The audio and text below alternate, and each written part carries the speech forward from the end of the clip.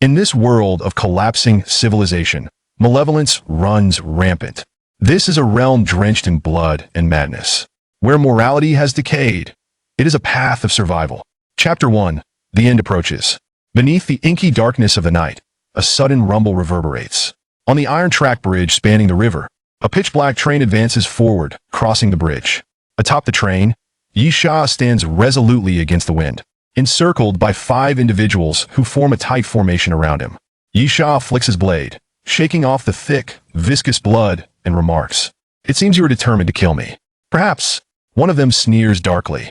"Hand over the X serum, and we may only break your arms and legs." Yi Sha raises an eyebrow in this apocalyptic world. What difference is there between being crippled and death? Drawing a deep breath, he asserts, "If it weren't for me, you would have perished long ago. Now, you betray me for a vial of serum?" Another retorts, "Blame this damned world. If killing you allows us to live longer." Then, suddenly, the 5 launch themselves at Yi Sha. "You shall perish." Ah! Yi Sha jolts upright, his complexion pale, his chest heaving as he gasps for breath, his clothes soaked through with sweat. After a moment, he scans his surroundings. The white walls, worn with the passage of time, bear numerous blemishes. The room is sparsely furnished. A single bed, an old wooden desk, and a chair, which is a vintage piece, riddled with nails, evidently repaired several times. Most importantly, this room resembles the abode from Yi Sha's memories, the home he had inhabited for many years. Was it all just a dream? Yi Sha rises from his bed and pulls back the curtains. Outside, a street unfolds before him while not bustling with traffic. It is lively and vibrant, the world appearing so serene and harmonious. No, something is amiss. Yi Sha murmurs involuntarily, "This world should be in ruins. Everything is destined for destruction, unless this too is a dream." In Yi Sha's recollection, the civilization of this world had long since crumbled. Humanity is in a constant state of demise, devolving into mere husks, while various monstrous entities roam unchecked. Even those terrifying ancient species have suddenly reawakened. Yi Sha senses that something is profoundly wrong. He clearly remembers his last moments, stranded in a desolate wasteland, besieged by those damned bastards once deemed companions who, in a treacherous act, ambushed him for the X serum, ultimately leading to his demise after a relentless 3-day pursuit. Yi Sha's gaze instinctively drifts to the desk, landing on the calendar. Hiss! He inhales sharply. The date displayed is December 25th, 2125. While others might regard this date with indifference, Yi Sha comprehends its significance. Only 6 days remain until January 1st, 2126. This signifies that the apocalypse is merely 6 days away. Have I truly returned to 3 years ago? To the moment before the end began? Yi Sha whispers again. How can this be possible? A sudden spark of insight ignites in Yi Sha's mind, conjuring vivid imagery. In a barren wasteland, withered grass sways in the wind. The pallid-skinned zombies stagger along the road, beside which stands a gas station. At the corner of the gas station shop, a gas-upon machine is visible. Yi Sha approaches the machine, inserts a coin, but the capsule yields no items, only a slip of paper that reads, "Try again. Is this the reason for my rebirth?" Yi Sha's brow arches as he clenches his fists, declaring, "Regardless of whether this is the cause, since I have been granted a second chance at life, even if the world faces annihilation again, I am confident in my survival. No one shall kill me a second time." Yi Sha strides to the calendar, encircling December 31st. At the stroke of midnight on the 31st, the arrival of the new year shall herald the end of the world. Thus, I have 6 days to prepare. When contemplating the apocalypse, what comes to mind? The immediate response is water and food, for survival hinges upon ample supplies of sustenance and fresh water. Yet, Yi Sha knows well that no matter how much food and water one hoards, it will eventually run out, and he is acutely aware of the existence of the death train.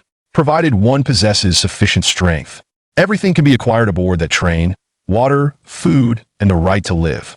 Therefore, Yi Sha understands that what he needs most right now are weapons. When it comes to weaponry, firearms naturally spring to mind, as we are in an era of firearms, which are undoubtedly the most convenient and potent means of immediate combat. Unfortunately, acquiring firearms is not as simple as one might wish, especially with only 6 days left before the end. Thus, Yi Sha must resort to alternative measures. After connecting to the internet, he first purchases a nail gun, which with some modifications, can still wield considerable power. Next, he opts for a recurve bow, an item classified as sports equipment, easily obtainable. The sole inconvenience lies in the arrows, which will require his own craftsmanship to sharpen for hunting rather than target practice. Additionally, protective gear such as stab-proof vests, riot shields, portable bags, and tactical gloves are indispensable. Yisha also plans a visit to a knife craft shop. Knives are considered controlled items and cannot be sold online, but they can be acquired at craft stores.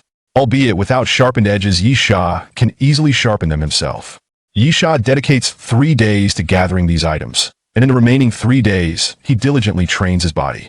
He realizes that although his survival experiences and knowledge from 3 years in the apocalyptic world remain intact, his physical condition has reverted to that of 3 years prior. The enhancing serums he once consumed are now entirely ineffective. On the death train, humans are classified according to their strength into 7 tiers: bronze, silver, gold, platinum, star diamond, sovereign, and extraordinary, each with 5 stars.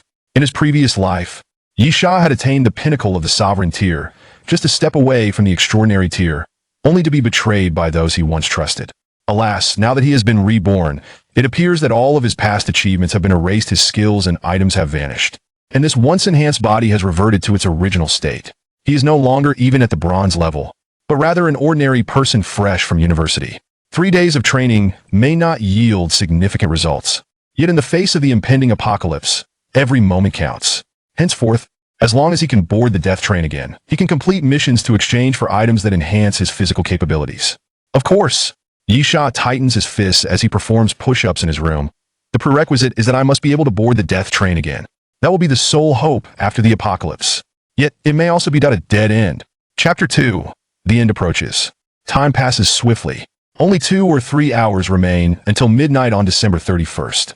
Yisha gazes out the window, observing the throngs of pedestrians on the street, the trees adorned with colorful lights, as couples stroll in anticipation of the arrival of January 1st. Yisha scoffs coldly. Everyone is celebrating the new year, blissfully unaware that they are about to welcome the hell of the apocalypse. Only 5 minutes left. Yisha glances at the clock, its hands inching toward 12. He begins to count down in his mind. 10, 9, 8, 7, 6. Clang, clang. The sound of New Year's bells resonates from outside, and Yisha's brow furrows immediately. It is coming. As the world approaches its end, the apocalypse strikes the age's humanity. Do you wish to survive? Then seek the death train, board the vessel of hope, for it is your only choice for survival. In an instant, the voice reverberates in the ears of every person across the globe. The voice is mechanical, cold, and devoid of compassion, as if merely reciting the inevitable. What the hell? Who is playing this prank? Such theatrics. Many, upon hearing the voice, are momentarily stunned, then burst into exclamations of outrage. Such a joke is utterly distasteful at the onset of the new year. Only Yisha understands that it is all too real. The apocalypse is imminent. There is not even a minute to spare. The very second the voice emerges, the world shall descend into chaos. Yisha silently dons his gear, gripping the nail gun tightly. And by the time he completes his preparations, anguished screams erupt from outside. Peering out the window, Yisha witnesses the street in disarray. A middle-aged man is bitten on the neck by a zombie, shrieking in agony as blood pours forth. The surrounding crowd is evidently oblivious to the unfolding horror, as 2 men, driven by a misguided sense of justice, rush forward to pry the zombie away. In truth, just a moment ago, that so-called zombie was merely a provocatively dressed woman. Hey, are you all right? A young man in a suit approaches the bitten middle-aged man, attempting to staunch the blood flow, saying, "You're losing a lot of blood, let me help you." As the words of the young man lingered in the air, the middle-aged man who had been bitten suddenly sat up, sinking his teeth into the young man's neck. Blood gushed forth in a torrent, and the young man emitted a gurgling sound, his eyes wide with horror as he fell backward. Witnessing this, Yisha felt no inclination to continue watching. He swiftly drew the curtains and made his way outside. The scene he had just witnessed was likely unfolding in every corner of the world, and soon, the majority would transform into soulless husks. In the ensuing chaos, the power plant would inevitably explode due to neglect, and even the nuclear station could face dire issues, leading to catastrophic leaks, rendering the land barren and lifeless. Only a scant few would manage to survive, those fortunate enough to board the train of death. Perhaps many remained oblivious to the sudden sound that offered the sole hint of survival, mistaking it for a mere prank. Yet, Yisha understood all too well that to endure, he must heed the call of that voice from this moment forth. Yisha hastened out of his home, and upon descending the stairs, he surveyed the disarrayed street. Striding purposefully ahead, he was in search of the train of death. Typically, one would assume the train could be found at the train station. However, Yisha knew better. If he were aware of the impending apocalypse, he could simply arrive early at the station and await his passage, thus ensuring his place aboard the train of death. The truth was that this train appeared randomly in various locations. In his previous life, Yisha, like most others, had been paralyzed with fear at the onset of the apocalypse. Thankfully, luck was on his side. He managed to flee swiftly, evading the relentless pursuit of zombies, and sought refuge in the underground parking lot of a mall for 2 days, until hunger compelled him to venture out in search of food. It was there, in a supermarket, that he stumbled upon the platform for the train of death. Yet, that supermarket was not the only boarding point. Many had boarded the train from various locations, some from the mall, others from hidden spots within residential areas. Consequently, Yisha could not prepare in advance and resolved to first investigate that supermarket. Help me. At that moment, a piercing scream jolted Yisha back to reality. Turning his head, he beheld a rather beautiful young woman stumbling out of a side alley, collapsing at his feet, her right hand stained with blood, clutching his ankle. A glance at her back revealed a deep scratch, prompting him to raise the nail gun in his hand. Bang, bang, bang. With a pull of the trigger, nails erupted from the gun's muzzle, piercing the woman's skull. Her eyes widened in disbelief as she stared at Yisha, unable to comprehend the ruthlessness of the man before her. Her throat convulsed, and she rasped, "I will not spare you even as a ghost." Yisha retorted, "I have granted you the opportunity to become a ghost, otherwise you would join those monsters." The zombies carried a contagious virus, and once infected, one would swiftly transform into a mindless creature. Whether it was preferable to become a ghost or a soulless husk was a matter for the woman to ponder regardless. Yisha would not allow anyone who might turn into a zombie to approach him. At that moment, several zombies staggered out of the alley, evidently having pursued the woman, and now their sights were set on Yisha. Bang, bang, bang. Yisha immediately raised his nail gun and fired, effortlessly transforming one zombie's head into a pincushion of nails before it collapsed to the ground. In the blink of an eye, he saw another zombie charging at him. He swung the gun stock forward, knocking it to the ground, then drew a dagger and plunged it into the creature's throat. The entire sequence unfolded in a flash, dispatching 2 zombies in quick succession. But the last one lunged at him in that instant. Yisha instinctively leaned back, sitting on the ground as he raised his wrist. The zombie bit down hard on his wrist, its teeth failing to penetrate his clothing. Yisha thrust the nail gun directly into the drooling mouth of the zombie, and in the next moment, nails were fired, piercing through its skull, causing the creature to topple over. Its body slumped awkwardly to the ground. Chapter 3. The Spectre. Yisha forcefully shoved aside a zombie rising from the ground and tearing away the shredded fabric from his left wrist, revealing a band of iron plates fashioned into a guard. This was the reason why the zombie's teeth had failed to penetrate Yisha's flesh. You have slain a zombie. Cumulative total. 1. That you have slain a zombie. Cumulative total. 2. You have slain a zombie. Cumulative total, 3. Simultaneously, at the instant Yisha dispatched the 3 zombies, the ominous voice that heralded the apocalypse announced his achievements. This was of paramount importance. While others remained oblivious, Yisha understood that this was the foundation for his future strength. Yet, as always, he had to board the death train first. Only then would it all hold significance. Without a glance at the corpses strewn on the ground, Yisha pressed onward through the alley. Chaos, unfathomable chaos. When the bizarre occurrences unfolded, the immediate response of all was confusion and helplessness, for they could not comprehend the unfolding reality. Yet, what followed? Naturally, it was flight. In the depths of their instincts, survival reigned supreme among all living beings. People dashed through the streets in panic, pursued by the ferocious zombies. However, the zombies were not the most perilous threat. The true danger lay with the feral cats and dogs. These seemingly innocuous creatures were the apex predators in the current scenario. Their small size rendered them difficult targets, and unlike the shuffling zombies, they moved with alarming speed. Most crucially, these wild animals also carried the virus. A mere scratch could lead to infection, blood, screams, and roars. This was the unwelcome greeting of the new year. Devoid of beauty and filled with terror. Yisha moved deliberately, striving to keep his motions light, for the zombies relied on sound to locate their prey. Those who fled would be the first to encounter the relentless pursuers. While Yisha's gentle steps went unnoticed by the zombies, food and water. Yisha suddenly lifted his gaze towards a convenience store, remarking, "While finding the death train will render these unnecessary, I must prepare some supplies beforehand." He swiftly entered the store, securing the door and windows before pushing shelves against them to fortify his refuge. Just then, a faint rustling sound pierced through the air. It was subtle, yet Yisha's keen senses caught it immediately.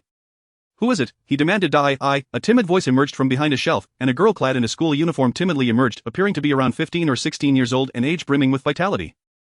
"Please don't kill me," she pleaded, her voice trembling as she mistook Yisha for one of the zombies, her eyes wide with fear. Yisha scrutinized her form and, noting the absence of blood, Concluded that she had not been injured, indicating she bore no viral infection. However, in that very moment, his gaze fell upon a faint black line creeping up her calf, almost alive, slowly ascending. It was the initial stages of zombification. Yisha's heart raced. The term initial zombie referred to the first batch of infected beings, with the apocalypse descending abruptly. How had these zombies come into being? Initially, they could not have contracted the virus through bites. Hence the label initial zombies. These beings had harbored the virus from the very start, poised to transform at any moment. Their plight was far more tragic. Those bitten transformed post-mortem, while initial zombies endured the agony of watching their own flesh decay. Helplessly morphing into monsters. Yisha instinctively reached for the dagger at his waist. Though the girl appeared pitiable and harmless, it was only a matter of time before she became like the zombies outside. Suddenly, a loud crash resonated at the door, shaking the barricaded shelves. The girl jumped in fright, instinctively retreating behind Yisha. He fixed his gaze on the door, resolute. Theoretically, zombies could not breach a barricaded entrance. They were mere shells of their former selves, driven by instinct to stagger towards the door, not to push or utilize tools. Crash. In that moment, the window shattered with a sharp sound, and a dark arm reached inside. Unlike any typical zombie, it bore a layer of fine scales. The next instant, a bald head followed, its eyes blood-red and a scarlet tongue lolling out. Yisha was taken aback. It was a wraith. Wraiths were a mutated form of zombie, the lowest tier of aberration, yet, the apocalypse had only just begun, and already a mutated zombie had appeared, certainly an ill omen. Simultaneously, the window shattered again as the wraith crashed through the glass. Tumbling into the convenience store, without hesitation, Yisha grasped a nail gun and pulled the trigger. Nails were fired relentlessly into the wraith's body, yet it was evident that this creature was far sturdier than typical zombies. The nails pierced its skin but failed to penetrate. Further roar. The wraith suddenly opened its mouth, revealing sharp teeth, exuding a rancid odor as drool dripped incessantly. Crack. The nail gun emitted a sound. Every last nail had been discharged. Yisha swiftly discarded the nail gun, kicking the wraith in the chest, then toppling shelves onto it. Bang, bang, bang. The shelves toppled one after another, yet with a roar, the wraith surged back to its feet. Charging at Yisha, he retreated rapidly, then suddenly grasped the girl's shoulder, thrusting her forward. The wraith's arm lunged forth, its sharp claws raking across the girl's chest, piercing through her torso, crimson blood gushing forth and staining her blouse. The girl turned back in disbelief, staring at Yisha with wide eyes. You will die eventually. Better to meet your end swiftly than to become one of those monsters, he sighed. Don't blame me. This is the apocalypse. As he spoke, he pushed the girl fully onto the wraith. And the next moment, Yisha drew his dagger and thrust it fiercely into the wraith's neck through the girl's body. It sounded like a rag being torn apart as the blade sank deep into the wraith's throat. The wraith thrashed wildly, attempting to dislodge Yisha, who summoned all his strength, gripping the dagger tightly and slicing downwards. Since you're dead, close your eyes for me, Yisha roared, the dagger completely severing the wraith's neck. A sound reminiscent of tearing fabric echoed once more, followed by a jet of blood spraying forth. Splattering the floor and staining half of Yisha's body crimson, the wraith continued to struggle, but its movements grew weaker. The erratic flailing of its arms gradually ceased, finally collapsing lifelessly to the ground. Chapter 4. The Church. You have slain a wraith. Cumulative total, 1. Apocalypse reward, green ghost stone. As Yisha rose from the ground, the voice echoed in his ears once more, causing his eyes to brighten with excitement. Is something being revealed? He mused, a glint of thrill crossing his face. Yisha immediately crouched down, wielding his dagger to smash the wraith's skull, prying open the shattered head to extract a green crystal shard from the bloodied remnants. This green ghost stone was a crystallization formed within the zombie's brain, a remnant of life essence left behind upon transformation. However, not all zombies retained this essence. The probability of such crystals appearing in lower-tier zombies was exceedingly low. Even though wraiths were mutated, they were still the most basic form of aberration, necessitating the defeat of at least 1,000 wraiths to obtain a single green ghost stone. Yisha's luck was indeed remarkable. As for the green ghost stone, it held no immediate value, but once aboard the death train, it would become invaluable, for these life essence crystals served as the fundamental currency in that realm.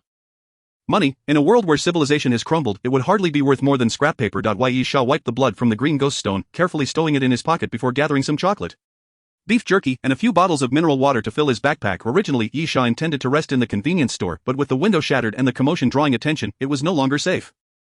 He had to seek a new refuge. As he departed, he cast one last glance at the girl's lifeless body, repeating, I am truly sorry, this is the apocalypse. Yisha exited the convenience store, swiftly moving forward.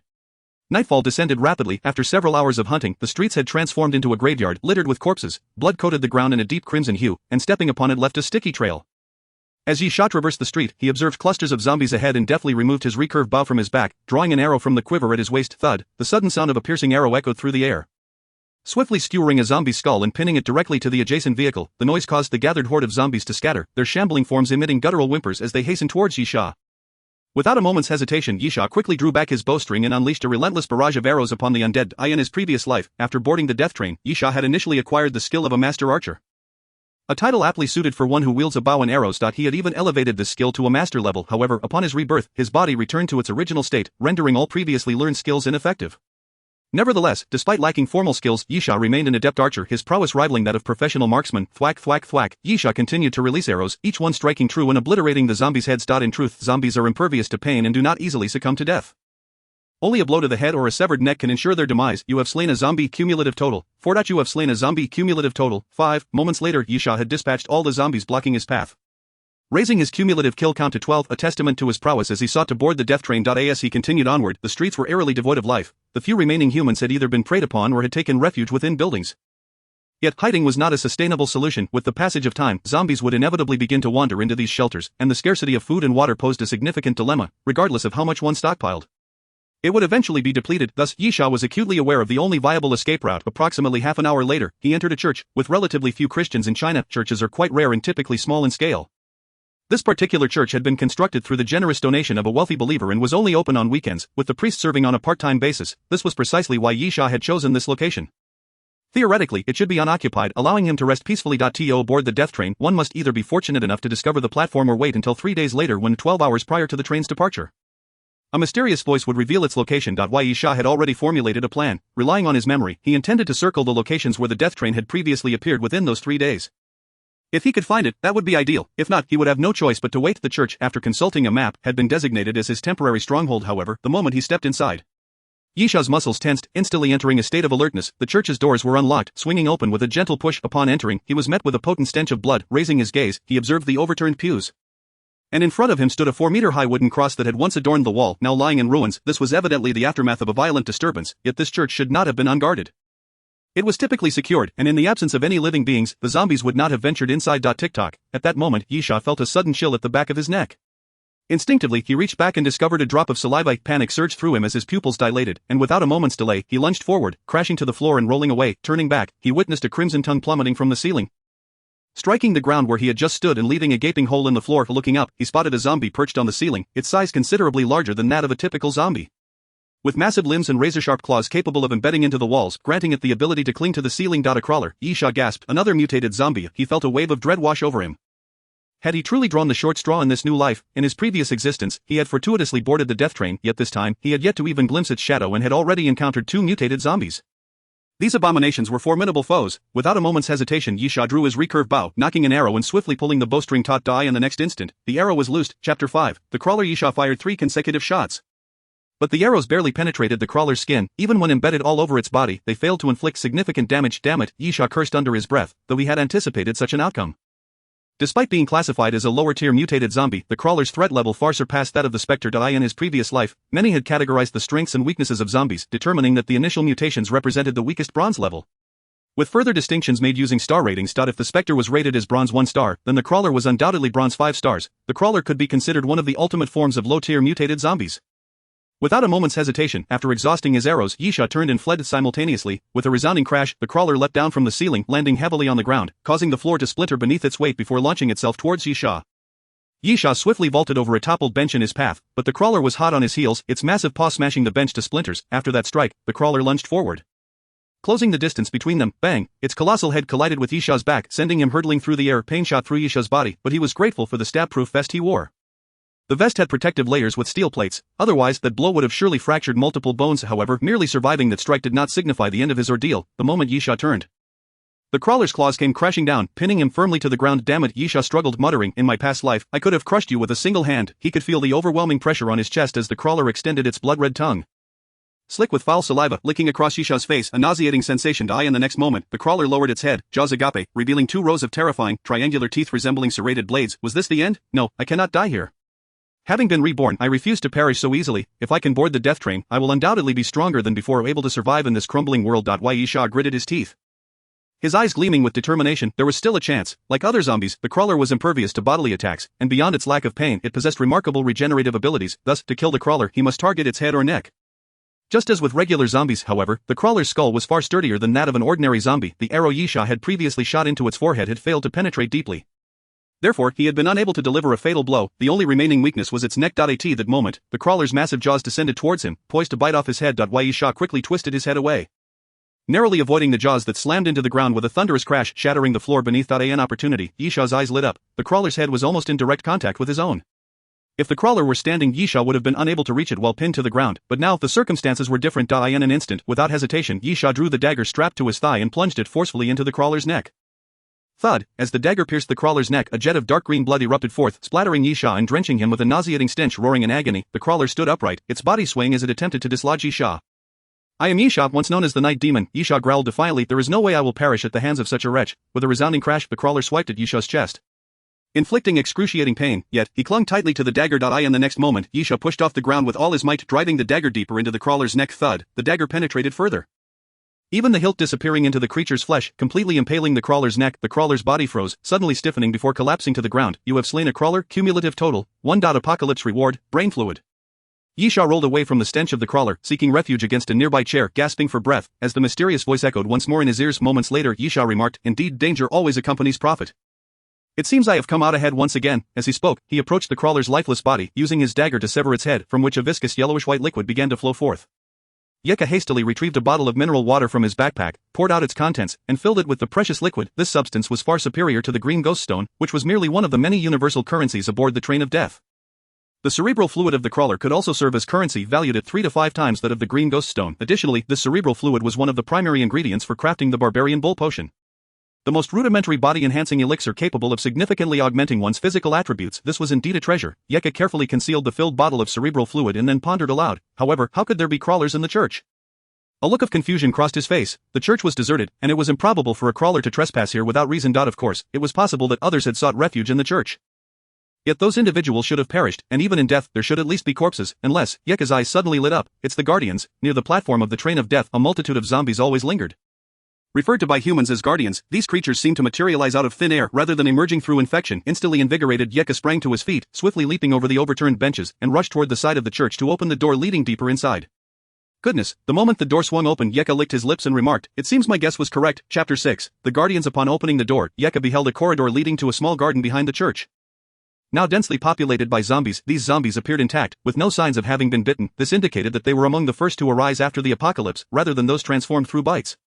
Thus, Yeka realized he had indeed deduced correctly. These zombies, along with the earlier crawler, were likely stationed here to guard the platform of the train of death, and this corridor must lead directly to it.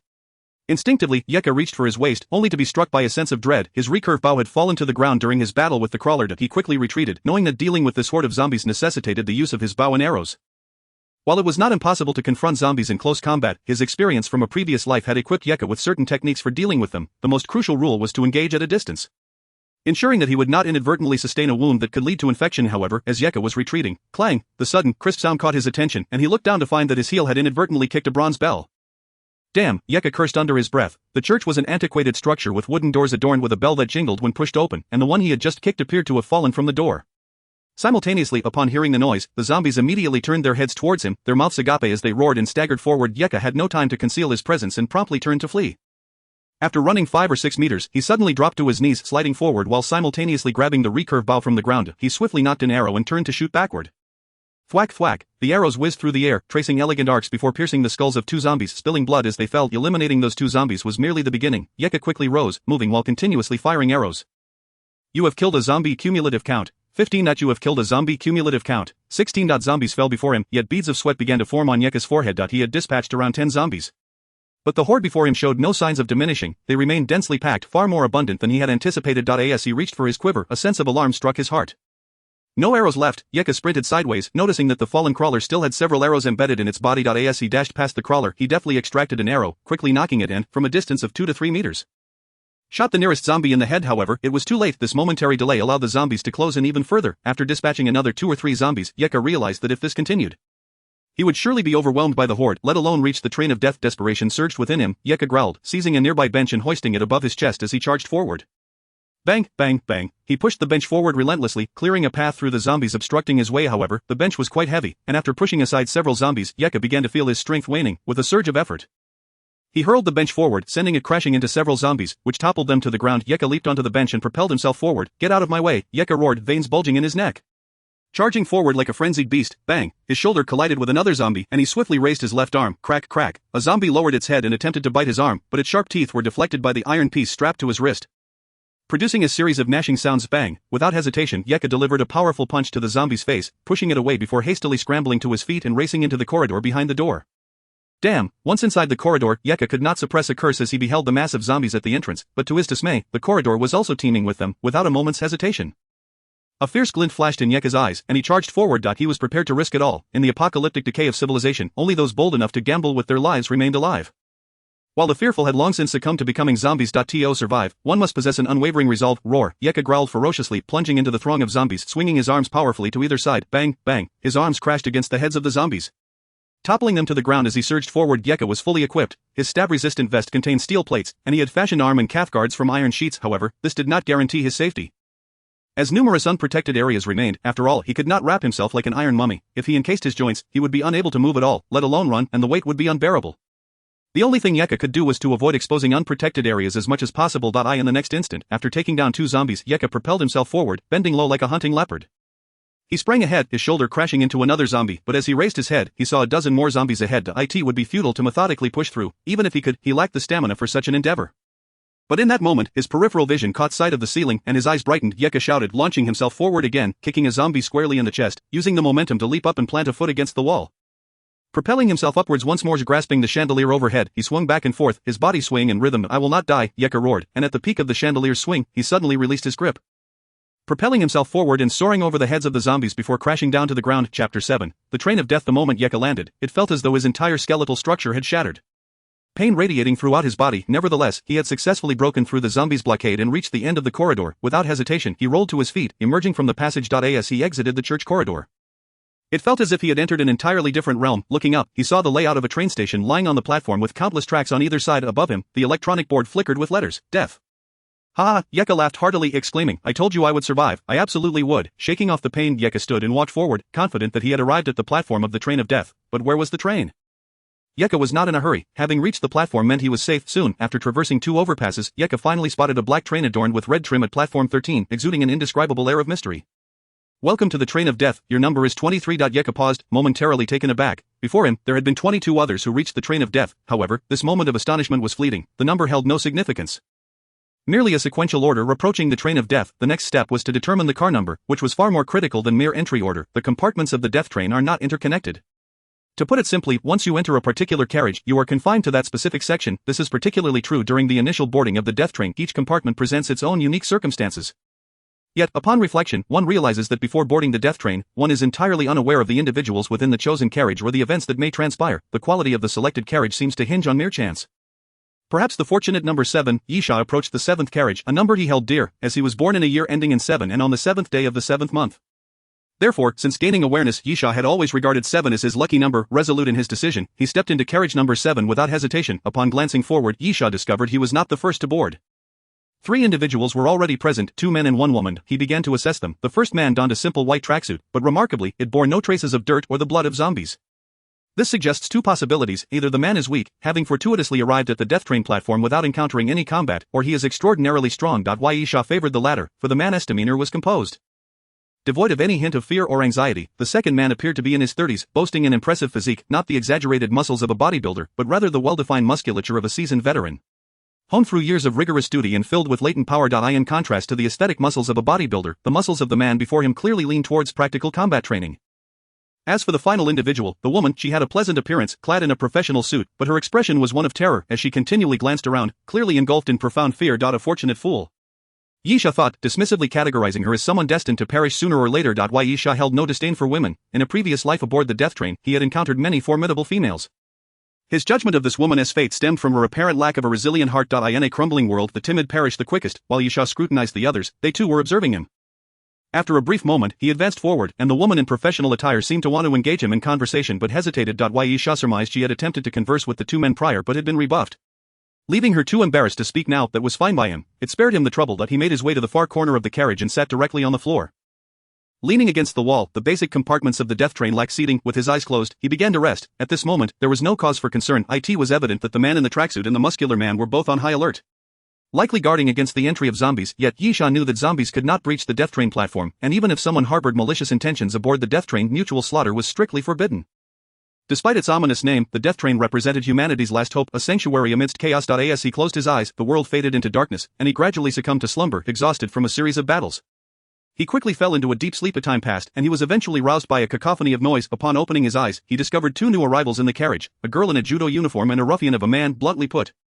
The latter was unmistakably a troublemaker. At that moment, the ruffian was teasing the previously boarded professional woman, prompting her to scream and hurl insults in protest. Yisha turned his head, uninterested in engaging in such trivial matters, and retrieved a piece of chocolate from his pocket, indulging in its sweetness. "You actually have food," the ruffian exclaimed upon hearing Yisha chew. His eyes lit up as he abandoned his torment of the woman and hastily approached Yisha.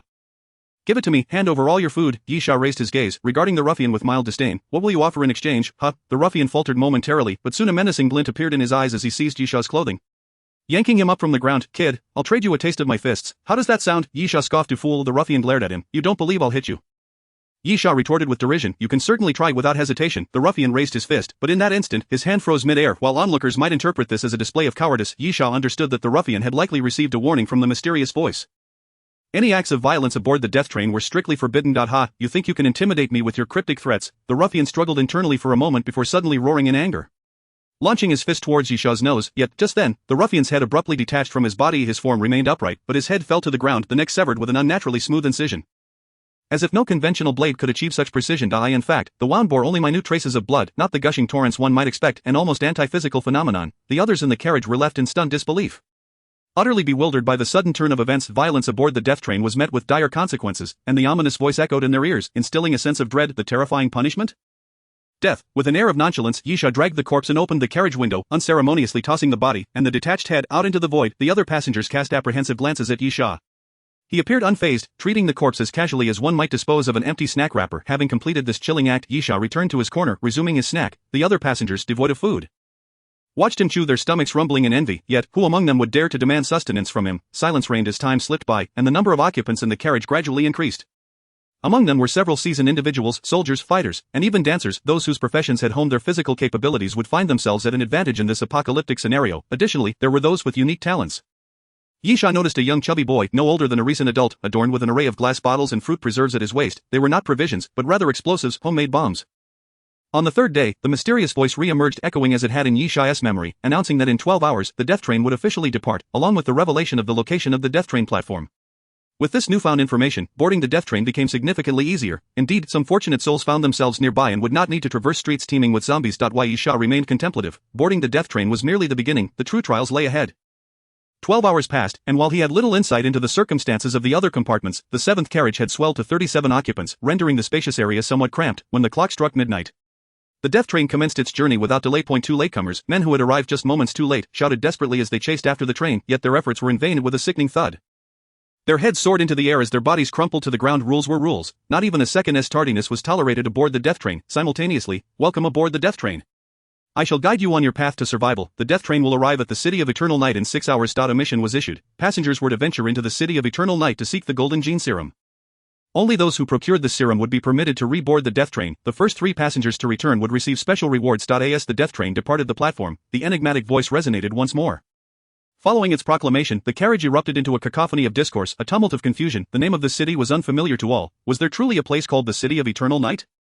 Or was it merely an alias for another city? Everyone, please be quiet. At that moment, a man in a suit stepped forward, raising his voice above the clamor. Let us consider this carefully. The sudden onset of the apocalypse transcends the realm of the supernatural. The existence of this train clearly surpasses human comprehension, does it not? Gradually, the crowd quieted, recognizing that the events unfolding were far beyond their understanding of reality. If so, then the potential for even more extraordinary occurrences was hardly surprising. Was it? The man in the suit continued. To survive, we must adhere to the directives of that voice. A dissenting voice interjected, but that voice wants us to leave the train to seek out some damn thing. What if the City of Eternal Night is overrun with zombies? No way am I stepping off this train. I strongly advise you to reconsider your stance. The man in the tracksuit, who had previously witnessed the demise of that rascal, spoke up. If you insist on staying, this train will claim your life. If you doubt it, feel free to test it. The man in the suit replied, thus, we must unite. By combining our strengths, we can undoubtedly accomplish our task. Those zombies are not as terrifying as they seem. After all, we are still alive, aren't we? His words were quite persuasive, and many were swayed, nodding in agreement. The man in the suit continued, now, I urge everyone to contribute whatever useful items you possess, weapons, water, food. We will share everything equally. No one can survive this calamity alone. Helping others is, in essence, helping oneself. Most remained hesitant, yet some were compelled by his rhetoric and produced their belongings. Once the first person stepped forward, others followed suit, for blind conformity is a trait inherent in humanity. Ultimately, humans are social creatures, often inclined to follow the crowd. However, Yisha admired the man in the suit. His eloquence was indeed impressive, raising suspicions of him being a con artist. After a brief moment, the majority chose to trust the man in the suit and formed teams, with only a handful opting to remain aloof. Yisha being one of them. The man in the suit approached Yisha with a smile. This young brother, step aside. Yisha coldly interrupted before he could finish. Do not provoke me. The man in the suit's expression turned awkward as he observed Yisha close his eyes, completely dismissing him, leaving him no choice but to retreat. The others glared at Yisha, believing his reluctance to join stemmed from selfishness, as he was unwilling to share his possessions. Yisha, however, merely scoffed inwardly, knowing that this group of fools would soon realize that in a world where civilization has crumbled, all our enemies die. In his previous life, Yisha had witnessed comrades turn against each other over a mere item. And he had seen a man pull a gun and shoot his wife over a loaf of bread. Most importantly, he had experienced it himself. Allies, they do not exist, otherwise why would he have returned to the time before the apocalypse? Teaming up, Yisha chuckled internally, anticipating how these fools would meet their demise. The only person one can truly rely on is oneself, for this is the apocalypse. Chapter 9, the dining car after the death train departed. Another crucial matter arose. A mysterious voice announced that the dining car would be open for 1 hour. Each compartment of the death train was distinct. Aside from the boarding doors, the sides of the compartments could not be opened. However, when the dining car opened, its doors could be accessed, leading one into the dining area, akin to a magical portal, with each compartment leading to a different dining area. Yisha's eyes sparkled like the stars in the night sky. Naturally, the others were equally excited. Food would be available, and many were so hungry their stomachs were pressed against their backs. As for money, that was not an issue, while many regretted not bringing an entire box of cash. Who doesn't carry some money when they step outside? Purchasing food shouldn't cost too much. However, upon entering the dining car, they were utterly dumbfounded, for ordinary currency was useless. The death train had its own specialized currency, emblazoned with skulls, which in Yisha's previous life was referred to as skull coins. These coins ranged in denomination from 1 to 1,000, encompassing copper, silver, and gold variations. The differences among them lay in the quality of goods they could procure. Naturally, items bought with copper skull coins were of the lowest tier. Moreover, the 3 types of skull coins were interchangeable. 10,000 copper coins could be exchanged for 1 silver coin, and likewise 10,000 silver coins for 1 gold coin. Yet how does one acquire skull coins? Everyone was bewildered. No currency from outside the death train could be exchanged for skull coins, whether it be renminbi, US dollars, or euros. None were accepted. Without skull coins, there was no food. Yisha merely chuckled at the foolishness of the crowd. The dining car was not merely a place for meals. These individuals had yet to grasp its true value. But soon enough, they would all come to understand. Yisha retreated to a corner, avoiding the throng. The dining car was divided into 3 sections. The first was, naturally, for eating, ordering, and dining. The second was a small bar, where a blonde woman in a red dress served as the barmaid. As for the third section, it was cordoned off with iron mesh, and no one knew its purpose. Indeed, Yisha was also unaware. In his previous life, the third section remained unopened until his death. Currently, everyone's attention was fixed on the first section, as they required sustenance rather than beverages, which were not essential for survival. However, the bar offered more than just drinks. Its true function was for item trading. Yisha approached the bar and stated, "I wish to review my profile." The barmaid glanced at him and casually gestured in front of his eyes. Yisha, human, male, 23 years old, level, not yet rated, privilege, access to the main carriage of the death train, number 7 position, none, strength, 65 endurance, 77 agility, 75 mental power, 71 skull coins, 0 carried weapons, ordinary recurve bow, 31 arrows, ordinary imitation dagger carried equipment, anti-stab vest, tactical gloves, tactical belt carried items, none skills mastered, none storage capacity, 36 slots, none. Upon the barmaid's gesture, a few rows of data appeared before Yisha's eyes. This was the only free feature on the death train, allowing one to view their profile information. Indeed, his status was that of an ordinary individual. Yisha sighed and placed a green phantom stone on the table, asking, "How much can you offer me for this?" The barmaid's demeanor shifted. Her cold expression warmed as she smiled. 35 copper skull coins. Yisha shook his head. "This is likely the first green phantom stone. At the moment, I am probably the only one who can trade with you, so you should be a bit more generous." 50 copper skull coins. The barmaid pondered briefly. 40 copper skull coins. No more. Yisha nodded. "Deal. Additionally, please provide me with the list of items. I am interested in ability-related ones." The barmaid wasted no time, taking the green phantom stone and placing a price list in front of Yisha. Though it was not a menu for drinks, basic comprehensive combat, 15 copper skull coins. Basic shooting, 15 copper skull coins. Basic judo, 15 copper skull coins. Basic jeet kune do, 15 copper skull coins. Basic piano proficiency, 15 copper skull coins. The price list was densely packed with abilities, most of which enhanced oneself and were closely related to survival, alongside some seemingly absurd options like basic piano proficiency and basic painting proficiency. Yisha thought only a lunatic would purchase such things. In his last life, he had opted for basic archery, mastering the use of the bow and arrow and advancing from beginner to master level. However, this time, Yisha did not intend to choose that path again. With the memories of his previous life and the sensations of using a bow, his current archery skills were likely superior to the beginner level, only slightly below intermediate. Given this, there was no need for purchase. Yisha aimed for basic comprehensive combat or basic jeet kune do. Jeet kune do, being a martial arts system founded by Bruce Lee, emphasized practical combat. Comprehensive combat, or MMA, is a highly open structured competitive fighting style that encompasses techniques from boxing, Brazilian Jiu-Jitsu, Muay Thai, wrestling, karate, and Jeet Kune Do, renowned for its practical application. As a Chinese individual, Yisha naturally held a considerable interest in Jeet Kune Do, yet ultimately decided to purchase basic comprehensive combat. The essence of comprehensive combat is its disregard for formalities. This principle served as the foundation for Bruce Lee's creation of Jeet Kune Do. However, being a pioneer does not guarantee superiority. Any newly created system invariably has numerous imperfections, awaiting refinement by future generations. Thus, Yisha leaned towards comprehensive combat, believing it to be superior to Jeet Kune Do, as it inherently included aspects of it. "I would like to purchase basic comprehensive combat." Yisha pointed at the price list and pulled out a water bottle filled with liquid brain matter, saying, "I also need a bottle of physical enhancement potion, and any remaining funds can go towards purchasing materials." The barmaid chuckled. "The excess funds for buying potion materials are sufficient, but what about the production fee?" Yisha furrowed his brow. "How much is it?" The barmaid replied, 60 copper skull coins, no negotiation. Yisha bit his lip. Liquid brain matter was one of the basic materials. Merely having it was insufficient, but if he bought the materials, he would be left with no coins for the production fee. Moreover, not purchasing materials would also render him unable to pay for production. Yisha wished to grow stronger before reaching the next station, but it seemed he would have to procure something at the next stop to afford the potion's creation. However, I can offer you credit. At that moment, the barmaid's voice rang like celestial music, causing Yisha to widen his eyes in surprise. He felt a surge of excitement, but soon returned to composure, asking, "What do you want? There is no such thing as a free lunch." The proprietress remarked, "I am aware that you seek the golden gene elixir. I desire a vial for myself as well." Yisha murmured, "So, I need to procure 2 vials. No, perhaps 3. The golden gene elixir is indeed a remarkable substance." Yisha not only needs to present 1 vial to fulfill a task but also intends to consume 1 for himself, leaving the 3rd for the proprietress. This presents quite a challenge. Chapter 10, The City That Never Sleeps. How about it? The proprietress's voice dripped with temptation. "I never extend credit." Yisha scoffed, "The golden gene elixir is worth at least 1 silver skull." The proprietress teased, "Do you wish for 1 silver skull, or do you prefer to survive?" Yisha couldn't help but grimace. This was the crux of the matter. Acquiring the physical enhancement elixir would significantly bolster his strength, thereby increasing his chances of survival at the next stop. However, the golden gene elixir is valued at no less than 1 silver skull, which could otherwise be traded for 60 copper skulls. Such a bargain is hardly reasonable. The proprietress remained patient, silently awaiting Yisha's decision. After a moment, he declared, "Prepare the elixir for me." The proprietress smiled as she took the liquid brain matter, then placed a half-palm-sized needle gun on the counter, stating, "I happen to have one ready." Yisha took the item, his expression dark as he departed. This transaction was undeniably a loss, yet he understood it was the best option available. "Hey," the proprietress called after him.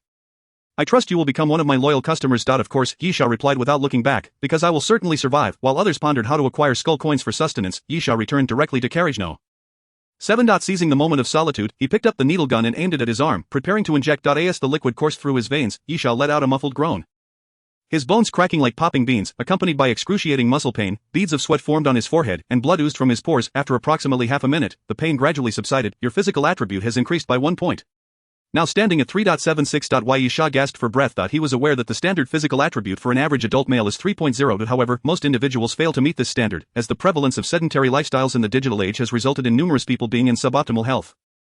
Yisha himself fell short, with an adjusted score of merely 2.76, below the average male standard, yet now his physical attribute exceeds that standard, albeit not by a wide margin. The enhancement elixir, however, is not limited to a single injection. Repeated use diminishes its effectiveness. Yisha, human, male, 23 years old, level, bronze 1 star. Privileges, access rights to and from carriage number 7 of the death train. Character information inquiry. Position, none. Strength, 65 stamina, 77 agility, 75 mental power, 71 skull coin count, 0 carried weapons, standard recurve bow, arrow count, 31. Standard replica dagger carried equipment, stab resistant vest, tactical gloves, tactical belt carried items, none skills mastered, none warehouse inventory, 36 slots none. Yisha reviewed his profile again, with the proprietress granting him access. He could now freely check his information aboard the death train. There were only 2 changes in his data. Firstly, the ability to inquire about his information, which was not particularly significant, as others would soon discover this capability as well. More importantly, the second change was that Yisha's strength had finally been rated by the death train, albeit as merely bronze 1 star. The levels on the death train range from bronze to transcendent, corresponding to each individual strength. The simplest way to enhance one's abilities is to purchase skills, items, and various necessities on the death train. Acquiring these items requires skull coins, which can only be obtained through zombie hunting or completing tasks assigned by the death train. Such tasks are issued every time the death train reaches a new platform, and all passengers must disembark to complete them. Thus, while the death train may not be a paradise, it remains the sole hope for survival. Dear passengers, please be advised that the death train will arrive at the city that never sleeps in 5 minutes. At that moment, the mysterious voice resounded once more. The diners in the dining car fell silent, sensing an encroaching dread. Yisha, however, rose quietly, for he knew the battle was about to commence. The death train slowly approached the platform, and passengers gazed out the windows at the city that never sleeps. What grim spectacle awaited within this vast metropolis? Was it already succumbing to terror? The doors of the death train began to creak open. All remained still within the carriage, but Yisha stepped out first. Making his way to the platform, simultaneously, the mysterious voice echoed in their ears, warning them to vacate the carriage immediately lest they face horrific consequences. Many recalled the headless thug and trembled, hastily exiting the carriage. "No, I refuse to leave." A girl stepped out, suddenly clutching a chair on the platform, declaring, "I shall remain here." Someone cautioned her, "If you do not seek something, you cannot return to the train." The girl appeared conflicted, but after a moment's resolve, she dashed back into the carriage. Thud. As she re-entered, her head suddenly fell away, leaving only a headless body that collapsed back into the carriage. Gasps filled the air, while the previous incident had elicited confusion. Witnessing such a scene again left no doubt in anyone's mind that obedience to the voice's commands was paramount, otherwise this lifeless body could very well be their fate. At that moment, Yisha had already stepped onto the platform. As per usual, he found himself in a peculiar situation. Upon exiting the passageway, he discovered he had entered a clothing store, specifically a Louis Vuitton flagship store. The shop was devoid of patrons. After a cursory glance, he proceeded towards the main entrance, but in that instant, bang, a row of clothing racks suddenly toppled over, and a zombie lunged forth from behind the shelves, crashing directly onto Yisha. He was knocked to the ground. Staring up at the zombie as it opened its mouth to bite. Yisha swiftly evaded, causing the zombie's head to strike the floor instead. In the next moment, he drew his dagger and plunged it into the zombie's skull. The zombie's weakness was evident. Once its head was pierced, its body crumpled to the ground. However, Yisha did not linger. He pushed the corpse aside and performed a nimble roll, springing back to his feet. This maneuver was beyond his previous capabilities, demanding exceptional core strength, thus demonstrating the significant effect of the physical enhancement elixir. After rising, Yisha glanced back to see several zombies gathering in the corners of the clothing store. Without hesitation, he kicked over a display rack, toppling the zombies, then turned to charge forward, shielding his head with his arms as he leapt. Crash! The storefront's glass shattered upon impact, and Yisha rolled onto the street outside. However, before he could rise, a fierce gust of wind swept toward him. He quickly braced himself with one hand on the ground, dodging to the side as a massive axe, nearly 3 meters long, struck down with tremendous force. Bang! The ground where Yisha had just been standing splintered into pieces. Turning to look, he saw a towering zombie behind him, standing over 2 meters tall, with grotesque muscles and festering wounds. One eyeball dangling from its socket in a ghastly manner. Yisha arched an eyebrow. An axe wielder, another mutated zombie. Chapter 11. The axe wielder. The axe wielder was imposing, brandishing a terrifying weapon, with a mighty swing. It toppled several rows of shelves, sending them crashing towards Yisha. He swiftly retreated, his eyes suddenly alight with realization. The axe wielder possessed immense strength and destructive power, but its sole weakness lay in its sluggish speed. Note, it was exceedingly slow. While ordinary zombies stumble, the axe wielder moved even more slowly, indicating that its threat was less formidable than anticipated. Yisha could easily escape if necessary, yet he desired to take down this foe. In an open area, defeating the axe wielder would indeed be challenging, but within the confines of this store, it was not without possibility. Although the store was spacious, it was filled with displays, making it somewhat cramped compared to the axe wielder's massive frame. Suddenly, a gust of wind surged. The axe wielder lifted its colossal axe once more, aiming to cleave Yisha in half. Bang! As Yisha dodged, the axe struck the ground, shattering it into debris, sending shards flying in all directions. Thankfully, Yisha reacted quickly, rolling aside. In the next moment, he drew his dagger, severed a nearby electrical wire, and gripping it tightly, charged toward the axe wielder. The throat of the axe wielder emitted a low, wailing growl as he relentlessly swung his massive axe, sending everything in its path flying, utterly unstoppable. Yet, in that fleeting moment, Yisha swiftly encircled the axe wielder, spinning rapidly around him, and gradually, coils of wire began to wrap around the brute, binding him securely though ensnared by the wires. The axe wielder, endowed with brute strength, paid no heed to his bindings, for he was merely a low-level mutated zombie devoid of intellect, likely oblivious to the wires ensnaring him. Bound, what to do? Simply break free.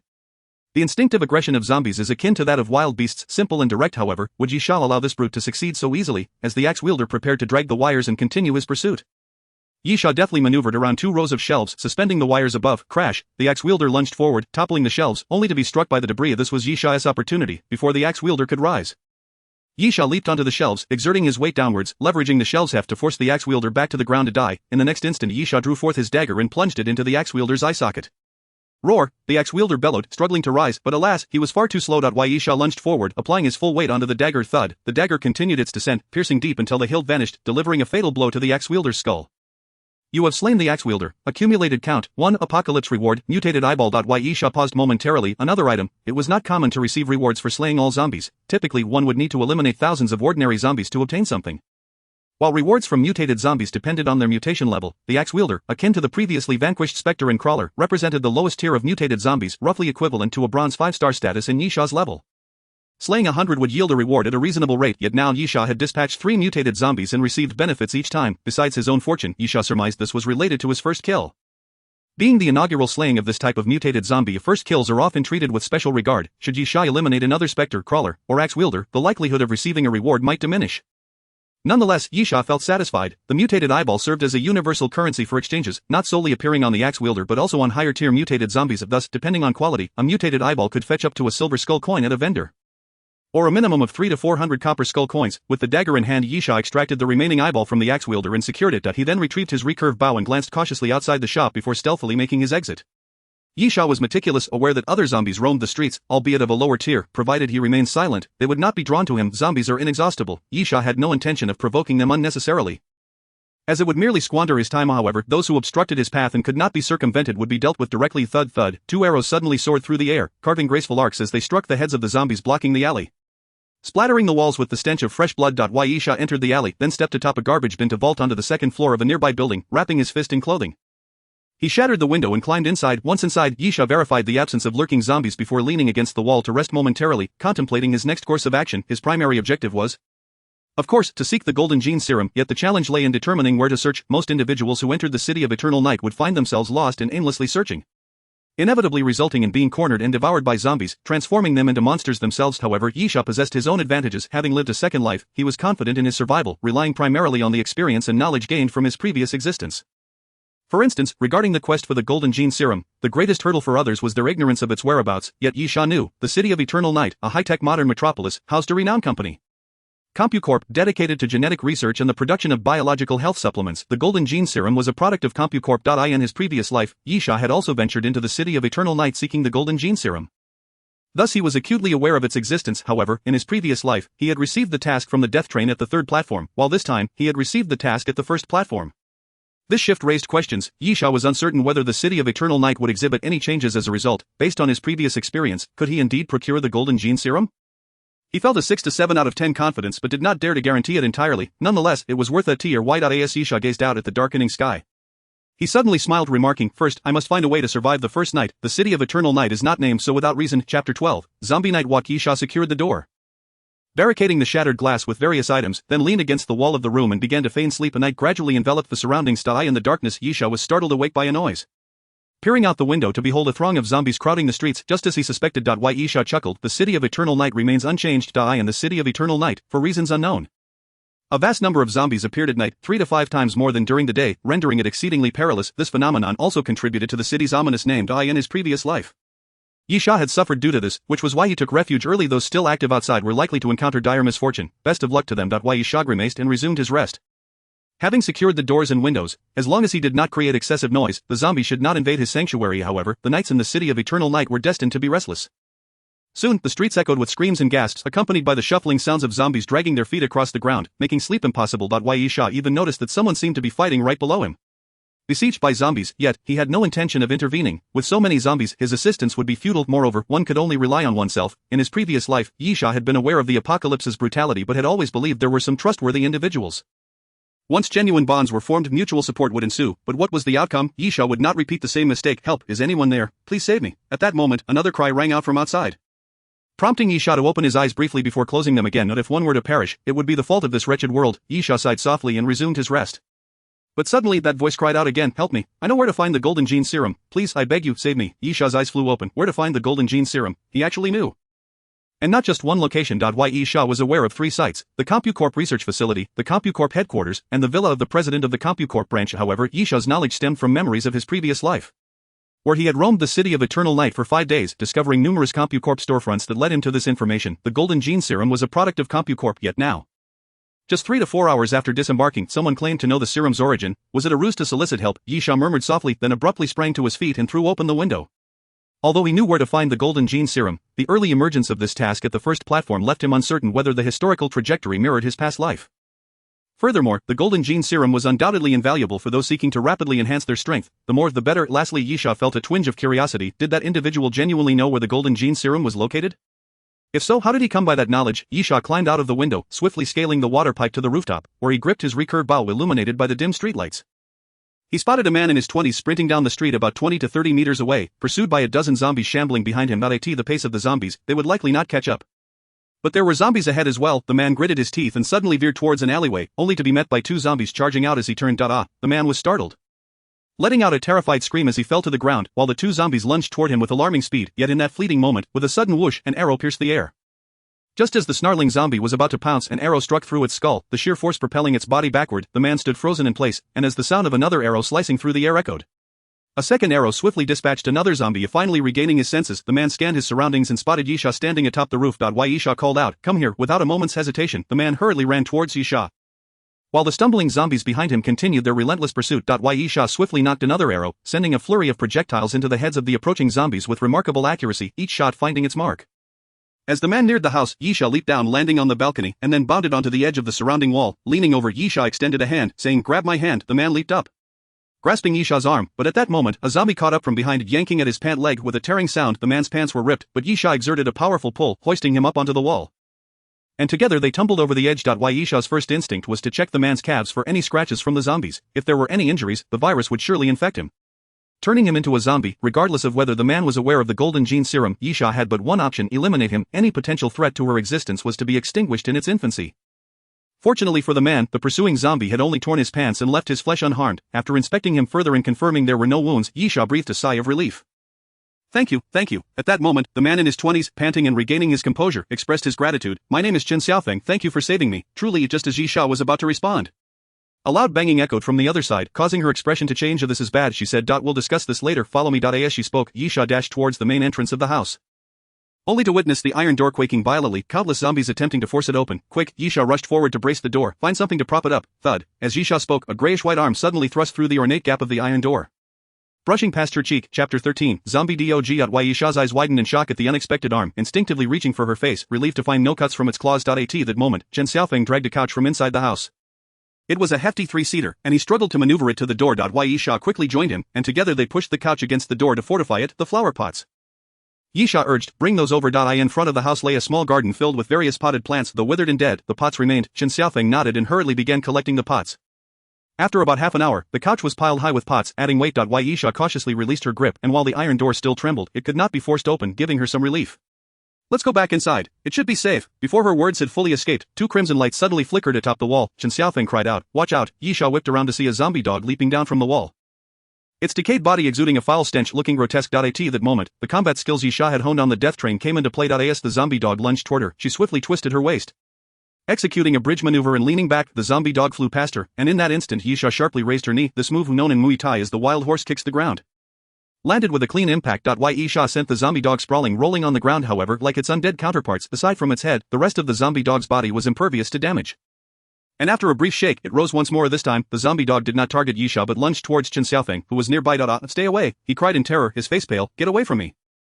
Yet the zombie dog paid no heed, leaping toward him. Just as it was about to pounce, a large hand reached out from behind, seizing the zombie dog by the nape of its neck. It was Yisha. She hefted the creature and slammed it down to the ground with force, stunning it. In the next moment, Yisha flipped over, mounting the zombie dog, grasping its neck and twisting with all her strength. Crack, the sound of bones shattering echoed as the zombie dog's head nearly twisted off, its body convulsing twice before falling silent. You have killed a zombie dog, total count 1. The mysterious voice chimed in, signifying the creature's demise. Yisha exhaled in relief. The zombie dogs and cats were indeed more formidable than ordinary zombies. They moved with alarming speed, while one could avoid bites and scratches from regular zombies if the numbers were manageable. One had to be cautious around these agile undead creatures. Yisha rose to her feet and instructed Chen Xiaofeng, get inside. Back indoors, Yisha meticulously secured the doors and windows, then sat against the wall on the floor. Chen Xiaofeng, with a fawning expression, approached and said, benefactor, thank you. Before he could finish, Yisha raised her recurved bow, the glinting arrowhead aimed directly at him, causing him to swallow his words. Yisha coldly stated, my saving you is not out of kindness. Do you understand my meaning? Chen Xiaofeng awkwardly replied, I understand. Yisha continued, therefore, if you tell me that your earlier shouting about the whereabouts of the golden gene serum was a lie, then you will soon learn that not only zombies can kill. No. Chen Xiaofeng hastily waved his hands. I know, I truly know. Yisha lowered her bow and pointed to the other end of the living room. Go sit over there. She had no intention of allowing him to come too close. She trusted no one. Sensing her wariness, Chen Xiaofeng obediently took a seat on the opposite side of the room. I really know where the golden gene serum is. There's a store 2 blocks from here that has it, he asserted. Yisha furrowed her brow. What store? How do you know it has the golden gene serum? It's a health product store. I know because the sign out front says so, Chen Xiaofeng explained. Kangpu Company's latest premium bio-health products, celebrating their 3rd anniversary with a buy one get one free promotion, limited stock, first come, first served. Yisha's expression shifted. It seemed this man was indeed fortunate. During her previous life in the city that never sleeps, she had wandered for days without encountering a Kangpu Company health product store. Yet, it was understandable. The city was vast, and with zombies lurking, she often had to search in confined areas, perhaps missing the store altogether. We'll go look for the golden gene serum tomorrow, she declared. Chen Xiaofeng nodded, then excitedly added, there are some zombies in that store, but with your skills in archery, you can definitely handle them. We will surely get the golden gene serum. Yisha scoffed internally but refrained from elaborating.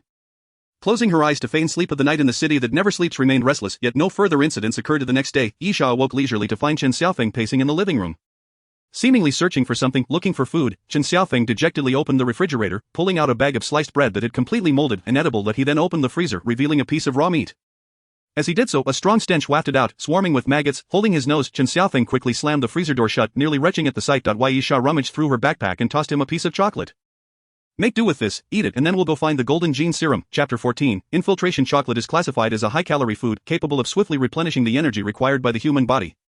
But its most significant attribute lies in its ability to stave off hunger. Although a single piece may seem insufficient, after consuming one, Chen Xiaofeng felt somewhat better. Meanwhile, Yisha was rummaging through the provisions in her backpack, only to discover her supplies were dwindling as well. Most of the individuals who had arrived in the city that never sleeps had likely not yet realized that obtaining the golden gene serum posed a dual challenge. Not only must the serum be located, but survival also presented a formidable obstacle, primarily due to the scarcity of food and fresh water. From a temporal perspective, the apocalypse had erupted merely a day prior. However, within the city that never sleeps, The situation appeared drastically different. It felt as if this place had endured years of apocalyptic tribulations. Supermarkets, residential areas, and markets, places where food could typically be found, were devoid of anything consumable, with the available food long past its expiration date.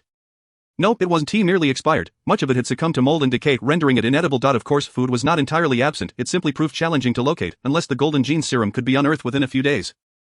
Starvation would claim the lives of all. Yisha rationed her backpack's contents, sufficient to last 3 or 4 days, so there was no immediate panic. The priority remained acquiring the golden gene serum. Upon exiting the building, the zombies that had been congregating at the entrance had already dispersed, a peculiar characteristic of the city that never sleeps. At night, the streets teemed with zombies, while during the day, although numerous zombies still roamed, their numbers were at most 1/5 of those present at night, and their distribution was more scattered. Scaling the wall, Yisha gestured towards Chen Xiaofeng, instructing him to lead the way. Chen Xiaofeng nodded, pointing towards the opposite side of the street. Let us head this way. He took the lead, yet it was Yisha who dictated their course, when Yisha commanded him to move. He complied. When she instructed him to halt, he stopped. In this manner, Chen Xiaofeng began to regard Yisha as an otherworldly being, for he discerned her deep understanding of the zombies' behaviors, even possessing a general awareness of their wandering routes. Though there were moments necessitating confrontation, most of the time they managed to evade conflict. After traversing a narrow alley for approximately an hour, Chen Xiaofeng concealed himself at the alley's mouth and pointed to the side. That's the store. Glancing at the sign, Yisha confirmed it to be a health supplement store under the auspices of the Kangpu Company. The side of the main entrance bore a tattered electronic sign, displaying the promotional content regarding the anniversary sale of the golden serum that Chen Xiaofeng had mentioned. Chen Xiaofeng exclaimed with excitement, since they're selling it, there must be plenty in stock. We can take more, and if we exceed the task requirements, surely we'll receive greater rewards upon our return to the death train. Yisha merely shrugged, responding dismissively, yet her gaze remained fixated on the store's windows, where numerous zombies lingered. At least 20 or 30 could be seen at a glance. To enter boldly would be akin to courting death. After contemplating for a moment, Yisha beckoned Chen Xiaofeng. Let us go. She swiftly crossed the street, arriving at the alley beside the store, then seized a water pipe and began to climb. Curiously, Chen Xiaofeng queried, Are we going to the roof? There is no entrance up there. Yisha retorted coldly, Are you suggesting we enter through the front door and get surrounded by zombies? Embarrassed, Chen Xiaofeng stammered, That is not what I meant. Yisha replied, Just follow me. There is bound to be a way. As she spoke, she ascended to the roof, and soon the mystery was unveiled. Yisha had opted for the ventilation ducts, prizing open the iron grate of the duct. She crawled inside. Take it slow, Yisha cautioned. Try not to make too much noise, although those zombies can't climb up. If there are zombie cats or dogs, that's another story. Zombies moved sluggishly. While they could lunge, they couldn't leap high and lacked intelligence, rendering them incapable of entering the ventilation ducts. However, the same could not be said for cats and dogs, which were quick, agile, and small enough to slip through the ducts with ease. Thus entering through the ventilation system carried considerable risk, and Yisha could only hope for good fortune. As they navigated through the duct, the pair soon heard muffled moans through the grating. They glimpsed the wandering zombies below. Yisha signaled to continue onward, and after approximately another 15 minutes she gestured for them to stop. Through the grating, a labyrinth of tightly packed storage containers was visible. If her guess was correct, they had reached the store's warehouse. Yisha drew her dagger, cautiously extending it outward to catch a glimpse of the surroundings, only to discover the warehouse was inexplicably devoid of zombies. This struck her as peculiar. In her past life, obtaining the golden gene serum had been fraught with peril, and the eerie silence of the warehouse now filled her with an unsettling premonition. Nonetheless, having come this far, she felt compelled to investigate further. Resolutely, Yisha pried open the grating's door and leapt down. Upon landing, she surveyed her surroundings, raising an eyebrow. At that moment, Chen Xiaofeng emerged from the duct, mimicking her actions, and suddenly exclaimed, They're all shattered. How could this happen? Surely a few bottles must still be intact. Surrounding them were 5 metal storage containers, one of which had a glass door. Peering through the glass, they could see numerous glass bottles, which should have contained the golden gene serum. However, they were all shattered. The containers were littered with shards of glass and remnants of a golden substance, unmistakably the serum that had spilled and gradually evaporated, leaving behind only traces. Chen Xiaofeng, undeterred by despair, insisted vehemently, This can't be. There must be some that are unbroken. He frantically opened each container, inspecting them one by one in search of an intact bottle, but his increasingly grim expression made it evident that he had found none. Yisha, however, maintained her composure. The absence of zombies suggested that they might indeed return empty-handed. The death train certainly would not allow the task to be completed so easily. At that moment, Chen Xiaofeng suddenly shouted, Come look, there is another door here embedded in the wall. There might be intact golden gene serum inside. Chapter 15. The glutton. A glimmer of joy returned to Chen Xiaofeng's previously sullen face as he forcefully pulled open the heavy iron door embedded in the wall. After considerable effort, he managed to create a narrow opening. Logically, his actions made sense. Having come this far, it would be foolish to overlook even the slightest glimmer of hope. However, the instant the door creaked open, Yisha felt a chill run down her spine. Opened the door. Yisha instinctively blurted out, but it was too late. A massive, grayish-white hand suddenly emerged from behind the door, crashing against it with a resounding bang that caused the entire iron door to shudder. Chen Xiaofeng was startled, tumbling backward onto the ground. The door slowly swung open, and Yisha gasped in astonishment. Behind it loomed a colossal zombie, approximately 2 meters tall, its abdomen distended, resembling a gigantic, gluttonous creature. Its mouth was enormous, resembling a crescent-shaped gash that extended to its ears. Yisha blurted out, The glutton. This glutton was a mutated zombie, and most notably, it was a silver 1-star variant. The classification of zombies parallels that of humans. ranging from bronze to extraordinary, with each level subdivided into 5 stars, thus a silver 1-star mutated zombie was not exceedingly powerful, merely a low-tier variant. Nevertheless, the Death Train's rating system was not arbitrary. Yisha was merely a bronze 1-star at present, while the glutton surpassed her by an entire level. In truth, Yisha recognized that this glutton was likely the most formidable mutated zombie she had ever encountered. Retreat, Yisha shouted at Chen Xiaofeng. We must leave this place. No, Chen Xiaofeng trembled, pointing ahead. The golden gene serum. Yisha hesitated momentarily, following his gaze to the storage containers behind the door, which also contained the golden gene serum. Most of the bottles were shattered, but one remained intact. In the center of the shelf lay an unbroken glass vial, filled with a golden liquid, the golden gene serum. At that moment, the glutton staggered forward, casually swinging its massive hand, creating a gust of wind in the process. With a single swipe, a metal storage container was sent soaring, flipping through the air. Yisha quickly ducked, narrowly avoiding the flying container. With a deafening crash, the container slammed against the wall, crumpling under the impact as if it weighed several tons. Yisha furrowed her brow, recalling the attributes of the glutton. It moved at a moderate pace yet possessed immense strength and could spew corrosive bile. It required a substantial intake of zombies or humans daily. As this information flooded her mind, her eyes suddenly brightened. A voracious creature known as the glutton is a mutant zombie capable of evolution. Initially rated as silver 1-star, it possesses the ability to increase its power through the consumption of other zombies or humans, with a maximum potential of reaching gold 3-star. However, this particular glutton has escaped from a shipping container. What led it to be trapped inside? Perhaps it inadvertently entered, only for the metal door to slam shut behind it, leaving it confined in a cramped space where even raising its arms proved difficult, rendering it unable to break free. Such a scenario is indeed plausible, akin to how small kittens or puppies can become ensnared in tight quarters. Given that zombies lack intelligence, such occurrences are not uncommon. Nevertheless, this detail pales in significance. What truly matters is that the glutton seems to have been confined for an extended period, suggesting that it hasn't fed on other zombies or humans in quite some time. Since the glutton can enhance its strength by consuming others, prolonged fasting would inevitably lead to a decline in its power. The creature before us is likely not as formidable as a silver 1-star. As this realization struck Yisha, he immediately shouted, "Run!" Chen Xiaofeng, jolted back to reality by Yisha's urgent call, glanced at the approaching glutton and, without a moment's hesitation, turned and fled. Bang! Just as Chen Xiaofeng took off, the glutton's massive palm crashed down, smashing the exquisite tiles beneath it into dust. Yes, not mere cracks, but reduced to powder. Yisha felt a twinge of anxiety. The glutton was indeed terrifying, even with its strength diminished from lack of sustenance. Its sheer force was not to be underestimated. However, having decided to take a chance, and with the golden gene potion within reach, Yisha was determined not to give up. He swiftly maneuvered to the side while shouting, "Run!" Circle around the shipping container and separate him. Since the glutton had fixated on Chen Xiaofeng, he was undoubtedly the perfect bait to draw its attention, allowing Yisha to launch his attacks with confidence.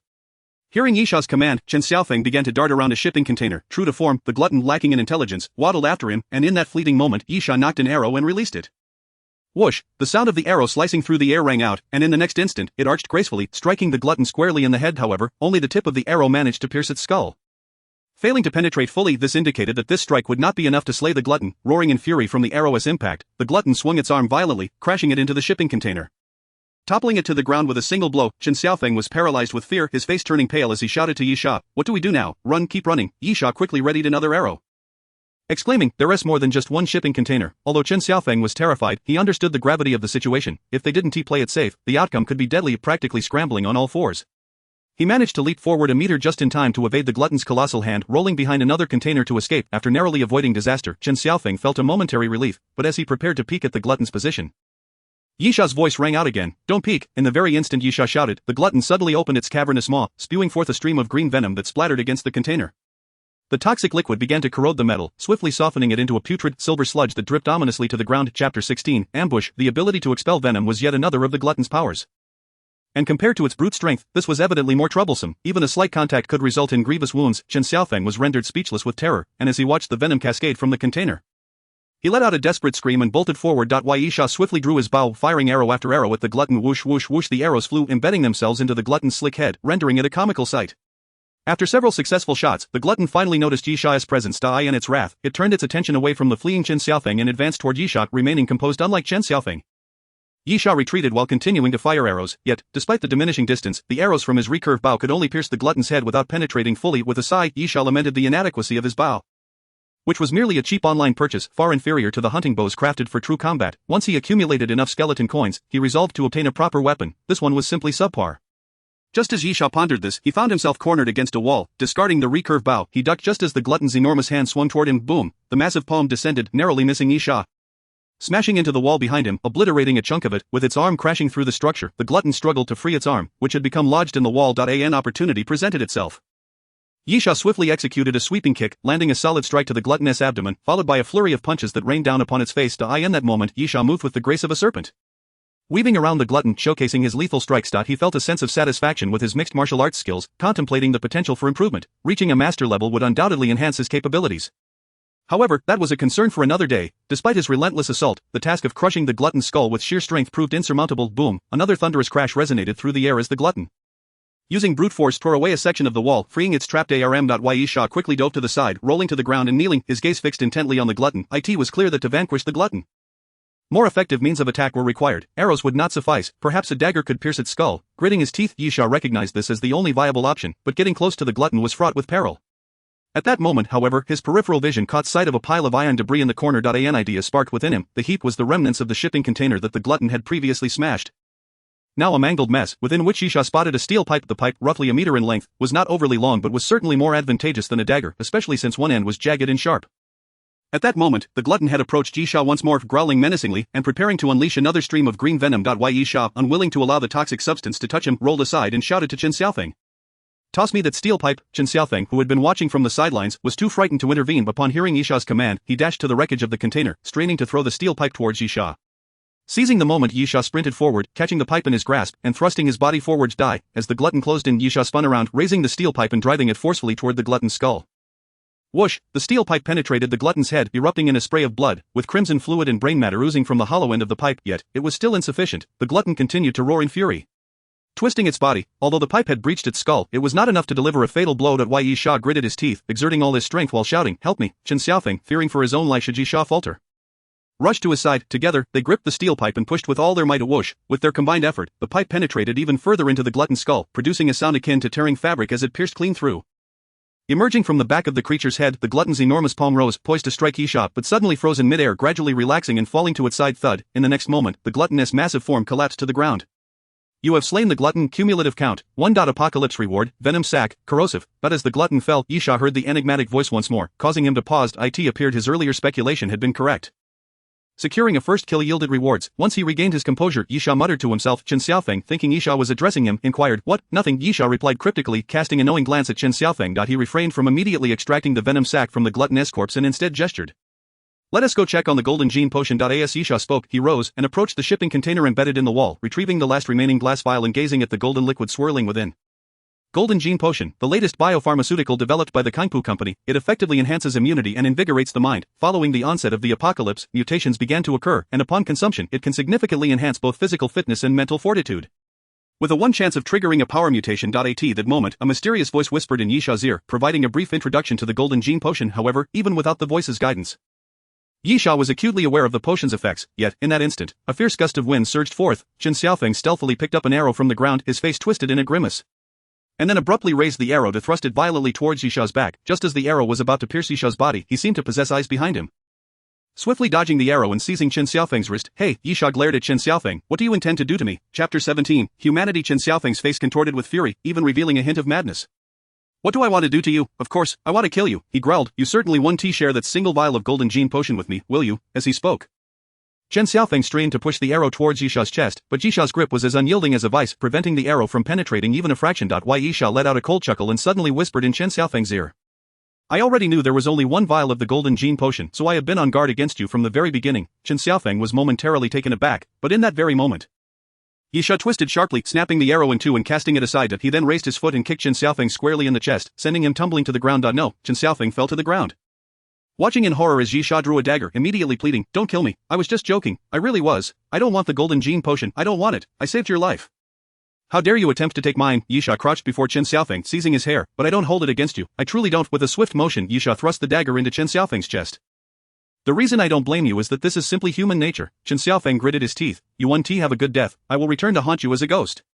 "Well, let us discuss that once you become a ghost," Yisha replied, withdrawing the dagger only to plunge it back into Chen Xiaofeng's chest with renewed ferocity. After several successive stabs, Chen Xiaofeng's chest became drenched in crimson, his body slumping weakly to the ground, his head ultimately crashing against the floor. Yisha extracted the dagger and casually wiped it clean. Within the Nightless City, there were multiple locations containing the Golden Gene Potion, yet each site held only a single vial. This was a conclusion Yisha had drawn in his previous life, where many individuals had obtained the Golden Gene Potion only to find that each had acquired it from a different source. Thus Yisha was fully aware that even if this shop did have the Golden Gene Potion, it would certainly be limited to just 1 vial. Chen Xiaofeng had fancifully assumed that a place selling the potion would have ample stock. Yi Sha intended to secure that solitary vial of the golden gene potion for himself. Had Chen Xiaofeng not harbored malicious intent, Yi Sha might have spared him, viewing the potion as a reward for saving his life. Thereby settling their debts. However, with Chen Xiaofeng's attack, Yi Sha was not inclined to show mercy. If he could slay zombies, he could certainly kill a man. After resolving the matter with Chen Xiaofeng, Yi Sha returned to the devourer. Extracting its poison sac, what a fine treasure. This is truly a remarkable find. Yi Sha could guarantee that this item, once brought back to the death train, would fetch at least 5 silver skull coins. However, he had no intention of selling it. Extracting the toxins for crafting purposes would yield even greater value, yet, crafting required a single occupancy compartment, which was still a luxury for Yi Sha at this stage. As no one could currently expect to receive such accommodations from the death train, therefore, he would have to store this item for the time being, after carefully placing the poison sac aside. Yi Sha picked up the golden gene potion, hesitated for a moment, then decisively twisted off the cap and drank it down. With the golden gene potion, Yi Sha could indeed return to the death train to report his findings. Nevertheless, his ambition was to acquire 3 vials, one for himself, one to complete his task, and one for the dineress proprietress. The vial intended for task completion was absolutely essential, thus, this particular vial of the golden gene potion had to be preserved. In dire circumstances, it would at least ensure his return to the death train, or more bluntly, guarantee his survival, yet Yi Sha chose to force himself into a corner. Human potential is boundless, with an escape route. There exists hesitation, therefore, Yi Sha opted to consume the golden gene potion first. As the liquid slid down his throat, it initially felt icy, but upon reaching his stomach, it transformed into an unbearable heat. In the next moment, intense pain coursed through Yi Sha's entire body. He cried out in agony, sinking to one knee, beads of sweat forming on his brow, every bone in his body cracking painfully. This excruciating torment persisted for approximately half a minute before gradually subsiding, allowing Yi Sha to unclench his teeth and breathe heavily. Your physical fitness has increased by 0.61 points, currently at 437. The mysterious voice echoed in Yi Sha's ear, notifying him of the enhancement to his physical capabilities, surpassing the 4-point threshold, based on the standards of an ordinary person, which is calculated at 3 points. This value is indeed quite remarkable. Yi Sha mused, I wonder if my rank will elevate from bronze 1 star to bronze 2 star. The inquiry into character information could only be performed aboard the death train. And Yi Sha remained uncertain about any potential rank advancement. However, the enhancement to his physical fitness was undeniably evident. He flexed his fists, distinctly sensing an increase in his strength. Alas, he had not triggered a mutation. Yi Sha shook his head, but with only a 1 chance, it's not so easily activated. It's perfectly normal not to trigger it. The golden gene potion and the physical enhancement potion serve similar purposes in bolstering physical prowess. Yet the rarity of the golden gene potion exceeds that of the latter. However, the enhancement it provides does not surpass that of the physical enhancement potion. So what renders the golden gene potion so precious? Naturally, it is the potential for mutation. In his previous life, Yi Sha had witnessed a fortunate individual who, after consuming the golden gene potion, triggered a mutation that granted him night vision, allowing him to see as clearly in the dark as in daylight. Truly impressive. Nevertheless, despite the slight regret, the lamentable probability of triggering such an effect had not led Yi Sha to harbor overly optimistic expectations, and thus, he felt no disappointment after retrieving a recurve bow from the corner. Yi Sha extracted the arrow lodged in the devourer's skull, stowed it away, and then climbed back into the ventilation duct. Once he emerged from the duct back outside the shop, Yi Sha swiftly departed. Pondering where to locate the next vial of the golden gene potion, however, after strolling a short distance, he abruptly halted, gazing up at a store across the street. Could it be that today is my lucky day? Yi Sha couldn't help but murmur to himself. Chapter 18, Food and Water Sources. Before Yi Sha stood a wholesale store. What is the reason for the scarcity of food in the nightless city? Primarily, it is due to perishable items that cannot be stored for extended periods. Some spoil within mere days, while others may last months. However, certain foods that can be stored for an extended duration do exist, such as compressed biscuits, vacuum-sealed products, and frozen foods, some of which can last for 1 or even 2 years or longer. Yet, another issue arises from the fact that the zombies in the nightless city appear to have lingered for quite some time, suggesting that the apocalypse did not erupt solely before the death train's departure. This has led to nearly all facilities facing assaults from zombies, places like convenience stores and supermarkets, being open to the elements.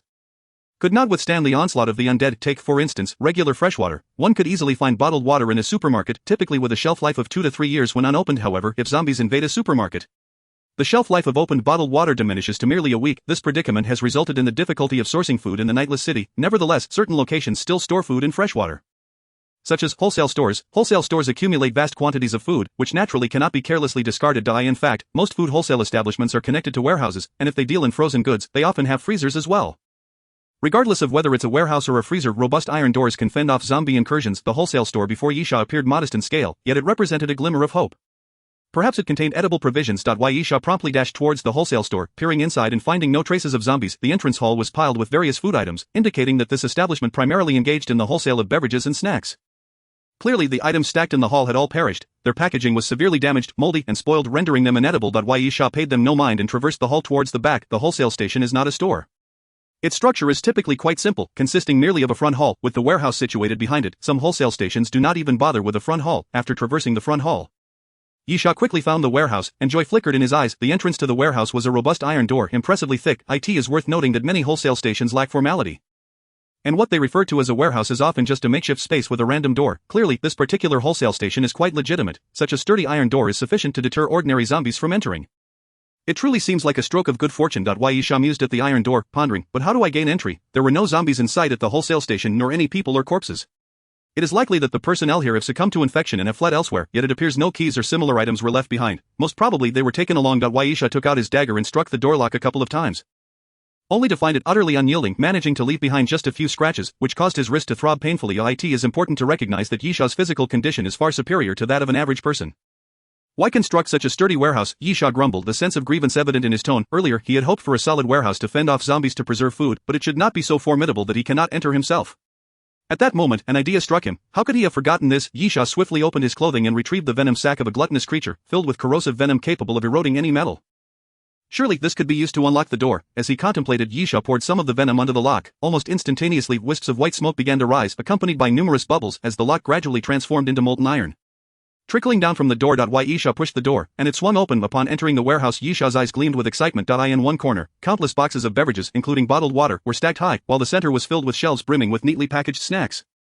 He found a cart in the warehouse and loaded several boxes of bottled water onto it. All these bottles had a shelf life of 2 years and were unopened, making them perfectly consumable.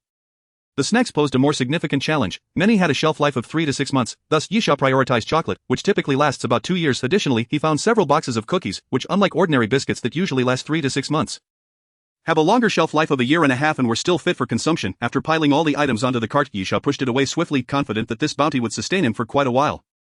After leaving the wholesale station, Yisha skillfully avoided the wandering zombies in the streets, intending to return to the previous house, which he temporarily wished to designate as his base. After all, he still needed to locate 2 bottles of the golden gene serum. A task that would not be accomplished in just a few days. Stop, you there, halt. Suddenly, a voice called out from behind him. Turning around, Yisha saw 5 humans, 1 woman and 4 men approaching him rapidly, their eyes gleaming with intent. To his surprise, they were familiar faces. The leading man in a suit forced a smile and said, "A friend, do you remember me?" Yisha scanned the group and indeed recognized them. They were from carriage number 7, and the suited man was the one who had been extolling the virtues of teamwork within the carriage. I am Gaowen, he introduced himself, gesturing to the others. This is Chinyu, Lin Jitai, Wu Liangren, and Gong Lin. We are all from carriage number 7. Yisha replied coolly, I know, what do you want? Gaowen smiled, are you still alone? Being by yourself in this place is perilous. So I wish to reiterate my previous offer. Would you like to join us? It would be beneficial for mutual support. Yisha scoffed, and then you would expect me to share my water and food with you. Correct, Gaowen's face turned awkward. Indeed, that was his intention. In this desolate place, finding sustenance was exceedingly difficult. After disembarking from the death train yesterday, they had spent all day searching for food, yet had found nothing edible. Seeing the cart laden with provisions, Gaowen could not help but feel tempted. He believed that Yisha, having previously rejected the offer, would now be more amenable after realizing the hardships of solitude.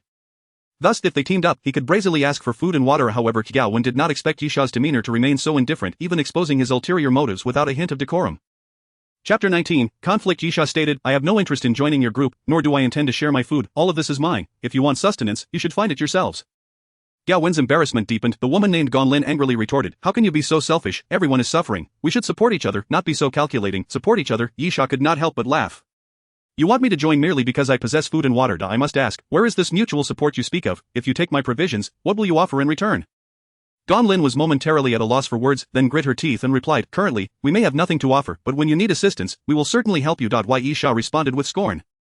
I fear that when I am surrounded by zombies and in need of help, you will flee faster than rabbits. Mutual support? How laughable. Gaowen interjected, friend, that is an unfair accusation. No one can predict what is yet to occur. When that moment arrives, I shall be a corpse, Yisha retorted coldly, waving his hand dismissively. Therefore, I do not require your assistance. That if you seek food and water, kindly find it yourselves. Having said this, Yisha turned to leave with his cart. What was the point of further discussion? The man named Lin Jitai, a burly figure, had been eyeing the food and water with greedy eyes. As he saw Yisha attempt to depart, he leaped forward, declaring, you little brat, whether you like it or not, leave the food and water behind. Yisha replied with a cold smile, so you intend to resort to theft? Lin Jitai growled, I'm taking it by force. As he spoke, Lin Jitai lunged at Yisha. Yisha sneered. Lin Jitai, tall and muscular, bore a fierce countenance, entirely at odds with his seemingly refined name. In the past, Yisha might have found it challenging to contend with such a robust man. After all, humans are not zombies and do not charge blindly. However, having consumed the physical enhancement serum and the golden gene serum, Yisha's physical capabilities had far surpassed those of an ordinary person. In an instant, as Lin Jitai's hand reached for his shoulder, Yisha swiftly ducked, seizing the man's collar with one hand while the other clasped Lin Jitai's waist. The nearly 200-pound giant was effortlessly lifted by Yisha, who then took a couple of steps to the side and flipped Lin Jitai over, sending him crashing against the street guardrail. Lin Jitai's expression twisted in agony, pain radiating from his waist as the impact felt as if it had shattered his spine. Help, help, he shouted to the others, don't you want to eat? We're starving after 2 days, and there's water, if we don't drink soon, we'll all perish from thirst. Lin Jitai's words struck a chord with the group. Gao Wen had initiated the conversation with Yisha primarily for food and water, and given Yisha's current stance, it was clear that polite persuasion would not compel him to relinquish his supplies. Gao Wen's expression hardened, and he commanded, let us go. He doesn't want us to survive, so we must fight back. Gao Wen was indeed adept at inciting others. He had previously swayed the crowd on the death train. And now his words pushed Yisha into the role of the villain, as if they were justified in robbing him. Do you think I won T-kill? Yisha shouted defiantly, if that's the case. Then perish. Yisha swiftly drew his recurve bow, knocking an arrow and preparing to shoot. The arrow was shot out in haste, and rather than striking a zombie with a fatal headshot, it pierced Haiwen's arm. Ah! Haiwen screamed in agony as the arrow impaled his arm, becoming lodged within the muscle, blood flowing profusely as if it were of no consequence. Kill him, kill him! Haiwen cried out frantically, food, water. The others rushed towards Yasha. Yasha decisively discarded his bow. He should have eliminated these ruffians before they drew too close, or at least intimidated them with warning shots. Now, they were too near for archery to be effective. However, Yasha shouted, what does it matter if I don't use my bow? You lot are but a pack of worthless curs. As he bellowed, he landed a powerful punch on the man named Qinyu, knocking him to the ground, then swiftly kicked another man, Wu Liang, sending him sprawling. Gan Lin, witnessing the pitiful state of the men on her side, found them utterly unreliable and rushed forward herself, flailing her arms wildly at Yasha's face. Smack! Yasha raised his hand and struck Gan Lin across the face, declaring, woman, you had better understand this. In the apocalypse, there is no difference between men and women. Your pretty face is no more valuable to me than a piece of stale bread. Gan Lin collapsed onto the ground, touching her swollen cheek, incredulously staring at Yasha, who exhibited no semblance of compassion. Yasha then approached Lin Jiting, who was struggling to rise, and kicked him back down, saying, dare to steal from me? What gives you the right? As he spoke, Yasha unsheathed the dagger from his waist, faint traces of blood still visible on its blade. No, please don't kill me, Lin Jiting stammered, I swear I won't do it again. Yasha replied, I do not trust your words, I find the dead more reliable than the living. As he raised the dagger, Lin Jiting, perhaps driven by a primal instinct for survival, suddenly summoned the strength to launch himself at Yasha, colliding forcefully with his chest and knocking Yasha back. Chapter 20, The Search for Firearms. After Lin Jiting pushed Yasha away, he immediately fled in a frenzy. Yasha could not allow this scoundrel to escape so easily. But just as he prepared to pursue, a zombie dog emerged from a side alley with a low growl. The zombie dog lunged at Lin Jiting, knocking him to the ground and sinking its teeth into his neck. With a sickening rip, Lin Jiting's throat was torn open, blood spraying forth. Help! Lin Jiting gasped, help me. At that moment, Haiwen and the others had no time to spare for Lin Jiting as a horde of zombies followed the dog. Clearly drawn by the commotion, they immediately turned to flee in the opposite direction, supporting one another. Yasha scoffed at the retreating Haiwen and his companions and coldly chuckled before hastily pushing his cart and sprinting down the street. After about a quarter of an hour, the zombies were no longer in sight. Yasha breathed a sigh of relief. Typical zombies were not particularly fast, and as long as their numbers were manageable, one could escape. What he truly feared were the zombie dogs, whose speed was alarming. Thankfully, it seemed the only dog that had pursued Lin Jiting was the one that had attacked him. Feeling fortunate, Yasha slowed his pace, and as he passed a newsstand, he suddenly halted, entered the stand, and retrieved a map before continuing across the street back to his base. Upon returning, Yasha stacked the food neatly and sat at the table, unfolding the map he had acquired, having obtained and consumed a vial of golden gene serum. Yasha's strength had increased, and naturally, his audacity had also grown. As the saying goes, the bold thrive while the timid perish. Thus, Yasha felt it was time to alter his previous strategy and take the initiative to seek out the remaining 2 vials of golden gene serum with this location. Suddenly, Yasha circled 2 spots on the map with his pen. The circles marked the branch of CompCorp and the President's Villa. In his previous life, Yasha had procured golden gene serum from both locations. Moreover, he had heard rumors that CompCorp's headquarters also harbored some.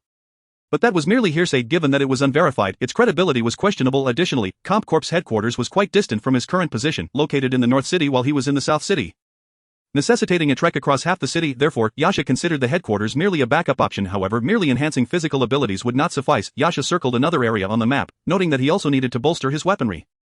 He could not afford to engage in hand-to-hand combat with zombies every time. The third circle Yasha drew prominently indicated a sizable IPSC club. IPSC, or the International Practical Shooting Confederation, hosts practical shooting competitions worldwide. Recognized as a legitimate shooting sport, given its nature, it would undoubtedly possess firearms. Furthermore, this IPSC club featured not only competitive shooting but also a standard shooting range, implying that in addition to competition handguns, rifles or submachine guns could also be found. Checking the time, Yasha noted that there was still some time before the zombies would be active at night, making a trip to the IPSC club seem feasible. Without hesitation, Yasha packed away the map, took up his bow and arrows, and ventured out once more. The IPSC club was not far. Approximately half an hour later, Yasha arrived at the club's entrance. It's closed?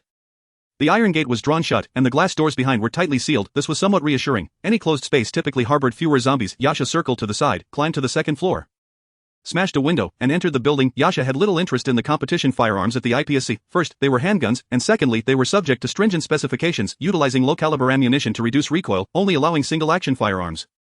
Thus, despite being labeled as practical shooting competitions, they were far from true combat scenarios. Yasha's aim was the shooting range, where he anticipated finding more powerful handguns, and possibly other types of firearms, although sniper rifles, especially anti-material rifles, would likely be absent. Nonetheless, he hoped to find handguns with greater firepower as well as many rounds as possible. As Yasha rummaged for handguns, he first spotted the illustrious Desert Eagle, but he had no intention of selecting that weapon. The Desert Eagle was renowned more for its fame than its practicality. It was favored by collectors and firearm enthusiasts but lacked utility, with a low magazine capacity and significant recoil. No military had ever been foolish enough to adopt the Desert Eagle as standard issue. The first handgun Yasha chose was the M1911, a pistol that had seen service for over a century. This alone demonstrated that while the M1911 was not necessarily the most superior firearm, it was exceptionally user-friendly. The second handgun he selected was the Glock 17, boasting a 17-round capacity, a polymer grip, simplicity, and lightness, allowing for rapid firing of 17 rounds, a truly high-performance handgun. As for rifles, most would instinctively think of the M4 or AK-47. Given their immense fame, even those who were not firearm enthusiasts would have heard of them. However, Yasha opted for the August rifle. This oddly shaped rifle was remarkably durable and lightweight, capable of transforming between a submachine gun, carbine, assault rifle, and light machine gun by swapping out different barrel lengths. Most importantly, the August rifle was among the most precise firearms available. Yasha was self-aware. In his previous life, he had used firearms but lacked any specialized skills, resulting in his shooting accuracy being far inferior to his prowess with a bow. Thus, a firearm that emphasized precision like the August was more suited to him. After all, when facing zombies, overwhelming firepower was of little use if one could not land a precise headshot. Chapter 21, The Earth Dragon. Having gathered his firearms, Yasha prepared to leave. However, just as he was about to exit the shooting range, he suddenly heard a rustling sound and felt the ground tremble beneath him. Looking down at the bullets resting on the metal platform, he noticed them trembling slightly, confirming that his instincts were correct. Almost instantaneously, Yasha tossed aside his backpack, leaped onto a metal platform, and raised his rifle.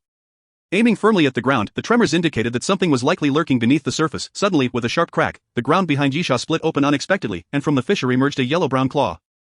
Without a moment's hesitation, Yasha took aim briefly before pulling the trigger. Bang, bang, bang, bang, bang. The gun's muzzle spat fire rapidly, bullets cascading forth and striking that claw, forcing it back into the earth. In the next instant, Yasha remained vigilant, swiftly ejecting the spent magazine and loading a fresh one into the firearm. Regardless of what lay beneath the ground, zombies would relentlessly attack, driven by their innate instincts to slaughter and consume other beings, never retreating even when injured. This was the nature of zombies, an immutable truth. Indeed, as Yasha carefully surveyed his surroundings, a nearby metallic platform suddenly erupted with a deafening roar, catapulting into the air and hurtling towards him.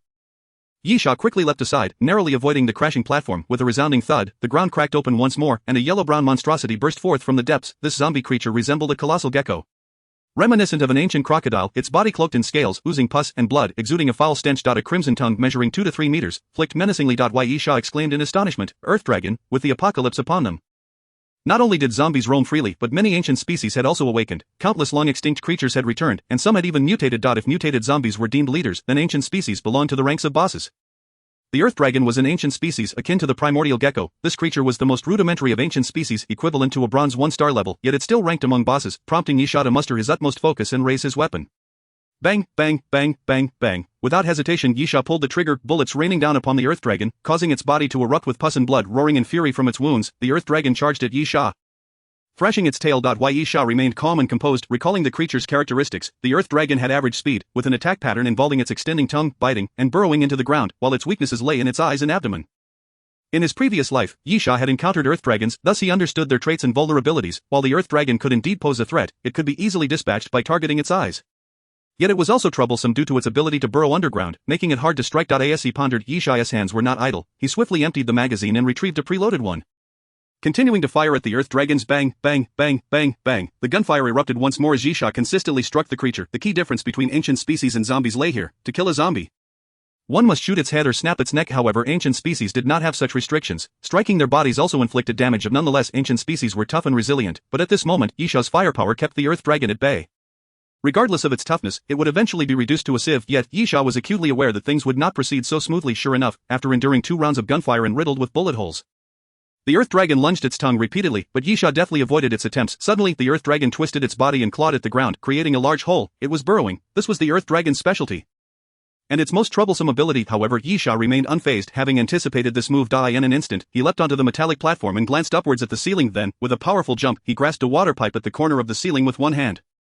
In the next moment, he flipped his legs upward, hooking them around the pipe, and hung upside down. Bang! Suddenly, the Earth Dragon erupted from the ground, precisely at the spot where Yasha had been standing, sending the metallic platform flying and crashing into the wall. Bang, bang, bang, bang, bang. Without hesitation, Yasha opened fire again, bullets raining down on the Earth Dragon. Roaring in rage, the Earth Dragon circled the ground, unable to leap and utterly helpless against the upside-down Yasha. In truth, Yasha was fortunate. Had he encountered the Earth Dragon in an open space, he would have surely become a lifeless corpse, as there would have been no means to suspend himself. Another round of gunfire ensued, and the Earth Dragon seemed thoroughly enraged, suddenly charging toward the wall with a deafening roar. Thud thud thud, its head collided repeatedly with the wall, rapidly becoming a bloody mess, yet Yisha's body swayed perilously as the wall shook from the impact, causing the water pipe to bend and threaten to snap at any moment. Indeed, Yisha murmured, ancient species are far more intelligent than zombies. The Earth Dragon's actions demonstrated its cunning, as it devised such a strategy. Creaking, as the water pipe twisted and emitted a shrill sound, Yisha wasted no time. He abruptly released his legs and dropped from the air. When adversaries meet, the animosity is palpable. Seeing Yisha descending, the Earth Dragon immediately opened its massive jaws and roared, then its scarlet tongue lashed out like a whip toward Yisha. Unfazed, Yisha retreated, suddenly crouching low and rolling to the side, evading the Earth Dragon's tongue. Bang! The Earth Dragon's tongue struck the ground like a javelin, shattering the surface and plunging deep into the earth. Chapter 22. A fortunate gain. Such an attack was undeniably fearsome.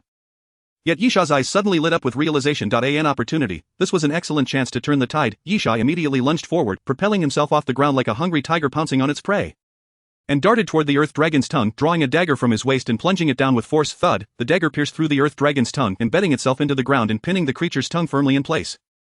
Roaring in madness, the Earth Dragon thrashed its body in a futile attempt to free its tongue. With the Earth Dragon's strength, it could easily have dislodged the dagger. However, the dilemma lay in the fact that it was its own tongue that was pinned.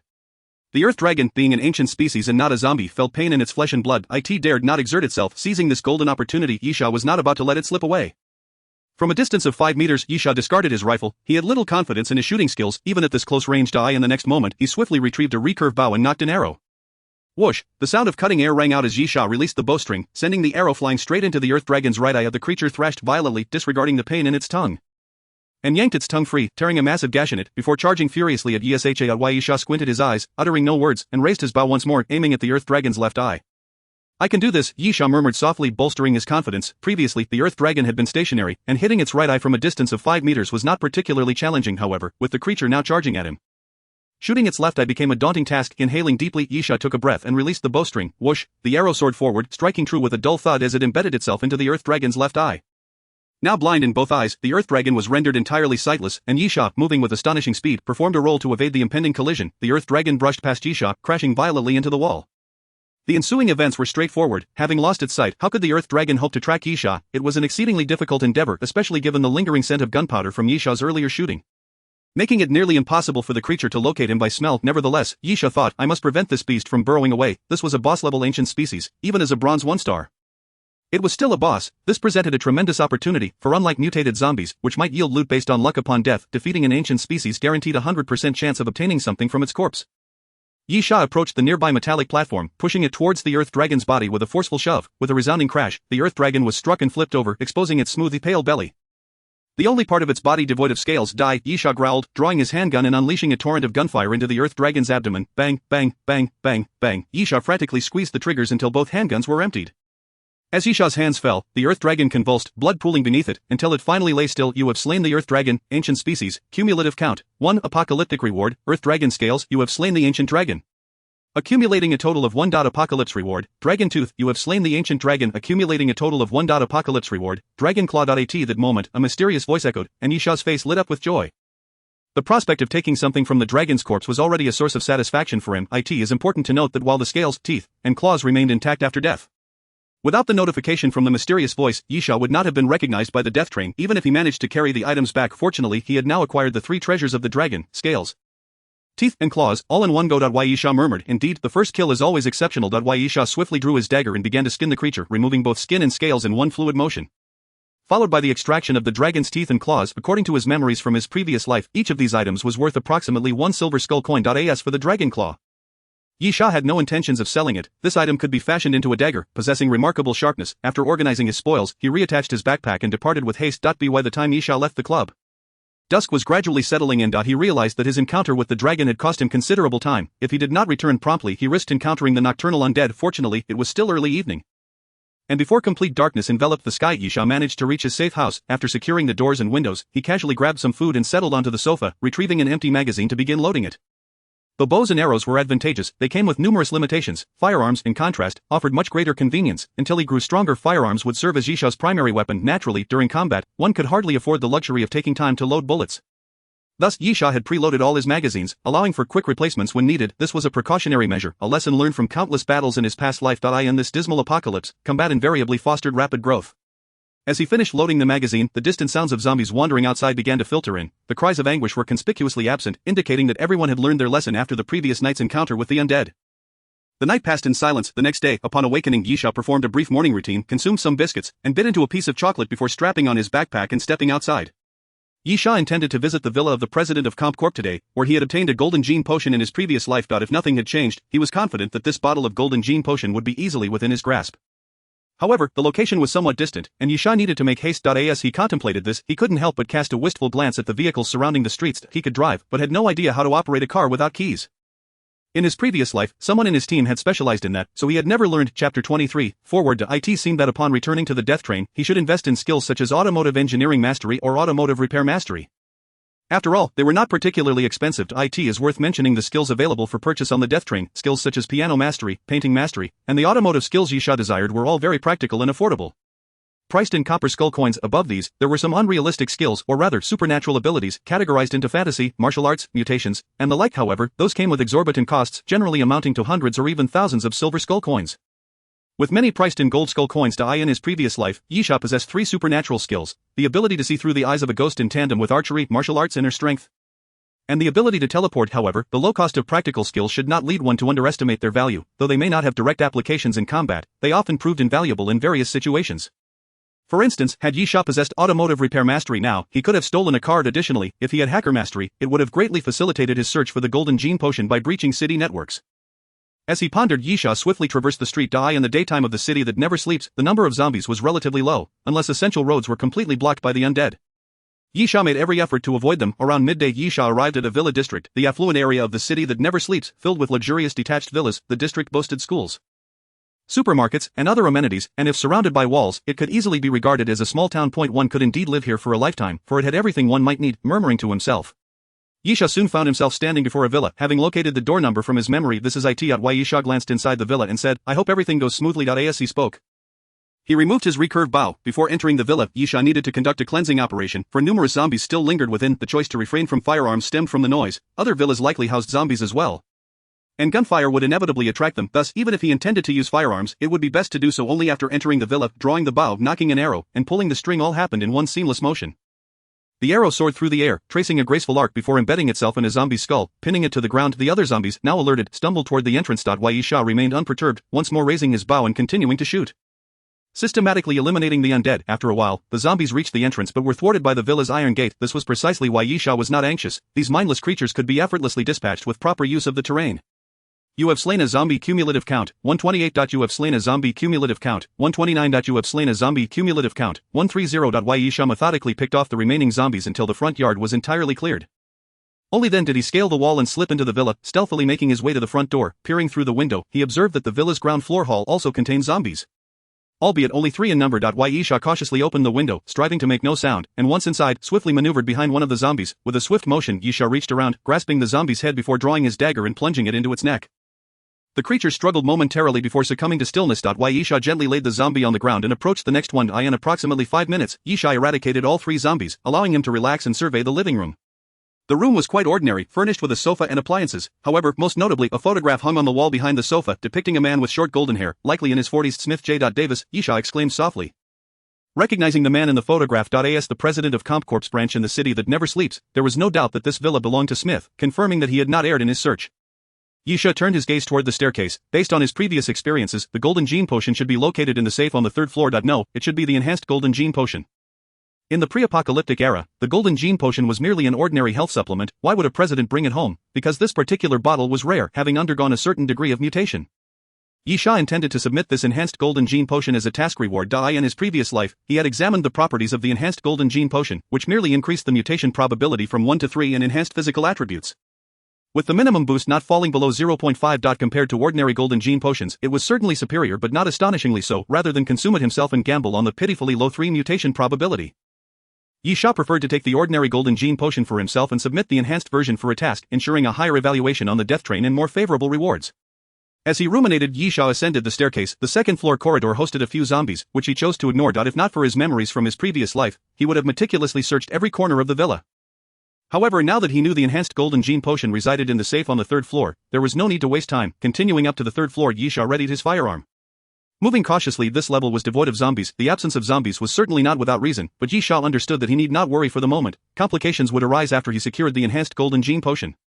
Upon reaching the third floor, Yi Sha quickly located the safe embedded in the wall of Smith's study. After assessing his surroundings, he first pushed a table in front of the safe, followed by a bookshelf stacked against the table, and then piled chairs, cabinets, and other small furniture against the sides. Having completed this, Yi Sha approached the safe and took out the venomous sac of the devourer, pouring some of the venom onto the iron lock of the safe.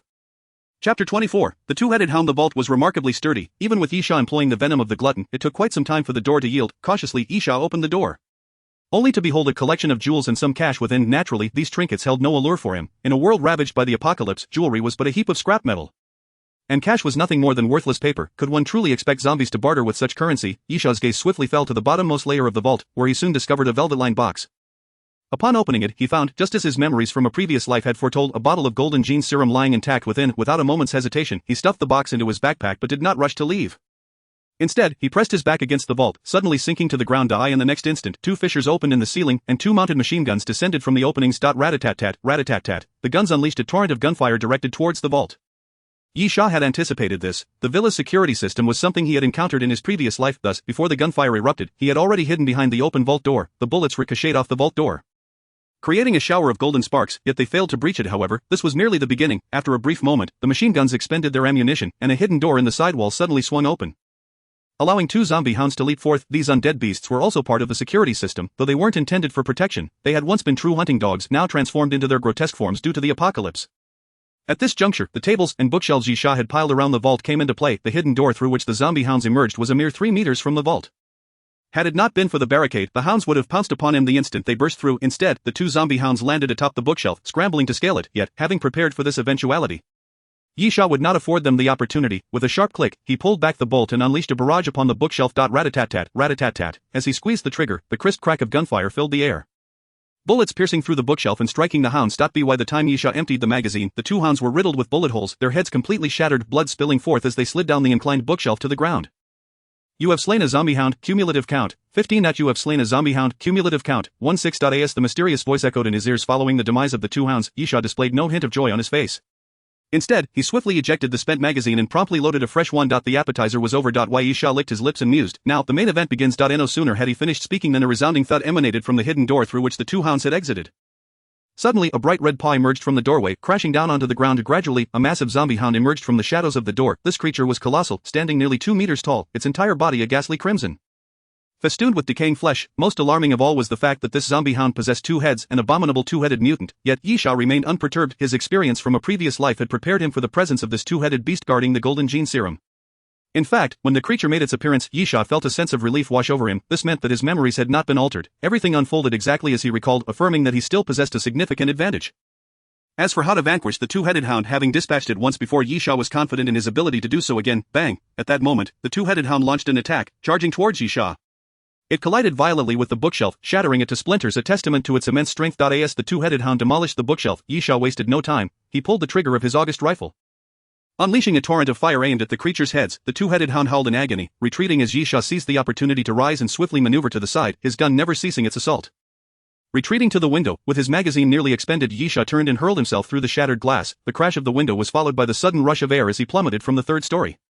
While the height was not insurmountable, the risk of injury was undeniable. However, Yi Sha had meticulously calculated every detail. As he fell, he reached out and grasped a nearby tree branch, absorbing the impact before letting go and landing safely on the ground. As he ejected the empty magazine and loaded a new one, Yi Sha moved with unhurried precision towards the rear of the courtyard. At that moment, the 2-headed hound leapt through the broken window. Hot on his heels, a man and a beast raced around the villa, swiftly entering the back of the courtyard. There a swimming pool lay, its waters murky, with 2 corpses floating atop the surface. Yi Sha breathed a sigh of relief. Everything was as he remembered, unchanged. With this realization, he knew he could proceed with his plan just as he had in his previous life when he obtained the golden gene serum and devised a method to eliminate the 2-headed hound.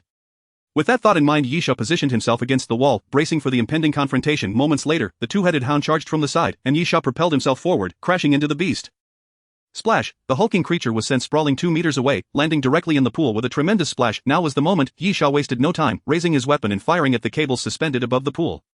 These thick cables extended from the villa, connecting to 4 lights positioned around the pool, lights intended for evening gatherings. Yi Sha had previously confirmed that the villa still had power. Chapter 25. The kill. As he unleashed a volley of shots, The cable snapped, plunging into the pool. In an instant, the crackle of electricity echoed through the air as the two-headed hound writhed in agony, convulsing within the water, yet, despite the violent shocks, the creature remained unvanquished.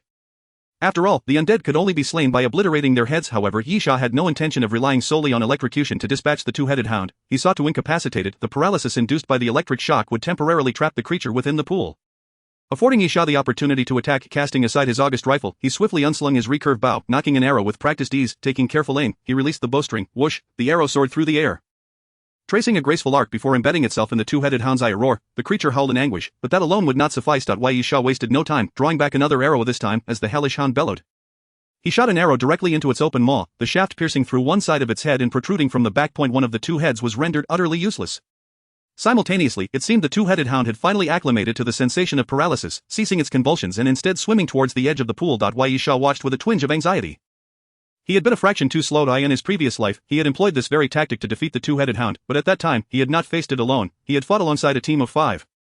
Their combined firepower far superior to his solitary efforts. Moreover, by the time he had arrived in the City of Eternal Night, he had already undergone significant enhancements after 2 previous missions. However, this time, he found himself at the first station of the death train, and his power had not yet reached its peak, having only consumed 1 bottle of body-enhancing serum and 1 of the golden gene serum. Thus, a flicker of anxiety crossed Yisha's face, and he mentally urged himself to remain calm. Moments later, the two-headed hound finally emerged from the pool, shaking its head before letting out a low growl directed at Yisha. Then lunging forward in a flash. Yisha promptly discarded the recurve bow, drawing his dagger instead. Clang! The two-headed hound reached Yisha, raising its paw to strike down upon the dagger, resulting in a sharp clash. The force behind the blow nearly caused Yisha to lose his grip, threatening to send the dagger flying from his hand. Even so, he was knocked back 2 steps by the sheer power of the strike. In that instant, the remaining head of the two-headed hound lunged forward, toppling Yisha to the ground. Thud! As Yisha hit the ground, the hound's paws pinned him down, holding him firmly in place. Yisha let out a low growl, declaring, "I have vowed that in this life, no one shall slay me again." Suddenly, he found himself pinned to the ground, struggling to break free, yet, refusing to yield, he swiftly raised his hand and plunged his dagger into the neck of the two-headed hound. The creature let out a furious roar, and the remaining head lunged forward, attempting to bite him. With a swift movement, Yisha evaded, causing the two-headed hound to crash into the ground. In the next moment, as the hound opened its gaping maw to lunge at him once more, Yisha quickly drew his firearm and thrust the barrel into its mouth. "Die for me," he growled. Bang, bang, bang. He relentlessly pulled the trigger until the last bullet was spent. At which point a gaping hole erupted at the back of the hound's head, its massive body collapsing atop Yisha. "You have slain the two-headed hound." Cumulative count. 1. Apocalypse reward, Blood Fong. Gasping for breath, Yisha finally managed to push the hound's lifeless body off him. What a harrowing experience. Either he would have blown the hound's head apart, or it would have torn off his arm. Both outcomes were equally plausible. With a wry smile, Yisha mused, "My luck seems rather favorable." That he discarded the hound's fangs into his backpack and glanced at the sky, a slight frown creasing his brow. He had tarried too long. The time it would take to return on foot to his stronghold was becoming pressing, as encountering the undead during the night would not bode well. Very well. Yisha inhaled deeply. "I shall temporarily rest here this evening. After all, the zombies in the villa have mostly been eradicated." As he contemplated, he headed back to the villa. By mostly eradicated, it meant there were still a few lingering zombies. Wandering about the second floor, the living room on the first floor was a necessary passage, so Yisha had to ensure the area was cleared of the undead. The golden gene serum was located on the 3rd floor, where the zombies also needed to be dealt with. However, the second floor, which he did not need to enter, was left untouched. Fortunately, those remaining zombies were merely ordinary ones, easily dispatched by Yisha, given his current prowess. As long as he was not besieged by hundreds of them, he would face no peril. Ascending to the second floor, Yisha affixed a scope to his august rifle and, using the staircase railing for support, methodically dispatched the wandering zombies with precision shots. In approximately 15 minutes, all of the dozen or so zombies on the second floor had been eliminated. Upon entering, he cautiously checked for any stragglers. Confirming the area was clear, he securely sealed the doors and windows. With roughly 2 hours until the onset of the zombie night march, the dense horde would be formidable. Even ordinary zombies could pose significant threats. After spending nearly half an hour setting up defenses, Yisha proceeded to the study on the 3rd floor, where the golden gene serum was previously located, leaning against the wall to take a moment's respite. As he retrieved some biscuits from his backpack, he was suddenly startled by a distinct cracking sound. Yisha froze, feeling a slight weight behind him. Instinctively, he turned to face the wall. The wall had sustained damage during the earlier battle, revealing a crack nearly half a meter long. Was that sound the wall fracturing? No, it could not be. Yisha listened intently. The cracking noise was unmistakably the sound of metallic mechanical parts shifting. He pressed his hand against the wall and pushed forward, causing it to split open and recess inward. Chapter 26. The hidden chamber. Is there truly a hidden door? Yisha exclaimed in astonishment. This study contained not only a concealed safe embedded in the wall and a secret door for the hunting dog's security system, but also an undiscovered space. As the wall caved in, he caught sight of a metallic sheen at its edge. Raising his weapon, he pressed against the wall once more, which soon yielded entirely, revealing an entrance. The passage was somewhat small, about a meter in height. Cautiously bending at the waist, Yisha gripped his handgun tightly, advancing slowly into the newly revealed area. Behind the hidden door lay a modest space, roughly 15 to 16 square meters, surrounded by metal cabinets and a metal table. With metal chairs affixed to the floor, the surroundings were easily surveyed, and with no zombies in sight, Yisha felt little concern that he holstered his handgun and stepped inside. This was a place that did not exist in Yisha's memory. In his previous life, after acquiring the Golden Gene Serum and slaying the two-headed hound, he had departed the villa, seeking the serum elsewhere, oblivious to the existence of this hidden door. What might he uncover here? Murmuring to himself, he approached the metal cabinet, which housed numerous folders. Yisha casually opened a few, finding product data reports from the company, most pertaining to ongoing research and unreleased products. Such reports held little value unless they contained complete formulae, which did not require stringent safeguarding. He found little interest in this material. Ordinarily, these documents would drive corporate spies wild, but in a post-apocalyptic world, they were of no consequence. After briefly perusing a few folders, he moved to the metal table and discovered something more intriguing. On May 20th, a document from headquarters stated that negotiations with Tomorrow Star Machinery Company had concluded, and a collaboration on the Arbiter project would commence, with the laboratory to be established in the city of Eternal Night. On September 11th, 3 months into the project, Subject 1, the Bronze Arbiter, had failed. Headquarters decided to increase investment. I voted against it, but my voice was drowned out by their enthusiasm for the project. On October 28th, Subject 2, the Silver Arbiter, also met failure. Tomorrow Star Machinery assured success, provided the power source could be resolved. On January 1, the new year began with hopes for good fortune, as experiments commenced on Subject 3. The Heavy Metal Arbiter, despite high hopes, it too failed, prompting headquarters to consider withdrawing funding. On February 7th, after renewed negotiations, Tomorrow Star Company agreed to offer a 25% stake in exchange for renewed funding, leading to a fourth round of experiments. On May 1, Subject 4, the Prism Arbiter, astonishingly succeeded, yielding results after nearly a year of effort. However, the laboratory indicated that the Prism Arbiter still exhibited flaws needing refinement.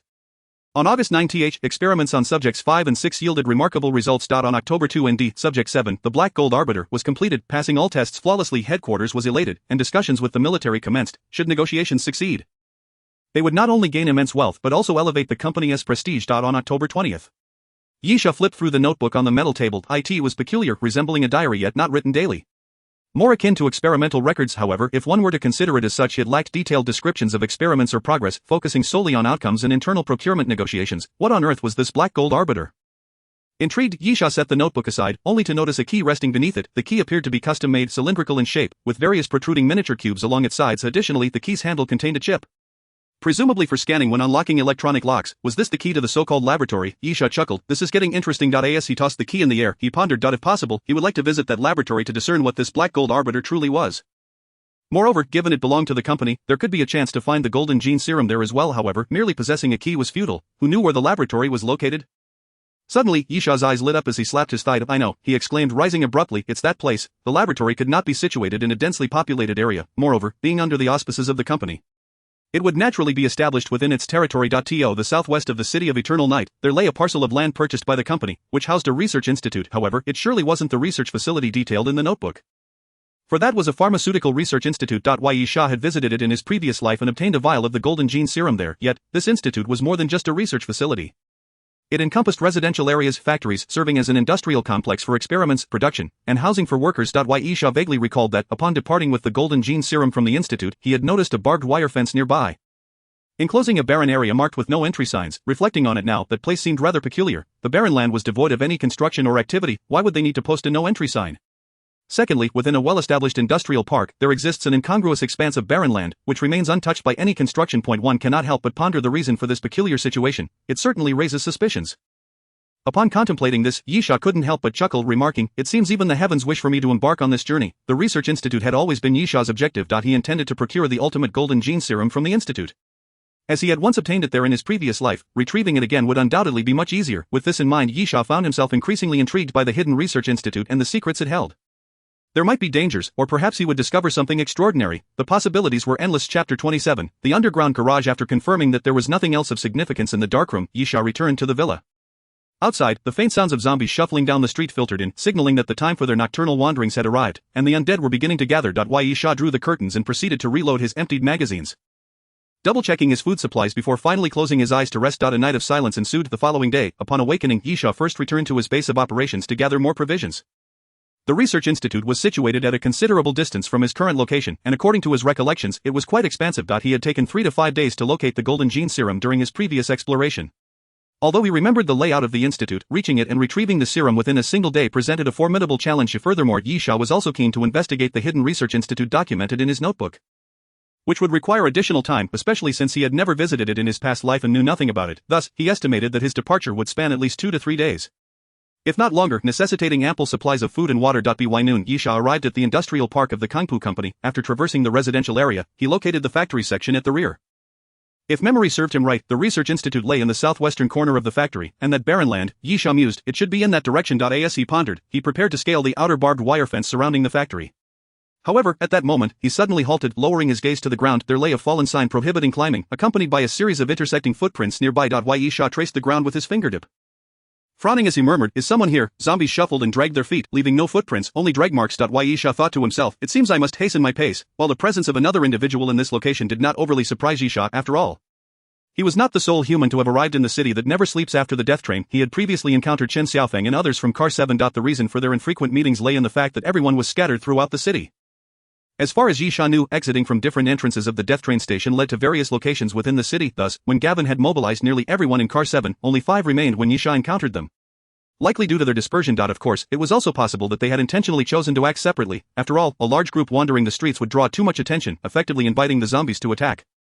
Moreover, given the vastness of the city, encounters were rare but not impossible. Yisha paid little mind to this. Survival in the post-apocalyptic world necessitated a constant awareness of fierce competition. He firmly believed he would be among the last to survive. Rising to his feet, Yisha scaled the barbed wire fence and proceeded toward the barren land. Even if someone else had reached the golden gene serum first, he was confident he could locate another vial. Thus, he found himself more interested in the hidden research institute. The barren land was conspicuous within the expansive factory grounds, clearly marked by barbed wire and a no-entry sign. Approximately 15 minutes later, Yisha arrived at the barren land. After rolling over the barbed wire, he wandered around and soon discovered an underground garage nestled in a corner. This was absurd, Yisha chuckled, with such a vast area above. They opted for an underground garage instead of a parking lot. Surely no one could be foolish enough to employ such a ruse. Shaking his head, he found the situation too suspicious. How naive must one be to conceal a research institute in such a manner? Of course, it was also possible that the research institute was not a secret within Kangpu company, or perhaps Yisha was mistaken and there was no research institute at all. Regardless, now that he was here, he was determined to investigate. Upon entering the underground garage, Yisha was surprised to find numerous vehicles parked within. Many of them were damaged. The air was tinged with a faint metallic scent of blood. Instantly alert, Yisha noted the destruction of the vehicles and the blood in the air, indicating the potential presence of zombies, despite not seeing any signs of them at that moment. With a click, Yisha raised his August rifle, pulling back the bolt and cautiously advancing forward, weapon at the ready. As he ventured deeper into the garage, the scent of blood grew increasingly potent. Suddenly, Yisha stopped. Sensing a sticky substance beneath his feet, lowering his gaze, he shifted his foot aside to reveal a pool of thick blood. His brow furrowed deeply. This was not just blood, but fresh blood, still liquid and uncoagulated. What did this signify? Perhaps this underground garage had recently witnessed a massacre. Suddenly, a muffled thud echoed in front of him, and a dark figure tumbled from the ventilation duct. Who is it? Yisha shouted, swiftly raising his weapon and advancing a few steps, only to realize that the falling shadow was nothing more than a mangled corpse, its innards scattered about. Without hesitation, he aimed his gun at the ventilation duct. But in that instant, the grate covering the duct shot open, tumbling through the air towards Yisha. With a swift motion, Yisha swung his rifle, deflecting the grate, just as a zombie lunged from the duct. Barreling towards him, quick on his feet, Yisha rolled to the side to evade the creature's attack, glancing up to see a crawler. The creature lurking within the duct was a notably smaller variant of the crawler, its crimson tongue protruding from its mouth, flicking about, while remnants of flesh still lingered in its gaping maw. Clearly, this crawler had just been feasting, likely on the unfortunate souls who had arrived here via the death train. For aside from those aboard the train, there should be no other living beings in the city that never sleeps. Chapter 28, Confrontation in the garage. Yisha wasted no time, before the crawler could move. He swiftly squeezed the trigger, unleashing a barrage of bullets upon it. This crawler was considerably smaller than those he had encountered before, rendering it weaker in comparison. Having dispatched a crawler previously, Yisha felt no fear facing another. The sound of gunfire erupted. Bang, bang, bang. The August rifle fired continuously, bullets striking the crawler's head and splattering blood. The creature roared in agony, pressing forward despite the relentless hail of bullets that slowed its advance. Yet, the bullets, while hitting their mark, failed to penetrate its skull entirely, thus preventing a fatal blow. Yisha remained composed, retreating while maintaining his fire, confident in his ability to handle this crawler, despite being a mutated zombie. This crawler was relatively feeble. With continued firepower suppression, it would inevitably succumb. Yisha was certain he could deal with this crawler with ease. However, to his astonishment, a sudden crack reverberated from above. He glanced up in alarm to see a tear forming in the ventilation duct. Damn it, there is more than one. In the next moment, a crimson tongue shot forth from the rent in the duct. Yisha quickly raised his hand to shield himself, but the tongue sliced through the fabric of his sleeve, leaving a strip of cloth dangling. Fortunately, he wore a metal wrist guard, preventing any injury. As long as he remained uninjured and did not bleed, he would not be susceptible to the zombie virus. However, the emergence of a second crawler certainly complicated matters. As he contemplated his next move, Yisha swiftly distanced himself from the two crawlers. Yet, these creatures were not ordinary zombies, they were remarkably swift, akin to lizards, darting across the ground with alarming speed, quickly closing the gap between them and Yisha. Without hesitation, he raised his rifle and fired again, the bullet striking one of the crawlers and momentarily halting its advance. However, this reprieve was fleeting, as he soon realized he was out of ammunition. Yi Sha had previously unleashed a barrage of bullets, and now his ammunition was entirely expended. Without a moment's hesitation, he discarded his rifle and drew his handgun. Resuming fire upon the two crawling creatures. He then turned and fled, noticing one of the crawlers pursuing him. In a sudden leap, he sprang onto a nearby vehicle. Bang! The crawler collided violently with the front of the car, denting it significantly. Seizing the opportunity, Yi Sha leapt down onto the back of the crawler, unsheathing his dagger and plunging it downwards with ferocity. Thud! A muffled grunt escaped as the dagger pierced the crawler's skull. Exiting cleanly, you have slain a crawler. Cumulative total 2. Despite dispatching one crawler, Yi Sha remained vigilant, for the second crawler was already lunging towards him. He swiftly extended his arms, enveloping the creature in an embrace. After consuming a vial of physical enhancement serum and another of golden gene serum, Yi Sha felt his strength surge, far surpassing his previous capabilities, enabling him to confront the crawler with audacity. Bang! He hurled the crawler to the ground and delivered a devastating elbow strike to its head before it could open its mouth. At this moment, the benefits of his mastery in mixed martial arts became evident. Following the elbow strike, he executed a swift roll, ensnaring the crawler's head between his legs in a crosslock position, firmly restraining it. Yi Sha growled fiercely, "Go to hell!" Crack! With a forceful twist, the crawler's neck emitted a sharp snap. Its head spinning grotesquely to one side, the bones shattered, leaving only the flesh hanging limply. You have slain a crawler. Cumulative total 3. The mysterious voice echoed, allowing Yi Sha's heart to finally ease. The presence of that voice signified the demise of both crawlers. However, neither of the creatures had yielded any spoils. This reinforced Yi Sha's earlier hypothesis. Perhaps due to the first kill, mutated zombies tended to drop items, but subsequent kills on the same type yielded significantly diminished chances of reward. Yi Sha sat on the ground for a moment before rising to retrieve his august rifle. Continuing his advance, the underground garage appeared far more perilous than he had anticipated. Encountering two crawlers at the outset suggested further dangers lurked within. Proceeding cautiously, Yi Sha found no additional zombies nor the elusive research facility he sought, yet he remained skeptical, sensing something amiss in this place. Fortune favored the diligent, and soon Yi Sha discovered an elevator. A smile broke across his face, for directly above the underground garage lay an expanse of desolation. Where could the elevator lead? He promptly entered the elevator, which, as expected, descended only to one level, B1. Pressing the button for B1, the elevator sank, and shortly thereafter, its doors opened to reveal a metallic corridor. Indeed, he had surmised correctly, this must be the so-called Arbiter Research Facility. Yi Sha mused as he strode into the passage.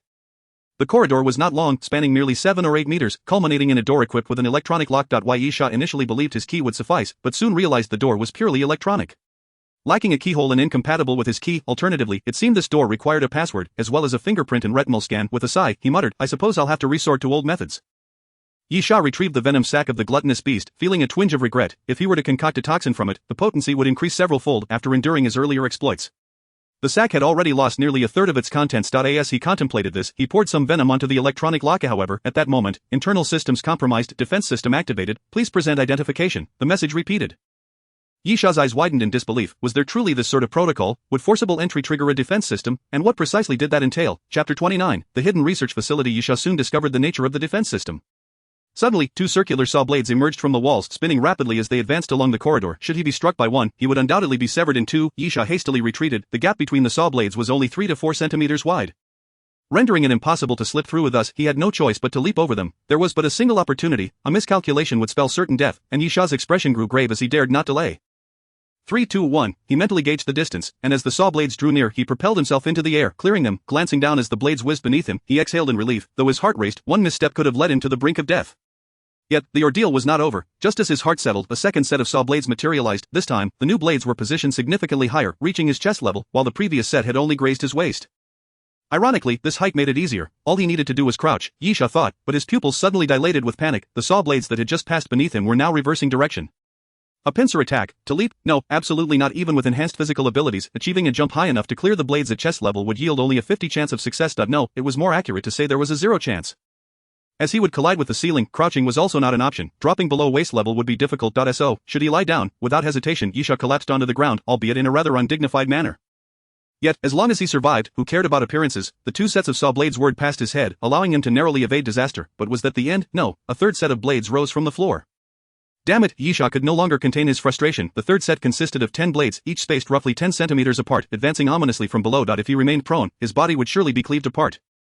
What then? Jumping was out of the question, crouching was impossible, and even lying down had become perilous. Yi Sha swiftly raised his weapon and fired at the saw blades, but hitting the flat surfaces proved challenging.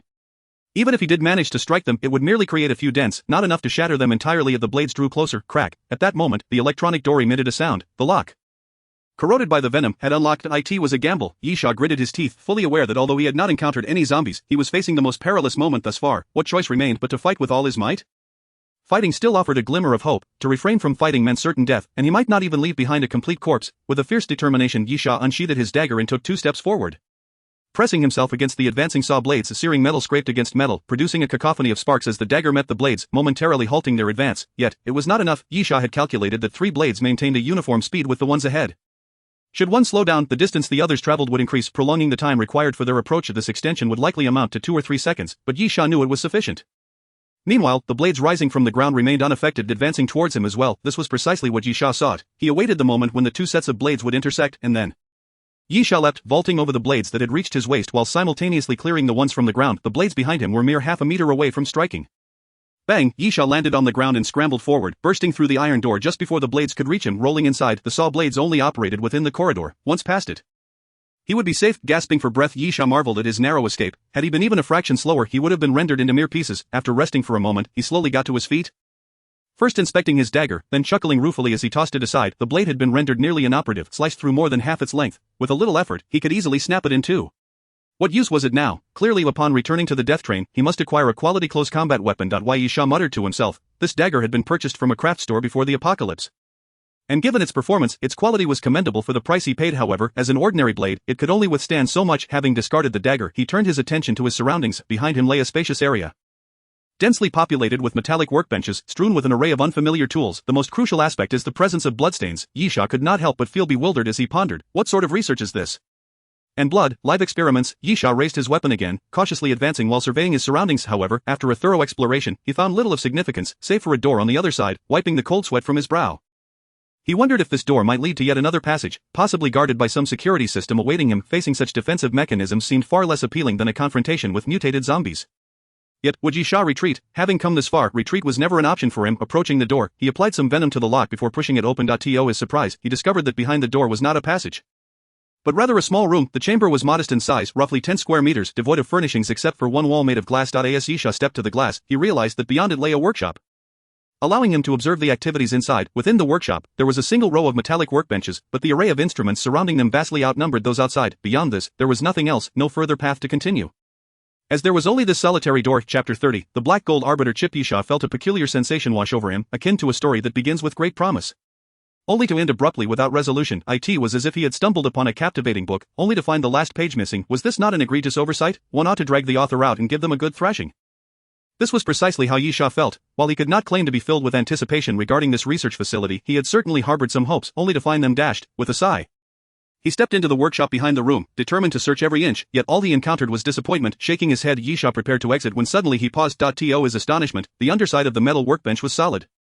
The other benches were hollow. Why was this one different? Yisha immediately began to explore beneath the workbench, and after a moment, his eyes lit up as he discovered a panel. Upon lifting it, he found a keyhole nestled within. Yisha burst into laughter, exclaiming, "At last, I have found it." Without hesitation, he retrieved the key and inserted it into the lock, his heart leaping as it fit perfectly. Surrounding the keyhole, tiny infrared beams emanated, scanning the key's perimeter with precision. Click, a soft sound echoed as 2 metal plates beneath the workbench slid open, revealing a hidden compartment. Within that compartment lay a solitary box. Nothing else was present. Yisha retrieved the box and opened it to find a chip, approximately the size of 3 merged thumbs. "Congratulations, you have obtained the Black Gold Arbiter chip," a mysterious voice intoned. Yisha wore a perplexed expression. What was the meaning of this? He had acquired the Black Gold Arbiter chip, but where was the Black Gold Arbiter? What purpose did this chip serve? Yisha slapped his forehead, suddenly regretting his discovery of the hidden chamber. Initially, his plan had been straightforward: acquire 3 vials of the Golden Gene Serum and return to the death train. Now, due to the so-called Black Gold Arbiter, everything had become complicated. Yisha meticulously examined the space beneath the workbench, confirming there was nothing else of interest before reluctantly placing the enigmatic Black Gold Arbiter chip into his bag. Just then, he noticed a surveillance camera. Yisha's eyes brightened. Perhaps this held the key to unraveling the mystery. He whispered to himself that the camera's footage would transmit directly to a computer and be stored there. However, some advanced models were equipped with built-in hard drives, ensuring that the footage remained safe even if the computer's data were lost. Yisha promptly dismantled the camera in the corner and pried it open, revealing a small hard drive inside. He believed that by examining this device, he could discern the true nature of the Black Gold Arbiter. After securing both the Black Gold Arbiter chip and the hard drive, Yisha noticed additional surveillance cameras in the workshop. He dismantled several of them as well, ensuring he could uncover the research being conducted here before finally leaving the facility. Upon exiting the research center, Yisha glanced at the sky, which was rapidly darkening. The zombie night was approaching. A bitter smile crossed his face as he realized his earlier estimations had been flawed. He had anticipated a lengthy stay at the facility. Yet this so-called hidden laboratory was surprisingly small, allowing him to complete his exploration in just an hour. With that in mind, he resolved to seek out another location, determined to secure the third vial of the golden gene serum tonight and return the following day to prepare for a direct journey back to the death train. Yisha murmured his resolve and hastened through the factory grounds toward another research facility. This new research center appeared more legitimate. In reality, it was a publicly accessible pharmaceutical research facility operated by the Kangpu Corporation. Renowned throughout the city for its development of various health products, thus, the tasks issued by the death train were indeed feasible. Those who were diligent could easily ascertain the origins of the golden gene serum from Kangpu Corporation, thereby pinpointing locations that undoubtedly contained it, such as this very research facility. The building itself was a dome-shaped structure, architecturally distinctive. Upon entering through the main entrance, Yisha encountered ticketing machines reminiscent of those found in subway stations, requiring an identification card for entry. Naturally, Yisha had no such card, but with no living soul in sight who would care whether he possessed one, he simply vaulted over the ticket machine and continued onward. Soon Yisha found himself before a cluster of 20 to 30 elevators. The pharmaceutical research facility comprised 5 floors, 3 above ground and 2 below. The upper 3 levels were primarily designated for testing, discussions, and record-keeping, featuring numerous meeting rooms and office spaces. The lower 2 levels, however, were where the actual development took place. With this in mind, Yisha had little interest in the upper floors. His destination lay in the depths below, specifically the lowest level, where he distinctly recalled having discovered the golden gene serum in his previous life. Entering the elevator, he noted that the facility's electrical systems remained intact, allowing the elevator to function normally. After pressing the button for the B2 level, he leaned against the wall, closing his eyes to rest. Yisha contemplated the footprints he had seen earlier, indicating the presence of other humans within the factory grounds. Were these individuals searching for the golden gene serum, or had they already located the research facility? If someone were to reach it before him, what would he do? Yisha realized he needed to devise a strategy. Suddenly the elevator emitted a loud noise, causing Yisha to snap his eyes open and scan his surroundings. The lights within the elevator began to flicker erratically, casting an unpredictable glow. Thud, thud, thud. From above, he could faintly hear sounds, as if something were stomping on the ceiling. Yisha raised his august rifle with one hand and drew his pistol with the other, cautiously listening and trying to pinpoint the source of the noise. Abruptly, Yisha aimed his gun toward a corner of the elevator ceiling and fired. Bang, bang, bang, bang, bang. The bullets tore through the ceiling, creating a multitude of holes. The sounds intensified, suggesting that something was moving rapidly above. It seemed that whatever was up there was not particularly large. Then, with a resounding crash, a significant opening appeared in the elevator ceiling, and a shadowy figure tumbled down into the elevator. Chapter 31. This is the apocalypse. Yisha raised his pistol, aiming at the shadowy figure that had fallen, and squeezed the trigger repeatedly. Yet, the figure moved with remarkable speed, evading the gunfire and taking refuge in a corner. Gasping, Yisha was taken aback to discover that the shadow was the form of a zombie infant. Its head as large as a basin, its skin was a sickly gray emitting a foul odor, and its gaze was vacant, devoid of thought, acting solely on instinct. In the next moment, the zombie infant lunged forward. Yisha quickly fired several rounds, but this creature was unlike ordinary zombies. It moved with incredible swiftness, making it difficult to hit. In an instant, the zombie infant collided with Yisha. Remaining calm, he felt a sharp pain in his chest. Yet, it was merely an infant, and even as a zombie, its strength was limited. Yisha swiftly reached out, grasping the back of the zombie infant's neck, and forcefully slammed its head against the elevator wall. As the lifeless body slid down to the floor, Yisha raised his weapon once more. Bang, bang. With 2 precise shots, he obliterated the zombie infant's head, and it convulsed on the ground for a moment before finally becoming still. After a brief hesitation, Yisha crouched down and gently closed the infant's eyes. He felt no sympathy for anyone, nor did he trust anyone, for the lessons of his previous life had taught him the harsh realities of human nature. In this world, one could only rely on oneself, yet, how could one speak of humanity in relation to an infant? All that remained was pity for a being that had only recently entered the world, now transformed into a zombie. If there was to be hatred, Yisha looked at the lifeless form of the zombie infant and thought, let it be directed at this damned world. After Yisha finished speaking, he opened the emergency exit on the ceiling of the elevator and climbed out directly, for the elevator had ceased to function. Fortunately, it was nearly at the ground floor. Once Yisha emerged from the elevator, he swiftly descended the maintenance staircase and forcefully pried open the elevator doors, entering the lower level of the research facility. Upon entering, Yisha was momentarily taken aback. Behind the elevator lay a corridor, which was shockingly filled with the lifeless bodies of several zombies, all with their heads blown apart. There were at least a dozen. Yisha frowned and remarked, it seems someone has gotten here first. These zombies were supposed to have been lurking within the corridor, yet they were all dead, clearly indicating that someone had come through and eradicated them. Yisha straightened up and said, it appears I must hasten my pace. He quickly traversed the corridor, moving forward with determination. In truth, the fact that someone had arrived before him was not entirely unfavorable. Yisha perceived these individuals as either vanguards or expendable pawns. What troubled him, however, was the manner in which these zombies had perished. All had been shot in the head, displaying bullet holes both in their skulls and bodies. This was a significant indication. The adversary possessed firearms. Guns were not only effective against zombies but could also be lethal to Yisha himself. A single rifle could endow an ordinary person with considerable combat prowess, provided there were sufficient bullets. Despite these thoughts, Yisha did not falter in fear but continued to advance, for in this world one must invariably take risks to uncover the outcome. As he proceeded, encountering no obstacles along the way since the zombies had been cleared, Yisha found his journey relatively smooth. After what felt like an eternity, upon crossing another corridor, he suddenly halted. There was commotion. Yisha strained to listen and could faintly discern the low growls of zombies interspersed with human shouts and the sound of gunfire. Together, these noises painted a clear picture. A battle was underway. Yisha swiftly dashed through the corridor and concealed himself at its entrance, peeking outside. To his surprise, he recognized the individuals engaged in combat with the zombies. They were the very people from carriage number 7. Among them were Gao Wen, Qinyu, Wu Liangrun, and Gan Lin, with Lin Jitai having already perished. Outside the corridor lay an iron bridge spanning only 3 to 4 meters, beneath which was a lateral corridor completely blocked by zombies. Help! Help! Gan Lin cried out desperately. For some reason, while the others had managed to cross the iron bridge and reach the other side, Gan Lin had inexplicably fallen beneath it. Wu Liangrun and Qinyu were firing their rifles at the encroaching zombies. While Gao Wen crouched at the edge attempting to pull Gan Lin up, however, the corridor below was nearly 4 meters high, and despite their best efforts to extend their arms, they were still far too short. Qinyu shouted, "We need to find some rope or something." Gao Wen replied, "Where do you expect me to find rope?" Qinyu fell silent, realizing that while rope might be commonplace, it was not easily sourced in an emergency. Wu Liangrun suggested, "Try the gun." Gao Wen, suddenly enlightened, extended his rifle downward, attempting to let Gan Lin grasp it, yet she still could not reach. A frowning Gao Wen swiftly removed his jacket and tied it to the rifle. Lowering it down this time, Gan Lin jumped and managed to grab hold of the fabric, but, with a tearing sound, the garment could not withstand the weight and tore away. Gao Wen looked at the ripped clothing, a glint of determination in his eyes, and abruptly addressed Qinyu and Wu Liangrun. "Stop shooting. We need to leave." Qinyu and Wu Liangrun were taken aback. "What?" Gao Wen retorted sternly, "It's too late to save her. If that is the case, why waste bullets on her? We don't know what dangers lie ahead. If we exhaust our ammunition, how will we fare?" Wu Liangrun, a resolute character himself, immediately lowered his weapon and stepped back. Qinyu hesitated, glancing back at Gan Lin with reluctance, but ultimately chose to follow Gao Wen's lead. Hearing Gan Lin's curses and witnessing Gao Wen and the others depart, Yisha couldn't help but chuckle. This was indeed the apocalypse. Chapter 32, Temptation. Once Gao Wen and his companions had completely traversed the corridor and vanished from sight, Yisha hesitated for a moment before stepping out from the corridor's entrance and onto the iron bridge.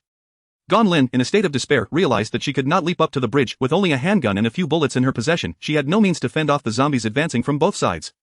It was a grim reality that plagued her thoughts. Just then, Yisha's voice echoed, "We meet again." Gan Lin looked up, her eyes filled with indignation. "It's you. How did you end up here? Come to mock me?" The sudden appearance of someone reignited a flicker of hope within her, but upon recognizing it was Yisha, despair washed over her once more. Their previous altercations and attempts to seize his supplies had already set the stage for mistrust. Yisha would hardly be inclined to rescue her now. The brief glimmer of hope she had felt was extinguished in an instant, yet, in that moment, Yisha unexpectedly inverted his body, hanging upside down from the iron bridge.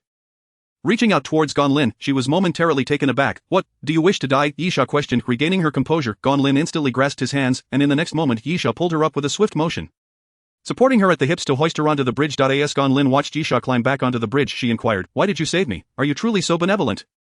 The thought that Yisha could be a good person seemed ludicrous to Gan Lin. Had he been genuinely kind-hearted, he would have shared his food and water previously. Why? Yisha replied, "There is a reason for saving you.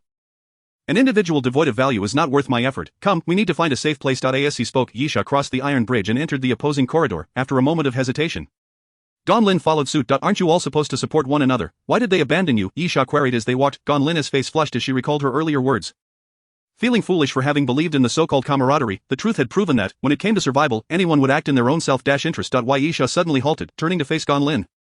"Weren't you seeking to form a team? I will join you." Confused, Gan Lin could not comprehend Yisha's intentions and asked, "What exactly do you want to achieve?" Yisha smiled, "You were searching for the golden gene serum." "Correct. I can assure you, this research facility indeed contains the serum, but there is only one vial. How will you divide it?" "They have already forsaken me," Gan Lin replied. Why? Yisha countered, "You could return to them." A flash of realization crossed Gan Lin's mind, and with a scoff, she retorted, "Divided among 4, you intend for me to sow discord among them and seize the opportunity for myself?" Yisha affirmed. "Exactly. Regardless of who claims it, the others will be dissatisfied. Therefore, why not allow me to take it?" Gan Lin challenged. "From the sound of it, you certainly won't relinquish the serum to me. If that is the case, why should I assist you?" "Because I saved you." Yisha tilted his head. "Alright, perhaps that's not a sufficient reason, but you still have compelling motivation to comply. Otherwise, with your capabilities, you will not escape this place." Gan Lin insisted. "The corridor we traversed earlier was cleared of zombies." Why? Yisha chuckled, "I apologize, but when I arrived, the elevator was already out of order." Gan Lin's expression shifted dramatically. In truth, even with a malfunctioning elevator, one could escape via the maintenance passage. However, Gan Lin was evidently unaware of this, or perhaps, why would an ordinary person concern themselves with the mechanics of an elevator? Yisha had acquired such knowledge only through his past experiences. After a brief moment of contemplation, Gan Lin gritted her teeth. "I can rejoin my team. There is no need for me to stick with you." Why? Yisha nodded. "Of course, but do you believe that once you return, your relationships will remain amicable?" "No, they will resent you, despise you, ostracize you, and if they are ruthless enough, they might even plot to kill you." Gan Lin's complexion paled slightly, her face reflecting a deeper shade of dread. "You're talking nonsense." Why? Yisha replied, "Do you find it hard to believe? They have cast you aside, harboring even greater animosity towards you, yet, this is the reality, having forsaken you, they are uncertain of your true feelings and suspect you may harbor resentment against them. Consequently, they remain wary and fearful of you, resorting to the extreme of contemplating your demise once more to avert any potential reprisal." Gan Lin's complexion turned even paler as she realized the validity of Yisha's words. Even if she were to return, Gao-won and the others would no longer trust her. They would not feel guilt but rather apprehension over whether she might seek revenge for their past abandonment. Keeping a watchful eye on her. As Yisha pointed out, they might even cruelly decide to eliminate Ganlin once again. Yisha patted Ganlin on the shoulder and said, "Consider your options, return to them. Secure the golden gene serum, and I shall take you away. At the very least, you will continue to live, or you can wield your handgun and carve your own path." Having said this, Yisha ceased to engage with Ganlin and continued onward. Whether Ganlin agreed or not mattered little to him. Even if she declined, Yisha was confident in his ability to procure the golden gene serum. Enticing Ganlin's assistance was merely a means to enhance the likelihood of success. Not an indispensable step. Watching Yisha walk away, Ganlin felt a surge of determination. Gritting her teeth, she finally called out, "Can you assist me in obtaining a vial of the golden gene serum?" "No," Yisha replied decisively, "for you do not possess a sufficient price to warrant my assistance." Ganlin clenched her jaw and retorted, "If you help me, you can have whatever you desire." Yisha assessed Ganlin. Acknowledging her beauty, with a pleasing visage and an appealing figure, particularly her long, slender legs. However, he shook his head and replied, "I have no interest in such matters, nor will I risk myself for them. However, I can propose an additional condition. If we acquire the golden gene serum from the research facility, I will reveal to you a location where more golden gene serum can be found." Ganlin inquired, "You won't concern yourself with whether I can obtain it, will you?" Yisha responded, "Unless you possess something that can entice me." Ganlin bit her lip, realizing that this man was impervious to persuasion. What could she possibly offer in exchange? Yisha continued, "If you have made your decision, hasten to catch up. They are nearing the room with the golden gene serum." Chapter 33, Reunion. Gao-won led the way down the corridor, continuously directing Wuliangren and Qinyu, forming a triangular formation. It must be said that in this apocalyptic era, relentless combat serves as the most effective catalyst for growth. Not long ago, Gao-won and his companions were merely ordinary office workers. Bound to a 9-to-5 routine now, they had not only learned to handle firearms but also to coordinate their shots. After clearing another stretch of the corridor of zombies, Gao-won was the first to reach the end. Cautiously peering out into the unknown. At that moment, however, they suddenly heard distinct footsteps approaching from behind. Wuliangren swiftly aimed his gun towards the rear, his finger poised on the trigger. Do not shoot. Ganlin cried out urgently, "It's me, it's me." Qinyu widened his eyes in surprise and asked, "How did you return?" Ganlin explained, "There's a pipe beneath the iron bridge that I managed to crawl through. Those zombies cannot climb, so I utilized it to escape. A fortune favors you," Gao-won said, turning to reveal an awkward smile. "Ganlin, you must understand, we were left with no choice. We attempted to rescue you, but ultimately could not." "Isn't that right?" Ganlin suppressed the urge to lash out, nearly pouting. Gao-won continued, "I acted for the greater good. Since we could not save you, we needed to conserve ammunition to continue combating the zombies. Otherwise, how could we fight them barehanded?" Ganlin retorted, "I never complained. Now that I am back, am I still counted among the team?" Gao-won replied, "Of course you are." Ganlin added with a hint of sarcasm, "You don't consider me a burden?" Gao-won chuckled awkwardly. That was said in a moment of anger. "Do not take it to heart." Ganlin nodded, not wishing to debate further. She extended her hand, saying, "My pistol fell beneath the iron bridge. Please give me a gun and some bullets.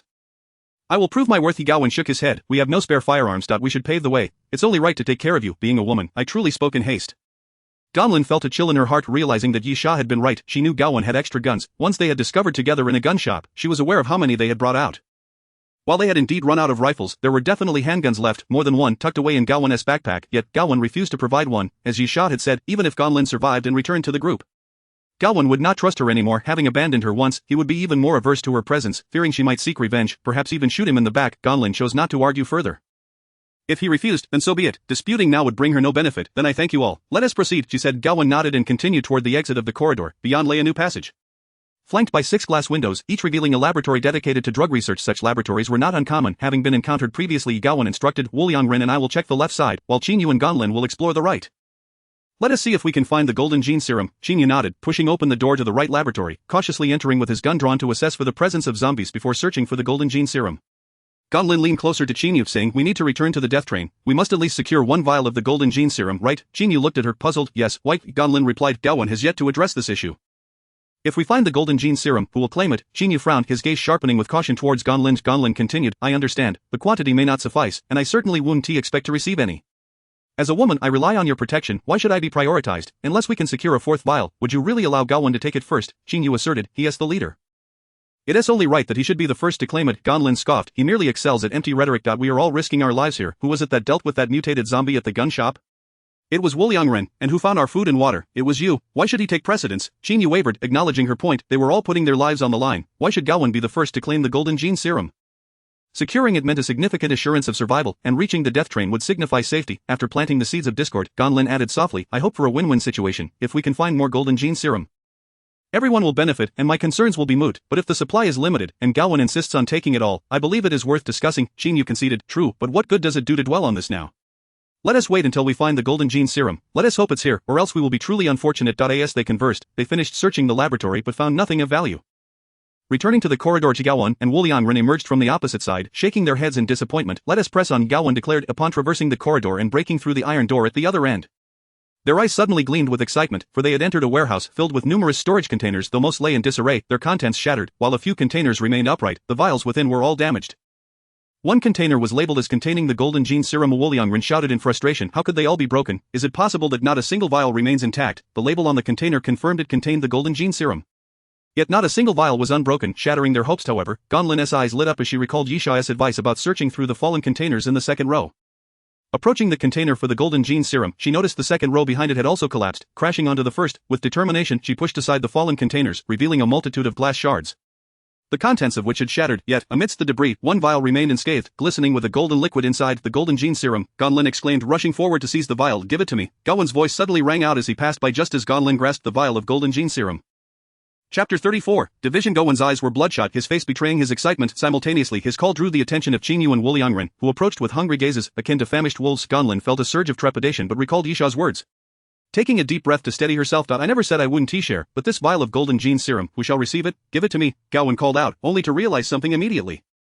And he quickly clarified, "I merely intend to hold on to it for now. Even if there is only one bottle at the moment, it matters not. We can depart from here and seek elsewhere." "Surely, we will manage to gather 4 bottles," Ganlin chuckled and responded, "Of course, since we are a team, it is only right that those who have obtained it assist those who have not." Gaowen nodded earnestly, asserting, "This is precisely my thought. Otherwise, what would be the purpose of forming a team? Rest assured, having found at least one bottle marks a good beginning. Everyone will find theirs," Ganlin countered. "But why should you be the one to take it first? I believe Qingyu has exerted greater effort and should be the one to receive it first." Gaowen frowned, stating, "As the captain, it is only natural that I take it first," Ganlin retorted. "Regardless, even if Qingyu were to take it first, he would still assist us in our quest for the golden gene serum. So why must you, as captain, take precedence? Why not allow him to have it first?" Gaowen furrowed his brow in frustration. He suddenly felt that Ganlin was quite a challenge to eye in his memory. Ganlin was a woman of little opinion, merely echoing what others said, yet now she was entirely different. Gaowen bit his lip, contemplating how to refute Ganlin's argument. With his silver tongue, he had always maintained the upper hand, but the current situation left him unable to counter. Would there be doubt about Qingyu taking the golden gene serum and then abandoning them? That would spell disaster for their team. Insisting on his role as captain and thus taking it first seemed futile.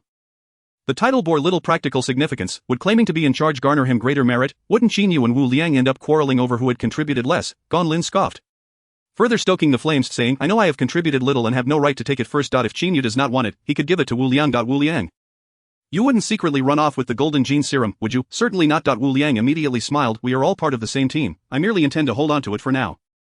And I will surely help everyone find the golden gene serum." Ganlin turned to Gaowen and said, "Gaowen, you claim to be the captain. After all, taking the golden gene serum does not signify the end of our team.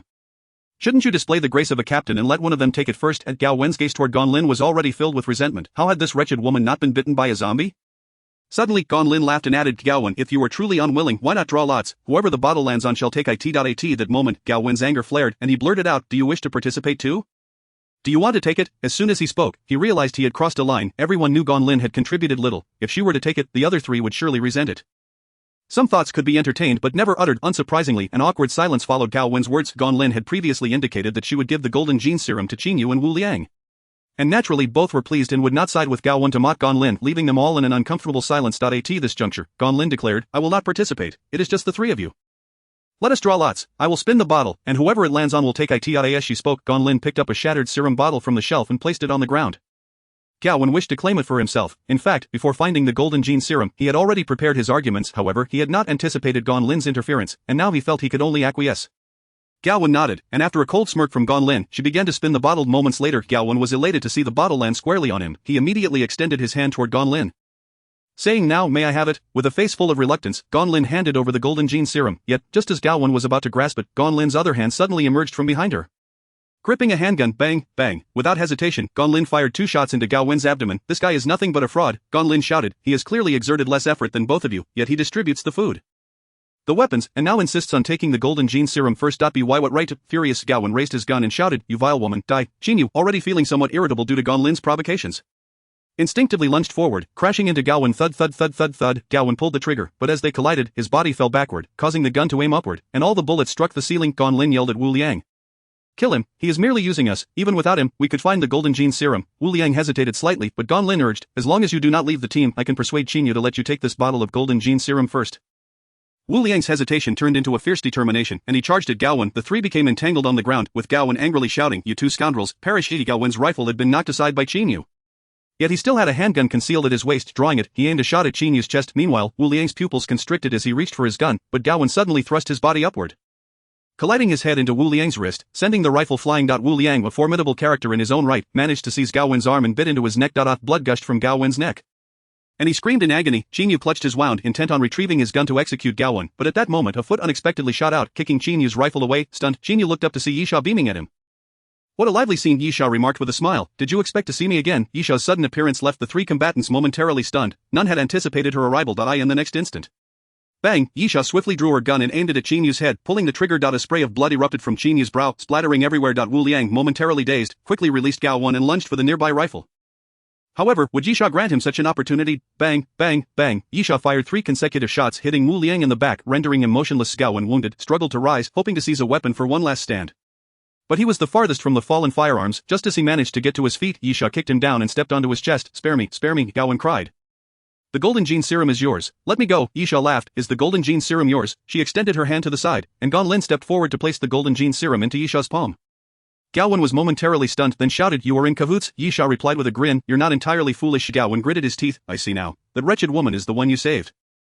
Gan Lin kicked Gao Wen in the face, saying fiercely, "Now you know fear. Now you know to beg for mercy." Yisha raised her hand to stop Gan Lin, then said, "Let us be direct."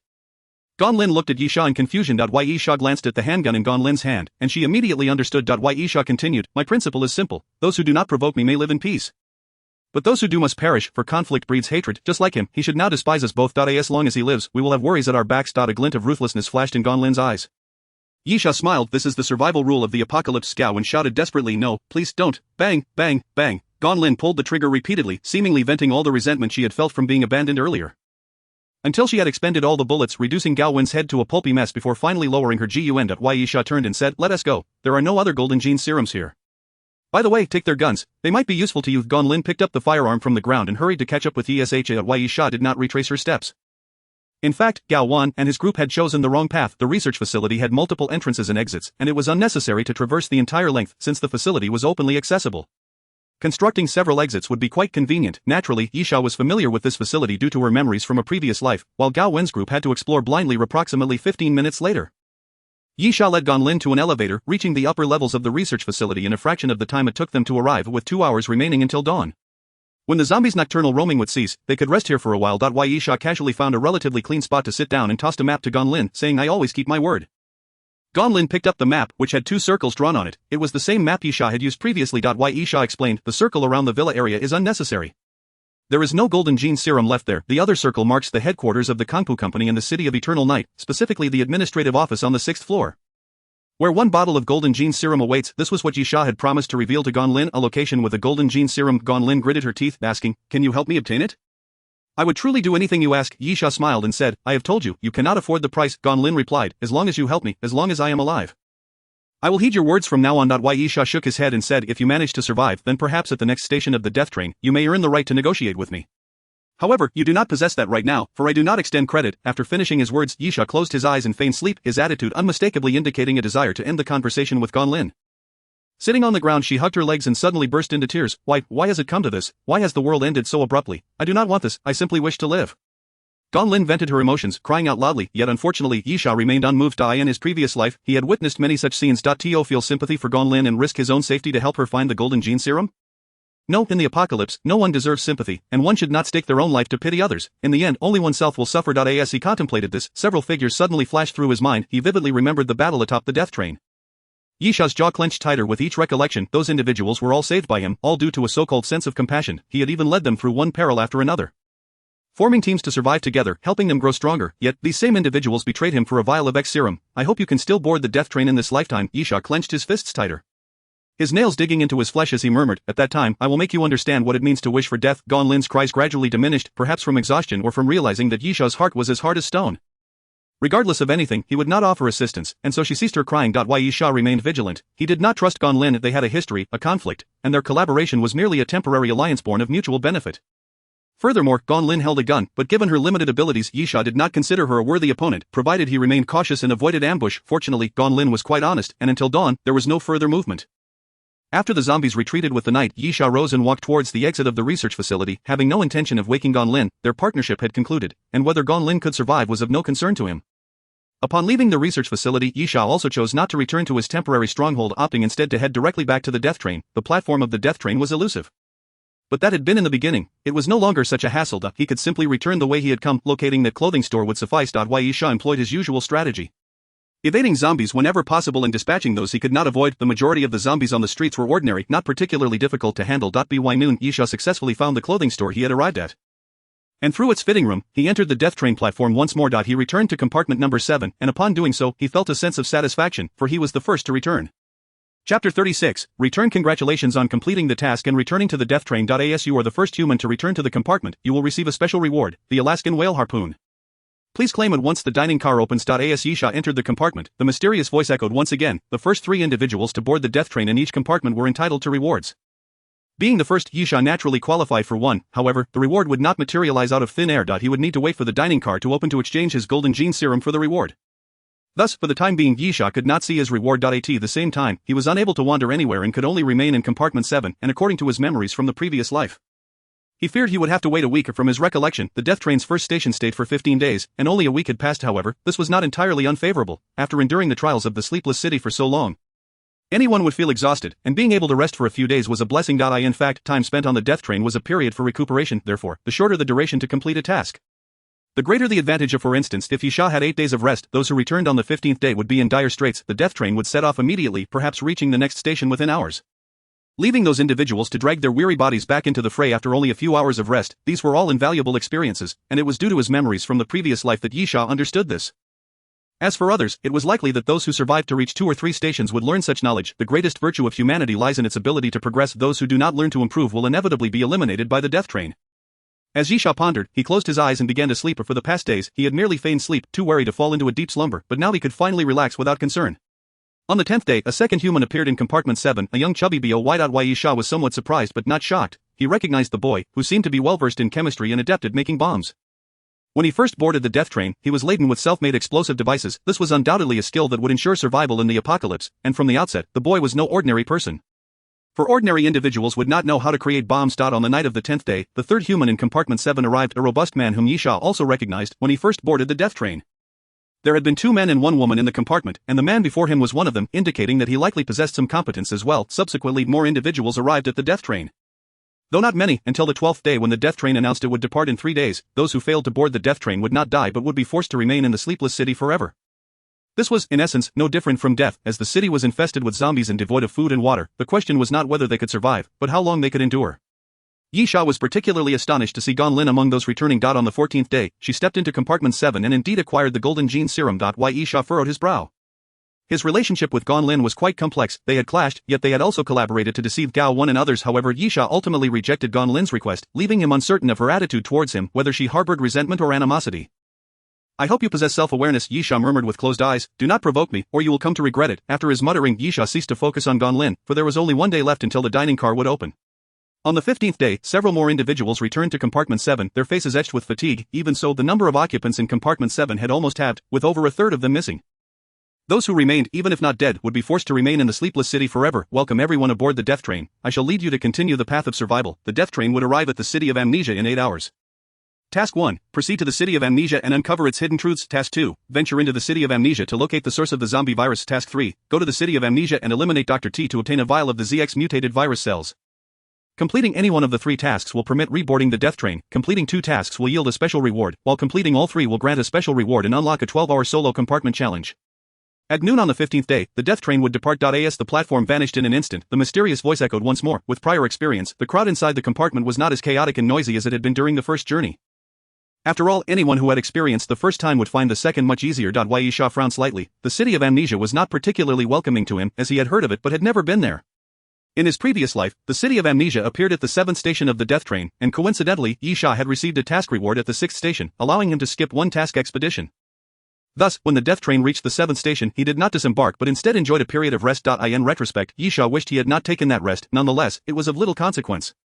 Yisha licked his lips confidently and declared, "No matter where I go, nothing will deter me." In his previous life, Yisha, like most others, had grown from a novice, traversing through numerous death train stations to become one of the few strong individuals aboard the death train. In contemporary times, Yisha believes that his mindset, knowledge, experience, and initial strength are all significantly superior to those of his previous life, and thus he should naturally progress further simultaneously upon the mysterious voice announcing the departure of the death train and the tasks at the second platform. The dining car has once again opened for business. This is undoubtedly the best news for everyone, as food, water sources, and opportunities for item exchange and enhancement can only be accessed once the dining car is operational. Chapter 37, Self-Armament. Yisha is confident that after the first platform, many individuals must have acquired various items from the zombies, therefore, the method of obtaining skeleton coins through trade at the dining car will surely be unearthed by some. However, prior to that, the majority of people's attention remains fixated on the food and water within the dining car, especially after the lessons learned from the City of Eternal Night. It is certain that many will stockpile food and water should they have the chance to exchange for skeleton coins. To avoid facing a scarcity of these essentials, nevertheless, although Yisha has not visited the City of Amnesia, he has heard discussions from those who have, and he knows that the place is not lacking in food or water, making it unnecessary to expend skeleton coins on such matters. Therefore, what he should focus on now is enhancing his strength. Yisha approaches the bar of the dining car alone, placing 2 bottles of golden gene potion upon the counter. He states one bottle is a dead IO, while the other is for a task. The proprietress, smiling as warmly as spring, replies, "I appreciate trustworthy individuals like you." As she speaks, she places a small knife with a nylon sheath on the counter. Yisha is momentarily taken aback. Is this his reward? He slaps his forehead, realizing, so that's what it is. As the first human to return to the carriage, Yisha's unique reward is the Alaskan whaling fork. Initially, he thought it to be a weapon akin to a harpoon. As long as it is functional, he does not mind its appearance. Now, he recalls that this Alaskan whaling fork is not a mere harpoon. Its full name should be Tactical Edge Alaskan Whaling Fork Survival Knife. This is a renowned outdoor survival knife, tested in the wilds across the globe. Yisha picks up the Alaskan whaling fork and requests. Check details. Name, Tactical Edge Alaskan Whaling Fork Survival Knife. Total length, 30.48 cm. Blade length, 17.1 cm. Thickness, 6.5 mm. Hardness, 58 to 59 HRC. Sheath, nylon and engineering plastic. Special effect, when killing a target, it triggers a leeching effect, rapidly healing injuries. In a non-injured state, after triggering the leeching effect, it can swiftly restore stamina. Yisha praises, a splendid item. The proprietress smiles and replies, exceptional performance will naturally yield rewards commensurate with it. Yisha chuckles, inserting the Alaskan whaling fork into the tactical belt at his waist, and continues, I have some items here, please provide a price. Yisha has indeed acquired quite a few items in the City of Eternal Night, including the mutated eyeball of the axeman, scales and claws from the earth dragon, as well as the fangs of the 2-headed dog. Gaining such treasures at the initial first platform is quite a fortune. The proprietress smiles and says, I knew I was right about you. You will be a significant patron. Given this, I can offer you some preferential treatment. For all these items combined, I will give you 8 silver skeletons. How does that sound? Yisha ponders for a moment. 8 silver skeleton coins is indeed a rather preferential price. He estimates that these items are worth around 5 silver skeleton coins, hesitating slightly. He also presents the black gold arbiter chip and asks, what about this? The proprietress inspects the black gold arbiter chip closely, then shakes her head, saying, sorry, this item is not on the trading list. However, I know what it is, and you may purchase the item. Details from me. As she speaks, she rubs her fingers together, making a gesture for money. Yisha inquires, how much? The proprietress responds, 50 silver skeletons. Yisha nearly spits out blood. He has barely reached double digits, and she demands 50 outright. The proprietress explains, trust me, the higher the price of the information, the higher the quality of the item. The problem is, I have no money. Yisha shakes his head. Let us wait until next time. I don't need the money now. I still want to purchase some items. Upon hearing that there is still business to be done, the proprietress beams with joy and promptly asks, what type of list do you require? Or I can recommend some items for you. Yisha replies, first, I need the beginner marksman proficiency, then I require a decent bow and, of course, arrows. Before the City of Eternal Night, Yisha did not purchase the beginner marksman proficiency due to a lack of skeleton coins, but now the situation is different. In his previous life, Yisha had attained master-level marksman proficiency, and now, with past experience, he will surely achieve master-level proficiency even faster this time, making it a worthwhile purchase. The proprietress nods and produces a black composite bow, stating, I recommend this specially crafted composite bow named Black Hawk, capable of utilizing 5 different types of arrows, and most importantly, it can be upgraded. Yisha inquires, upgrade? The proprietress confirms, this Black Hawk can undergo upgrades in technology, vintage, and fantasy types, with the method of upgrading being purchasing upgrade items from me. Yisha asks, what is the price? The proprietress responds, the Black Hawk is priced at 1 silver skeleton. The upgrade items are as follows, the Galaxy Chip for technological upgrades, the Soul Shard for vintage upgrades, and the Endless Bow Spirit for fantasy upgrades, each costing 1 gold skeleton. Yisha gasps, gold skeletons are involved now. However, he quickly understands the proprietress's reasoning for recommending the Black Hawk composite bow. 1 silver skeleton coin is manageable, and if the Black Hawk becomes insufficient in the future, it can still be upgraded. Yisha nods, I'll take it. What about arrows? The proprietress replies, they include burning arrowheads, venom arrowheads, explosive arrowheads, piercing arrowheads, and freezing arrowheads, each priced at 5 copper skeletons. That if you buy 100, I can additionally gift you a pair of archer gloves. Yisha decides, then I'll have 100. 20 of each type. Of the proprietress smiles, I enjoy doing business with straightforward people. Is there anything else you require? Yisha contemplates and states, in terms of skills, I also need basic automotive mechanics proficiency and basic automotive structure proficiency.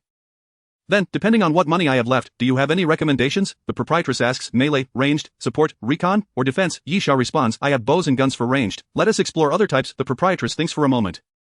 Then retrieves a box from beneath the bar, saying, starry vision goggles, capable of detecting moving targets within a 15-meter fan-shaped area ahead, and they also possess night vision capabilities, priced at 1 silver skeleton.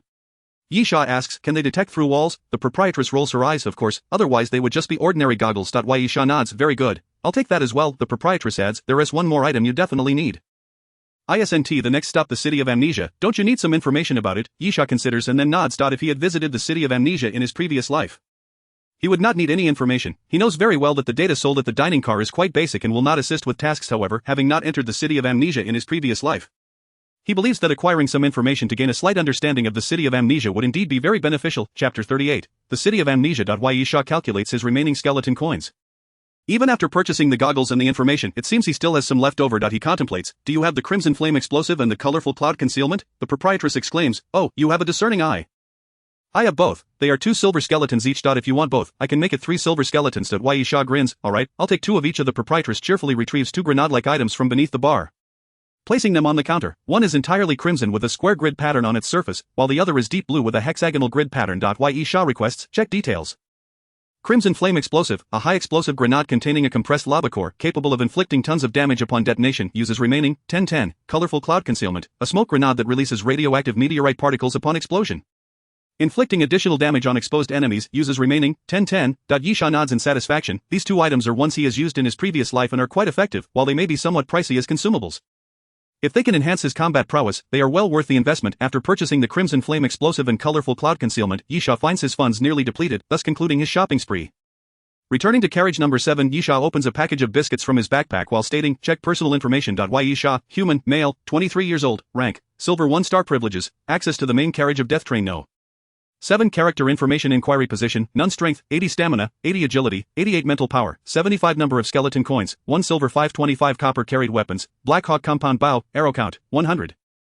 Advanced tactical Alaska whaling fork survival knife, August rifle, standard version, M1911 handgun, standard version, Glock 17 handgun, standard version, carried equipment, anti-stab vest, tactical gloves, tactical belt, starry protective goggles, carried items, crimson flame explosive.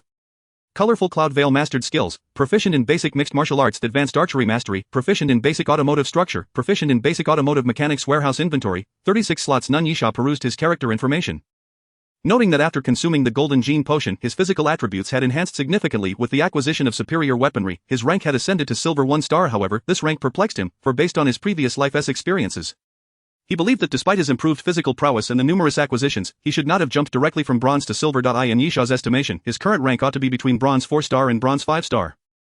It was only when he glanced at the skills section that enlightenment dawned upon him. To his astonishment, his proficiency in archery had advanced from basic to advanced immediately after learning it.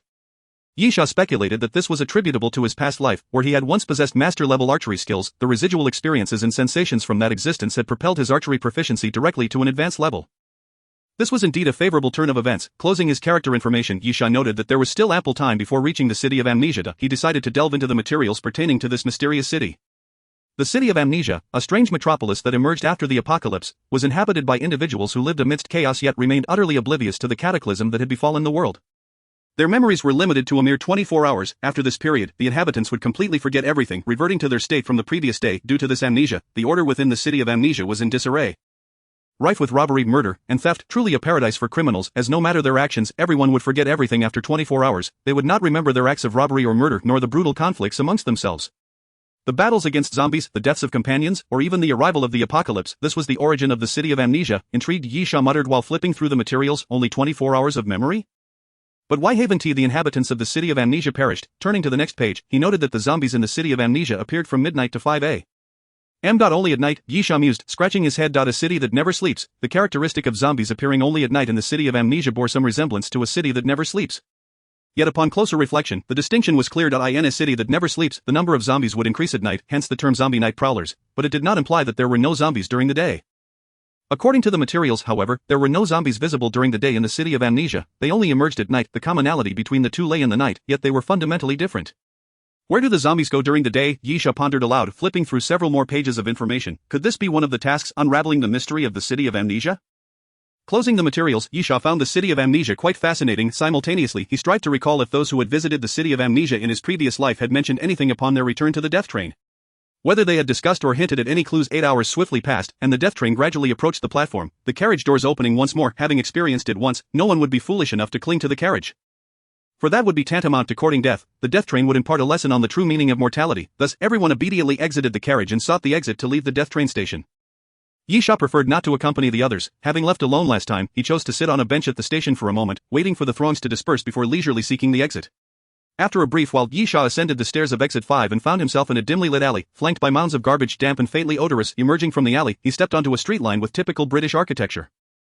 Steeped in a rich retro style, featuring sloped roofs and tiger walls, most buildings exuding a somber aura. Scattered pedestrians traversed the street, their numbers few, yet witnessing such scenes of normalcy in society stirred a sense of nostalgia within him. However, Yisha was acutely aware that all of this was but an illusion, for upon turning his head, he spotted an arm protruding from the garbage, an arm that should have belonged to a zombie. Severed and abandoned. Chapter 39, Experiment subject. At that moment, a vehicle sped past on the street, tires splashing through puddles, sending torrents of water flying. The pedestrians erupted in loud curses, and a man chased after the car for a few steps. Hurling an empty can at it while shouting, "You little brat!" Suddenly, the car window rolled down, and a young man with vividly dyed hair leaned out, brandishing a handgun. Bang, bang, the youth fired, killing the man who had thrown the can.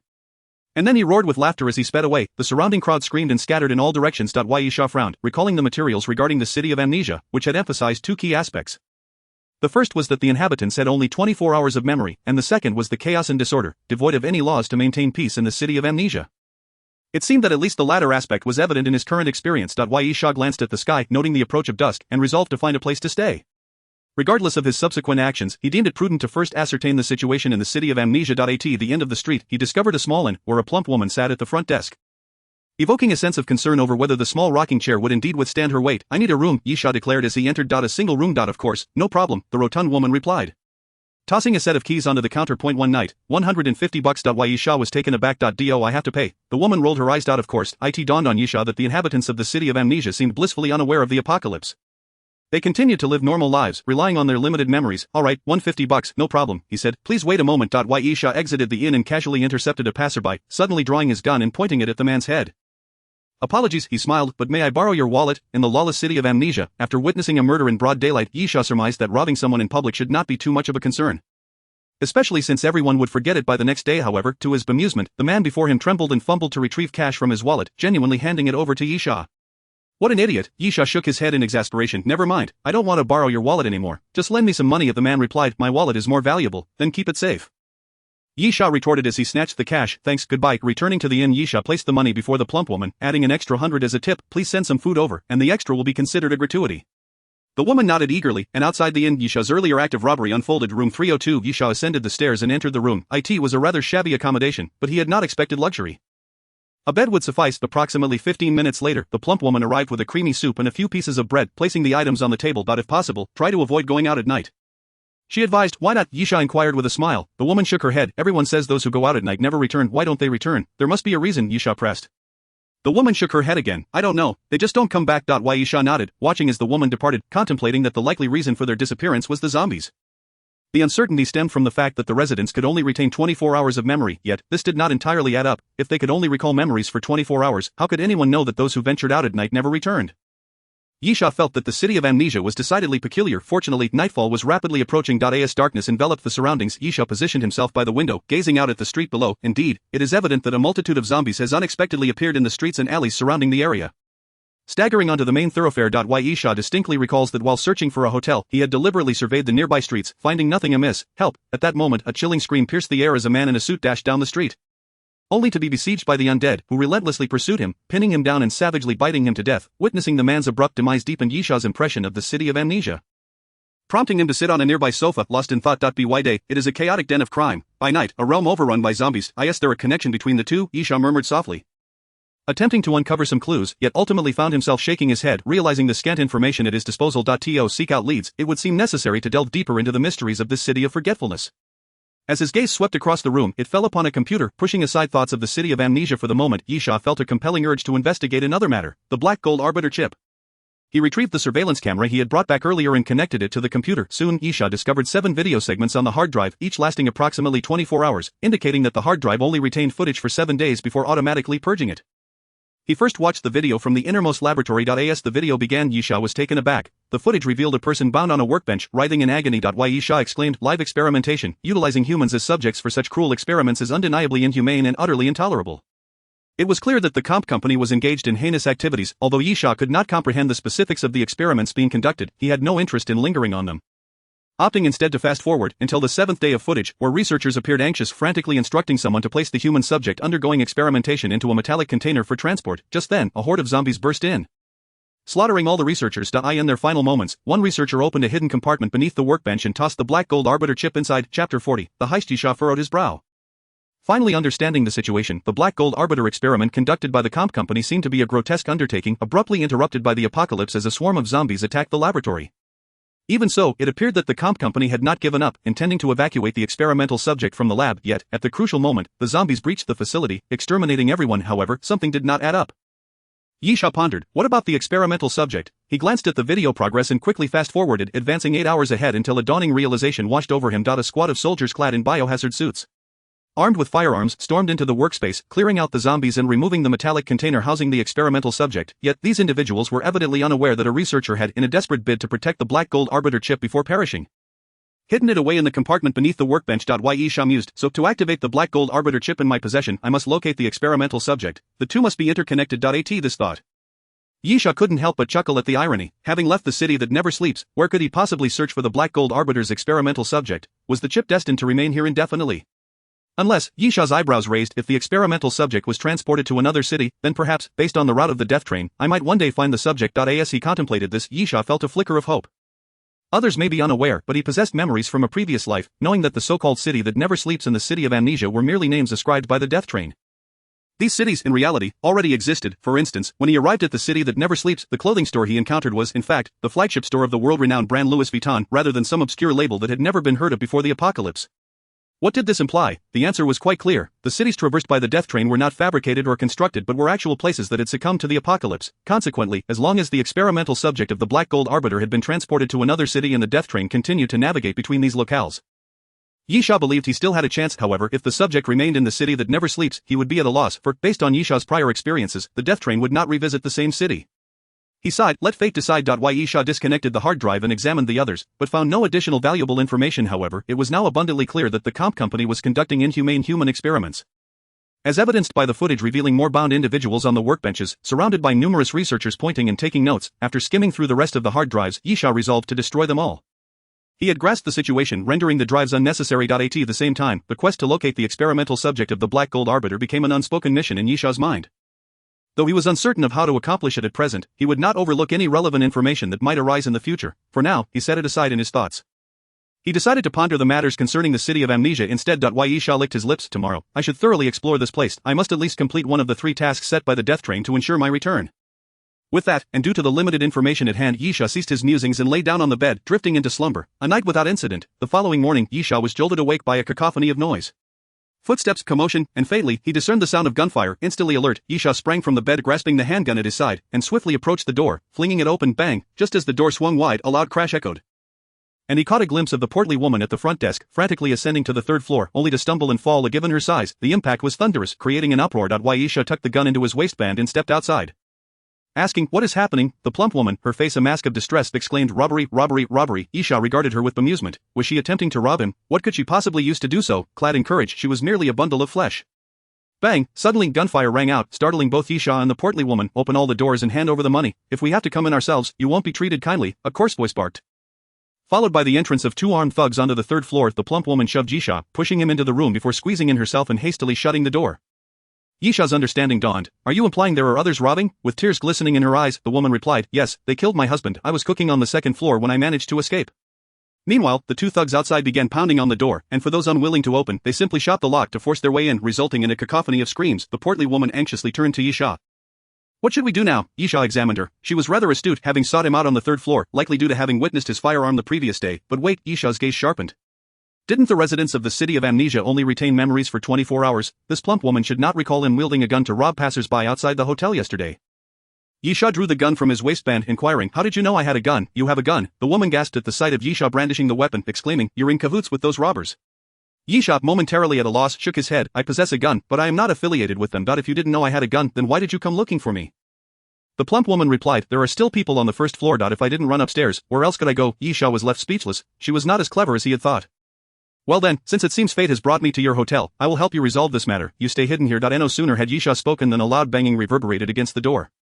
He chuckled softly, entered the bedroom, tucked another handgun into his waistband, slung the Black Hawk compound bow over his shoulder, and readied the August rifle. Chapter 41, The Hotel Gunfight. Bang, bang, bang. The door was incessantly pounded. And a gruff voice shouted from outside, hey, be reasonable and open the door, or don't blame me for my lack of courtesy. Yisha licked his lips, abruptly raising the August rifle, with a burst of gunfire.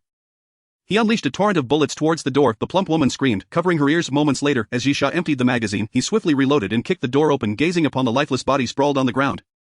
Thoroughly battered and resembling a beehive, Yisha chuckled, I am truly curious as to how you dared to be so impolite to me. Alas, you have now lost your chance. Just then, a gunshot rang out, shattering a section of the doorframe beside him. It was then that Yisha recalled the presence of another robber. Without hesitation, he raised his firearm and unleashed a barrage down the corridor, causing the robber to immediately flee in panic. Damn it, Yisha exclaimed as he continued firing, you dare to open fire on me with such a small gun? Come out, if you have the guts.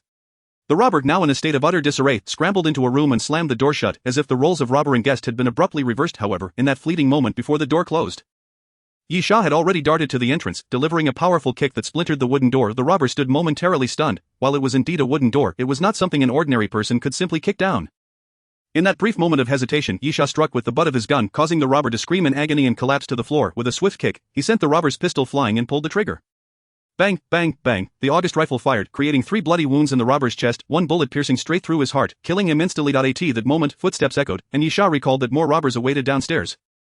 Realizing that others had heard the commotion and were now rushing up to the 3rd floor. Yisha quickly pressed himself against the wall beside the door, listening intently to the approaching footsteps.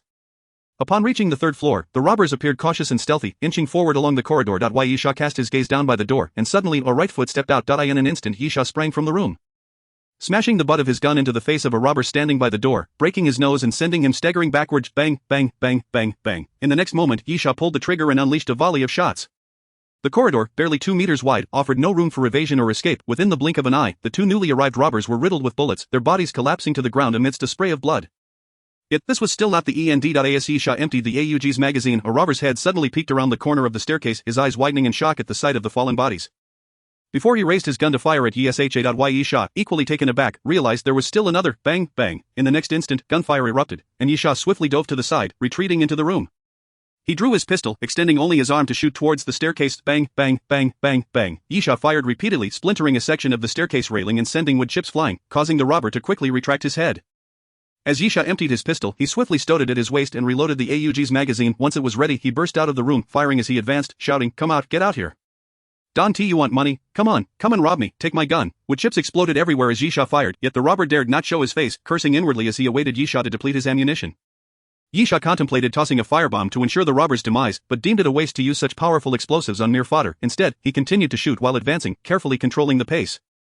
And as his bullets ran out, he found himself at the edge of the staircase. Upon hearing the gunfire cease, the robber immediately sprang forth, only to meet the brunt of Yisha's kick, which sent him tumbling down the stairs. The robber fell dazed and disoriented. Before he could recover, Yisha swiftly drew another pistol and blew the robber's head apart, just as he dispatched yet another foe.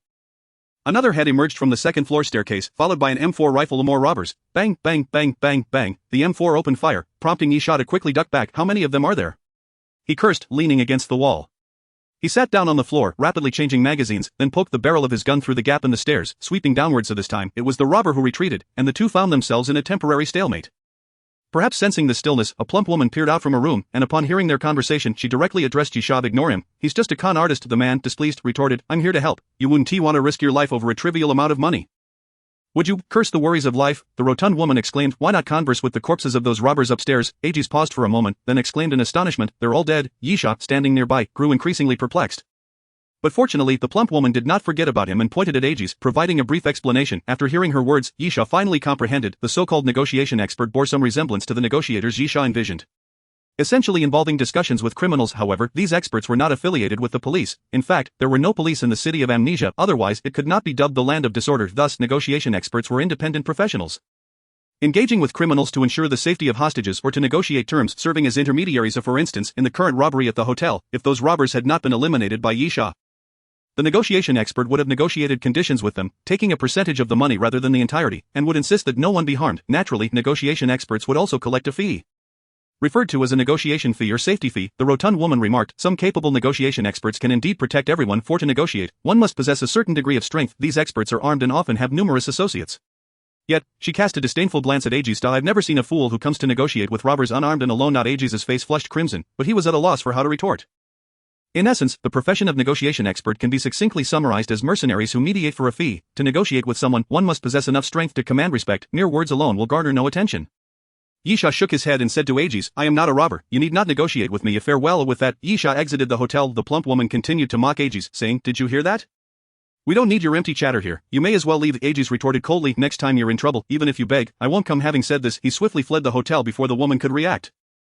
Meanwhile, upon leaving the hotel, Yisha intended to explore the city thoroughly, seeking potential intelligence while also searching for a new place to stay. He sat at a bus stop, planning to utilize the bus system to traverse various parts of the city of Amnesia. Just as Yisha settled on the bench, a figure suddenly sat beside him, offering a can of coffee, saying, care for a drink? Yisha accepted the coffee and replied, congratulations on passing the first stage. But I believe I mentioned that I prefer not to team up with others. Gonlin responded, you did mention that, but if I survived the first stage, I would earn the right to discuss a deal with you at the next stage. Yisha pondered for a moment before asking, so what deal do you wish to discuss? Chapter 43, The Fox Hunt Competition. Gonlin replied, do you recall the 3 tasks released by the Death Train? The second task is to venture into the city of Amnesia and locate and destroy the source of the zombie infection. Yisha acknowledged. Do you have any intelligence on this? Gonlin continued. I currently lack specific intelligence, but I know where to acquire it. As a condition for this exchange, you must share the information with me once you obtain it, and we will split any rewards. Yisha inquired, rewards? Gonlin affirmed, you must first tell me if you accept the terms of the deal. After a moment of contemplation, Yisha agreed, fine, if we can indeed obtain information, I will share it with you. Gonlin explained, there's a repair shop on 5th Avenue. A fellow there claims to have seen a gathering of zombies. When I inquired about the details, he demanded that I participate in a fox hunt competition. If I win, he will divulge the information. Why? Yisha asked, what is the fox hunt competition? Gonlin replied, it is a bicycle racing event, leaning towards extreme sports. Without a designated track or restrictions, you can jump down stairs or leap across rooftops on your bike. Yisha questioned, how is the winner determined? Gonlin elaborated, participants are divided into 2 groups, one fox and a pack of hunters. The fox has a paint bucket attached to the rear of their bike. With a flag inserted into it. A small hole is punctured in the paint bucket. If the paint runs out before the fox is caught, the fox wins. Conversely, Yisha interjected, if the flag is seized before the paint runs out, the hunters win. Gonlin affirmed, exactly. I participated once and failed. I know that with my abilities, I cannot win the fox hunt competition, so I want to take you along to compete, and if we win, we will share the information. Why? Yisha considered, I do not have a bike. Gonlin replied, I have one. Since I participated in a fox hunt competition, I naturally possess a bike, so I will provide it. Thus, the deal was struck. Why? Yisha stood and said, lead the way. Gonlin nodded and began to guide him. In a sense, although Yisha was distrustful of others due to past experiences and reluctant to form teams, it was undeniable that he was an excellent choice for collaboration. His agreements were straightforward, he either accepted or declined with clarity, and he was known to honor his commitments. This was also why Gonlin chose Yisha, as they had previously worked together and Yisha had fulfilled his promises. After crossing the street and walking 2 blocks, they arrived at 5th Avenue. This area was vibrant with hip-hop culture, its walls adorned with graffiti. In the nearby basketball court, a group played streetball, while at the alley's entrance, 2 individuals performed street dance. Gonlin led Yisha to the entrance of a repair shop, stating, here we are. Inside the shop, a blonde man, upon seeing Gonlin, provocatively remarked, hey girl, back for another round? How long do you plan to last this time? Another 45 seconds, or will you break your record at 30 seconds? Gonlin scoffed and quietly told Yisha, this guy is Davis, he knows about the zombies and is one of the fox hunt organizers. Davis looked at Yisha and smiled, so you've brought a man this time? Not bad, the fox hunt is a game for men, you should let your man take the lead while you cheer him on. Gonlin retorted, enough chatter, when do we start? Davis glanced at the time and replied, in an hour, you can tune your bikes, all the tools here are available for your use, but if you need parts, you'll have to pay. Why? Yisha asked Gonlin, where is your bike? Gonlin pointed to a corner, saying, it's that bicycle, I left it here since I needed to find a way to win the fox hunt. Why? Yisha approached to test its weight, it was a lightweight road bike that felt quite satisfactory. Although Yisha was unfamiliar with bicycle racing, he understood that professional racing bikes were typically very light, and as long as the bike was in good condition, he believed that with his physical fitness, winning the competition shouldn't be too difficult. Gonlin approached and asked, do you have confidence? Yisha replied, we'll see once we try. Let's wait for him to gather the participants. Davis was efficient. After a few phone calls, several riders began to arrive at the repair shop's perimeter, laughing and lining up. Once enough riders were gathered, Davis called out to Yisha, hey kid, do you need some protective gear? No need, Yisha replied, tossing his backpack to Gonlin. This is sufficient, Davis declared, then let us begin. Yisha shouldered the bike and walked out the door, where dozens of riders posing as hunters awaited him. A narrow path was left clear for Yisha to advance to the front. Davis followed Yisha to the front and said, you have 10 seconds to escape. After 10 seconds, everyone will begin the chase. If you have any questions, now is the time to ask. Why? Yisha asked, there are no routes or boundaries, I can choose freely as long as I manage to shake off the others. Davis confirmed, correct, you can choose any route, and the entire city is your playground. You can ride to any corner, but don't cheat by emptying the paint bucket. We'll dispatch 5 drones to follow you. Yisha nodded, then stated, alright, let us start. Davis took out a cone and punctured the paint bucket at the back of Yisha's bike, causing red paint to flow out continuously. At that moment, Yisha pedaled powerfully, surging forward. 10, 9, 8, 7, 6. The hunters behind him began to chant loudly, counting down. 2, 1, 0. As the 10-second countdown concluded, dozens of riders surged forward, hot on Yisha's heels. 10 seconds is sufficient to create a significant gap. If the fox is captured too quickly, the competition loses its excitement. However, Yisha needed some time to adjust to the bike, as he had never participated in bicycle racing before. And the 10 seconds had not allowed him to create much distance. A few riders, closing in, remarked, this lad appears to be a novice. Yet another lackluster race. At least there is a price. One rider, grinning, burst forth from the pack, suddenly accelerating towards Yisha, exclaiming, I'll claim this prize for myself. The others immediately erupted in curses, hastily intensifying their pursuit. Chapter 44. Extreme Cycling. Yisha observed the approaching riders with an air of calm, betraying no hint of anxiety. To the group of cyclists, he seemed entirely inexperienced. Riding a bicycle is a simple task, most people can do it, but competitive cycling is a different matter altogether, requiring mastery of numerous techniques. In the eyes of those riders, Yisha lacked the ability to execute high-speed sprints and was oblivious to the art of drafting, displaying no techniques whatsoever. 10 meters, 5 meters, 3 meters, as the riders closed in alarmingly close, Yisha remained undeterred, suddenly breaking into a smile. Techniques, you say? Yisha licked his lips and declared, I don't need any. Abruptly, Yisha's demeanor shifted, his entire being surging with newfound energy. In an instant, the bicycle beneath him surged forward, creating a gap of over 5 meters, then 7, 9, 12 meters. As Yisha grew more accustomed to his bike, his speed escalated, propelling him forward like the wind. Yet at that moment, a car unexpectedly appeared at the intersection, mere meters away, and it seemed Yisha would collide with its side. With a glint of determination in his eyes, he crouched low and, with a powerful pull on the handlebars, launched himself and the bicycle into the air, soaring over the car's roof. What? One rider gasped in astonishment. This guy a freak. Leaping over a car is already a formidable challenge, let alone doing so while mounted on a bicycle. Furthermore, Yisha's technique was far from conventional. He relied solely on his core strength to elevate the bike, making the feat all the more astounding. With a thud, having cleared the vehicle, Yisha showed no signs of slowing down, furiously pedaling onward. Why did Yisha not require techniques? Because he possessed extraordinary physical capabilities. Techniques merely facilitate a swifter pace, yet even with an unconventional approach, Yisha could still outpace the others. His mind singularly focused on pedaling furiously. The bike surged faster, faster, faster. A driver in a nearby car, witnessing the blur pass by his window, could only exclaim, oh, my god. Yisha maintained his velocity, hurtling forward at an astonishing 60 kilometers per hour. A bicycle reaching such speed was almost unfathomable. As he approached the intersection, he leaned his body into the turn, employing his weight and the bike's tilt to generate centrifugal force, executing a sharp drift around the corner.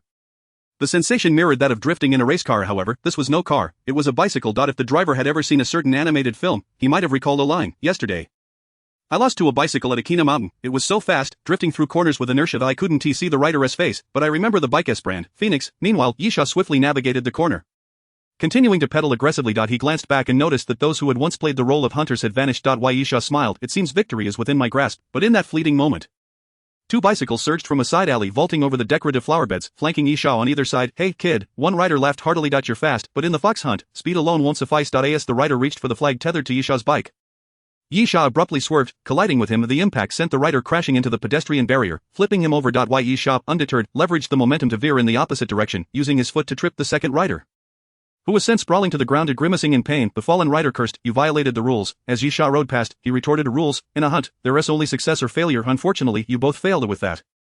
His voice faded into the distance as he disappeared around the next corner. Still pedaling furiously, Yisha realized that the fox hunt was not merely about speed, but also an intimate knowledge of the city. Navigating through alleys, taking shortcuts, and utilizing the terrain, these were the keys to victory. Glancing at the paint trailing behind him, now a third empty, he chuckled, this is intriguing. Let the games begin. Yisha pondered.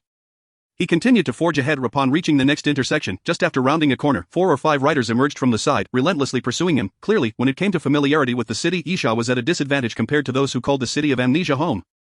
So, Yisha straightened his posture and pedaled with vigor. I shall only grow faster. Suddenly, he veered into a steep incline, charging up without a hint of hesitation. Hey, is this kid insane? He has entered the Helen district. That's the affluent area. Should we pursue? It could lead to trouble with the locals. That's not the issue. On the other side of Helen district lies a long downhill stretch. Is this kid aiming for a speed descent? The riders debated, but with a prize of $3,000 at stake, they hesitated only briefly before resuming their pursuit of Yisha glanced back, noting that the number of riders tailing him had swelled to over a dozen. Clearly regrouped, yet the distance between them continued to widen. When ascending, cycling demands more strength and stamina than technique. After consuming the enhancement potion, Yisha's physical prowess allowed him to utterly dominate the other riders. Reaching the top of the hill, after traversing a vast expanse of terraced villas, Yisha spotted the descent. Without slowing or hesitating, he forcefully pedaled forward, propelled by the downhill momentum, achieving a speed of 100 kilometers within mere seconds. Even cars often struggle to reach such speeds. The wind whipped against his face, stinging like a blade, reminding him that any minor miscalculation could be fatal. Even a stray stone could spell disaster. Chapter 45, News. Yet Yisha reveled in the thrill, he was pushing his limits, and it felt exhilarating that he finally understood why so many people were drawn to extreme sports, the allure of bungee jumping, skydiving, racing downhill at speeds exceeding 120 km per hour, and wingsuit flying through mountains and rivers. The sensation of teetering on the brink of life and death ignited every cell in his body. The scenery whizzed past him, making him feel as if he were soaring through the air, an experience one could never attain while seated in a car. He plunged down the incline. Yisha once again lowered his body, sharply turning the bike, pressing himself low to the ground, using a near-drifting maneuver to navigate the curve. Before him lay a clear path. However, word of Yisha's ascent had spread, and countless riders had taken shortcuts, gathering at the base of the slope. Yisha descended with fervor. Many were astonished by his terrifying speed and reckless cornering technique, yet he was cornered, with no escape route in sight. With a screech, as he reached the bottom of the slope, Yisha slammed on the brakes, skidding to a halt in front of the assembled riders. They immediately stirred with anticipation. There could only be one victor in this hunt for the fox. But at that moment, Yisha removed the paint can from his bike and tossed it forward, declaring, "I'm sorry, but no hunter has succeeded in this hunt." The riders stared at the fallen paint can, their faces morphing into expressions of dismay. Many slapped their foreheads or pounded their chests, unable to conceal their disappointment. The paint inside had completely drained. One rider begrudgingly remarked, "Why did the paint run out so quickly this time?" Yisha grinned and pointed skyward. "If you don't believe me, you can request to view the footage. The drone has been following all along." The rider waved his hand in resignation. He was merely making a casual remark. The integrity of the fox hunt was indeed assured. Yisha replied, "In that case, I shall take my leave." Turning his bike in the opposite direction, the riders made no attempt to pursue him. The depletion of the paint signified the end of the fox hunt, with Yisha emerging as the ultimate victor. Upon returning to the repair shop, Gonlin embraced Yisha, exclaiming, "Well done, Davis," begrudgingly handing over a stack of money. Lamented, "You've won the equivalent of my monthly earnings. I shouldn't have agreed to let you participate. Damn it." Yisha handed half of the reward to Gonlin, who, upon receiving the money, said, "Davis, you must keep your promise and tell me what you saw yesterday." Davis shrugged and replied, "Of course, I truly don't understand why you care about such matters." Gonlin retorted, "That is our concern. You need not meddle, just share what you know." "You saw zombies, didn't you?" Davis replied, "I don't know anything about zombies, but I did see people devouring others." Yisha urged, "Be more specific." Davis continued, "This happened last night. I was delivering something for a client, but my car broke down on the way. Then I saw a crowd chasing after a woman. I thought they were going to do something terrible to her." But a look of terror crossed Davis's face, clearly reluctant to recall the events of the previous night. After a long pause, he added, "The woman was quite beautiful, but those men seemed utterly disinterested in her beauty. Instead, they bit her to death." "Yes, she was a bloody mess." Yisha inquired, "What happened next?" Davis answered, "What more could possibly happen? I certainly ran away. They were a pack of man-eating lunatics." Yisha looked at Gonlin and remarked, "It was merely a group of zombies that devoured a passerby. Where is the information regarding the source of the infection?" Gonlin reminded Davis, "The green light you mentioned." "Oh right, I saw a green light, like a gigantic firefly floating in the air." Davis said, "Those people seemed to be drawn to that green light, continually advancing toward it. When I left, I even saw people from other blocks rushing toward it." Yisha asked, "So the final question, where is that place?" Davis replied, "The eastern dock. The green light was right inside the dock. If you intend to go there, I advise you to think twice. Being bitten to death is not a pleasant experience." "Those guys are madmen." Yisha nodded and thanked him for the advice. Yisha and Gonlin departed from the repair shop. Gonlin remarked, "The humans here possess only a 24-hour memory. The time must be midnight." He saw the zombies around 1 in the morning, so it belongs to today's memories. Yisha nodded and inquired, "What do you plan to do?" Gonlin questioned, "You don't intend to team up with me for the trip to the dock, do you?" Yisha replied, "You know my principles." Gonlin smirked and said, "Indeed, I am well aware. Therefore, I also understand that I cannot offer a price that would entice you. Let us leave it at that." "Goodbye." Gonlin waved her hand dismissively and walked away. Yisha furrowed his brow, resting his chin in thought. He had assumed Gonlin would propose teaming up to investigate the dock, and if it truly was the source of the infection, they could destroy it in passing. However, it was clear that Gonlin had no such intentions. Was she intending to compete with him? Yisha murmured to himself, realizing that there was only one source of infection, and naturally only one person could complete the task, just like the golden gene serum, where a single vial could only fulfill one mission. Yet, the question lingered, could Gonlin outmaneuver Yisha? Yisha did not believe that Gonlin could compete with him. In this light, Gonlin approaching Yisha seemed like a misstep. Even if she managed to obtain the information, she could never sabotage the source of infection before Yisha. Nonetheless, Yisha sensed something amiss. Gonlin must have her own calculations. After all, compared to their last encounter, she had evidently grown. Having undergone the trials of the first platform, she had become calmer, more composed, and her aura had noticeably strengthened. It is important to remember that aside from strength, mindset is also key to survival in the apocalypse. Gonlin had undergone significant changes in this regard. Or to put it more directly, this woman seemed to have become much more formidable. "Never mind." Yisha suddenly smiled and said, "If you want to play, then I shall indulge you. Let us see who emerges victorious." While contemplating this, Yisha hailed a taxi and, upon entering, instructed, "Please take me to the eastern dock." The taxi driver smiled and replied, "Certainly, no problem." Chapter 46, The dock appeared to be quite far away. It took a full hour for the taxi to arrive at the entrance.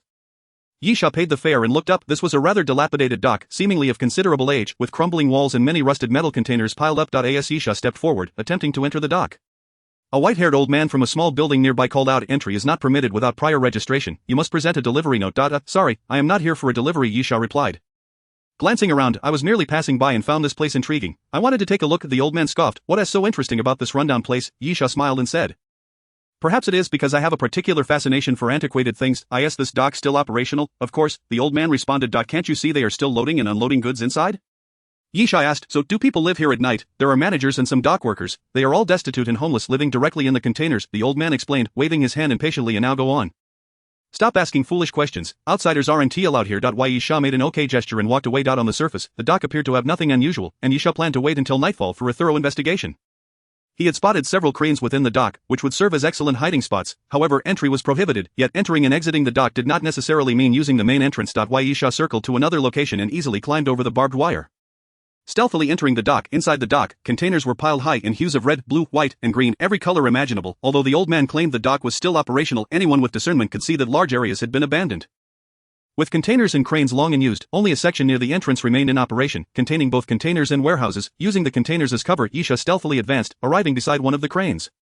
He worried about being spotted, but there was not a soul in sight, seemingly confirming his earlier suspicions that this place had been neglected for quite some time, even evading management. This suited Yisha perfectly. As he climbed the metal staircase to the top of the crane. In a corner, he set down his backpack and quickly assembled his August rifle, attaching the long barrel and high-powered scope, along with a bipod, allowing him to observe any corner of the dock. However, after surveying for a while, Yisha was convinced that the dock exhibited no abnormalities. At least during the day, nothing seemed out of place. He would have to wait for the night. Yisha murmured to himself, leaning back and pulling out some biscuits and a bottle of water from his backpack. The wait felt lengthy. He had arrived at the dock just past noon. Nevertheless, Yisha displayed remarkable patience, leaning back with his eyes closed, as there was little chance of anyone showing up, allowing him to worry less. Gradually night fell, when the sun had completely set on the other side. Yisha abruptly opened his eyes. Those zombies should be making an appearance soon. The dock's lighting had been turned on, casting a dim glow, barely illuminating a small area. Yisha raised his August rifle. Peering through the high-powered scope into the distance, the workers had long since departed, leaving the dock eerily empty. Suddenly, Yisha's expression shifted to one of astonishment. Countless zombies emerged from behind the containers and within the warehouses, staggering aimlessly about the dock like headless flies. In an instant, a burst of green light erupted, and Yisha's eyes brightened. This must be what Davis had described as the object attracting the zombies. Yisha quickly adjusted the high-powered scope, aiming towards the green light. Unfortunately, the moment his scope met the green light, he had to immediately avert his gaze. It was too dazzling, rendering him unable to see anything. He even felt as though the intensity of the light was blinding him, tears streaming from his eyes. Yisha dropped the August rifle, rubbed his eyes, and waited for his vision to gradually return. After a moment of contemplation, he shouldered his August rifle and backpack, preparing to leave the crane. He needed to get closer to investigate what that green light truly was and why the zombies were drawn to it. Was that green light the source of the zombie infection? All these questions could only be answered by approaching it. As Yisha gathered his belongings and prepared to descend the metal staircase, a sudden red shadow appeared in his starry-eyed goggles, swiftly darting toward the top of the crane. The speed of the red shadow was alarming, and more terrifying was that it was not climbing the staircase but rather scaling the crane itself, ascending like a gecko. Yisha was momentarily stunned before shouting, "Activate night vision mode." Instantly, the starry-eyed goggles transformed into a sea of green. Within the verdant view, the red shadow finally revealed its true form. It was a mutated zombie. The creature, humanoid yet reminiscent of a crawler, traversed the surface of the crane with limbs pressed against it. Its body was cloaked in dark gray scales, and a fissure ran down the center of its head, allowing a faint glimpse of its brain. Simultaneously, the creature's ears were disproportionately large, resembling those of a bat. Yisha's pupils constricted as he thought, "Child of the night, the child of the night." A bronze 5-star zombie was a formidable foe. From a rank perspective, Yisha had already ascended to silver 1-star, surpassing the child of the night, which implied that within the hierarchy of the death train, Yisha had the capability to overcome it. However, he was acutely aware that a fierce battle awaited him. The child of the night was a peculiar mutant zombie. By day, it was feeble, far below the benchmark of a bronze 5-star. Yet by night, it transformed into a vigorous entity, exhibiting the most aggressive traits among bronze-level mutant zombies, its combat prowess reaching silver tier. Thus, the bronze 5-star classification was a composite assessment of the child's strength during day and night. But now, it was night, the most troublesome time for the child of the night. Moreover, it could scale the crane like a gecko. Should it manage to ascend, the terrain would decidedly work against Yisha. With this thought in mind, any hesitation evaporated, and he aimed his weapon downward, firing at the child of the night. The sharp crack of the August rifle echoed through the inky darkness, its rhythmic cadence shattering the night's stillness. The child of the night let out a piercing shriek, its body momentarily sinking as its claws left distinct marks on the crane's surface. However, this brief pause was merely fleeting as the creature resumed its ascent. Targeting the child's head proved relatively effortless. Just align the rifle downward, and the target was in sight. Thanks to his starlight goggles, the darkness posed no hindrance to Yisha, while he could not see as clearly as in daylight. Pinpointing the child's location remained straightforward, yet he soon realized this approach was insufficient. The AUG's firepower lacked the ability to penetrate the zombie's skull, only managing to inflict superficial wounds. The scales covering the child afforded it considerable defense. Without a direct shot to the brain, the creature could not be slain. With a decisive motion, Yisha cast aside the August rifle and drew forth his Black Hawk compound bow, knocking a penetrating arrow with swift precision.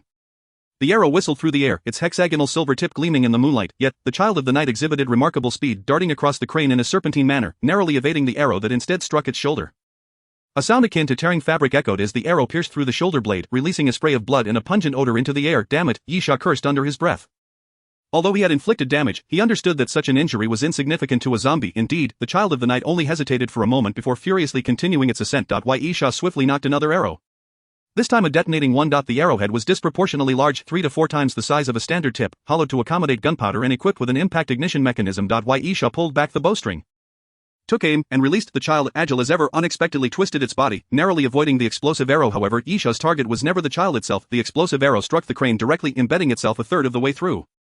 In the next instant, boom, a tremendous roar erupted, followed by a searing fireball that radiated outward in waves of heat. Flames engulfed the child's form, and the resulting shockwave slammed into it with the force of a massive hammer. The creature was swiftly propelled away, and Yisha clenched his fists in triumph. Yet, his satisfaction was short-lived. The child of the night, tumbling through the air, suddenly extended its claw-like hand, gripping the staircase railing. In an instant, it leaped onto the stairs, charging upward towards the crane once more. Yisha knocked another penetrating arrow, aiming at the child. This time, the arrow struck its leg, but once again, it was not a fatal blow. With a ferocious roar, the child vaulted onto the crane's apex, unleashing an enraged howl before crashing down upon Yisha's chest. The impact sent him flying backward like a cannonball, colliding violently with the railing. His bow and arrow scattering to the side. Coughing, Yisha expelled a mouthful of blood. Witnessing the child of the night charging towards him again, he drew his pistol, firing at the advancing creature. The rapid gunfire rang out, momentarily pushing the child back, but the limited ammunition soon ran dry. As Yisha ceased firing, the child resumed its advance, swaying closer, gripping his Alaskan harpoon. He snarled, "Only one of us can survive. And I am certain that will be me." With another furious roar, the child lunged forward, colliding with Yisha, sending them both tumbling to the ground. In the scuffle, the harpoon plunged into the creature's neck. A torrent of blood erupted, saturating the ground with a foul stench. Yisha roared, attempting to sever the child's throat, only for it to rear its head and deliver a vicious blow to his own. Sending him sprawling, the child's claw struck the railing beside him, shattering it, and sending debris flying towards Yisha. He swatted the railing aside and faced the charging child once more, with a resounding crash. The creature slammed into Yisha's chest, propelling him against the exterior wall of the crane's control room. Yisha growled, thrusting the harpoon repeatedly into the child's back, each stab releasing a spray of crimson. Yet, the child retaliated, its claws raking across Yisha's shoulder, leaving a gaping wound. He gasped, the searing pain coursing through him, knowing that any bite from a zombie would lead to infection and ultimately transformation. Wounded meant death. Just as despair began to envelop him, he noticed the wound healing at an astonishing rate, the flesh torn by the claws regenerating before his eyes, the blood remained bright, devoid of any foul odor. And he felt no adverse reaction, no signs of viral infection. Yisha's expression transformed to one of astonishment as he recalled the special effect of the Alaskan harpoon. Special effect: when injuring a target, it triggers a blood-sucking effect, rapidly healing wounds to in a non-injured state. It restores stamina upon triggering this effect. So, healing also included immunity to the virus. A glimmer of hope illuminated Yisha's face. This meant he would not succumb to infection. However, with a thunderous impact, the child of the night charged once more, slamming Yisha against the control room's exterior wall anew. Chapter 48. Life and death on the line. Yisha felt as if a tempest raged within his abdomen, accompanied by excruciating pain that threatened to expel the remnants of his last meal. The force of the child's assault was not easily borne, while the Alaskan harpoon's blood-sucking effect could heal his wounds, including the virus. Enduring repeated attacks from the child would inevitably outpace his healing rate. Yisha could distinctly sense his life ebbing away. As the child charged once more, Yisha struck its face with a punch, then leaped, wrapping his legs around its neck in a desperate attempt to bring it down. He executed a crosslock, employing his grappling expertise to immobilize the child, desperately twisting to break its neck. "Die," he growled, "you will die." Yet, despite exerting every ounce of his strength, the child remained unyielding, slowly rising. Suddenly, it summoned immense power, lifting Yisha effortlessly with a single arm and smashing him against the side railing.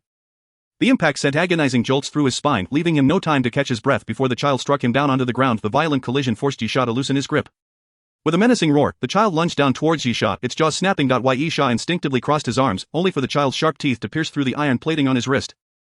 Sinking deeply into his flesh, Yisha let out a muffled grunt, brandishing the Alaskan whaling spear once more, thrusting it forcefully towards the night child. The damage from the impacts was something Yisha could temporarily disregard. However, the mere presence of wounds and the flow of blood necessitated an immediate counterattack with the Alaskan whaling spear. Should the virus not be eradicated in a timely manner, Yisha risked succumbing to the fate of a zombie, rendering the healing properties of the spear utterly futile. After a series of relentless thrusts, the wound on Yisha's wrist began to heal, yet the sharp fangs of the night child remained lodged within, preventing any further recovery beyond a certain point. Gritting his teeth, Yisha suddenly relinquished the Alaskan whaling spear, drawing forth a flaming arrow from the quiver at his waist, and hurled it with great force towards the night child. Upon impact, flames erupted from the night child's form, which howled in agony, thrashing violently from side to side. Struggling to regain his footing, Yisha rushed towards the night child, raising the Alaskan whaling spear to deliver a flurry of strikes until the wound on his wrist was completely healed and the virus neutralized. With a powerful kick to the night child's chest, Yisha sent him staggering back into a nearby railing. The railing, already weakened from earlier combat, collapsed under the night child's weight, sending him tumbling downwards. Exhausted, Yisha sank to the ground, pondering that even if the creature did not land directly on its head, it should be incapacitated. Yet, at that moment, a claw suddenly emerged, the night child, clinging to the edge of the crane. Began to ascend once more, refusing to be vanquished. Persistent spirit, Yisha cursed under his breath, then lunged towards the claw, raising the Alaskan whaling spear to deliver a decisive blow, proclaiming, "Die," with a piercing strike. The spear penetrated the night child's palm, eliciting another roar of anguish. Simultaneously, Yisha seized another arrow, leaning out to drive it fiercely into the night child's skull. With a sickening thud, the arrow embedded itself deep within, causing the night child's claws to loosen their grip as he plummeted to the ground with a thud. This time, the night child was truly dead. You have slain the night child. Cumulative count, 1. Apocalypse reward, Heart of the Night. Due to your use of venomous arrows to slay the night child, its corpse has suffered from contamination and mutation, granting you an additional reward, toxic brain fluid. Listening to the sounds echoing around him, Yisha found them akin to celestial music. After resting on the ground for a while, he sat up to inspect his body, confirming that all external injuries had been healed by the Alaskan whaling spear's vampiric properties, allowing him to finally relax, with his wounds fully restored, leaving no scars behind. The virus had naturally been eradicated as well. At that moment, a horde of zombies had already gathered in the distance.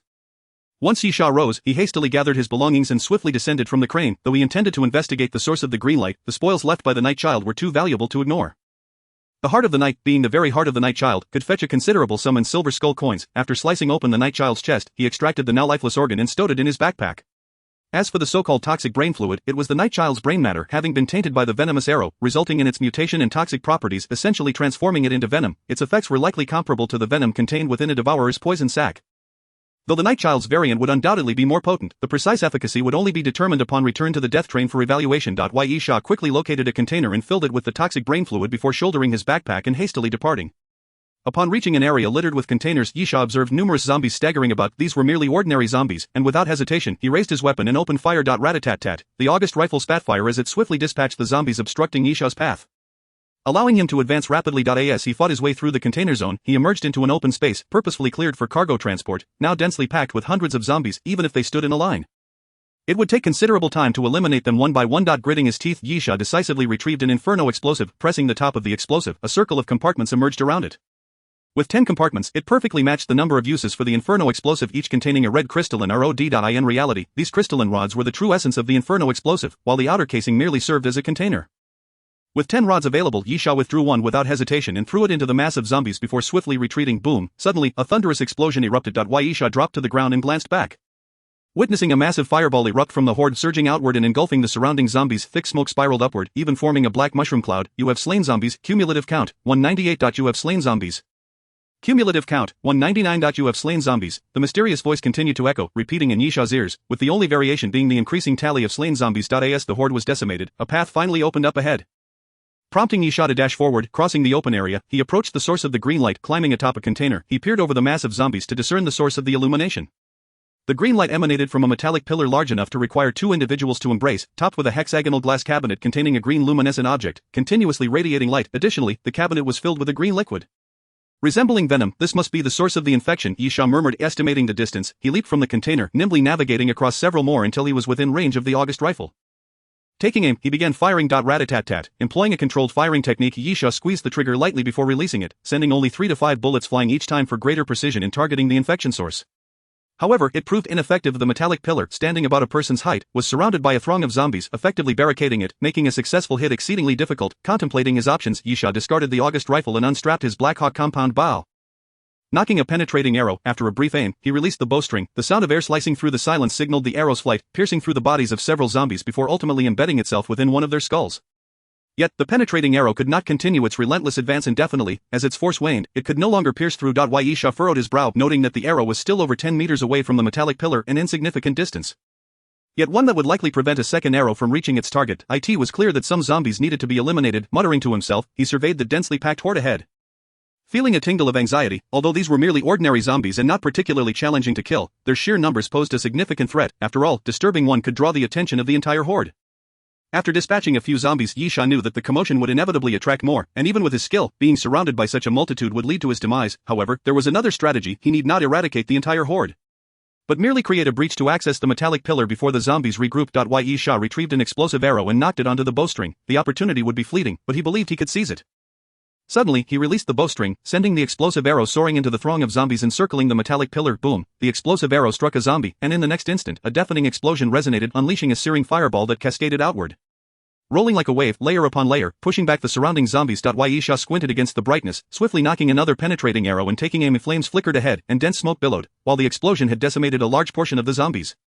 Creating a gap in the horde, visibility remained severely limited due to the aftermath of the detonation. He had to seize this moment, Yisha whispered to himself, and through the swirling black smoke, he spotted the flickering green light. Now was the time. With determination, he released the bowstring, sending the penetrating arrow soaring through the flames and smoke, striking the glass cabinet atop the metallic pillar with a sharp crack. Two crisp sounds pierced the air as the arrow cleanly penetrated the glass cabinet, causing the vibrant green liquid within to spill forth, saturating the ground. Simultaneously, the source of the green light dimmed. "Congratulations on shattering the zombie pathogen. Mission accomplished," a mysterious voice echoed, signifying that Yisha had not toiled in vain. That pillar-like object was undoubtedly the source of the zombie infection. This also indicated that Yisha had completed a task and now possessed the right to return to the death train at any time. However, Yisha soon realized that destroying the zombie pathogen was not the end. The hordes of zombies that had been congregating suddenly turned, staggering, and roaring as they surged toward Yisha with frenzied determination. The destruction of the pathogen seemed to incite an extraordinary rage among the zombies, making Yisha their prime target in an instant. The relentless tide of zombies surged toward him, compelling Yisha to grit his teeth. Indeed, the tasks of the death train were not easily fulfilled. Even upon completion, one must endure the corresponding dangers. Without a moment's hesitation, Yisha turned and fled. The sheer number of zombies was far beyond what one could confront alone. Escape was his only option. Bang, bang, bang. Yisha leaped continuously, navigating the surrounding containers as he sprinted away, daring not to linger. Yet, at that very moment, as he landed atop a container, a shadow suddenly darted up from directly ahead, zipping past him. Acting instinctively, Yisha rolled to the side, narrowly evading the shadow. In the next instant, with a loud thud, a crawler leaped onto the container, slowly advancing before suddenly opening its mouth, its crimson tongue shooting forth like an arrow aimed directly at Yisha. Chapter 50. The sewers. Yisha twisted his body sharply, the crawler's tongue puncturing his backpack and creating a small hole. Seizing the moment, Yisha rolled again, swiftly raising his August rifle to fire at the crawler. Rat-a-tat-tat, bullets struck the crawler's body in rapid succession, and Yisha sprang to his feet, charging forward and colliding forcefully with the crawler, sending it crashing beneath the container. However, at that moment, the container beneath him began to shake violently. Glancing down, Yisha saw that the surrounding zombies had gathered beneath the container. Although the zombies could not leap or climb, their sheer numbers were sufficient to topple the container. Feeling the tremors intensify, Yisha swiftly stepped back, then sprinted forward, leaping 3 to 4 meters to land atop another container. Yet, the situation remained dire as more zombies continued to converge ahead. The arrangement of the containers formed a grid, but every intersection was choked with zombies. Yisha's gaze sharpened, and he quickly rummaged through his backpack, retrieving the Kayunjayu. Similar in shape to a grenade, Kayunjayu was a mere container. Upon pressing the top, it sprang open, releasing blue metallic strips. Grabbing one, Yisha hurled it forward with all his might. The moment it hit the ground, a blue-gray smoke billowed forth, swiftly enveloping the area. On the surface, Kayunjayu appeared to be a smoke bomb, and indeed it was, but unlike ordinary smoke bombs, its smoke possessed harmful properties, effective solely against zombies. In the blink of an eye, the zombies shrouded in the smoke collapsed one by one, as if harvested like ripe rice. Yisha immediately jumped down from the container and dashed into the fog, racing forward, exiting the encirclement of zombies. Yisha let out a sigh of relief, yet he knew this was not the end, for the zombies behind him had not given up the chase. Continuing toward the dock's exit, Yisha was suddenly confronted by a large group of zombies, forcing him to halt in his tracks. Realizing that zombies were also spilling in from outside the dock. Damn it, Yisha cursed through gritted teeth. Do we really have to resort to this? With pursuers behind and a blockade ahead, Yisha appeared cornered. Taking a few steps back, he quickly scanned for an escape route, and then he sprinted again, after running several meters to the side. Yisha located the edge of a sewer and swiftly drew his Alaska whaling harpoon, prying at the manhole cover with all his might. The zombies were drawing closer, and Yisha gritted his teeth, urging himself to move faster. Quickly, just a bit more. Yisha internally shouted, and finally, the manhole cover emitted a sound. Seizing the edge, he lifted it. The zombies were almost upon him. He hurriedly tossed his backpack into the sewer, then used the cover to shield his head as he leaped into the depths below. Bang! The moment Yisha fell into the sewer, the manhole cover slammed shut behind him. The surrounding zombies surged forward, but they were utterly helpless against the closed cover, their limited intellect rendering them unable to figure out how to lift it. On the other side, with a thud, Yisha landed in the sewer. His expression contorted in pain as he writhed momentarily, rubbing his back before finally sitting up against the wall. Catching his breath, looking up at the ceiling, he could faintly hear the sound of zombies repeatedly slamming against the ground. Yisha sighed. They shouldn't be able to catch up now. After about 5 or 6 minutes, as the pain in his body gradually subsided, Yisha stood up again, retrieving his fallen backpack and moving forward. The center of the sewer was a waterway, with walkable paths on either side littered with various forms of debris, emanating a nauseating odor. Occasionally, he could spot several decaying corpses floating in the water, though he could not discern whether they were human or zombie. Yisha determinedly advanced in one direction, calculating the distance. As long as he could distance himself from the dock area, he could then leave the sewer. Yet, at that moment, Yisha's step suddenly halted. A faint sound emanated from ahead, akin to something skimming across the water's surface. As he raised his weapon, he pulled the starshine goggles hanging around his neck up to his eyes. Almost instantaneously upon donning the goggles, Yisha spotted red shapes appearing, no, not just one, but 3, congregating at the corner ahead. Yisha swiftly raised his rifle, aiming at the direction of the red shapes. Suddenly, the 3 red shapes sprang into motion, darting out from the corner, revealing themselves to be 3 enormous, furry sewer rats. Clearly, these rats had mutated after the apocalypse, growing to the size of a wash basin. Without hesitation, Yisha squeezed the trigger. The August rifle erupted in flames, bullets flying towards the walls, yet the three mutated rats moved with astonishing speed, darting left and right, evading all the bullets. In the next moment, one of the mutated rats lunged at Yisha, colliding with his wrist and knocking the August rifle from his grasp, sending it plummeting into the waterway. Without a moment's hesitation, Yisha threw a punch, sending the mutated rat crashing against the wall. He swiftly drew his pistol. Bang, bang, bang. 3 shots rang out, each piercing the body of the mutated rat. You have killed a mutated giant rat. Cumulative count, 1. It seemed that the mutated giant rat was merely a variation, not a zombie type. It did not require a headshot to be dispatched. After being shot through, it collapsed to the ground like a ragdoll. Yet, at that moment, the other 2 mutated giant rats charged from behind, crashing into Yisha and propelling him forward. Stumbling slightly, Yisha regained his footing and swiftly turned, delivering a powerful kick that sent the advancing mutated rat flying. 3 filthy rodents dare to cause trouble. Yisha raised his rifle again, firing ahead. Do you think I'm so easy to bully? Chapter 51, Mutated Giant Rats. The mutated giant rat that Yisha had kicked away scrambled back to its feet and charged at him once more.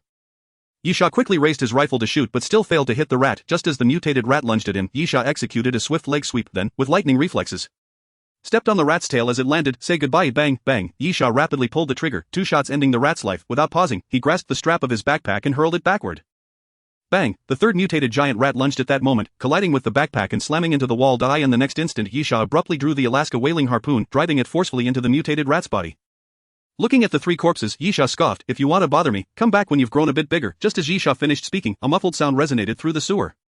Drawing his attention, Yisha couldn't help but draw in a sharp breath. Once again, a mutated giant rat appeared before Yisha, but this particular specimen dwarfed the previous 3 by 3 to 5 times.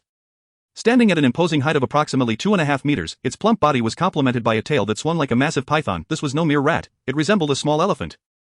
Yisha remarked, I was merely jesting earlier. There was truly no need for you to grow to such a size. Surely, you find this hard to believe, correct? Suddenly, the mutated giant rat lashed its tail forward, sweeping menacingly towards Yisha. Bang! Yisha ducked just in time, the tail crashing against the wall and shattering a chunk of it, revealing its terrifying power. Quickly retreating, Yisha raised his pistol and pulled the trigger, only to be met with a series of clicking sounds. The magazine was empty, the August rifle had already been discarded into the waterway, and now, the handgun was devoid of ammunition. The mutated giant rat clearly had no intention of allowing Yisha the chance to reload.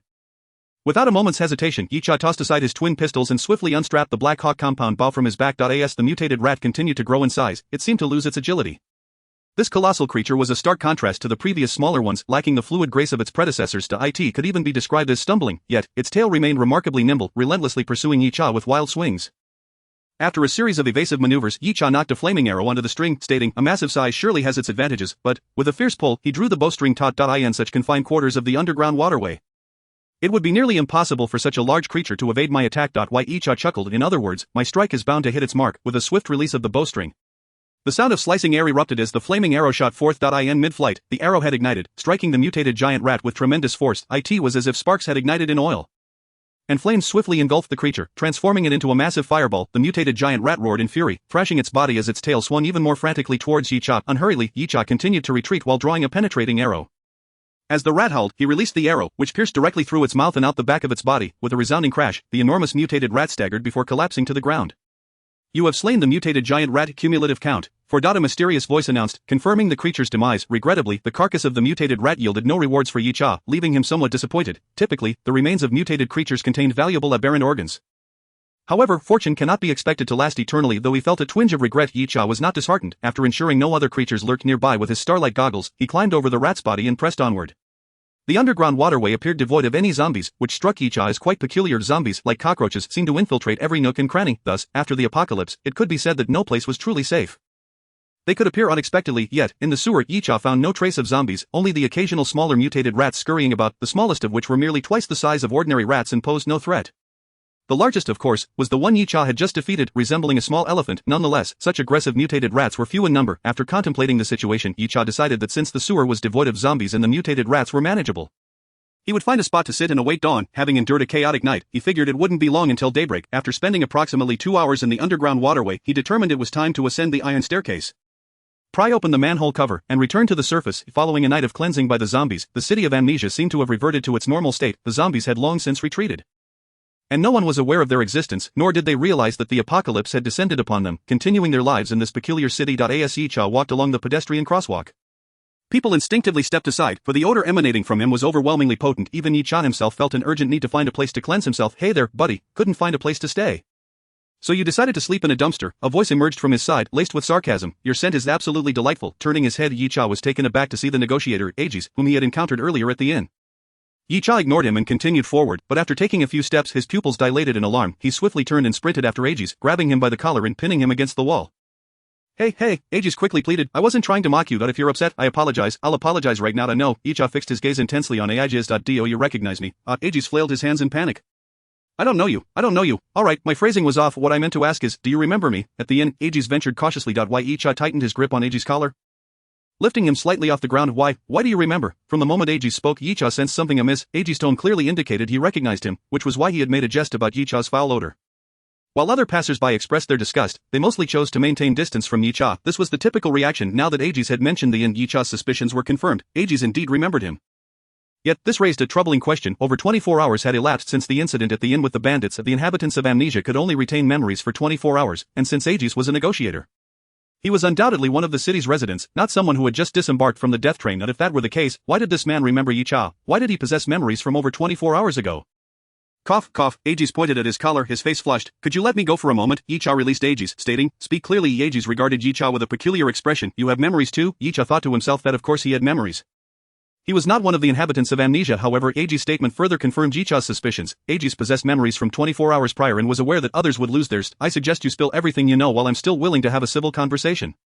Otherwise, I will resort to more violent methods. Don't worry, I'm more than willing to converse with someone like you. We seem to be kindred spirits. Aegis raised his hands in a gesture of surrender, then pointed ahead. My place is just up ahead. Why don't we talk there? Your current condition is rather unfortunate. Even my dog, who hasn't bathed in 3 years, smells better than you. Why? Yicha pondered for a moment before waving his hand. Lead the way, but don't pull any tricks. Aegis shrugged, then guided Yicha forward. Aegis' home was not far, situated at the street corner, a dilapidated, inexpensive apartment building, its wooden floors and stairs creaking underfoot. The atmosphere was more reminiscent of nostalgia than comfort, serving only to illustrate that Aegis was, without a doubt, a thoroughgoing miser. Upon entering, Aegis said, the first room on the left is the bathroom. Turn the switch to the right for hot water and to the left for cold. Feel free to use the shower gel, but don't use my towel. I'll fetch you a new one. Your odor is simply overwhelming, and I don't want my towel ruined. Why? Yicha cast a wary glance at Aegis. Though he didn't fully trust this man, he couldn't deny the pungent odor emanating from himself was indeed unbearable, even for him. Nodding slightly, he stepped into the bathroom. Approximately 15 minutes later, Aegis entered the bathroom with clothes and towels in hand. Observing Yicha showering alongside the bow and arrows at his feet, he remarked, you even bring your weapons into the shower. Why? Yicha grasped the bow with one hand and the towel with the other, replying, even if I were to lie in bed with a woman, I would still bring my weapon, for it ensures a longer life. Aegis shrugged as he watched Yicha get dressed. Once they returned to the living room, Aegis said, apologies, but I don't have any food left. Why? Yicha replied, I believe it's time for us to get to the point. Okay, Aegis said, first, let me confirm, you, like me, retain your memories even after 24 hours. Correct? Yicha, too indifferent to explain or elucidate the death train, simply nodded. Fantastic, Aegis exclaimed, his excitement palpable. I thought I was the only one in this city who was like this. I never expected to find someone else. Yicha inquired, what I wish to understand is why you are different from others. I have no idea, Aegis replied, that is also a question I ponder. Perhaps you too escaped from that place? Yicha posited, what place? Yicha asked. Aegis shrugged once more. I do not know. Why? Yicha, exasperated, drew his firearm and declared, I believe a more forceful approach may yield some answers. Aegis quickly retreated to the side of the sofa, exclaiming, hey, we are civilized individuals, let us converse amicably. Besides, I speak only the truth. Why? Yicha rubbed his temples and said, very well, let me rephrase my inquiry. When did you first realize you were unlike others? Aegis responded, from the very beginning, I was different. At birth? Yicha asked. Not quite. Aegis pointed to his head. I can recall what I did yesterday and the day before. I am distinct from others, yet my memories are not without flaws. Yicha frowned slightly. Continue. Aegis recounted, I remember awakening in a room and then running incessantly, pursued by individuals intent on recapturing me. I hid in a refuse pile to evade them, and then, Yicha prompted. Aegis shrugged, I cannot recall my name, so I adopted one and wandered the city aimlessly. I discovered that the people here seem to forget what they did the previous day. I devised ways to survive in the city, much like most others, save for my ability to retain memories. Why? Yicha pondered for a moment. Do you remember those who chased you, or the place where you awoke? That is a question I wish to ask you. Aegis replied, pointing to his head, my memories began from that moment, with nothing preceding it. You, like me, do not lose the memories of the previous day. You must have escaped from that place as well. Correct, Yicha contemplated, struggling to articulate his predicament, eventually stating, I too have lost memories. When I awakened, I found myself in a narrow alley of the city. I see. Aegis expressed disappointment, then consoled Yicha, in truth, not remembering may not be entirely detrimental. I recall those who pursued me. They unleashed dogs, brandished guns, and were quite ferocious. That place was likely not a good one, nor were those memories worth holding on to. Even so, do you not wish to uncover the truth? Yicha pressed. Aegis replied earnestly, at this moment I require something else more than the truth. What is it? Yicha inquired. Aegis' serious demeanor suddenly vanished, replaced by a mischievous grin as he rubbed his fingers together. Buddy, could you lend me some money? I am out of funds for my rent. Chapter 53, The Kidnapping Case. Bang, bang. The sound of pounding on the door echoed, followed by a voice shouting, Aegis, you scoundrel. I know you are inside. I saw you enter. You were 3 months overdue on your rent. Yicha cast a glance at Aegis. You certainly have an impressive scheme. Aegis chuckled awkwardly. That is merely a coincidence. Absolutely. Yicha scoffed, refusing to believe that Eiji's invitation to his home was unintentional. Thankfully, the fact that Eiji's possessed memories was at least genuine. As long as he could acquire information, other matters were not of great concern. Yicha shook his head and approached the door, opening it to reveal a fierce-looking woman. How much does he owe you? Yicha asked directly as he motioned for Eiji's to hand him his backpack from which he extracted a bundle of cash. The money Yicha had acquired was modest, yet the winnings from the fox hunting competition were substantial enough to cover the rent once the payment was settled and the landlord dismissed. Yicha turned to Eiji's. You are clearly in need of more than just money now, are you not? Eiji smiled sheepishly. Rest assured, I will repay you. I absolutely will. Yicha replied. Money is not the issue. Let us discuss the place from which you escaped. We must find it. Wait, Eiji's interjected. I am delighted to have found someone like me in this city, as it means I have a companion.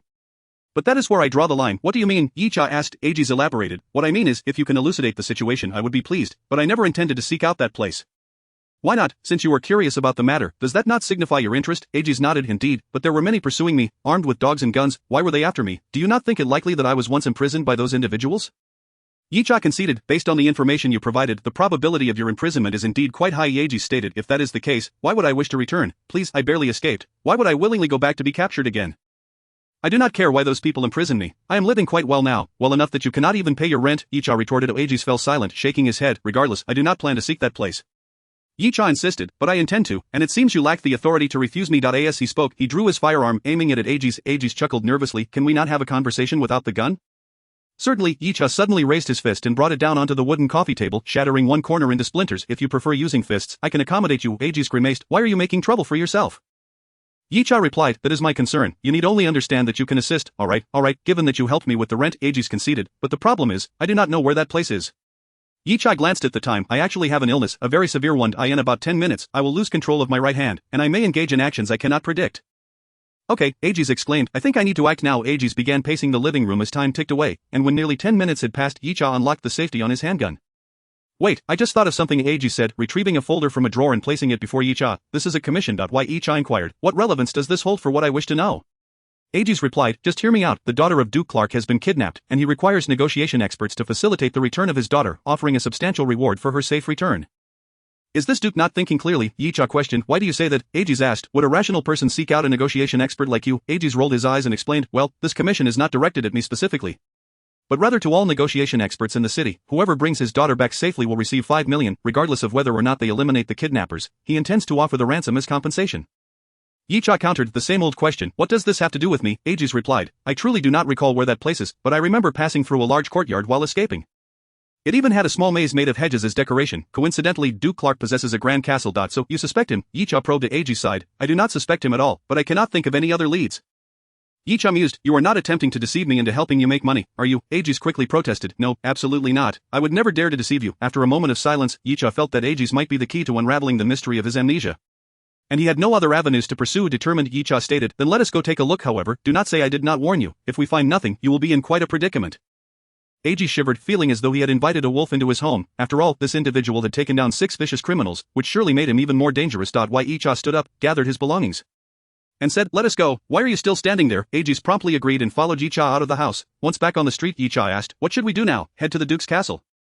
Eiji's chuckled nervously. That would be futile. They would not allow us entry. Besides, we need to find the kidnappers. Duke Clark is unconcerned about the process. The key is to bring his daughter back. Yicha remarked.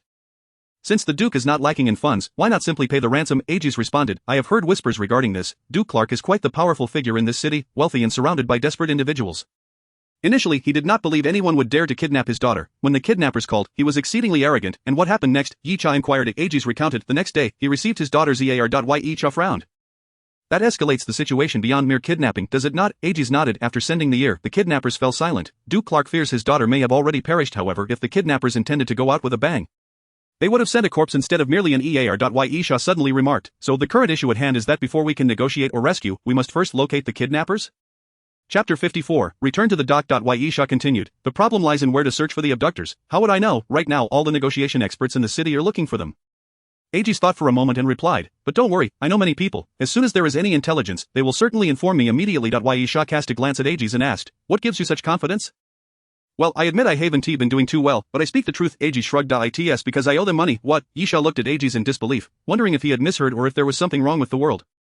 You owe them money, and they will still provide you with intelligence, Eiji's explained. Think about it. I need to make money to pay them back, right? Therefore, they will certainly provide me with information, and it will be free of charge.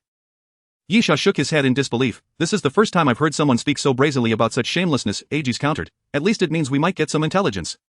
Right? No, it's of no use, Yisha mused for a moment and then stated. First, if they can provide you with intelligence, they can provide it to others as well, correct? Aegis nodded. Yisha continued. Second, if there were any intelligence, other negotiation experts would have acted by now, thus, those people you mentioned actually have no information on this matter, and you have overlooked the most crucial point. Aegis asked. What point? Yisha replied, to bring back the girl, there is 5 million. To kill the kidnappers and bring back the girl, it would probably be tens of millions, compared to the little money you owe them. That is an astronomical figure. Do you really think they would provide you with intelligence for that little amount? Aegis fell silent, then asked. So what do you suggest we do? Yisha contemplated, without any intelligence.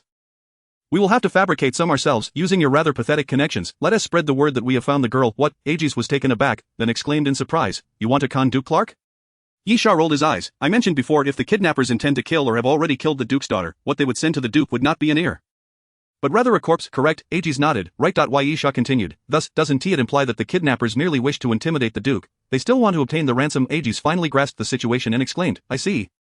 If they want the ransom, they cannot tear up the ticket before receiving the money. So, when someone claims to have rescued the Duke's daughter, what will the kidnappers do? Yisha smiled. They will certainly need to prove that the Duke's daughter is still in their possession, so they can continue extorting him. Good plan. Aegis snapped his fingers, then grew worried. But what if the Duke inquires about it? If the kidnappers contact the Duke again to prove the young lady is still with them, he might redirect his anger towards you. Yisha replied. Are you foolish? Can't we spread the news anonymously? Aegis was silent for a moment. Good idea, I'll take care of this before tonight. I guarantee the whole city will know by tomorrow. Yisha urged. Then hurry, I have some matters to attend to. Return by evening. The two parted ways temporarily, with Yisha heading to the dock. The destruction of the zombie outbreak point was certainly a good thing. However, this was merely one of 3 tasks. Yisha's objective was to complete all 3 tasks as thoroughly as possible. Otherwise, he might as well return to the death train. As for the other 2 tasks, one involved eliminating Dr. T and obtaining the ZX mutant virus cell vial, about which Yisha had no leads. Who was Dr. T? Where was the ZX mutant virus cell vial? The other task was to uncover the hidden truth of the amnesiac city, which he had some clues about. Yisha believed that the facts regarding the 24-hour memory and the zombies only appearing at night were crucial points to investigate. Regarding the 24-hour memory issue, Yisha thought the breakthrough might lie with Aegis, so his purpose in returning to the dock was to investigate another key aspect. Why do zombies only appear at night?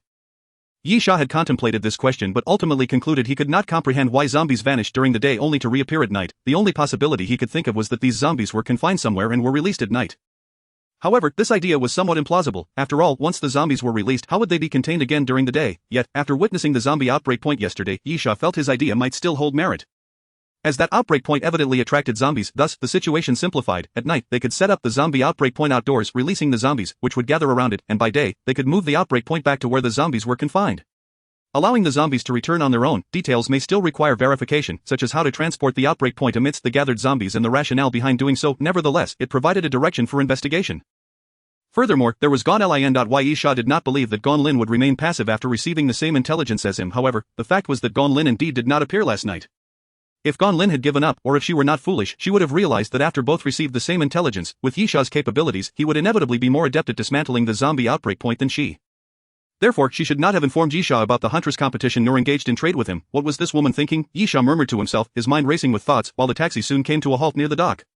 The main entrance was still likely off limits, so Yisha opted to climb over the wall. Suddenly, he was taken aback. The dock was desolate, with no workers unloading goods today, yet, this was of little concern to Yisha, as this dilapidated dock had long been in a semi-abandoned state, making it normal to have or lack cargo. What surprised Yisha was the absence of zombie corpses. If the zombie outbreak point could lure zombies away, what would happen to the bodies? Yisha had caused at least 200 to 300 corpses in his effort to destroy the outbreak point, and such a quantity could not be easily cleared away. Moreover, even if a large workforce was employed to remove the bodies, what about the bloodstains? Without bloodstains, there would be nothing left at the dock. Chapter 55. Trouble approaches. Yisha furrowed his brow, but he did not believe that the zombie bodies could vanish into thin air. Nor did he think the bloodstains could disappear without a trace. Soon Yisha found evidence: the signs of battle, the collapsed shipping containers, the scorched ground from explosive blasts, and numerous bullet holes in many containers. These signs of conflict could not be easily erased. Therefore, Yisha pondered, resting his chin on his hand. It has only been 4 or 5 hours since dawn. How could anyone possibly remove the bodies and clean up the blood in such a short time? As he murmured to himself, Yisha scanned the area. There seemed to be only one possibility. Yisha concluded, the place to hide the bodies must be nearby. It doesn't require moving them far. While contemplating, Yisha suddenly twitched his nose. There seemed to be a peculiar odor in the air. His eyes brightened as he drew his Alaska whaling fork, prying open a shipping container, only to discover it was filled with a pile of zombie corpses. Yisha sneered. The odor neutralizer is far too obvious. The bodies of the zombies carried a faint stench, which intensified when the zombies were blasted apart and blood flowed, without an odor neutralizer.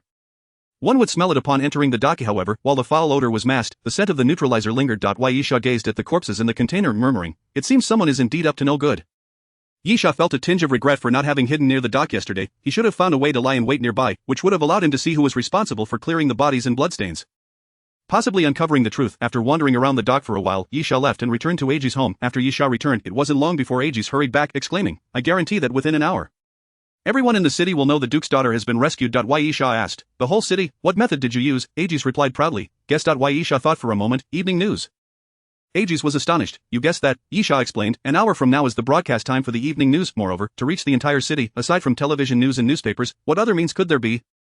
And since newspapers require printing, there's no way they can publish the news within an hour." Aegis remarked. "So you're actually a detective?" Yisha replied, "No, just a clerk at a company." This statement was true. In his previous life, before the apocalypse struck, Yisha had just graduated from university and was merely a lowly clerk, thus Yisha's abilities are entirely unrelated to his profession. They stem purely from his experiences and growth accumulated during the apocalypse of his previous life. It has been proven that Aegis is occasionally reliable in his endeavors. An hour later, the evening news reported the rescue of the Duke's daughter. Yet the identity of her savior remained undisclosed. Yisha expressed his satisfaction with this outcome, knowing that, barring any unforeseen circumstances, the kidnappers would undoubtedly emerge to refute the news and continue extorting the Duke. Yisha stated, "Our next course of action is to wait for the kidnappers to reveal themselves. Only then will we have a chance to locate their whereabouts." Aegis replied, "Then it seems we have nothing to do tonight. Let us rest, for the nights in this cursed place are far from peaceful." Yisha, suddenly struck by an idea, asked, "Since you have not lost your memory, you must be aware of what occurs each night."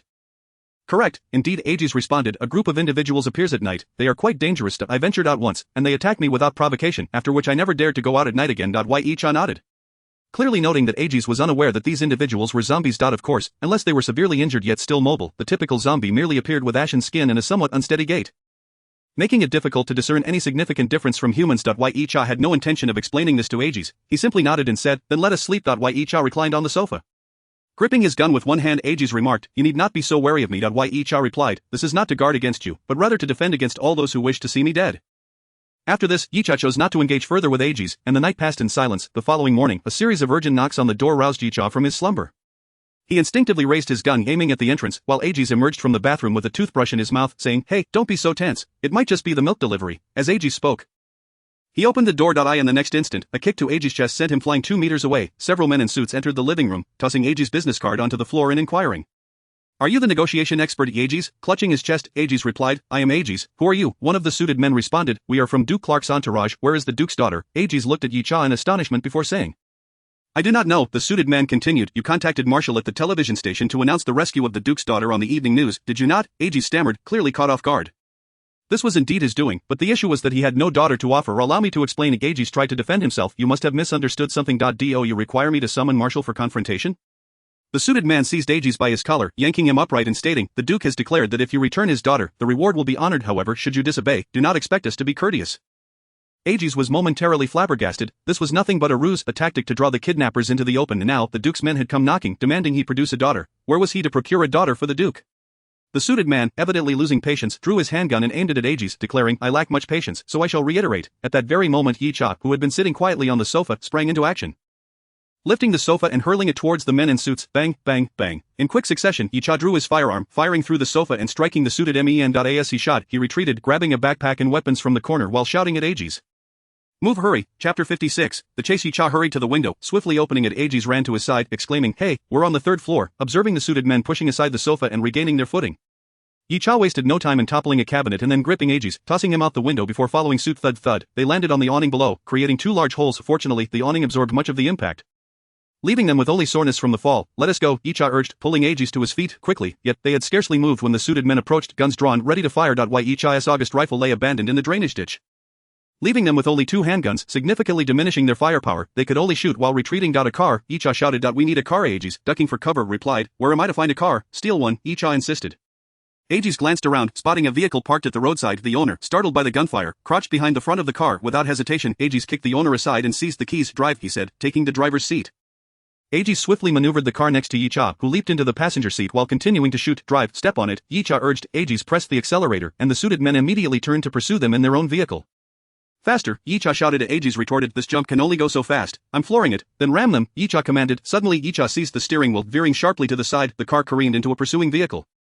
forcing it onto the pedestrian street and crashing it into a wall. Brother, do you need to be that ruthless? Aegis glanced at the rearview mirror. There's another one. Yicha rolled down the window, retrieved his Black Hawk compound bow, and leaned out, knocking an explosive arrow. With a quick aim, he released the bowstring. The arrow soared through the air, landing beneath the pursuing vehicle, and then, boom, a resounding explosion erupted, sending flames billowing from beneath the car, flipping it over. Yicha ducked back inside the vehicle, declaring, "For now, we are safe." Aegis grimaced, "Only temporarily. Duke Clark is wealthy and has resources. There are no good outcomes from provoking him." Yicha replied, "So weren't you supposed to release the news anonymously?" Aegis protested, "It was anonymous. Yesterday's news didn't mention my name at all." "Then how did they find us?" Yicha queried. "How did you manage to keep it anonymous?" Aegis explained, "I told the person at the television station to ensure my name did not appear on the broadcast." Yicha facepalmed and then smacked Aegis on the back of the head, exclaiming, "You fool, when I said anonymous, I meant no one should know anything about it. You actually went to the television station to speak to someone. The Duke saw the news. Do you think he wouldn't inquire at the station?" As for whether he would find out, Yicha felt that was an utterly foolish question. The man was wealthy, had allies, and possessed firearms. It would be strange if he couldn't find out. One should fear not an enemy like a god, but rather a teammate as foolish as a piggy. Aegis asked, "What do we do now?" Yicha replied, "There is no retreat left. We must find the Duke's daughter." Aegis suggested, "I believe we might be able to explain ourselves." Yicha countered, "If they beat you half to death, and you still insist it's a misunderstanding, I doubt they will believe you. However, whether they take their anger out on you is another matter entirely." Aegis, with righteous indignation, stated, "I believe finding the Duke's daughter is a sound choice. Since we've stirred up trouble, we should take responsibility." Yicha remarked, "The issue lies in how we will find her. We need leads." Aegis proposed, "What if we lay low for a few days? You mentioned that once the news spreads, the kidnappers will surely act. If they reveal themselves, we will be exonerated." Yicha asked, "Do you have a hiding place?" Aegis pondered before answering, "Yes, that place might be safe." Yicha inquired, "Might be?" Aegis clarified, "At least it's the safest place I can think of." Yicha concluded, "Then let us depart." Aegis drove to a CAF but did not enter through the front door. Instead, he approached the back entrance and knocked vigorously. "Who is it?" came an impatient voice after several knocks. Enough noise. Upon opening the door, a yawning, portly man appeared before them, his mouth agape in surprise. Aegis exclaimed, "Mick, you must help me. I'm in trouble." The man named Mick responded, "I am well aware you're in trouble, and it's quite serious. Come into the back of the CAF." Led to a storage room, and Mick guided them inside, saying, "Aegis, we've known each other for so long, yet this is the first time I've seen you possess such audacity. You dared to kidnap Duke Clark's daughter." "Kidnap?" Aegis was taken aback. "What nonsense are you speaking?" Mick continued, "This news arrived this morning, saying you kidnapped Duke Clark's daughter, pretended to rescue her, and then sought to extort money from the Duke."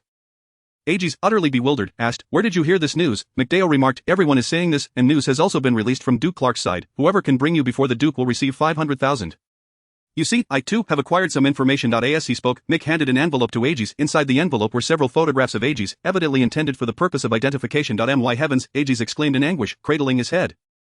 "This is a misunderstanding. It must be that Duke Clark saw the news and assumed I am the kidnapper, attempting to extort money in this manner." Mick replied, "Regardless, you are finished. The entire city is searching for you.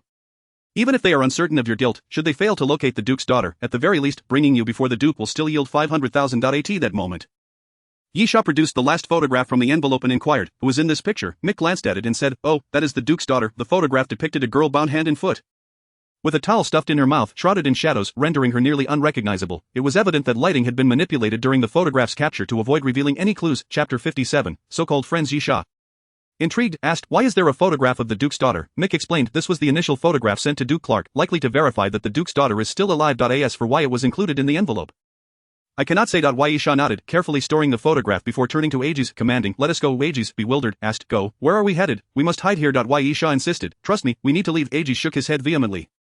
"I am not going anywhere." "Indeed, you cannot go anywhere." Mick suddenly drew his gun, aiming it at Aegis' head. "Until I notify the Duke's men to come." Aegis glared at Mick. "Mick, I thought we were friends." Mick replied, "Before the Duke offers the bounty, we were indeed friends." Aegis gritted his teeth. "All for that 500,000? "Yes, precisely for that sum." Mick retorted. "Aegis, you are a worthless good-for-nothing. Reflect on the times when you were nearly starving.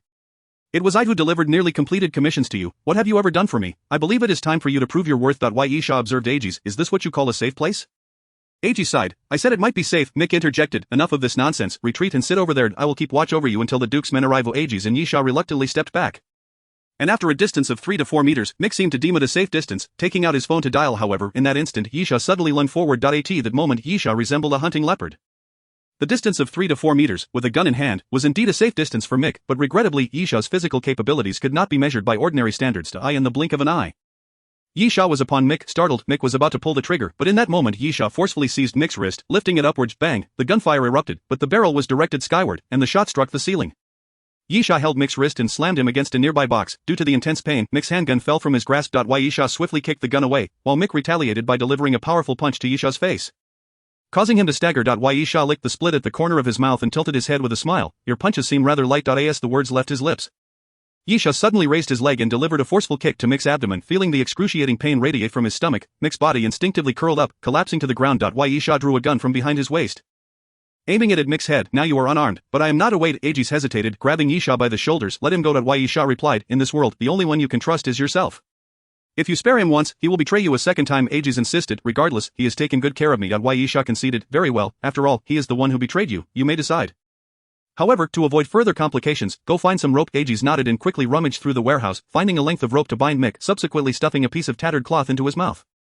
Retrieved from an unknown source. Yisha gestured, let us go. I may know where the Duke's daughter is. Aegis exclaimed with excitement. Really? Yisha nodded, follow me. The two swiftly departed, and once back in the car, Yisha handed the photograph to Aegis, instructing, examine the area behind the girl closely. Aegis remarked, it's all black. Yisha urged, pay attention to the lower right corner. Is there something there? Aegis squinted, it looks like a handcart with a few boxes on it. Yisha concluded, a handcart in boxes. The place where the Duke's daughter is being held is likely a warehouse. Come on, Aegis replied, exasperated. Do you have any idea how many warehouses there are in this city? Yisha countered, look more closely. Beneath the handcart there is an outline that resembles gloves. Doesn't it? Aegis pondered, it does seem somewhat like gloves, but isn't it normal to wear gloves when moving things? Yisha explained, first, the warehouse is stocked with items, indicating it is in regular use. Second, if the kidnappers are holding the Duke's daughter, the warehouse would certainly not be frequently accessed. Third, these boxes are not cardboard. They have vertical stripes, suggesting they are wooden crates. Aegis scratched his head and asked, so, Yisha responded, in use, yet not often accessed, wooden crates for protection. Assuming gloves are a necessity for handling, what can you deduce?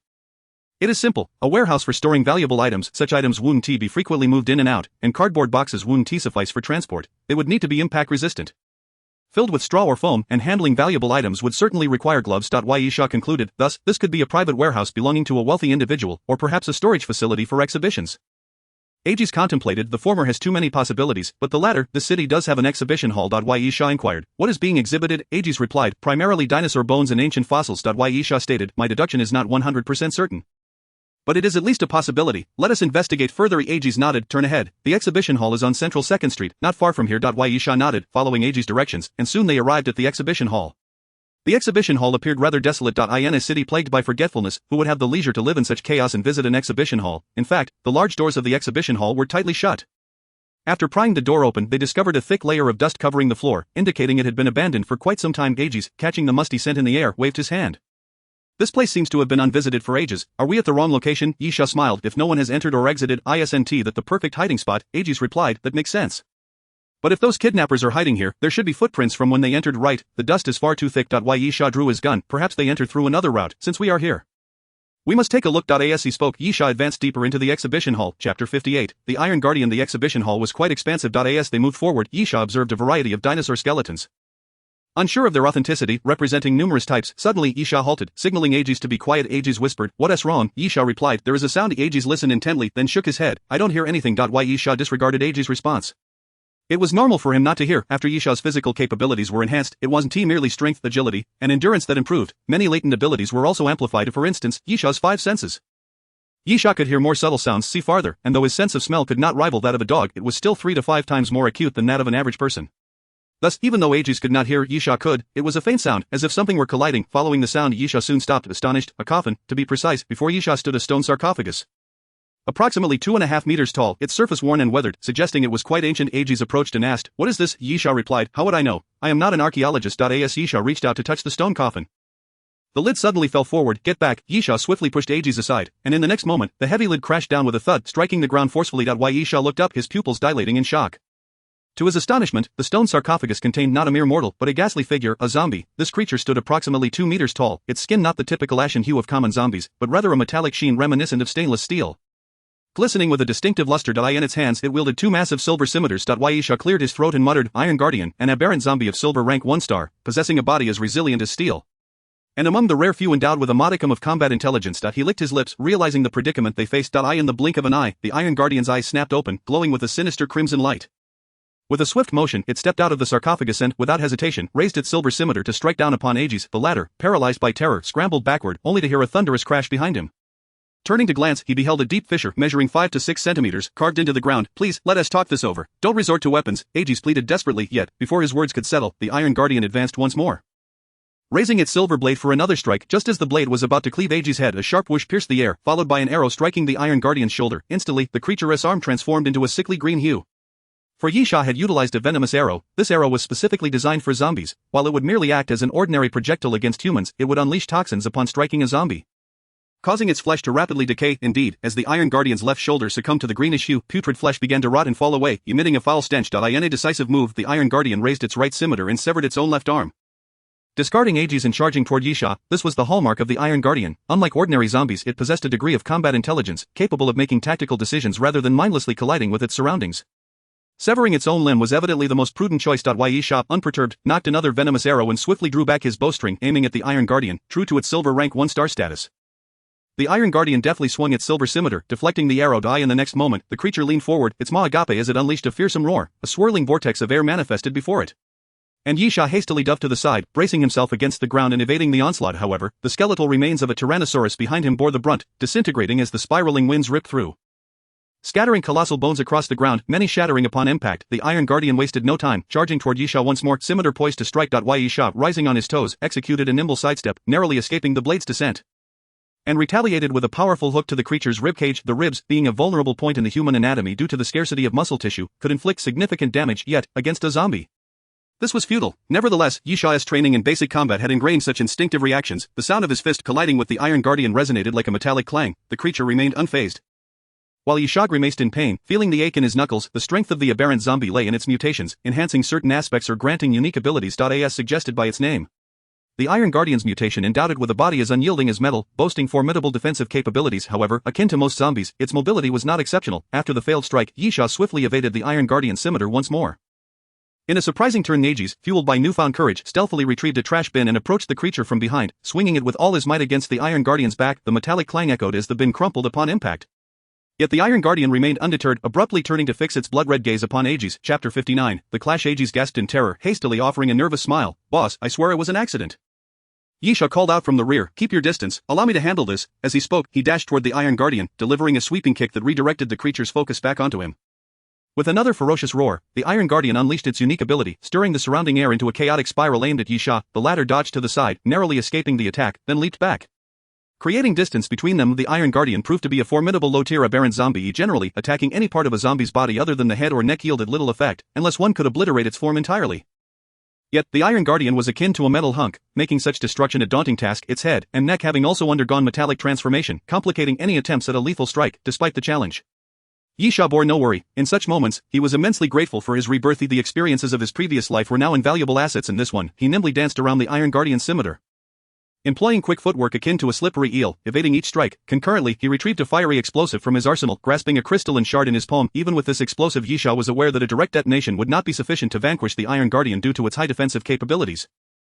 In terms of defense alone, the Iron Guardian could easily be classified among the golden tier aberrant zombies, having achieved silver rank 1-star mainly due to its lackluster performance in other areas. Suddenly the blade glinted ominously as the Iron Guardian swung its silver scimitar downward. Yisha deftly sidestepped, causing the blade to cleave into the ground, shattering the marble floor beneath with a single strike. His pupils dilated in realization, and he seized the moment to deliver a powerful kick to the Iron Guardian's wrist, sending the silver scimitar flying from its grasp. But this was the opportunity Yisha sought. With one arm severed and now disarmed, the Iron Guardian had only one method of attack remaining: the spiraling winds. With a guttural roar, the Iron Guardian opened its maw, preparing to unleash its attack as the air surged around it. The opportunity was ripe. Yisha swiftly hurled the crystalline shard into the creature's gaping mouth. Turning on his heel, he shouted to Aegis, "Run!" The pair sprinted away, well aware of the explosive's extensive blast radius. A thunderous explosion erupted, engulfing the Iron Guardian in flames, its form disintegrating into a chaotic inferno. The shockwave surged forward, lifting both Yisha and Aegis off their feet, crashing them back to the ground.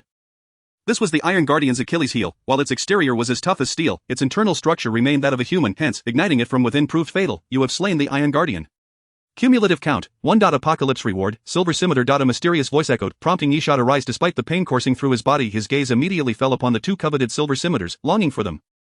While he possessed a melee weapon, the Alaskan whale harpoon, its healing properties were invaluable, aiding him in countering the zombie virus when injured. It was his most critical weapon. However, the harpoon had its drawbacks.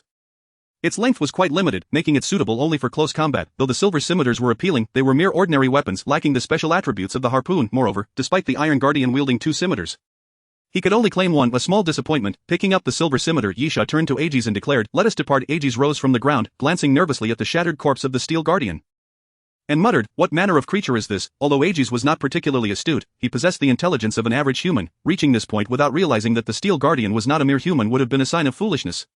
It was difficult to convey the situation succinctly. Yisha contemplated for a moment before asking, has it turned to night already? A night? Aegis checked his watch and replied, it's barely past 2 in the afternoon. Yisha nodded, though a frown creased his brow. They had been pursued since early morning and had fled in various directions, finally arriving at the exhibition hall. Despite the time spent, it should not have been dark yet.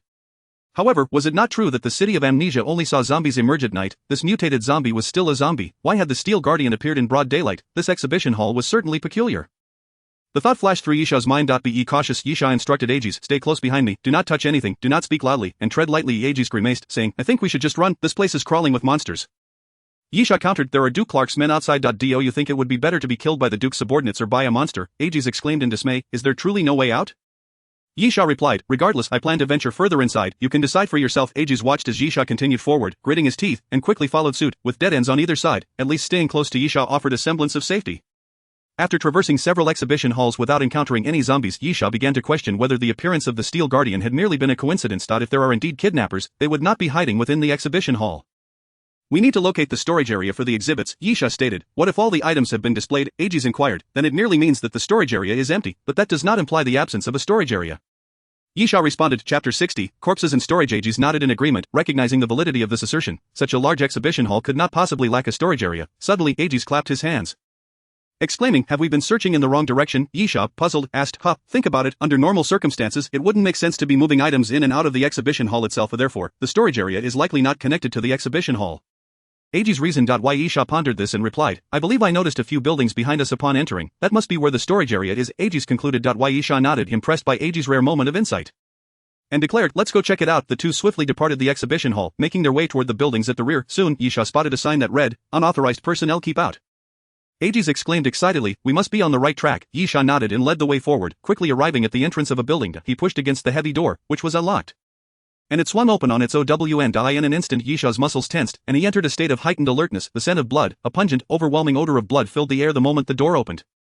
Even Aegis, with his ordinary sense of smell, could discern the scent clearly. Yisha raised a hand, signaling for Aegis to follow closely and cautiously, and then stepped inside. The interior of the building was undoubtedly a warehouse. Yisha saw a few wooden crates, though not in abundance, likely stored here for routine maintenance of the exhibits. However, it seemed the exhibition hall had been abandoned for quite some time, leaving the items to gather dust. Aegis whispered, we might have found the right place. These crates and those handcarts over there, along with the dimly lit surroundings, resemble the outlines in the photographs. Yisha nodded, remaining silent as he pressed forward, retrieving the stellar goggles from his backpack and donning them. However, no red shadows appeared on the goggles. Yisha furrowed his brow, wondering if the place was devoid of life. Suddenly, Aegis let out a short, startled cry, quickly covering his mouth. Stop making noise, Yisha hissed. I think I stepped on something, Aegis stammered. Yisha took 2 steps back to Aegis' side, pulled out his phone, and turned on the flashlight, illuminating the floor. A corpse lay sprawled on the ground, its body soaked in blood, though the blood had long since dried. Aegis gasped, nearly collapsing to the floor. Yisha crouched down, using his phone to scrutinize the body.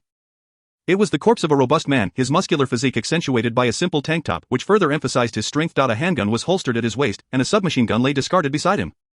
Moreover, this individual had been bitten to death, multiple claw marks marred his body, and his neck was gruesomely severed, blood and flesh mangled, clearly indicating he had been bitten through. A zombie, perhaps, Yisha murmured, then shook his head. It could not be a zombie, for had he been bitten by one, he would have undoubtedly succumbed to the virus and transformed. Of course, it was difficult to ascertain, given the state of his neck.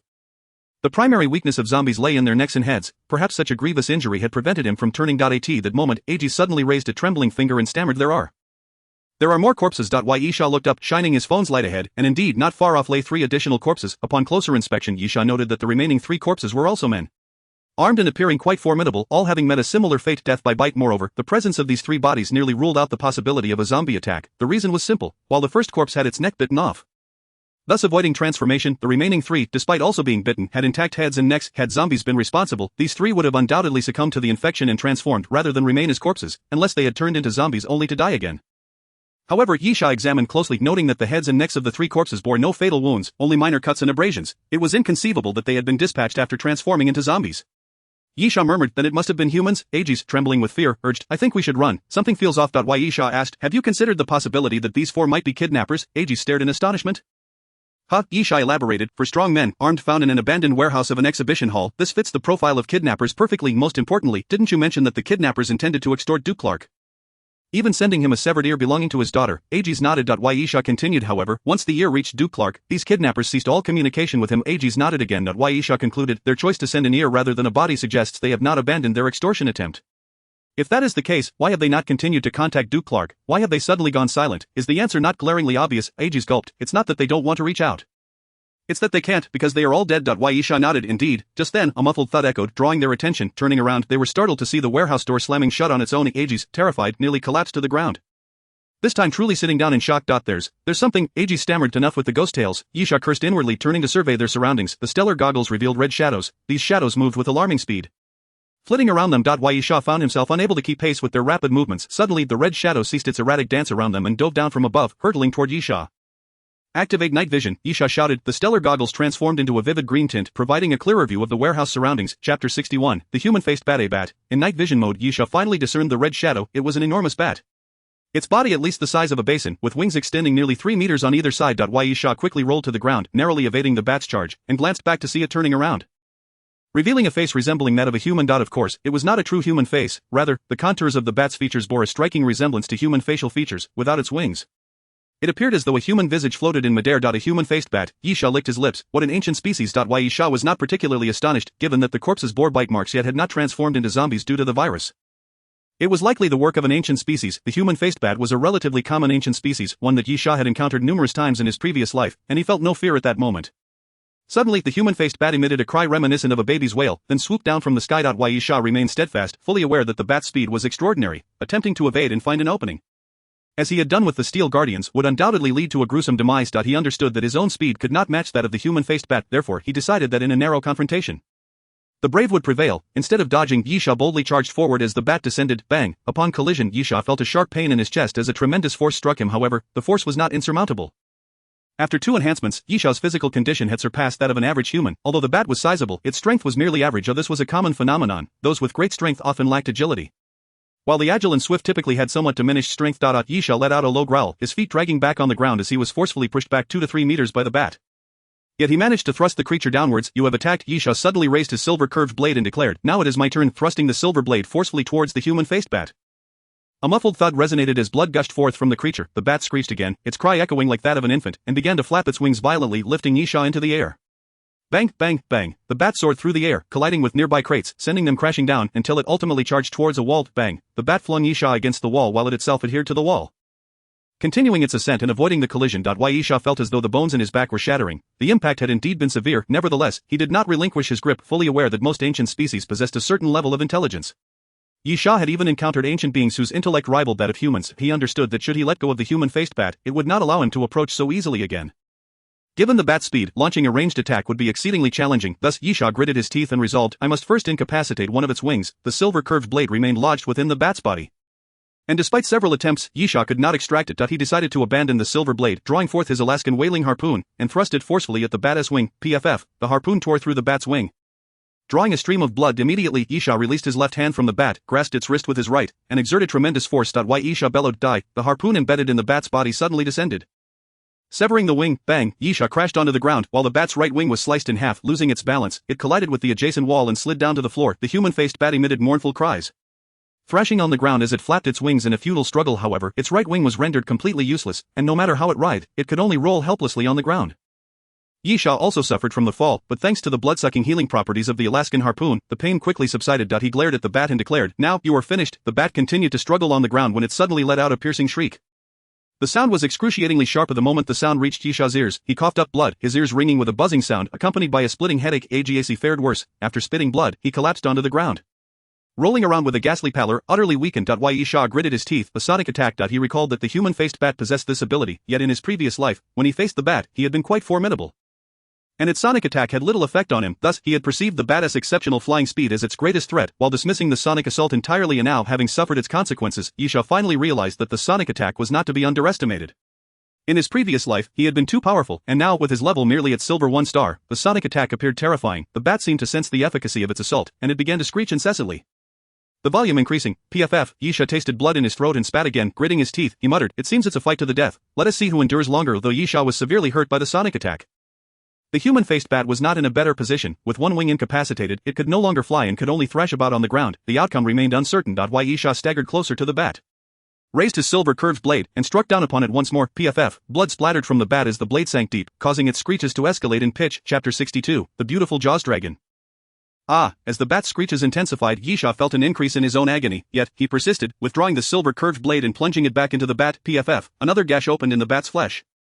This was a battle of endurance. Yisha and the bat inflicted wounds upon one another, with only the one possessing the stronger will to survive emerging victorious. I shall not perish. Yisha coughed blood repeatedly.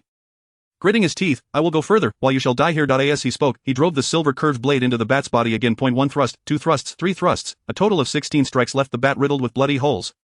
Its shrieks gradually fading. When Yisha delivered the 16th thrust, the bat finally lay still. Congratulations, you have slain the human-faced bat. Cumulative count, 1. Apocalypse reward, ancient bat blood. As the mysterious voice echoed, Yisha found he lacked the strength to even smile.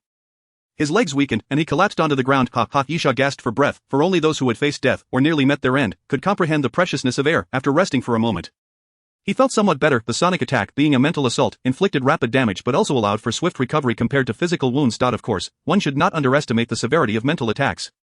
On the contrary, they were often more terrifying than physical injuries. At first, mental attacks are insidious and challenging to counter. In the end, Yisha had merely matched the bat's endurance, managing to kill it before it could force him to succumb. Second, while severe physical injuries could be remedied with even a single breath, offering hope, mental trauma was different. Non-lethal injuries were not a concern and would heal swiftly, but if they proved fatal, even divine intervention would be futile. Once Yisha's mind cleared, he stood and approached Agiaci, nudging him with his foot. Are you dead? Agiaci struggled, convulsing slightly. I think I still have a breath left. Do not worry. Yisha replied, you will feel better after a short rest. The sonic attack of the human-faced bat was indeed fearsome, delivering a mental assault through sound. However, it was not the type that would cause fatal injuries, merely inflicting considerable discomfort. As long as one did not endure the sonic waves for too long, recovery would come swiftly. Yisha sat down nearby, took a bottle of water from his backpack, and said, once you've rested enough, let us investigate our surroundings. Although we have found the bodies of the kidnappers, we still have no certainty regarding the fate of the Duchess. Agiaci grimaced. I believe bringing back the bodies of the kidnappers would suffice. If they are indeed the kidnappers, that would be sufficient, Yisha countered, but if they are merely corpses, do you think Duke Clark would believe it? What if he thinks you simply gathered a few random corpses to pass off as theirs?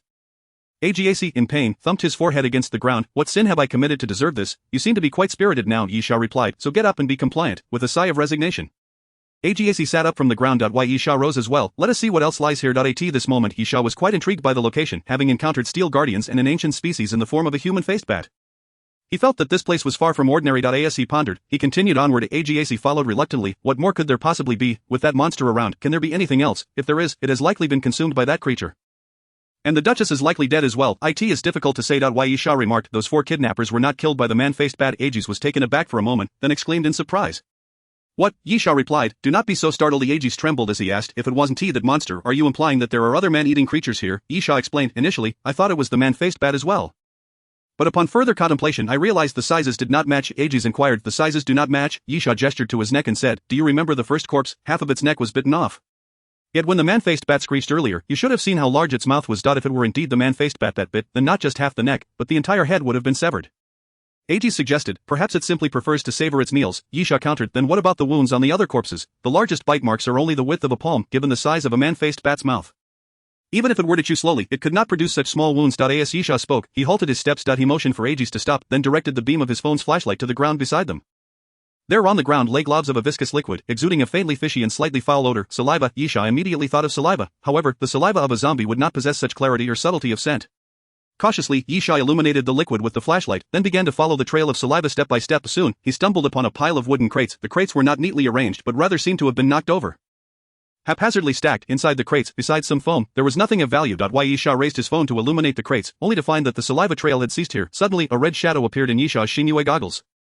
The Shinue goggles cannot detect hidden enemies with absolute certainty, as their function is to scout moving targets within a specific field of vision. If something is outside this range or remains still, the goggles will fail to detect it. Thus, the sudden red shadow startled Yisha, causing him to instinctively step back. In the next moment, a dinosaur appeared before him. This is, Yisha gasped in astonishment.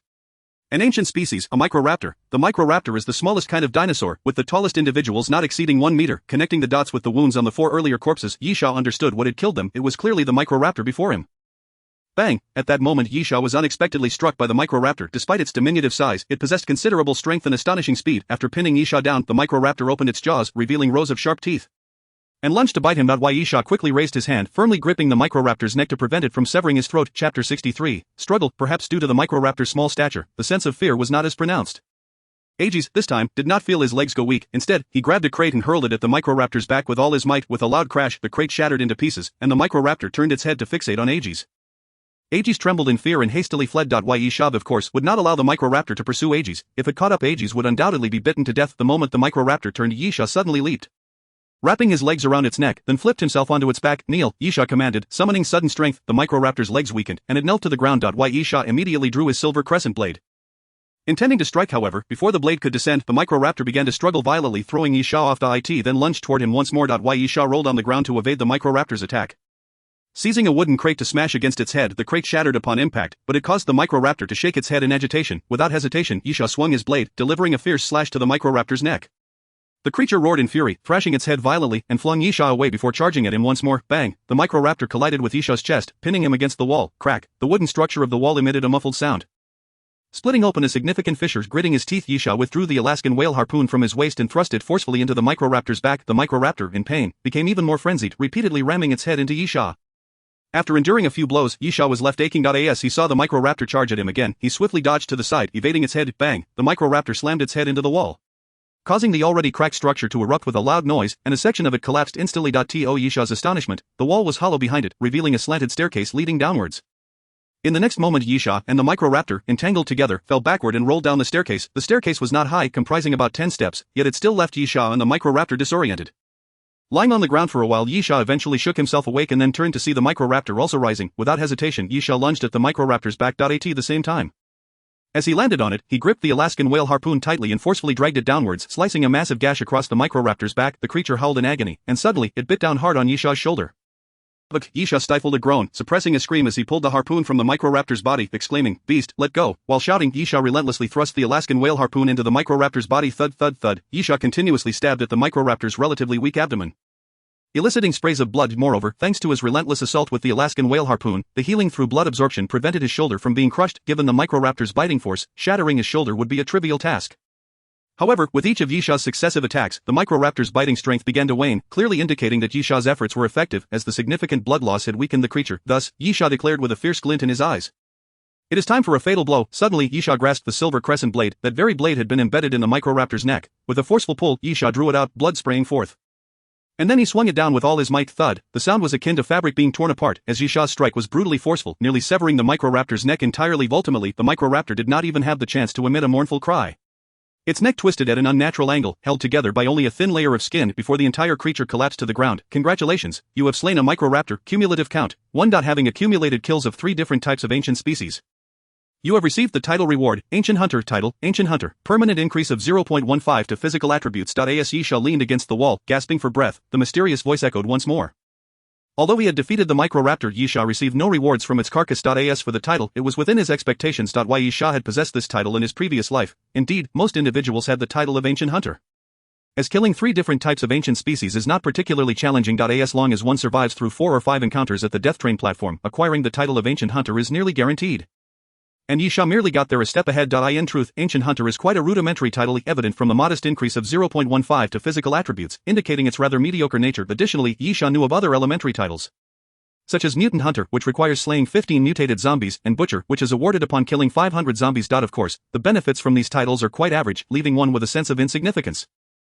However, Yesha vaguely recalled that among the basic titles, there was one particularly perverse title, Human Enemy, requiring one to kill 20 individuals who had boarded the Death Train during the platform missions, granting an increase of 1.5 to physical attributes and a random fantasy ability. Setting aside the moral and cruel considerations, finding 20 individuals to kill would not be an easy task, as individuals like Aegis would be of no use. They must be humans who had disembarked from the Death Train. "Hey, are you alright?" At that moment, Aegis' voice suddenly rang out as he hurried down the staircase. "Phew, thank goodness, you're still alive." As Aegis spoke, he kicked the Microraptor to confirm its demise before sighing in relief. Then, he surveyed the surroundings and asked, "Where is this place?" Prompted by Aegis, Yesha finally became aware of his surroundings. Chapter 64, Underground Slaves. Without a doubt, this was a secret passage. Why would a warehouse and an exhibition hall require such a hidden route? Yesha surveyed the area. Beneath the staircase lay a dimly lit space, shrouded in darkness due to the absence of light. He activated the flashlight function on his phone to illuminate the surroundings. Suddenly, Aegis exclaimed, "Look, there's an air switch here." Aegis moved to the side and promptly flipped the air switch. Yesha intended to stop him, who knew what that switch would activate. However, Aegis had already acted, and Yesha refrained from voicing his concerns. In the next moment, a brilliant light erupted, having been in darkness for so long. The sudden brightness was blinding, causing both Yesha and Aegis to instinctively shut their eyes. After a brief moment, as their eyes adjusted to the light, they reopened them to behold an expansive room. To call it a room seemed inadequate. Compared to an ordinary room, this place was significantly larger, yet describing it as a hall felt slightly diminutive. There was nothing surrounding them, no wooden crates, no fossils. Nothing at all, rendering it unrecognizable as a hidden warehouse, with no presence of beings like the man-faced bat or the exquisite dragon. Aegis grew considerably bolder, mimicking Yisha's actions as he wandered around the room. Hey, hey, hey, Aegis suddenly called out, this can't possibly be a power switch, right? Upon hearing him, Yisha approached Aegis and soon spotted what he was referring to. It was a switch, set on a square metallic base affixed to the wall, featuring a cherry-sized red button. Yisha stepped forward and remarked, a press will reveal the answer. Aegis urged, what if it's a trap? Yisha cast a glance at him, thinking, when you casually pulled the air switch, did you consider it might be a concealed trap? Just as Yisha pressed the switch, the wall ahead emitted a series of cracking sounds, slowly rising. In the next instant, both Yisha and Aegis were momentarily stunned. A multitude of people. Behind that wall lay a vast space, with walls painted pure white, filled with dozens of individuals, clad in tattered clothing, emaciated, their faces etched with exhaustion, all shackled at their hands and feet. These individuals were in the process of transporting items, specifically square metal boxes, silver in hue, adorned with a black horned skull motif on the front. The wall that had opened evidently served as the entrance to this place. With Yisha and Aegis standing at the threshold, yet those individuals appeared oblivious to their presence, continuing to drag their shackles and transport the boxes. Aegis whispered, are they all daft? Yisha moved closer, waving his hand in front of a man's face. Observing his expression, they're not daft, they are merely numb. Yisha noted the blank expressions on these people's faces. Their gazes briefly wandered to him before quickly averting. Returning to their task, clearly, they could see Yisha and Aegis. They simply did not care. They were indifferent to who Yisha and Aegis were or why they were there, embodying a profound sense of despair towards the world. Mechanically and numbly continuing to move the boxes. If one is so numb as to be indifferent to their own existence, how could they possibly concern themselves with anything else? This was Yisha's impression. These individuals had not failed to notice their presence, they were utterly desensitized instead. Yisha pondered, there was little to be gained from conversing with such individuals, as no matter what questions were posed, they were unlikely to respond. As for attempting to intimidate them into speaking, Yisha found it hard to believe they would fear a beating given their current state. He decided to step aside and pry open a metal box with an Alaskan whaling fork. Since he could not extract information from these people, he opted to observe with his own eyes. With a sharp crack, a metal box positioned nearby yielded to Yisha's efforts, and his face was instantly filled with astonishment. For within that metal box lay the source of the zombie virus. To be precise, it was a portion of the glass case containing the zombie virus, filled with a green liquid, at its center a fist-sized luminescent entity emanating a green glow. Though not nearly as intense as the glow from the zombie virus Yisha had previously encountered. Yisha gasped this, he had not anticipated discovering the source of the zombie virus here.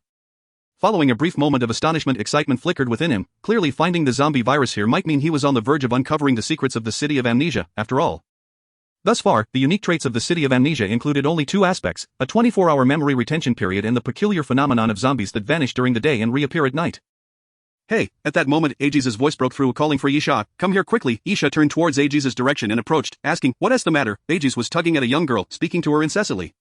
But the girl clearly had no interest in Aegis, mechanically dragging her shackles as she struggled to carry a metal box taller than herself. Following the line of workers, Aegis excitedly exclaimed to Yisha, this is the daughter of Duke Clark. Yisha was taken aback, asking, the one who was kidnapped. After saying this, he scrutinized the girl closely. Indeed, she bore a resemblance to the photo, though her face was somewhat dirty.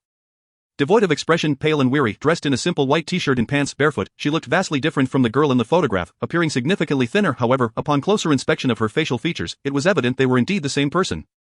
Yisha crouched before the girl, speaking gently, can we have a chat? The Duke's daughter completely ignored Yisha, even as she maneuvered around him while carrying the metal box, continuing on her way. Yisha was not surprised. He had sensed these individuals would disregard him, otherwise, they would not so readily overlook two living people, thus he had chosen not to inquire further, opting instead to pry open boxes. However, this girl was evidently different from the others. While the fate of the others could be disregarded, this little girl was someone he felt compelled to assist. Yisha resolved, forget it, let us just break the shackles and carry her away. After all, she is alive, and Duke Clark never specified that a dazed one doesn't T-count. Just then, a sharp voice rang out, who are you? Why are you here? Chapter 65, Escape. The voice drew the attention of both Yisha and Aegis. They turned to see a metal staircase in the corner, indicating the presence of a second floor, which housed several rooms. At that moment, a door swung open, revealing a man clad in a biohazard suit. Looking down at them from a height, gradually reaching for something behind his waist, where a handgun was partially visible. Yisha's mind raced. This man was unshackled, dressed in a biohazard suit, and armed, while those transporting items were in tattered clothing and shackled. This led Yisha to conclude that the individuals below were likely a group of slaves, possibly captured and forced to work here, while the man in the biohazard suit was likely their overseer. Hey, I'm asking you a question. At this moment, the man in the biohazard suit pulled out his gun, aiming it at the two, demanding, put your hands behind your heads and tell me how you found this place. Yisha exchanged a knowing glance with Aegis, disregarding whether Aegis understood, then swiftly drew his pistol from behind his waist. Bang, bang, bang. Before the man in the biohazard suit could fire, Yisha fired off several shots in quick succession. The man quickly ducked, shielding his head as bullets struck the iron railing in front of him, sending sparks flying, temporarily forcing the man back. Yisha drew his silver curved blade, striking forcefully at the shackles binding the Duke's daughter. These shackles not only connected the Duke's daughter but also linked her to the other individuals, rendering escape impossible without severing them. With a sharp clang, the shackles proved to be ordinary, they were not formidable. And Yisha easily cut through them. Aegis, not entirely dim-witted, understood Yisha's earlier signal, promptly scooping up the Duke's daughter and fleeing. Meanwhile, Yisha continued shooting while retreating, ensuring the man could not retaliate. As he moved toward the door, however, at that moment, the man in the biohazard suit had no intention of returning fire. Instead, he crawled to the side, reaching the corner, and forcefully pulled down a lever on the wall. Suddenly, a blaring alarm pierced the air, and Aegis, having reached the door, found that the wall had collapsed with a loud crash, sealing their exit. The man in the biohazard suit shouted from the ground, "Everyone come out, we have an intruder." As the alarm blared and the man's shouts echoed, doors to surrounding rooms swung open, and numerous men clad in biohazard suits rushed out. Aegis knocked on the wall several times, searching for a hidden door mechanism to open it, but finding none, he turned to Yisha helplessly, asking, "What do we do now?" Yisha replied, "Run this way." Yisha pointed in another direction before swiftly dashing forward. He indicated the individuals around him who were engaged in moving items. Since they were in the process of transporting goods, it was evident that there must be alternative exits. After all, the entrance they had arrived at was cluttered with metal boxes that were currently being moved. Thus, those boxes could not have been dispatched through that entrance. Aegis, cradling the Duke's daughter, hurriedly kept pace with Yisha. Meanwhile, those clad in biohazard suits began firing at the two, bullets striking the metal boxes and sparking, while also hitting the workers around them, who remained utterly indifferent. Yisha and Aegis crouched low and sprinted across the hall, eventually reaching the other side where indeed a passage appeared before them. Without hesitation, Yisha led the way into the passage, only to be momentarily taken aback. It was a prison. The passage was not short, nearly 100 meters long, with iron bars lining both sides. Behind the bars were square rooms filled with expressionless humans, some lying on the ground and others sitting with their knees drawn up, indifferent to Yisha and Aegis' presence. Yisha remarked, "Those fiends are truly imprisoning humans as slaves." Aegis surveyed the surroundings and suggested, "Let us make our escape first." Yisha nodded, having already heard the sound of footsteps. It was clear that those in biohazard suits were in pursuit. They sprinted through the passage, emerging into another expansive hall that was nearly identical to the previous one, filled with metal boxes containing the source of the zombie plague, all surrounded by pure white walls. As they ran, Yisha shouted, "Check the wall on the opposite side. If it's a symmetrical structure, there should be an exit there. Look for a mechanism to open it." Yisha reached the opposite wall first and began to search frantically. Aegis went to the other side, repeatedly striking the wall. Just then, the group in biohazard suits caught up, pushing aside those moving the boxes, on the verge of reaching Yisha and Aegis. "Found it!" Aegis suddenly exclaimed. A section of the wall he pressed against suddenly caved in, and the entire wall began to rise. Behind the wall was yet another dark chamber, with a wooden staircase leading to the surface. It seemed the structure was indeed completely symmetrical. Yisha led the way up the staircase, only to find himself in another exhibition hall storage area, suggesting that the entrances connected two exhibition warehouses. Yisha activated his starshine goggles and charged forward. The previous warehouse was riddled with trouble. Should they encounter any ancient species now, they would surely be caught by those pursuing them. Fortunately, luck was on their side this time. And as they dashed out of the warehouse, nothing sprang forth. However, as Yisha led the way out, his heart sank. It was dark. In the city of Amnesia, darkness heralded the arrival of the zombies. Yet, the sky was not completely dark yet. It was merely dusk, with the evening glow fading, soon to be engulfed in darkness, akin to dawn before night. The zombies had not yet emerged, but it was evident that it would not be long. Yisha immediately shouted to Aegis, "Let us go." Yisha swiftly exited the warehouse, leaping over the exhibition hall's surrounding wall. Casting a quick glance around, he soon spotted a taxi parked at the roadside. A father and daughter were paying and leaving, and the driver was preparing to depart after placing the money away. In that instant, crash, the window of the driver's seat shattered, and Yisha seized the driver by the collar, yanking him up before delivering a swift chop to the back of his neck, rendering him unconscious. Chapter 66. The war begins. Yisha pushed Aegis into the taxi and forcefully shut the door. Leave immediately, and go find Duke Clark," he commanded. Aegis, surprised by Yisha's intent not to join him, asked, "Aren't you coming?" Yisha shook his head, stating, "Someone must remain to draw their attention, and what happens next does not concern you. It is beyond your capacity to handle. I will manage." Yisha never considered himself a good person, nor did he wish to be one. In the apocalypse, good people tended to perish quickly. However, he had his own principles. Aegis was innocent, having been forcibly pulled into this predicament by Yisha. Thus, he would ensure Aegis had a chance to survive. Moreover, with the Duke's daughter in tow, Aegis would likely receive protection from Duke Clark in the future, marking a perfect conclusion for him. Additionally, Yisha believed he no longer needed Aegis. The group that had appeared was more closely tied to the secrets of the city of Amnesia than the clues Aegis provided. Furthermore, they had analyzed that Aegis must have been imprisoned somewhere before waking up, and given the people detained in the underground exhibition hall, Yisha suspected a connection between the two. "Hurry," Yisha urged, giving Aegis a push. "Don't waste time. In the end, neither of us may escape." Aegis gritted his teeth, seemingly resolved, and after placing the Duke's daughter in the passenger seat, he pressed the accelerator with determination.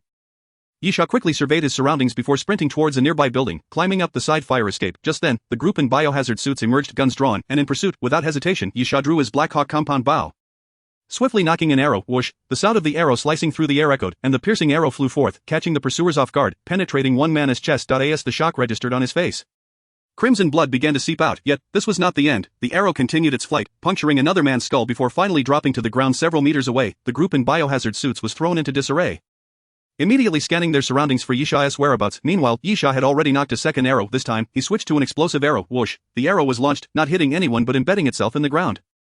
In an instant, boom, a tremendous explosion erupted, engulfing several nearby individuals and sending them flying, their bodies charred and their biohazard suits tattered lifeless upon impact. Yes, over there, someone suddenly shouted, clearly having located Yisha based on the trajectory of the arrow. Yisha remained unperturbed. Although each of them wielded firearms, they were merely handguns, and his chosen position was beyond their effective range. Yisha readied another incendiary arrow, launching it forward to take down another pursuer before swiftly climbing up the fire escape to the rooftop. Elevated above, Yisha was in no rush, waiting for the pursuers to reach the base of the fire escape before drawing another explosive arrow. Whoosh! As night fell and pedestrians thinned out, the sound of the arrow was particularly pronounced as Yisha targeted the midpoint of the fire escape. Then, boom, the deafening explosion resonated, sending a massive fireball and thick smoke billowing outward. Although the pursuers had yet to ascend the fire escape, the debris from the explosion knocked several down. Yisha chuckled coldly. Swiftly turning to flee, opening the rooftop staircase door, intending to escape. He had already devised a plan. The opposing numbers held an overwhelming advantage, and his only option was to engage in urban guerrilla warfare. Darting through alleys and buildings to eliminate them one by one. Of course, he intended to leave a couple alive for questioning. He was keen to uncover the truth behind the underground exhibition hall. However, just as Yisha opened the door, a foul stench wafted in, and a zombie lunged at him, colliding directly into his body. Yisha was knocked to the ground, and as the zombie prepared to bite, he swiftly twisted its head, snapping its neck. Rising to his feet, he gazed at the moon hanging high in the night sky, cursing, damn it. Peering into the room, he saw a mass of zombies below, prompting him to change his strategy. He closed the door and began sprinting across the rooftop. In the next moment, Yisha ran to the edge of the rooftop and leaped. The gap between the buildings was approximately 5 meters. And despite his enhanced physical abilities, jumping such a distance was still challenging. Thus, he initially aimed not for the rooftop ahead but rather diagonally downward, targeting a window on the lower floor. This extended the distance and utilized the force of gravity. Additionally, the window had a hanging clothesline extending half a meter outward, allowing him to grab hold even if he couldn't leap inside. However, at that moment, 2 men in biohazard suits entered the alley and opened fire without hesitation. Bang, bang, the gunshots rang out, causing Yisha to jerk involuntarily. Although the bullets missed him, the noise disrupted his jump, diminishing his distance. It was now or never. Gritting his teeth, Yisha drew his silver-curved dagger and, upon landing on the opposite side of the alley, plunged the dagger into the wall to slow his momentum. Grasping the window ledge, he performed a swift roll, crashing through the glass and into the room. The interior of the house was equally perilous as there lay 2 corpses, a male and a female zombie. Upon hearing the shattering of glass, they staggered towards Yisha's direction. Get away, with a swift kick, Yisha sent one of the zombies flying, then vigorously swung his silver scimitar. The blade glimmered as it sliced through the air, decapitating the female zombie, followed by Yisha drawing his gun to obliterate the male zombie attempting to rise from the ground.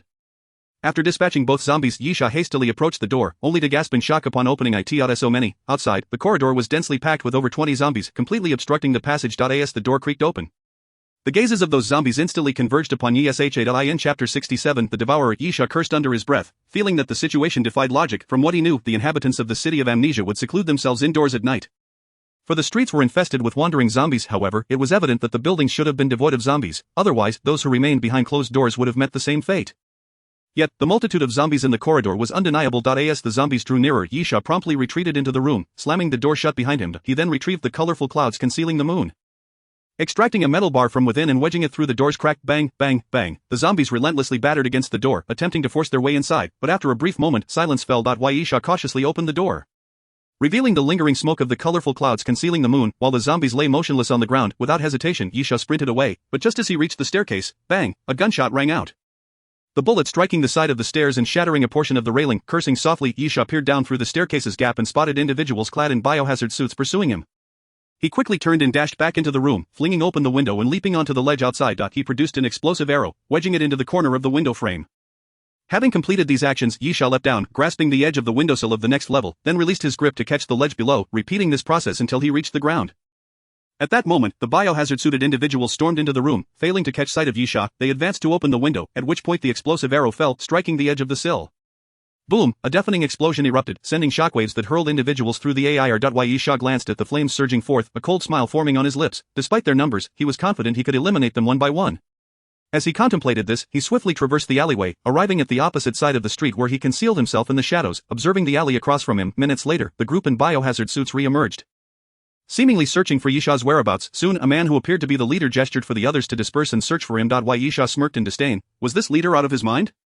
A group gathered together had already lost a third of their members to him, yet now they dared to split up. It was as if they were offering him an opportunity. Very well, Yisha murmured, I initially intended to wipe out this entire group but will now settle for capturing 2. With that thought, Yisha retreated deeper into the alley. Having identified his target, the man who had commanded the others to disperse evidently held a significant position. At the very least, he was a captain, thus he was the first on Yisha's list. A captain would undoubtedly possess more knowledge than an ordinary soldier. Once the biohazard-suited individuals had sufficiently spread out, Yisha slipped from the alley and stealthily followed the captain. The captain was accompanied by only two others, a fortunate turn of events for Yisha. He trailed them leisurely until the group had sufficiently distanced themselves, allowing him to follow the captain into an alleyway. Almost as soon as he entered the alley, Yisha's body tensed like a hunting leopard, leaping forward to seize one individual by the shoulder from behind, swiftly drawing the Alaskan harpoon. Swish, Yisha's right hand swept around to the front. The harpoon slicing through the opponent's throat, blood spraying forth as he severed the windpipe. The captain and the other companion immediately turned, warily eyeing Yisha discarded the corpse, assuring them, rest assured. I have many questions for you, so I won't kill you, the captain retorted. Do you have any idea the trouble you've stirred? Yisha chuckled. I believe your predicament is far more dire than mine. As soon as Yisha finished speaking, the captain reached for his firearm, but at that very instant, Yisha lunged forward. The distance between them was barely 2 meters, with Yisha's explosive power. He would not allow the captain the opportunity to draw his weapon, thus, he dared to close the gap. Bang! Just as the captain raised his gun, Yisha delivered a punch to the captain's wrist, sending the handgun flying, followed by a kick that struck the companion in the chest, sending him spiraling 2 meters away. Yisha declared, you are no match for me, I advise you to comply. The captain suddenly burst into laughter. Yes, that's so. I think you should be cautious with your words. Roaring, the captain flailed his arms wildly as if in excruciating agony. In an instant, he forcefully tore at his biohazard suit, shredding it to tatters, his body swelling like a balloon until he reached a towering height of 2 meters, his muscles bulging grotesquely. With another roar, a cross-shaped gash appeared on his chest, which suddenly opened like a gaping maw.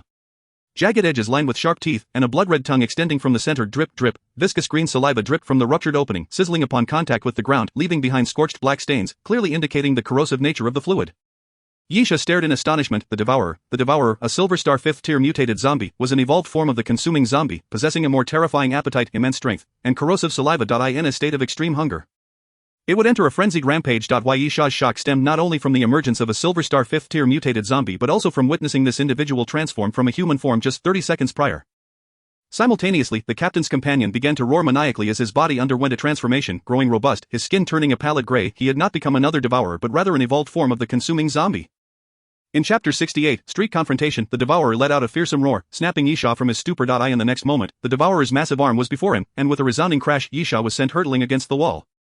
He grunted softly, blood trickling from the corner of his mouth, yet he lingered not, swiftly evading as the Devourer's tongue lunged at him. Bang! As Yisha dodged to the side, the tongue struck the wall with a resounding crash, tearing a massive hole through it. Yisha cast a glance at the gaping hole before turning to flee the alley. Roaring, the Devourer pursued, but at that moment a crimson flash arced through the air as Yisha, in the instant he exited the alley, hurled a crystal explosive arrow back into the passage. Clearly, Yisha was acutely aware of the Devourer's formidable nature. The Silver Star 5th-tier classification was no empty boast. Thus, he had promptly resorted to his most powerful weapon. The explosive arrow was undoubtedly the most potent device in his arsenal. Boom! A cataclysmic explosion reverberated, flames erupting and surging forth, engulfing the street and sending vehicles tumbling. You have slain a consuming zombie. Accumulated count 2. Amidst the flames, Yisha heard that enigmatic voice resonate in his ear, yet there was only the news of the consuming zombie's demise. What did this signify? It meant the Devourer still lived. Suddenly the flames parted, and a blood-red tongue pierced through, rapidly darting toward Yisha. Alarmed, Yisha swiftly raised his silver scimitar. Clang! The tongue collided with the scimitar, producing a sharp metallic clang. Yisha felt the tremendous force coursing through the blade, retreating 2 to 3 steps before regaining his footing. Roar, roar! The Devourer emerged from the flames, its entire body charred, with numerous patches of singed flesh exposed, clearly sustaining serious injuries from the explosive arrow, yet still capable of movement. Yisha promptly flicked the blade, allowing the silver scimitar to embed itself into the ground. In the next moment, Yisha swiftly removed the Black Hawk compound bow, stepping forward half a pace as he knocked a flaming arrow and deftly pulled back the bowstring, aiming at the Devourer. With a thud, the Devourer raised its hand to intercept the arrow, which promptly pierced through its palm, igniting a fierce blaze that quickly spread across its body. Roaring in agony, the Devourer howled once more, yet the strength of the undead lies in their resilience. As long as they do not suffer fatal injuries, they can endure wounds of this nature. Suddenly the Devourer charged forward, its feet thudding heavily against the ground. Realizing the distance between them was too short to fire another arrow, Yisha opted to sling the Black Hawk compound bow back onto his shoulders, crossing his arms in a defensive posture. However, Yisha was unprepared for the cunning of the Devourer, which feigned the charge. In an instant, a crimson tongue lashed out, wrapping around Yisha's ankle and yanking him to the ground. The Devourer roared again, its tongue flinging Yisha against the railing by the street with a resounding crash. Breaking it apart. As the tongue retracted, it began to drag Yisha closer, clearly intent on devouring him. 5 meters, 3 meters, 1 meter. As the gaping maw of the Devourer loomed ever closer, Yisha sprang into action. Drawing the Alaskan harpoon and leaping upwards, with a swift motion, he plunged the blade into the Devourer's head. Growling, die! The Devourer thrashed violently, its tongue whipping out and sending Yisha sprawling with a thud. He landed nearby, rolling on the ground, yet, in an instant, he clawed at the earth, steadying himself before charging once more at the Devourer. Suddenly, gunfire erupted as Yisha drew his pistol, pulling the trigger, although the damage was minimal. The bullet pierced the Devourer's arm, yielding some effect. In the blink of an eye, Yisha closed the distance, retrieving the silver curved dagger he had previously plunged into the ground, with a decisive strike. He severed the Devourer's arm, which flew through the air, landing a short distance away. The Devourer, a mutated zombie of silver rank, should not have succumbed so easily, however, after enduring the explosive onslaught of the crimson flame and the searing flames of the burning arrow. Its flesh had already begun to rot, allowing Yisha to achieve this victory with relative ease. Without hesitation, Yisha raised the silver curved dagger high, aiming for the Devourer's head in a bid to behead it. Yet this time, the Devourer evaded, retreating swiftly as its tongue lashed out, ensnaring Yisha's wrist and halting the dagger's descent. Why Yisha's eyes narrowed as he abandoned the lethal blow. Delivering a powerful kick to the Devourer's midsection, forcing it backward. Do not mistake my restraint for weakness, Yisha declared, his wrist twisting as the silver curved dagger danced gracefully in his grasp. He stepped forward, growling, "What of a silver-rank mutated zombie? I have slain countless royal-grade zombies." As he charged once more at the Devourer, the creature roared, its massive maw opening and closing, spewing forth a stream of pale green corrosive saliva. Yisha raised an eyebrow, swiftly shedding his outer garment to deflect a spray of the corrosive liquid. In a deft motion, he produced a metallic strip of Kayunjayu and hurled it forth.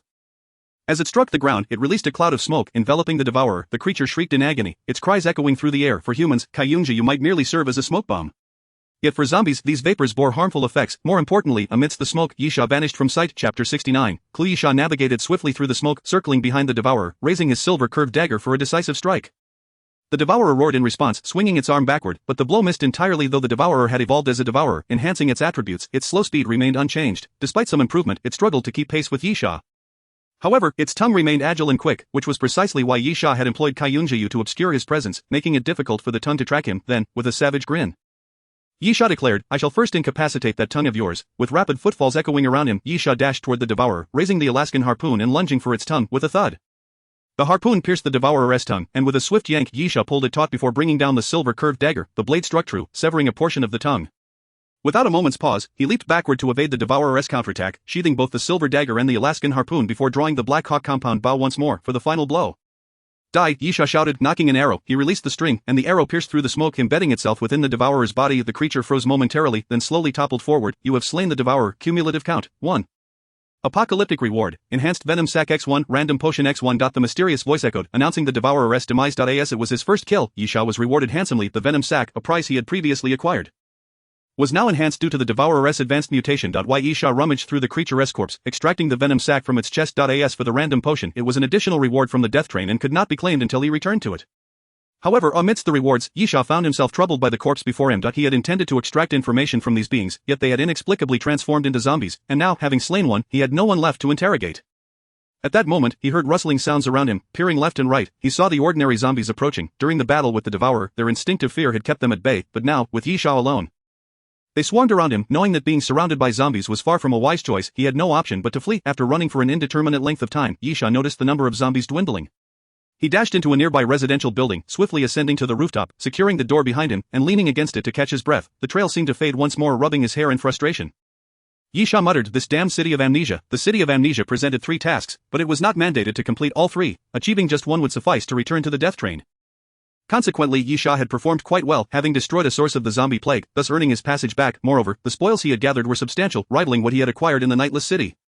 Nevertheless, he still yearned to progress further. Completing another task, or even all 3, would grant him additional rewards from the death train. The Alaskan harpoon alone illustrated the generosity of the death train, in Yisha's estimation. Acquiring it with skeletal currency would require at least 50 silver skeletal coins, yet the problem remained. There were no clues. Yisha sighed deeply, pondering whether to risk another venture into the underground exhibition hall. Hoping to uncover some leads, just then, a spark of realization struck him. "Wait a moment," Yisha exclaimed, slapping his forehead. "That emblem, it's familiar. I've definitely seen it before." Suddenly, he stood up, pacing back and forth. He recalled the emblem of a horned skull on the metallic box containing the source of the zombie plague. Previously too preoccupied with fleeing and fighting, he had failed to notice its significance. Now, as he reflected calmly, he recognized that the symbol was indeed familiar, as if he had encountered it somewhere before. "The question lies where," Yisha murmured, and then his eyes suddenly brightened. "Kangpu Company." An epiphany struck Yisha. He recalled having seen that emblem at Kangpu Company. No, Yisha shook his head, stating, "That is not the emblem of Kangpu Company. The insignia of Kangpu Company is a circle featuring the letters KZ, which, as legend has it, represent the initials of the 2 founders at the company's inception." Yisha rubbed his forehead, pondering, "But I am certain I have seen that emblem. Where could it be?" Suddenly, an idea struck him, and he turned on his heel, swiftly departing the building. After evading the zombies on the street, he found a mall, broke a window to enter, and located a laptop within. Without delay, Yisha opened his backpack and retrieved 2 hard drives. These were the very drives he had excavated from the Kangpu Company research facility, their video contents having been deleted by him. Though that did not imply the drives were unusable. Upon connecting the hard drives, Yisha's expression shifted to one of realization. "Just as I thought, the emblem displayed on the hard drives was unmistakably that of a horned skull. This insignia did not belong to Kangpu Company but rather to its research institute." Yisha murmured, "This means that this incident is indeed related to Kangpu Company, and therefore, the city of amnesia must also harbor its presence?" As Yisha contemplated this, he quickly connected to the internet to search for information. Chapter 70. Dr. T found it. Yisha swiftly discovered information about Kangpu Company online. To his surprise, the city of Amnesia indeed housed a branch of Kangpu Company. However, it was evident that this city was not a focal point for Kangpu Company's development. It housed merely a small branch office. Yisha felt a compelling need to visit this branch, as it might hold critical clues. While mulling this over, he closed the laptop and fell into contemplation. Should he go now, or wait until daytime? If he chose the latter, in Yisha's estimation, Kangpu Company would likely appear as a typical business, potentially leading to a lack of clues. Thus Yisha clenched his fist into his palm and declared, "Then I shall go now." Yisha suddenly realized he had overlooked a crucial detail. During the day, the city of Amnesia was devoid of zombies, with their presence only emerging at night. Consequently, Yisha naturally assumed that daytime would be the best time to act, subsequently hiding at night, a choice he believed most would make as well. After all, while ordinary zombies could be manageable in small numbers, a larger horde might prove more terrifying than encountering a few mutated ones. Yet, upon further reflection, if he intended to uncover this mystery, nighttime would be the optimal choice for action. Take, for instance, the source of the zombie plague. Had it not been for Gon Lin's discovery of the intelligence source, one could have spent all day in hiding without ever pinpointing the origin of the zombie infection. It must be thus. Why Yisha slapped his forehead, lamenting, "How could I have made such an oversight?" Thankfully, there is still time. With determination, Yisha set out for the Kangpu Company branch in the city of Amnesia. Fortunately, his luck seemed favorable. The branch was not far from his current location, approximately a half-hour's journey. Exiting the mall, he stealthily commandeered a vehicle and drove towards the Kangpu Company branch. While driving might attract zombies, Yisha had experience. As long as he steered towards areas with fewer zombies, he would be fine. Should zombies obstruct his path, he would simply plow through them. As for densely populated zombie zones, he would circumvent them. If the vehicle was blocked, he would abandon it, detour on foot, and steal another car, for being encircled by zombies would spell doom. After taking a longer route and losing some time, about an hour later, Yisha finally spotted the Kangpu Company building. It was a 6-story office structure, quite decent, though given Kangpu Company's financial might, this branch could only be considered modest. As Yisha stepped forward to enter, suddenly, with a crash, a window on the 6th floor shattered, and a figure plummeted from the sky. Yisha quickly sidestepped, and the figure landed with a thud. Looking down, he saw a man in his 30s or 40s, covered in wounds, convulsing on the ground and spewing blood. Yisha approached, saying, "Hey." He uttered just a single word before falling silent, for the man had already succumbed. Glancing at the shattered window, Yisha decisively removed his Black Hawk composite bow, nocking an arrow, and proceeded towards the office building. Upon entering, Yisha was taken aback. The lobby was littered with corpses, all of them zombies. A quick glance at the body by the entrance indicated it had not transformed into a zombie. Survivors from the death train. Yisha furrowed his brow, realizing he might have encountered fellow passengers. The individual who had fallen onto the street was likely one of the humans from the death train. This was intriguing. Yisha licked his lips, contemplating what could have drawn him here, and what could have caused his demise. Yisha did not perceive this as bad news. The entity that the corpse could not contend with did not imply he would be similarly challenged. Moreover, since this individual had arrived, it was evident he must have possessed some intelligence or clues. Affirming that Yisha's line of thought was correct, he felt he was finally on the brink of a breakthrough. With the zombies in the office building dispatched, Yisha was able to advance without impediment. Approaching the elevator, he pressed the button, only to find it unresponsive, perhaps due to a power outage or damage. Yisha opted for the safety stairwell, ascending to the 6th floor. Since the man had fallen from the 6th floor, it suggested that something was amiss up there, thus saving Yisha the trouble of exploration. Exiting the stairwell, Yisha felt something underfoot and looked down to discover a corpse. The head and neck of this body were intact, yet it had not transformed into a zombie, most likely. It was another human from the death train. As Yisha stepped over the body and continued forward, he noticed several more bodies scattered about, approximately 10 in total. Among them, he recognized 2 familiar faces belonging to the humans from Car 7. With the presence of individuals from his own car, it became clear that these were indeed humans who had boarded the death train, no longer mere speculation. Yet, all these individuals were deceased. Yisha became increasingly vigilant. Had this been the first station of the death train, witnessing a dozen corpses would not have alarmed him, as most people at that stage were still ordinary humans. However, after the baptism of the first station of the death train, Yisha believed that anyone who could return to the death train would have made substantial advancements, both mentally and in terms of strength. Thus, the sight of so many corpses here warranted caution. There might be something formidable lurking on the 6th floor. Just then, a hoarse voice suddenly broke the silence. Yisha snapped his head up. The 6th floor was illuminated by faint lights, and in the corner, he spotted an eccentric old man leaning against the wall. The reason for the old man's peculiarity was that he appeared to be in his 60s or 70s, yet his physique was remarkably robust, with pronounced muscles reminiscent of a man in his 30s who regularly engaged in fitness. Yisha furrowed his brow and inquired, "Who are you?" The old man chuckled, "You come to take my life.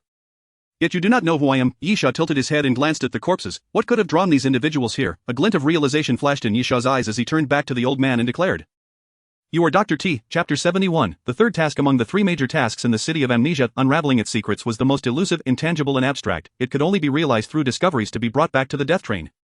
Next was to eliminate the source of the zombie plague and Dr. T. The source of the zombie plague was similarly nebulous, as no one knew what it looked like. However, this was at least a tangible object. Therefore, the answer became clear. Since the figure before him was a person rather than an object, who other than Dr. T could it be? The presence of those dozen individuals from the death train indicated they had come here to eliminate Dr.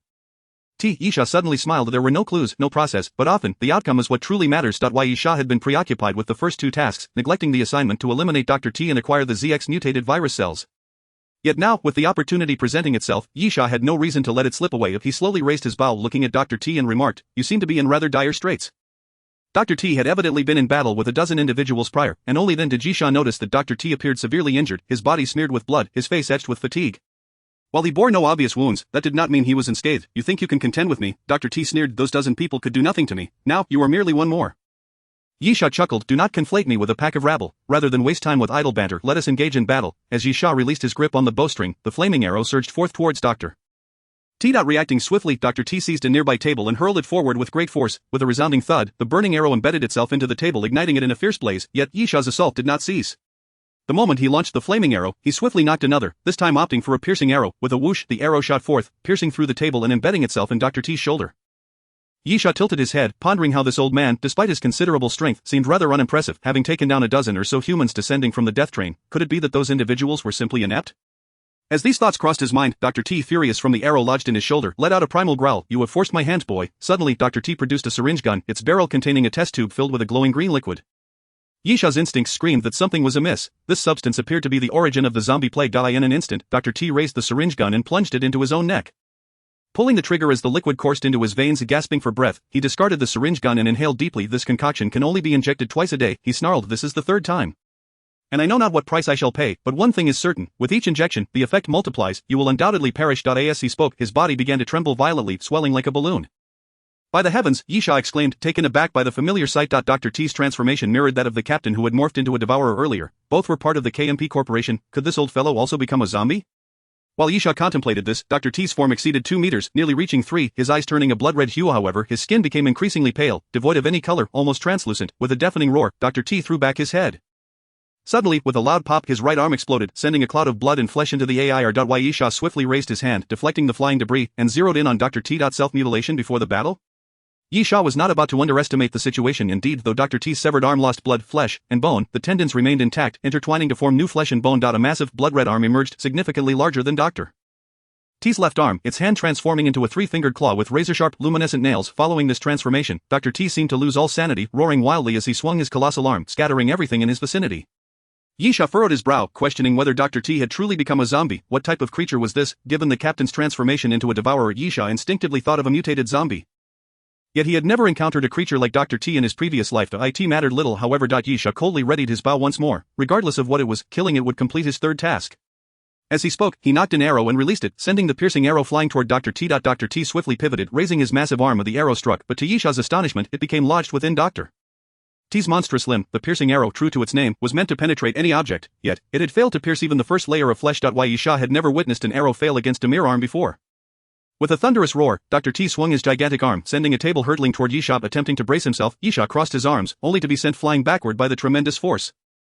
What incredible strength! Recovering quickly, Yisha flipped back to his feet, already anticipating the beast's might. Chapter 72, The Battle. Realizing that Dr. T held a significant advantage in strength, Yisha wisely chose to evade rather than confront him directly. Swiftly darting to the side in search of an opportunity, in a frenzied state, Dr. T pursued him, howling in madness. As he charged forward, his massive form appeared cumbersome, yet surprisingly, his speed was anything but slow.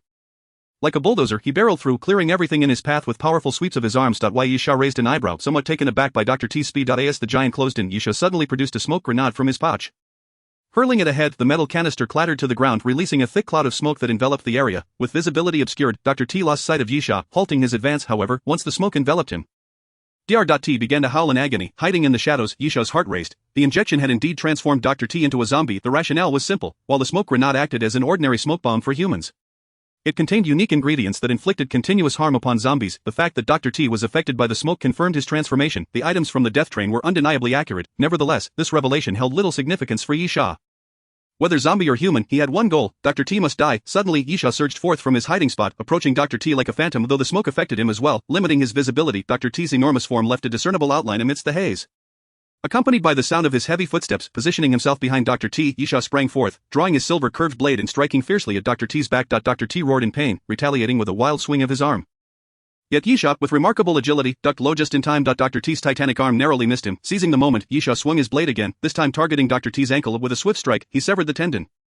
causing blood to spurt forth as Dr. T's colossal form collapsed to the ground. Stepping forward, Yisha declared, "It's time to send you to the underworld." As he spoke, he raised his blade to deliver the final blow. However, with a resounding clash, Dr. T's massive arm intercepted the strike. Unfazed, Yisha remained composed. Even with a severed leg, Dr. T would struggle to regain his footing. He could utilize his bow and arrows to maintain distance and finish the job. Yet, in that fleeting moment, Dr. T's body suddenly sprang back to life, crashing into Yisha. The impact left Yisha breathless, akin to being struck by a bulldozer, sending him sprawling amidst the wreckage. As he regained his bearings, he observed Dr. T rising once more. Stunned, Yisha glanced down at Dr. T's ankle, only to realize that the wound he had inflicted was healing at an alarming rate, the severed tendon reattaching. A rapid regeneration ability? He truly faced a formidable opponent. As Dr. T advanced, Yisha swiftly rolled aside to evade him. With a thunderous crash, Dr. T's massive arm descended, shattering the ground beneath him. The smoke from the grenade had yet to dissipate, allowing Yisha to dart back into its cover. Contemplating the situation, Yisha recognized that Dr. T possessed immense strength, impressive speed, and a rapid regeneration ability. The first two attributes were manageable, but the regeneration posed a significant challenge. In truth, based on Yisha's memories from his previous life, he was aware that the ability of rapid regeneration was not uncommon among mutated zombies. The virus caused cellular mutations, resulting in a metabolism so accelerated that it was terrifying, leading to rapid regeneration. However, the problem was that even though it was not rare, rapid regeneration was an exceedingly troublesome ability. To confront zombies capable of such regeneration, there were only two methods. The first method involved inflicting continuous severe damage, ensuring that the rate of injury exceeded the speed of regeneration, which would ultimately lead to their demise. The second method was far more direct. A single lethal blow, a classic approach to dealing with zombies. Breaking the neck or piercing the skull would suffice. Yisha disregarded the first method entirely. Although he was uncertain of Dr. T's rank in the Death Train's evaluation, it was evident that Dr. T's physical prowess far surpassed his OWN. Why Yisha could maneuver to inflict injuries on Dr. T, but he had to admit that he could not continuously deliver devastating blows to him. Thus only the second method remained, a single fatal strike. The issue was that this creature, having undergone mutation, seemed terrifyingly strong as well. Yisha murmured, "The penetrating arrow cannot pierce this fellow's arm, and it likely cannot penetrate the skull either." With a deep breath, Yisha retrieved a crimson flame explosive. Since he could not pierce the creature's skull in one blow, he would have to obliterate it into dust. As he contemplated this, he sprinted swiftly, simultaneously placing the explosive crystals in various locations. Of course, these crystals were not placed haphazardly, they were strategically arranged around Dr. T, totaling 4 in number. Clearly, Yisha had invested considerable resources. Once the explosive crystals were set, Yisha quickly retreated to a safe distance. Meanwhile, the mist of colorful clouds gradually dissipated, indicating that Yisha had calculated the timing of the fog's clearance. In the next moment, as the mist lifted and Dr. T spotted Yisha's figure again, Yisha had already retreated to the stairwell's entrance. "Farewell," Yisha smiled, adding, "No, it is best if we never meet again." Yisha then pinched another crimson flame explosive crystal and forcefully hurled it forward. Chapter 73. The battle continues. With a crack, Yisha threw the crystal and immediately turned to dash towards the safe stairway. The moment the thrown crystal struck the ground, it emitted a crisp sound before shattering. Suddenly, boom, a thunderous explosion erupted, and a searing fireball erupted outward, flames surging in all directions upon contacting the previously arranged crystals. Those crystals also shattered due to the intense heat. Boom, boom, boom, boom. A continuous series of explosions reverberated as every glass window on the 6th floor shattered, flames wildly billowing outward, making it seem as though the entire office building was violently shaking. As if the earth itself were quaking, the night in the city of Amnesia was rendered extraordinarily vibrant in that instant. Although Yisha had escaped into the safe passage and avoided the flames, he could not evade the shockwave of the explosion. The blast wave struck his back just as he entered the stairway, propelling him outwards. Thud, thud, thud. Yisha tumbled down the stairs, his senses in disarray, colliding against the wall below before finally coming to a halt. However, Yisha erupted into laughter. The scale of his undertaking was indeed considerable. 5 crimson flame explosive crystals detonated on the 6th floor. Yisha suspected that if they had exploded on the 1st floor, it might have even collapsed the entire building. Dr. T, positioned at the heart of the explosion, could not have escaped in advance. With such a magnitude of explosion, Yisha was convinced that Dr. T would surely be eradicated. Yet, as the sounds of the explosion gradually faded, the flames still burned, albeit with less ferocity than before. But there was no sound. That mysterious voice did not manifest. Why Yisha's heart, which had just begun to relax, instantly tightened. The absence of that enigmatic voice indicated that Dr. T had not perished. Yisha sprang to his feet, and in that very moment, boom, the wall of the 6th floor safe stairwell suddenly crumbled, and in the next instant, Dr. T's colossal form burst forth from behind the wall. Roar! Dr. T glared down at Yisha, bellowing in rage. The crimson flame explosives had not been ineffective. Dr. T was already bloodied and charred, his body a grotesque sight, with burnt flesh peeling away. In fact, a portion of his left chest had been scorched away, revealing glimpses of bone and a pulsating heart. Yet, Dr. T was still alive, was he not? Bang! Dr. T suddenly leaped down from above, landing on the 5th floor of the safe stairway before advancing toward Yisha. With an enraged swing of his arm, Yisha was sent flying, crashing through the iron door of the safe stairway, skimming along the ground as he exited. Puff! Struggling to sit up, Yisha coughed up blood, his chest feeling as though Dr. T's strike had pulverized his bones. Damn it! Yisha wiped the blood from his face, cursing, "What is this creature made of? How can it survive such an explosion?" Thud, thud, thud. As Yisha cursed, Dr. T's heavy footsteps pursued him from behind. Why Yisha hesitated no longer, enduring the pain as he scrambled to his feet and fled. Why Yisha dashed into the 5th floor office area. With Dr. T quickly closing in instead of using the main entrance, Dr. T's massive hand slammed against the wall, collapsing it as he charged inside. Just as Dr. T broke through the wall, an arrow flew in, striking Dr. T's shoulder with great force, transforming it into a dark green HUE. Ye Sha had employed a venomous arrow, a toxin specifically designed to corrode zombies, which would cause their bodies to decay rapidly. However, only a small portion of Dr. T's shoulder began to rot, indicating that the venomous arrow had a limited effect. The stronger the zombie, the higher its resistance to the toxin, the head must be struck. Ye Sha repeatedly reminded himself the venomous arrow was still effective against Dr. T, but the virus within him was formidable, exerting a suppressive effect on the toxin, resulting in limited decay. Therefore, hitting the body was futile. The head must be targeted to ensure Dr. T's demise. Ye Sha swiftly nocked an arrow, this time taking care to aim carefully rather than shooting hastily. He understood that in moments of crisis, it was crucial to remain composed. After a brief interval, as Dr. T drew closer, Ye Sha suddenly released the bowstring, letting an arrow fly. Swish, the venomous arrow traced a beautiful arc in the air before striking Dr. T's eye, embedding itself deep within his brain. Roar! Dr. T abruptly halted in his tracks, thrashing in agony as the venom seeped into his brain. Ye Sha then witnessed Dr. T's head split open, a palm-sized chunk of flesh tearing away and falling to the ground. Ye Sha let out a sigh of relief. With the head gone, surely he must be dead now. Yet, in the next instant, Dr. T suddenly charged toward Ye Sha, his massive arm reaching out to grip him, lifting Ye Sha off the ground. Ye Sha was taken aback, stunned that even without a head, Dr. T could still move. Dr. T's head was indeed still present, albeit reduced to half, even with the decayed flesh falling away. The exposed brain was already rotting, bleeding profusely. In such a state, one would expect even a zombie to be beyond salvation, yet, inexplicably, Dr. T remained animated. Suddenly, Dr. T tightened his grip, eliciting a cry of pain from Ye Sha as it felt as though all his bones were about to be crushed. Impossible, impossible. Ye Sha gritted his teeth, muttering, how can he still be alive? With determination, Ye Sha struggled, glaring fiercely at Dr. In that moment, he noticed a faint green light. His gaze was drawn to it, the green glow emanating from Dr. T's heart. The flesh on Dr. T's chest had long been obliterated by the crimson flame explosives, leaving his heart exposed. At this moment, Ye Sha vaguely discerned that pulsating heart emanating a flicker of green light, shimmering softly, the source of the zombie infection. Ye Sha's mind immediately recalled the source of the zombie plague. The green glow from that heart resembled the flickering light of the infection source. It turned out that this creature's weakness differed from that of ordinary zombies. It was not the head, but rather the heart. If the heart remained intact, it could continue to function. As Ye Sha pondered this, Dr. again tightened his grip, causing Ye Sha to cry out in pain as it felt as if he were being crushed alive. Beads of sweat trickled down his forehead. Despite this, Ye Sha gritted his teeth, resolute. He could not die. He absolutely could not perish here. How could he allow himself to die in this place? Ye Sha's arms strained, gradually prying open Dr. T's colossal hand, attempting to break free. Chapter 74. Becoming stronger in terms of strength.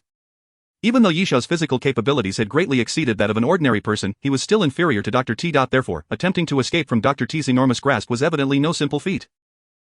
Ye Sha roared, open up, let me go. With gritted teeth, he pushed against Dr. T's grip, unable to fully free himself, yet managing to create a slight opening. Though this gap was insufficient for escape, it allowed Ye Sha to draw his weapon. Grasping the silver curved blade tightly, he swiftly unsheathed it and stabbed it forcefully into Dr. T's wrist. Dr. T recoiled in pain, his grip loosening slightly, and Ye Sha seized the opportunity to break free. Crashing into Dr. T's embrace, with a resounding thud, Ye Sha knocked Dr. T to the ground, raising his silver curved blade to stab at Dr. T's chest. Whether the silver blade could penetrate Dr. T's flesh and blood was still uncertain. For Dr. T's defenses were indeed formidable. However, due to the explosive impact of the crimson flame bomb, the flesh on Dr. T's chest had already been obliterated, leaving his heart exposed without any protection. Thud, Ye Sha drove the blade fiercely into the heart, which split open immediately, using dark green blood. Roar, roar, roar. Dr. T let out a frenzied scream, struggling madly, and swung his arm to knock Ye Sha aside before rising to his feet, rampaging and wreaking havoc on everything around him. Suddenly, Dr. T's knees buckled, and with a thud, he collapsed to the ground, white smoke billowing from his body as it began to shrivel. In the blink of an eye, Dr. T transformed into a withered old man, devoid of the robust muscles he once possessed. No, perhaps it would be more accurate to say he had become a desiccated corpse. You have slain Dr. T. Accumulated count 1. Unique Apocalypse reward ZX mutation virus cells. You have slain Dr. T, completing the third task of the Amnesia City mission. Due to Dr. T's demise, the death train will resume its journey in 24 hours. The mysterious voice echoed the first two messages concerning Ye Sha, while the last clearly informed all individuals in Amnesia City that they needed to return to the death train. Ye Sha lay on the ground, slowly rising after a moment, then struck a nearby table with a fierce punch before kicking it away. Too weak, still too weak. Ye Sha growled, I need to become stronger. I must grow stronger. In the face of life and death, Ye Sha vented his frustrations, pondering that if he were just a bit stronger, such a tragic fate might have been avoided. At that moment, his resolve solidified. He needed to become stronger. This was the only thought that lingered in Ye Sha's mind. After a brief period, Ye Sha finally calmed down and approached Dr. T's corpse, rummaging through it until he ultimately found a needle gun, the very item Dr. T had injected into him earlier. Ye Sha murmured, this must be the ZX mutation virus cell, right? While he couldn't be entirely certain, there was nothing else of interest on Dr. T's body, leaving Ye Sha with no choice but to take it. Quickly exiting the office building, Ye Sha shot down a few staggering zombies on the street and continued forward. The details of slaying Dr. T were not particularly noteworthy, although it had been a challenge. Ye Sha was indeed injured, his entire body aching. However, the third message was rather abrupt. While it was true that the departure time for the death train was typically announced in advance, 24 hours felt exceedingly short, especially since this timing was based on Dr. T's death, a truly unexpected turn of events. Did this imply that if no one killed Dr. T, they would be forced to remain in Amnesia City indefinitely? Furthermore, there was a more pressing issue at hand. The secrets of Amnesia City had yet to be unraveled, and 24 hours was evidently insufficient. Never mind. Yisha pondered. In that case, I shall abandon this task. Regarding the 3 tasks of Amnesia City, completing just one would suffice to return to the death train, while accomplishing 2 would yield special rewards from it. Completing all 3, however, would grant the opportunity for a 12-hour solo carriage challenge in exchange for special rewards. Others might not know the purpose of the solo carriage, but Yisha, possessing memories from a previous life, was well aware the solo carriage was reserved for those of golden rank and above. And upon successful challenge, one could utilize it, akin to a props room. Only those who owned a solo carriage had the privilege to craft special items. In addition to being comfortable and luxurious, the solo carriage operated similarly to a props room, and all items crafted within were deemed special, requiring self-sourced materials with directional or unique effects, although it was not guaranteed that items created in the solo carriage would surpass those sold in the dining car. They were typically more tailored to the individual's needs, with a chance to produce items far superior to those available in the dining car. Thus, the rewards for the 3 tasks effectively offered an opportunity for one to unlock a solo carriage before reaching the golden rank. Nonetheless, candidly speaking, the significance of this opportunity was rather limited. Firstly, the reward was for challenge permission, not direct access. Failure in the challenge would render it moot. Secondly, even if one entered the solo carriage, they would still require materials to craft items. How many possessed ample materials? Even Yisha, at best, had only 2 venom sacs for refinement, making entry into the solo carriage rather inconsequential. Therefore, being able to obtain special rewards for completing 2 tasks left Yisha satisfied. If time were sufficient, he would not mind further investigating the secrets of Amnesia City, but under time constraints it seemed futile. Yisha murmured, then let us return. Meanwhile, aboard the death train, in a luxurious solo carriage, a young man with black hair stared at his reflection in the mirror, suddenly swinging a fist at it, shattering the glass with a loud crash. Unsatisfied, the young man spun around violently, toppling a table laden with exquisite dinnerware. Damn it, how dare you ruin my plans, the black-haired youth shouted in rage, then gritted his teeth. Someone no, I'm fine. He hollered loudly, only to immediately retract his statement, abruptly sitting down and sinking into contemplation, although he had just sabotaged his own schemes. Why had the death train's second stop arrived at Amnesia City? Could this be a warning? The black-haired youth murmured, then clenched his teeth in frustration, regardless of whether it's a warning or not. That brat must die. Chapter 75, a return. Once more Yisha returned to the death train. This time, he was no longer the first to arrive. Several individuals occupied the 7th carriage. Yisha paid no mind to anyone. Retreating to a corner of the carriage to sit down heavily, panting and closing his eyes to recuperate. Yisha's injuries were indeed severe, but as long as he was back on the death train, he was guaranteed survival. Furthermore, once the dining car opened, he could purchase healing potions at a reasonable price. However, before that, Yisha had to endure the pain coursing through his body. Fortunately, it would only last for 24 hours. Enduring it was manageable. Completing just one of the 3 tasks was sufficient, especially since there were a considerable number of zombie infection points. Thus, many would return within the 24-hour window. Yisha estimated that only 2 or 3 individuals had fallen behind this time, indicating a relatively low mortality rate. Welcome aboard the death train. I will lead you all to continue the journey of survival. The death train would arrive in Sakura City in 7 hours. The 3rd death train platform would initiate a battle for the death carriages, with the selected carriages being numbers 1, 6, 7, 12, 21, and 22. This battle for the death carriages would follow a battle royale format, with rules to be announced upon arrival in Sakura City. Members of the designated carriages would engage in combat in Sakura City, with no time limit. When the number of participants in the battle for the death carriages dwindled to 25, the battle would conclude. Survivors of the battle for the death carriages would each receive a 0.5 increase to their physical attributes and an apocalypse reward. After the battle concluded, additional special rewards would be granted based on rankings.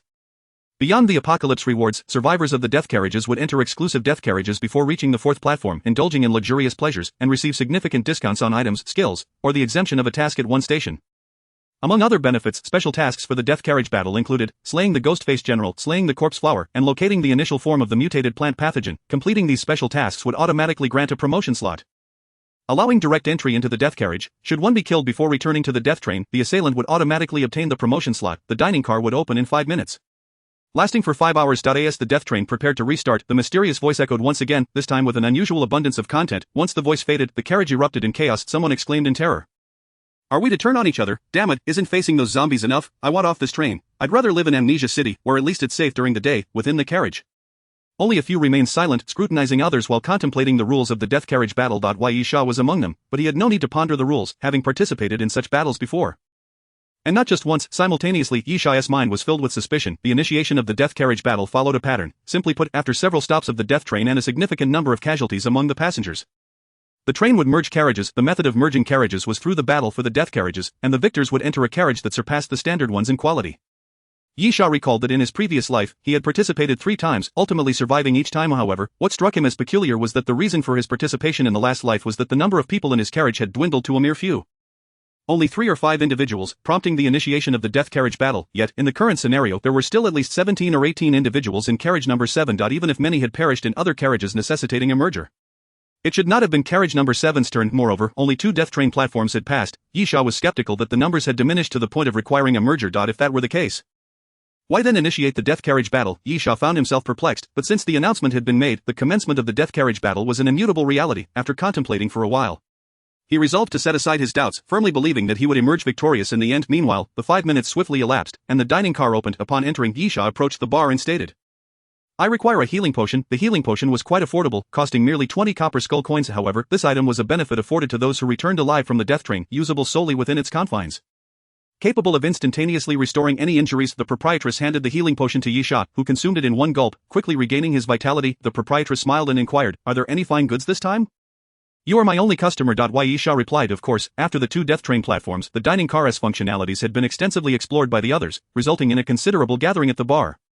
Yet, the proprietress attended only to Yisha, while the other patrons were managed by the bartender. Yisha declared, "I would like to exchange my rewards first." The proprietress responded, "Certainly." Yisha produced a needle gun and remarked, "This is the ZX mutated virus cell, correct?" The proprietress nodded in affirmation. Yisha continued, "Regarding the secrets of the city of amnesia, there are individuals capturing humans to enslave them, imprisoning them, seemingly also creating a source of the zombie virus."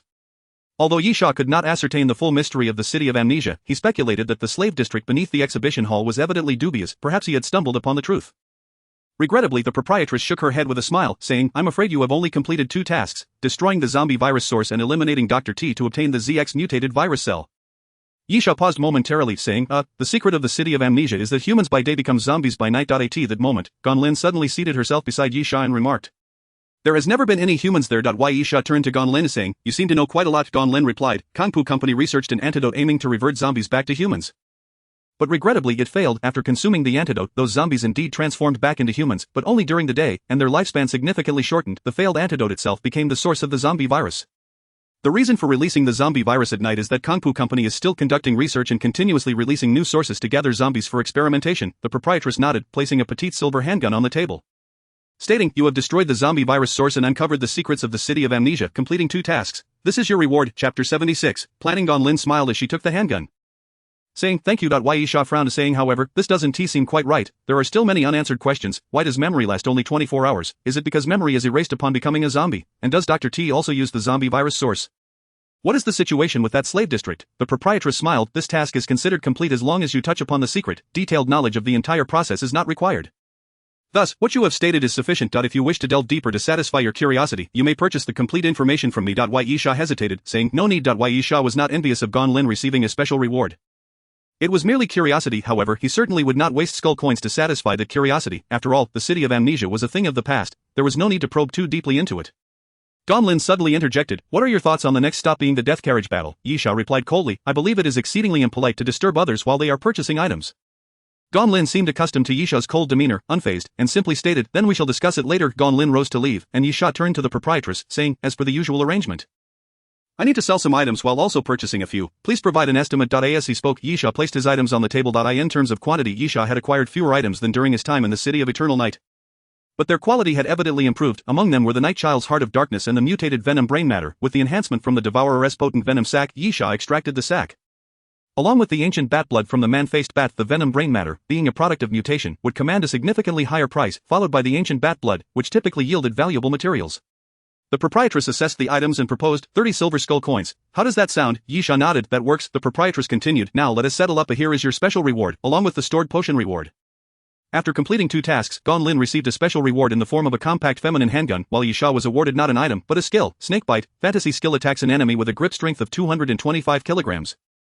If the throat is grasped, there is a 5 chance to trigger a shatter effect. The grip strength can be enhanced indefinitely based on physical attributes, and the limitation is that only the left hand can execute snakebite. This is a close combat skill. Simply put, it allows one to seize a portion of the enemy's body and crush it. If it is the throat, it can bypass the enemy's defense or equipment.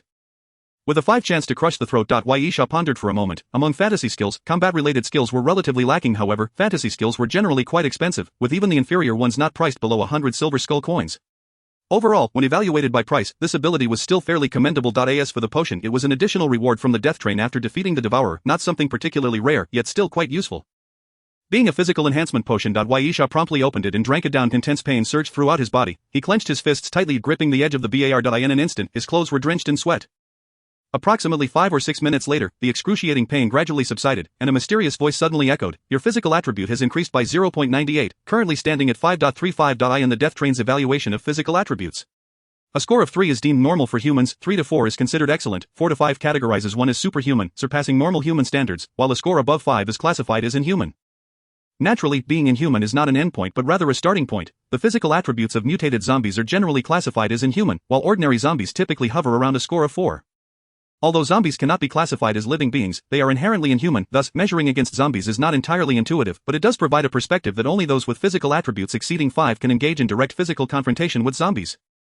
However, surpassing a score of 5 poses significant challenges for further enhancement. In his previous life, Yisha had consumed over 20 bottles of physical enhancement potions. After breaking through the 5-point threshold, each subsequent consumption typically yielded no more than a 0.2 increase, with many instances falling below 0.1. Until the moment of his demise, Yisha's physical attribute was approximately 9.25, a number bolstered by rewards he received for completing tasks in his former life. Having received a special reward and consumed the physical enhancement potion, Yisha said, "Give me a red flame explosive." Yisha's supply of red flame explosives was running low. These items were indeed quite effective, so he naturally intended to replenish them. The proprietress nodded. "What else?" Yisha replied. "Please provide me with a catalog of abilities costing below 30 silver skull coins, excluding non-combat types and ranged types." The proprietress chuckled. "That is quite rare." Yisha was well aware of the exorbitant prices of abilities, but he had given careful thought to his current situation. Abilities were the quickest means to enhance one's strength. Furthermore, Yisha believed he lacked ranged options. The bow and arrows, as well as the red flame explosive, were sufficient. His shortcoming lay in close combat. Once engaged at close range, Yisha's capacity for resistance was evidently inadequate. He had reflected on this point. In his previous life, Yisha had relied on others, forming a team. At that time, he was not alone. Thus, in his previous life, Yisha had played the role of a hunter, primarily responsible for eliminating targets from a distance. However, due to the betrayal he experienced in his last life, Yisha resolved not to form a team in this life. To survive, the only person he could trust was himself. Consequently, possessing only powerful ranged capabilities was insufficient. Indeed, in the early stages, bows, arrows, and firearms were indispensable choices for survival, with ranged extermination being the optimal strategy against ordinary zombies. However, when confronted with formidable mutated zombies, the shortcomings become evident. Whether it be the Night Child or Dr. T, both pose a significant threat to Yisha. Teetering on the precipice of life and death, alas, the resources at Yisha's disposal are woefully insufficient. A mere 30 silver skull coins leaves him disheartened as he peruses the list of abilities, none of which pique his interest. Chapter 77, Silverthorn's Iron Arm, Reality Combat Ability in Close Combat, within 3 meters. Strength is augmented by 15. Return of Light, Auxiliary Combat Ability when in a near-death state, physical attributes are enhanced by 2 points, lasting for 30 seconds, usable only once within a 24-hour period. Air Fist, Auxiliary Combat Ability, an intangible fist that increases melee attack range by an additional 20 centimeters within 3 meters. The options presented by the proprietress consist solely of a handful of melee abilities. All of mediocre quality, they are either reality-based combat abilities or auxiliary in nature. Advanced fantasy abilities are conspicuously absent. In fact, it appears that all fantasy abilities, whether melee, ranged, or auxiliary, are measured in gold skull coins. After contemplating this, Yisha resolves to settle for skills instead. It is imperative to clarify the distinction between abilities and skills. Strictly speaking, abilities encompass a broad category, with skills being a subset therein. The difference lies in their nature. Abilities are permanent and trigger continuously once conditions are met, while skills are specific techniques. For instance, the Iron Arm ability activates a 15 strength enhancement during close combat within 3 meters. Whereas the Snake Bite technique, which Yisha has recently acquired, triggers its formidable grip only upon a successful hit. In comparison, abilities undoubtedly stand out, whereas skills are somewhat inferior, a disparity reflected in their pricing. If Snakebite were a permanent enhancement to grip strength, it would classify as a fantasy ability, costing at least 1 gold skull coin. However, as a fantasy skill, its value ranges between 100 to 200 silver skull coins. Since Yisha cannot find the desired abilities, he deems a switch to skills acceptable. The proprietress, taking a drag from her feminine cigarette, inquires, "Would you care to hear my suggestion?" Yisha, intrigued, responds, She continues, "It seems you are about to partake in a deadly carriage battle. What caliber of rewards do you anticipate?" Taken aback for a moment, Yisha then realizes, breaking into a smile, "I understand now." The proprietress affirms, "I relish conversing with intelligent individuals, while others may be unfamiliar with the deadly carriage battle. As it is their first time participating, Yisha possesses a clear understanding of its brutality. It is precisely due to this cruelty that victors in the deadly carriage battle are rewarded handsomely. Moreover, entering the deadly carriage itself holds the potential for additional rewards, particularly in the tier of rewards the proprietress mentioned. In a scenario where several carriages engage in a brutal fight, ultimately leaving only 25 survivors who merge into a single carriage. It is inconceivable that the rewards would merely align with those of standard platform tasks. It is evidently impossible. Yisha silently chastises himself for his earlier oversight, while it is natural for others to overlook this. He, with his previous life experiences, should have grasped it. Fortunately, he received the proprietress's timely reminder. Is melee capability important? Indeed, it is, however, considering the impending deadly carriage battle, the necessity lies not in melee skills but rather in the capacity to kill. Winning the deadly carriage battle would yield rewards far superior to the ordinary tier, likely bestowing him with formidable abilities. Thus, clarity dawns upon Yisha, and he promptly presents his dual pistols, stating, "I wish to purchase 2 handguns to replace my current ones." While firearms are exceptionally effective against standard zombies, they prove somewhat inadequate against mutated ones. However, from a physical standpoint, humans are inherently more fragile than typical zombies, making firearms sufficient. Yet, since Yisha possesses guns, he finds it prudent to acquire more effective weaponry that can also target zombies. After all, Yisha suddenly chuckles, during the deadly carriage battle, I will indeed face zombies. The proprietress, smiling, retrieves a silver gun case from beneath the bar and places it on the counter. Upon opening it, Yisha discovers a pair of pure silver handguns. The handguns are of the classic HKUSP model, equipped with infrared capabilities, and the grips are intricately engraved with thorny patterns. As Yisha grasps the dual pistols, the thorny designs seem to come alive, slithering up his hands and extending to his forearms. When Yisha raises his arms, the engravings on his forearms align perfectly with those on the grips. Without a hint of a GAP. Name, Silverthorn's model, HKUSP handgun weight, 720G caliber, 9mm magazine capacity, 15 rounds effective range, 55 meters muzzle energy, 535 joules ammunition, demon-breaking bullets.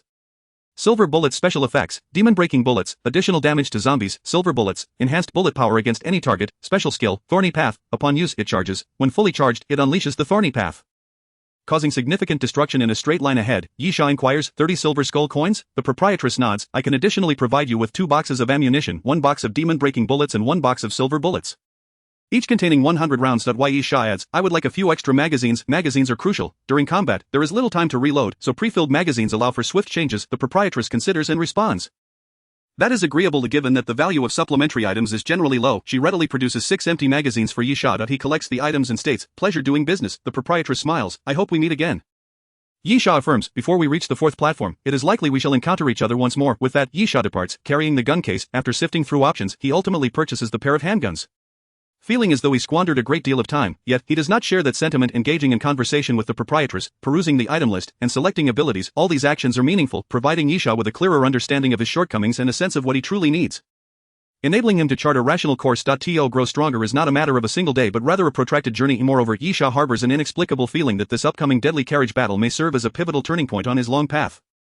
Chapter 78, Cherry Blossom City. Upon returning to carriage number 7, Yisha settles into a corner, observing a few individuals passionately discussing and inciting emotions. Their message is simple, rallying the carriage as a team, urging everyone to unite against the occupants of other carriages. Yisha refrains from voicing his opinion, no longer feeling the same aversion he had towards the earlier incitement led by Gao 1.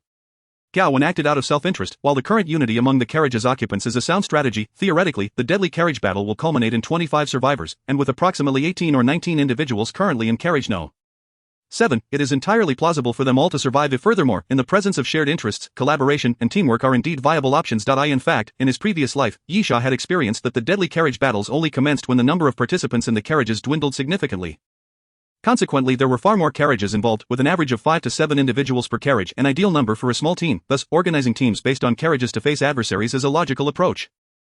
According to Yisha's experience, the flow of the deadly carriage battle typically begins as a team-based fight organized by carriages, gradually diminishing in numbers until conflicts arise, leading to individual battles. However, it is undeniable that initial teamwork provides advantages, and if others form alliances while he remains solo, he would undoubtedly find himself at a disadvantage. Nonetheless, Yisha has no intention of joining forces, he requires no one's assistance and does not plan to aid anyone.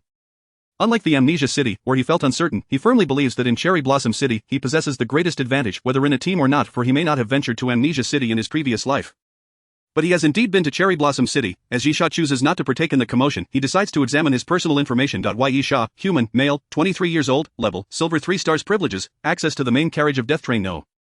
7 character information. Query position, none. Strength, 111 endurance, 101 agility, 99 mental power, 85 skeleton coins, 6 silver 525 copper. Carried weapons, Black Hawk composite bow, arrow count, 63, advanced tactical Alaskan whaling fork survival knife. Silver thorns, dual pistols, sturdy and sharp silver scimitar. Carried equipment, anti-stab vest, tactical gloves, tactical belt, starlight goggles. Carried items, crimson flame explosive, colorful cloud covering the moon. Mastered skills, proficient in basic mixed martial arts. Advanced master archer, proficient in basic automobile structure, proficient in basic automobile mechanics. Snakebite. Having acquired the silver thorns and learned snakebite, while also enhancing his physical attributes, Yisha's level has ascended to silver 3 stars. With 2 of his physical stats exceeding 100 marking a significant leap in his physical prowess. However, other aspects remain unchanged. 7 hours may seem neither short nor long, after battling in the city of Amnesia, Yisha took the opportunity to rest. His physical injuries rendered him weary, yet he could recover with healing potions. The fatigue of the mind, however, is not so easily alleviated. Why Yisha hoped to arrive at Cherry Blossom City in optimal condition. After 7 hours, the death train gradually approached the platform. It was an open-air wooden structure, appearing quite ancient, with pink cherry blossom petals drifting through the air, creating a breathtaking scene, yet Yisha believed that soon enough everyone would lose interest in the beauty surrounding them. As usual, Yisha sat on the platform, intending to leave only after everyone else had departed, but to his surprise, Gon Lin sat down beside him. Gon Lin said, "Everyone is discussing team formations, and indeed the teams have been formed. Do you have any thoughts?" Yisha replied, "Are you suggesting we team up? What can you offer me?" Gon Lin stated, "I admit, if we were to form a direct team, my assistance would be minimal, but we could collaborate in another manner." Yisha inquired, such as, Gon Lin explained, "I will join other teams, and you will set traps. I will lure them into the traps, allowing you to eliminate them all, especially when the numbers dwindle to 25. If we can take out a group at once, we can secure our place among the last 5. Yisha glanced at Gon Lin. This woman had indeed matured, evolving from a mere human into a cunning serpent. She had also discerned Yisha's nature. She did not expect him to provide protection, knowing he would not. The man before her was far colder than she had imagined. Devoid of any sense of compassion, the crux of Gon Lin's collaboration with Yisha hinged on sacrifice, though not their own, but rather, in crucial moments she would sacrifice her companions to ensure her survival among the final 25. However, Gon Lin did not believe she possessed the capability to eliminate a group on her own, thus she sought Yisha to be her instrument of death. Yisha rose and stated, "Your proposal is intriguing, yet I have no interest, as it offers me no advantage. I can survive without resorting to such methods, so seek someone else." With that, Yisha strode away from the platform. He held Gon Lin in disdain, remembering how he had perished in his previous life due to a band of treacherous scoundrels. While he harbored resentment, he would not condone such actions. Nevertheless, he did not deem Gon Lin's approach as erroneous. In a post-apocalyptic world, any means to survive is justified. Lost in thought, Yisha exited the platform. Upon leaving the death train station, he found himself before a quaint tea shop of the city, steeped in traditional aesthetics. Was adorned with ancient Japanese-style architecture, with streets paved in old stone or cobblestones. Cherry blossoms were planted throughout, scattering petals in the breeze, which lent itself to the city's name. First-time visitors to Cherry Blossom City might believe they had stepped into an ancient era of another nation. But in truth, it was merely a film set designed to replicate an ancient atmosphere. The city was constructed so impeccably that even those who believed they had traversed time would find no flaws. Yisha chose to sit at a tea house named Yunfeng Hall. The death carriage war was distinct. Typically, upon arriving at a platform, each entrance corresponded to a specific location, while in the case of the death carriage war, destinations were entirely random, ensuring that all participants would end up in different locales. Otherwise, should a group convene in one place, chaos would ensue, benefiting others. Clearly, the death train sought to prevent the battle from devolving into a mere game of chance. Moreover, once all participants reached Cherry Blossom City, a mysterious voice would announce the rules before the fighting commenced. Even though Yisha was already familiar with the rules from his previous life, hearing them reiterated would serve him well. Chapter 79, Three Small Fish. Indeed, as Yisha pondered, the mysterious voice suddenly echoed. It announced the rules of the death carriage war as follows. The combat area is confined to within Cherry Blossom City. Every 12 hours, a restricted zone will emerge. Those who enter the restricted zone and fail to exit within 30 minutes will face certain death. For every individual slain, one will randomly receive an item carried by the victim. Yisha chuckled upon reading this rule. The proprietress had given him a subtle hint, primarily regarding the rewards for surviving the death carriage war, as she could not disclose the rules to him. However, even she was unaware that Yisha had lived a second life. Thus, upon receiving her hint, he immediately grasped the implications of this rule, which was insidiously crafted to compel participants into conflict. For the more one kills, the more rewards one reaps. In truth, the initiation of this death carriage war felt rather arbitrary. Having only passed through 2 death train stations, how many individuals could possibly possess valuable items? Consequently, this rule was, in essence, diluted. Nonetheless, this did not imply that the rule lacked allure. Yisha eagerly anticipated a few foolish individuals seeking him out, even if the spoils from their demise were meager. Gathering a few items could still yield considerable profit when sold back at the dining car. Every 3 hours, all participants would refresh their locations, randomly selecting 3 players to disclose their positions. Every 6 hours, a supply crate would be dropped, containing items such as food, water, weapons, equipment, and props, exclusively for use in the death carriage war. Finally, may you all survive. Farewell. The last 2 rules seemed expressly designed to incite conflict. Announcing the locations of 3 unfortunate souls essentially instructed others to hasten towards them to kill. The subsequent rule regarding the supply crates was equally treacherous, while the items within would undoubtedly be invaluable. The public nature of their locations meant that acquiring a supply crate necessitated a bout of violence. After absorbing the rules, Yisha stretched his neck and began to walk down the street. After approximately 5 minutes, he spotted a group of wandering zombies on the street. This aspect was not mentioned in the rules, yet Yisha knew that while the death carriage war was underway, zombies remained a separate entity. The two were not directly connected. However, one could not say they were entirely unrelated, as being killed by a zombie would still result in elimination. Yisha promptly drew his silver thorns. It was the perfect opportunity to test its might. He raised his hand and pulled the trigger at a zombie. The dual pistols of silver thorns featured a left gun loaded with demon-breaking bullets, which had enhanced effects against zombies, while the right gun was loaded with silver bullets, effective against all creatures, essentially serving as a means to kill. Bang! The gunfire erupted as the bullet soared forth, striking the zombie's chest. In the next moment, to Yisha's astonishment, the zombie's chest exploded, splitting its body in 2. The power, Yisha murmured, that's terrifying. Zombies are vulnerable at the head and neck, yet it was evident that even shots to other areas due to the immense power, could still result in death. After all, if the body was shattered, even if it did not die, it would be rendered immobile. Yisha switched to the right gun and aimed at another zombie. Pulling the trigger once more, the silver bullet shot forth, hitting the zombie's chest. This time, the bullet's impact was less formidable, merely creating a fist-sized hole in its chest, yet the zombie continued to lunge at Yisha. Yisha fired again, this time aiming for the head, and successfully blew the zombie's head apart. The enhancement of the silver bullet did not surpass that of the demon-breaking bullet, which was not unexpected. For the latter specifically targeted zombies, whereas the former offered a general enhancement. Overall, Yisha was quite satisfied with silver thorns. The original two pistols were merely ordinary firearms, sufficient for dealing with regular zombies but utterly ineffective against mutated ones. A source of his dissatisfaction now that issue had been resolved. At that moment, the previous gunfire attracted the attention of other zombies, who began to stagger towards Yisha. He wasted no time unleashing a barrage of gunfire. Eliminating the approaching horde of zombies. After dealing with that horde of zombies, Yisha suddenly turned his gaze towards the adjacent house and said, "I have exhausted my ammunition, you may emerge now." As his words fell, the surroundings fell eerily silent. With a cold smirk, Yisha continued, "Were you not merely waiting for an opportunity? If you do not reveal yourself soon, I shall reload my weapon." At this moment, as Yisha's voice echoed, three men emerged from the wooden house beside him. They approached Yisha and immediately formed a triangular formation, encircling him in the center. "Kid, it seems your luck has run out." One of them sneered. "We'll use you to make a grand opening." As he spoke, he drew a knife, hesitating momentarily as if unsure about committing murder, but within moments, he lunged forward aiming to strike Yisha. This was the apocalypse. One either survived or perished. If taking a life meant ensuring one's own survival, most would act without hesitation. In the next instant, the blade descended. The assailant soon realized he had struck nothing but air. Propelled forward 2 steps by his own momentum, the three men were bewildered. Where had Yisha gone? Suddenly, Yisha's voice rang out, "Are you searching for me?" They turned to see him leaning against the wall of the house.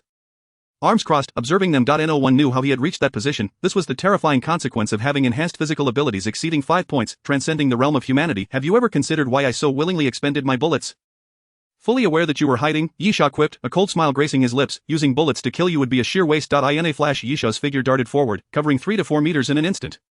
Directly confronting the man who had intended to kill him, the man instinctively recoiled, raising his knife once more to strike Yisha. With a swift motion, Yisha crouched, seized the man's wrist, and executed a shoulder throw. Slamming him to the ground, then, twisting the man's arm, he forcefully drove the knife into his chest. A muffled thud echoed as the blade punctured flesh, the man's pupils dilating as blood poured from his mouth.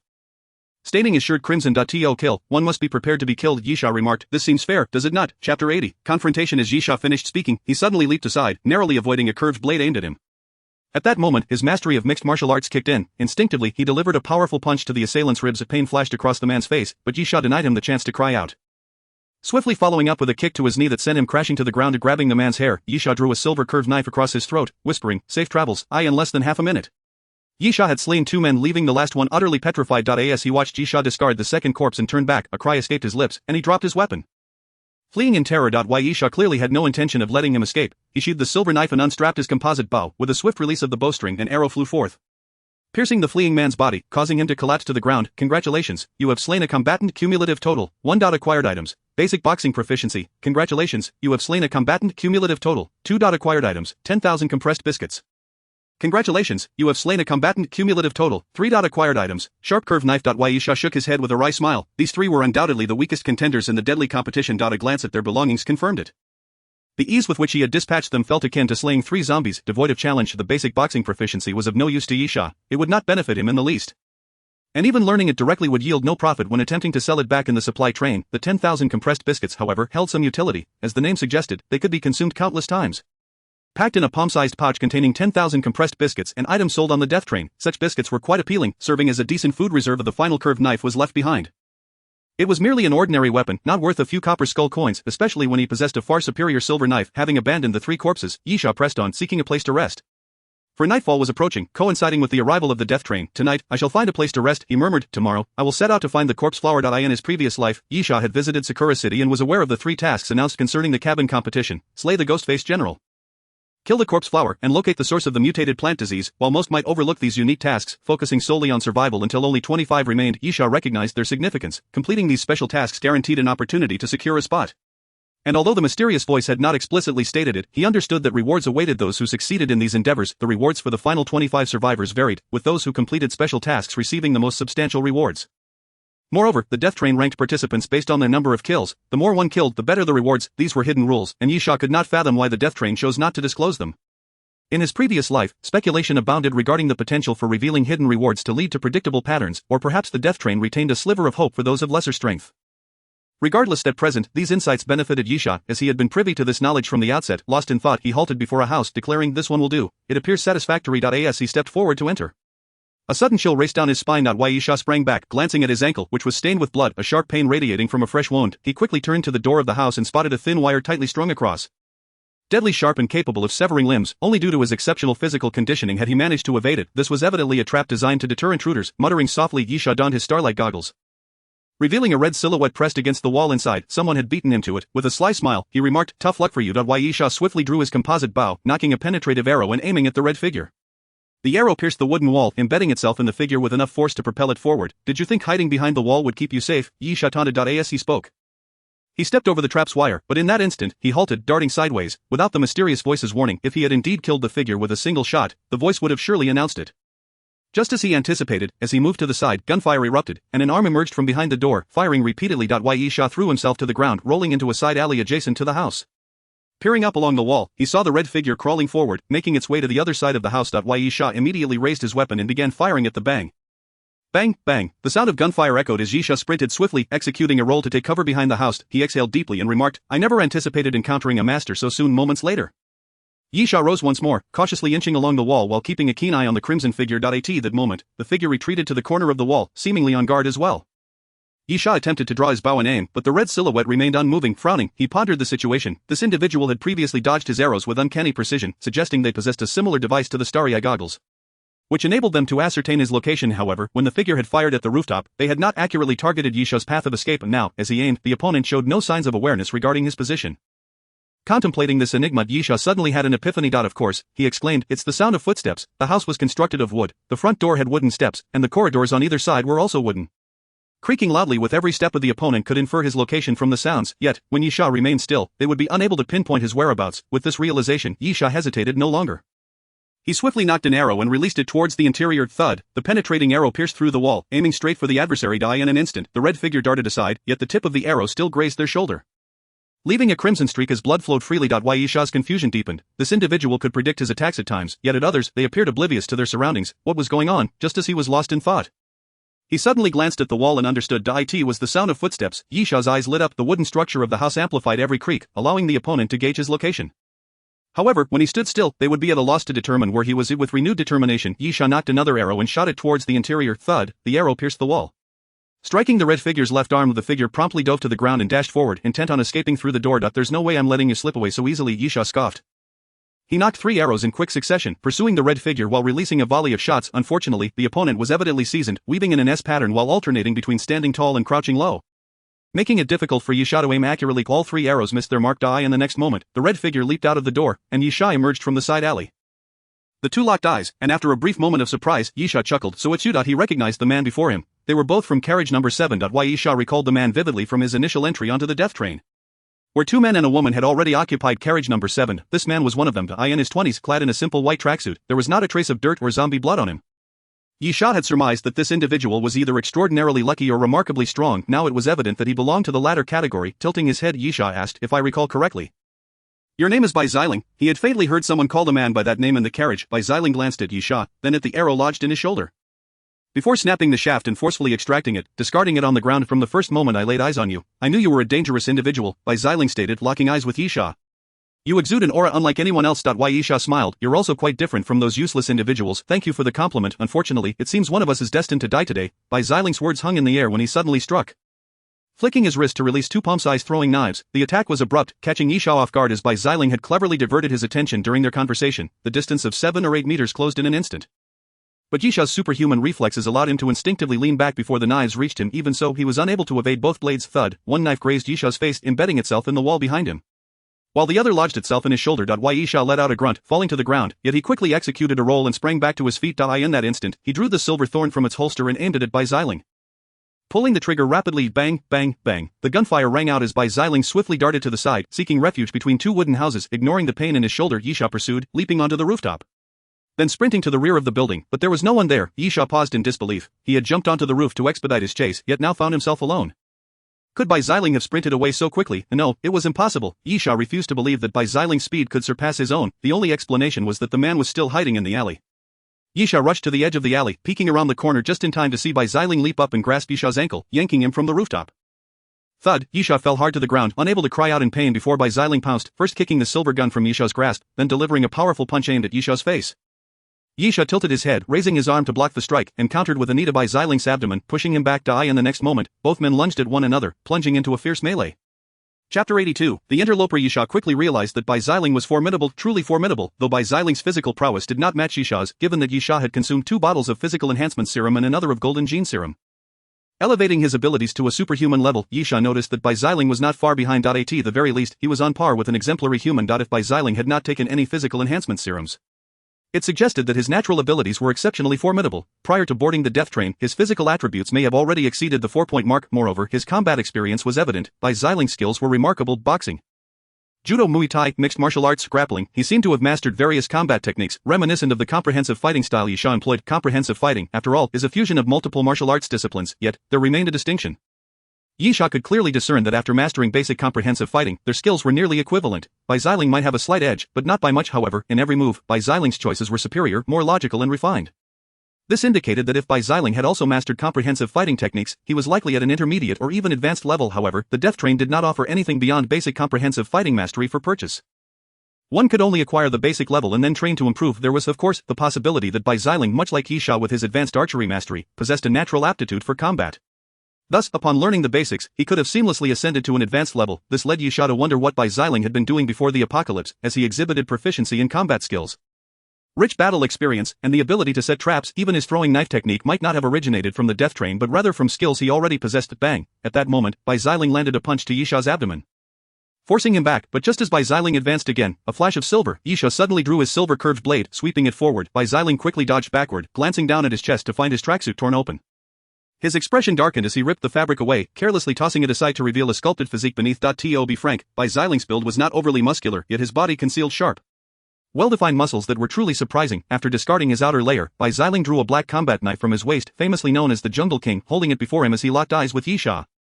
Yisha licked his lips, lowering his stance in preparation. The two faced each other in a tense standoff, and without warning, they both swung their blades at one another. Clang! The silver curved blade clashed against the Jungle King, sending sparks flying and resonating with a sharp metallic ring. They swiftly maneuvered past each other, and in that fleeting moment each raised their arms to strike backward. Clang! The second metallic clash echoed, and both fighters exerted force, unwilling to yield. In a pure test of strength, Bai Xiling was no match for Yisha. All those physical enhancement serums were not for naught. Little by little, Yisha pressed Bai Xiling's Jungle King down towards his shoulder.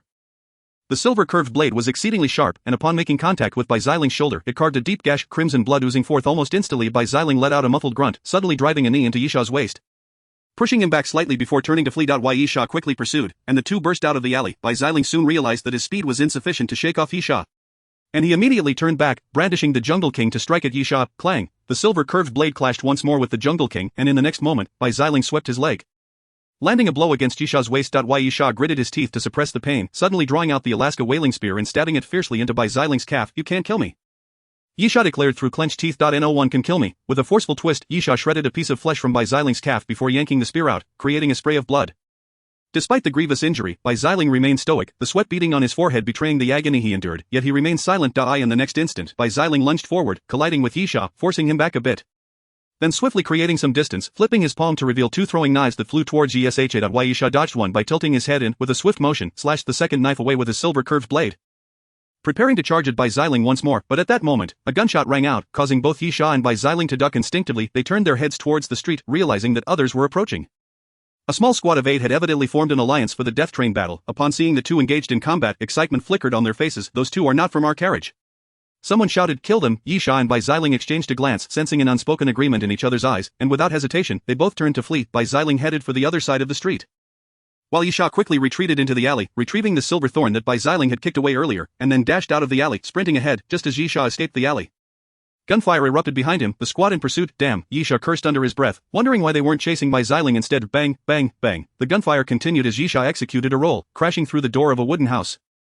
Tumbling inside, breathing heavily, he pressed against the wall, tilting his head to peer through the window. 4 men, armed with various firearms, were cautiously approaching the door, evidently not fixated on pursuing Yisha but dividing their forces, with 4 chasing after Bai Xiling and 4 after him. A sinister smile crept onto Yisha's lips as he murmured, "You sought your own demise, don't blame me for being ruthless." Chapter 83, Dominant Kill. If the opposing 8-member squad had not divided their forces, eliminating them would have been quite a challenge, especially since they were all armed. Even though Yisha had enhanced his physical abilities to an extraordinary level, he was not invulnerable. A bullet could still wound or kill him.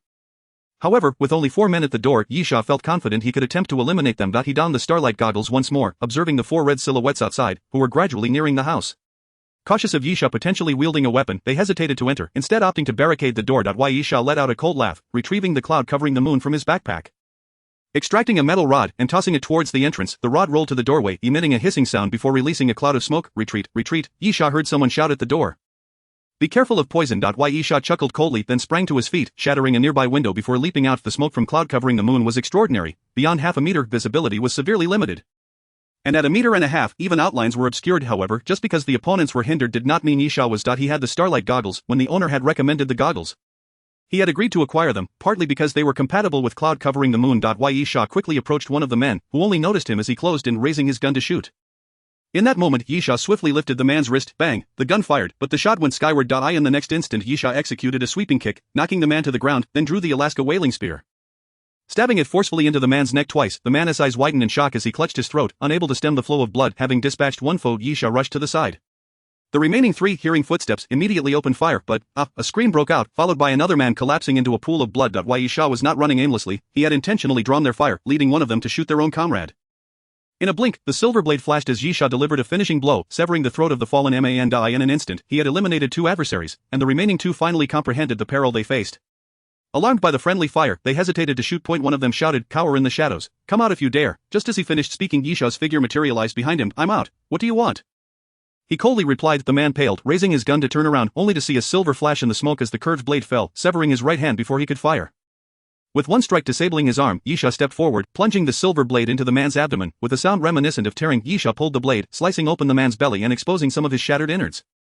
With a final shove, he sent the man crashing to the ground. Only one remained. Yisha's voice echoed ominously, and the last man felt his legs tremble as he took 2 steps back. Contemplating escape but unable to decide, just then, an arrow shot forth, piercing his forehead and penetrating his skull. "Congratulations, you have slain a participant. Total kills, 4. You have acquired the item. Beginner's boxing proficiency. Congratulations, you have slain a participant. Total kills, 5. You have acquired the item. Electric trap. Congratulations, you have slain a participant. Total kills, 6. You have acquired the item. Wilderness survival water bottle. Congratulations, you have slain a participant. Total kills, 7. You have acquired the item. Standard 92 pistol." The mysterious voice continued to announce, and Yisha's kill count rose to 7. Yet, the items he obtained from his foes were rather underwhelming. Beginner's boxing proficiency had appeared for the second time. It had been utterly useless previously, prompting Yisha to want to scoff. If they were to grant proficiency skills, at least provide something usable. The 92 pistol was equally disappointing, as it was not a weapon sold on the death train but rather an ordinary firearm of unknown origin. With the silver thorns in his possession, Yisha had no interest in such trivialities. The wilderness survival water bottle was also not a product sold on the death train, and he had no inclination to drink from someone else's supply.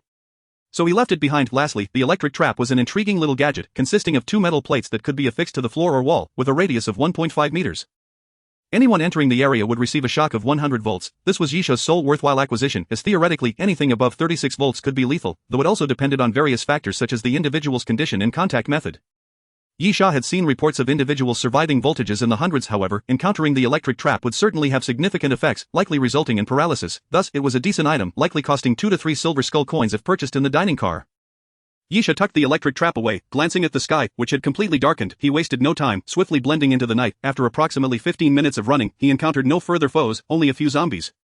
To avoid attracting attention, Yisha dispatched the zombies with bare hands, snapping their necks before seeking refuge in a wooden house. Unlike the previous 2 cities, Sakura City did not exhibit a marked difference between day and night.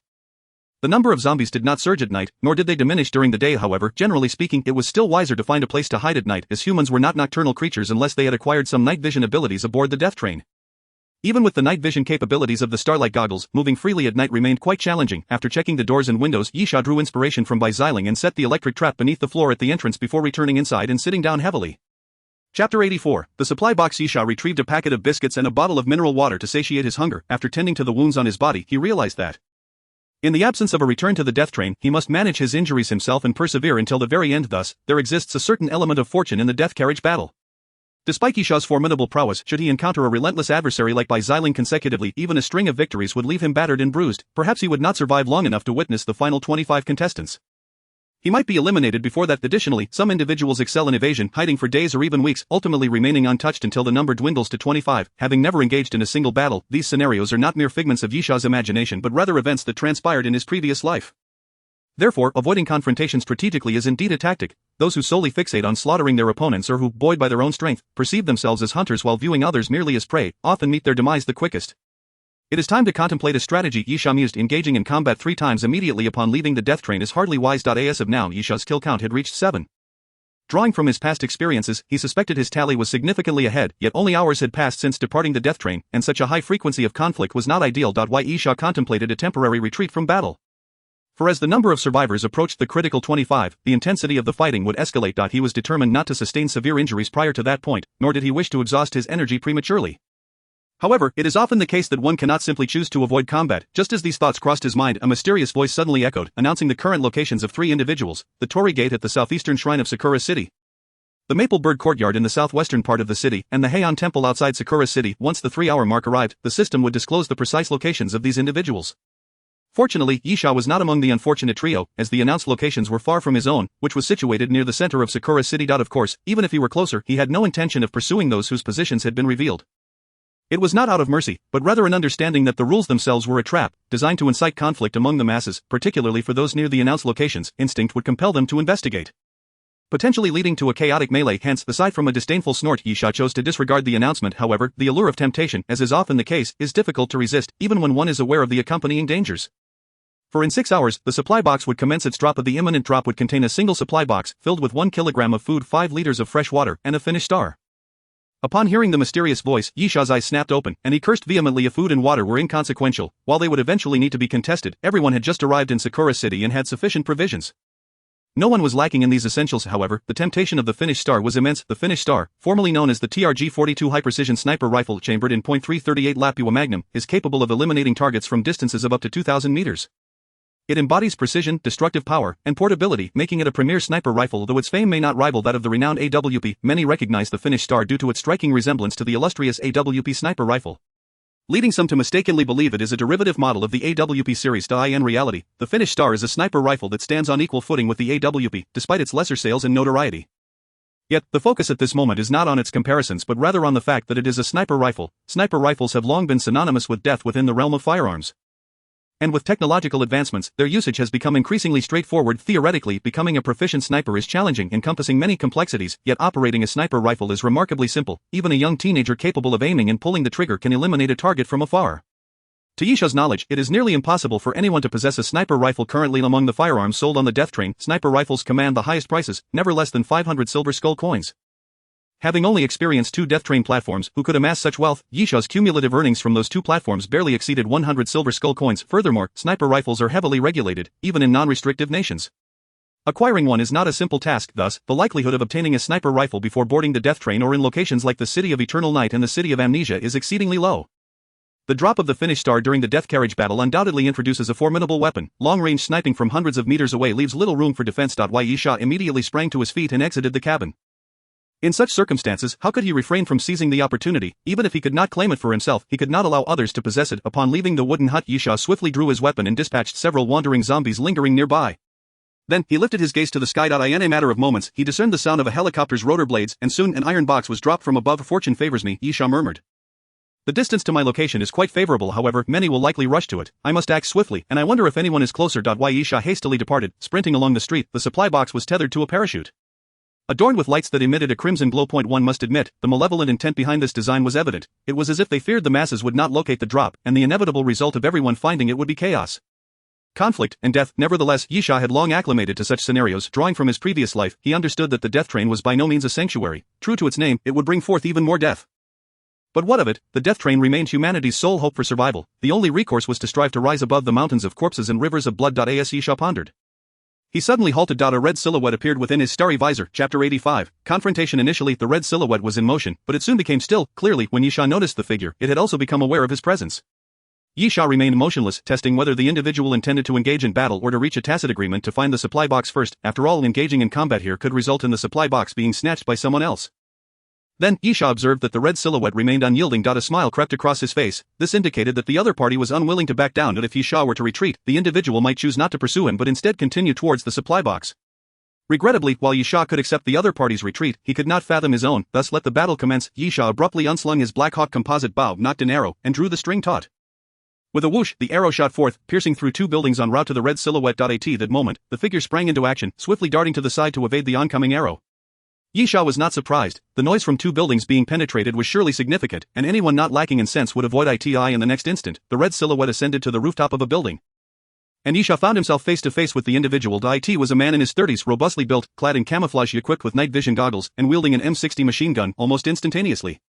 As their eyes met, the man aimed his gun, feeding in the ammunition chain, and began firing at Yisha. The sound of the machine gun echoed through the still night, punctuating the silence with a cacophony of gunfire. Yisha immediately took off running, the ground beneath him erupting as bullets shattered the earth, sending debris flying in all directions. He executed a roll and took cover behind a nearby structure. Damn lunatic, Yisha cursed under his breath. The recoil of the machine gun was terrifying. Typically, the M60 is mounted on vehicles or the ground for sustained fire, yet this man was firing it while standing, one-handed.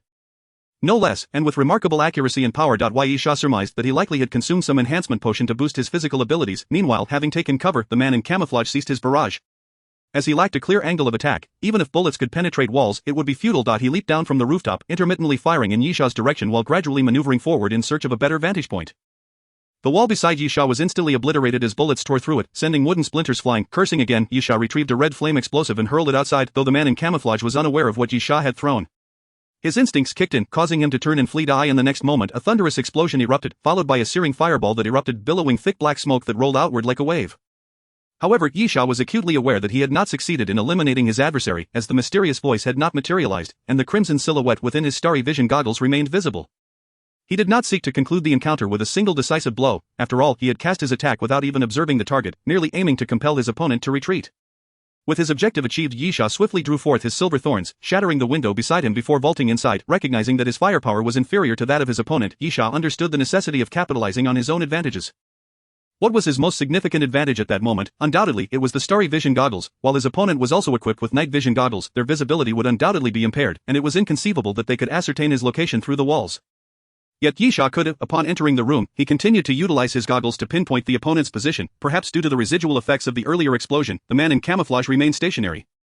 Leaning against the wall of an adjacent building, seizing this opportunity, Yisha leaped through the window from the other side of the structure and raised his firearm, firing a shot. The sound of the gunshot reverberated sharply through the night.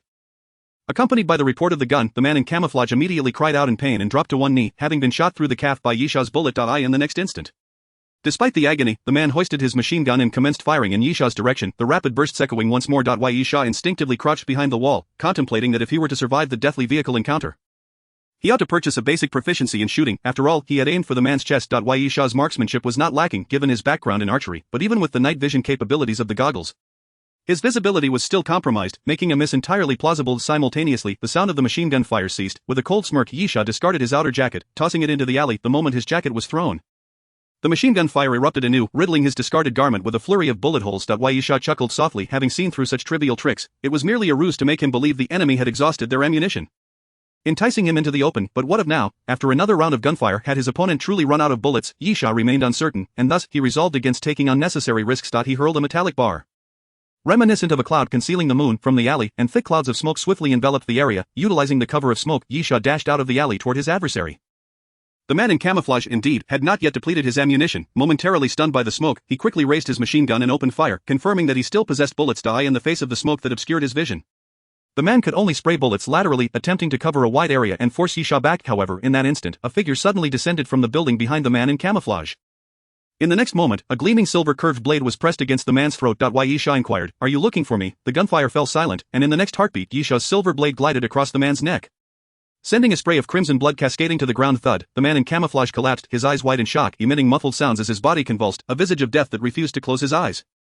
Chapter 86, The Square. Congratulations, you have eliminated a combatant. Cumulative count, 8. Acquired items, Shining Star. The mysterious voice resounded, heralding the demise of the man in camouflage, prompting Yisha to chuckle in delight.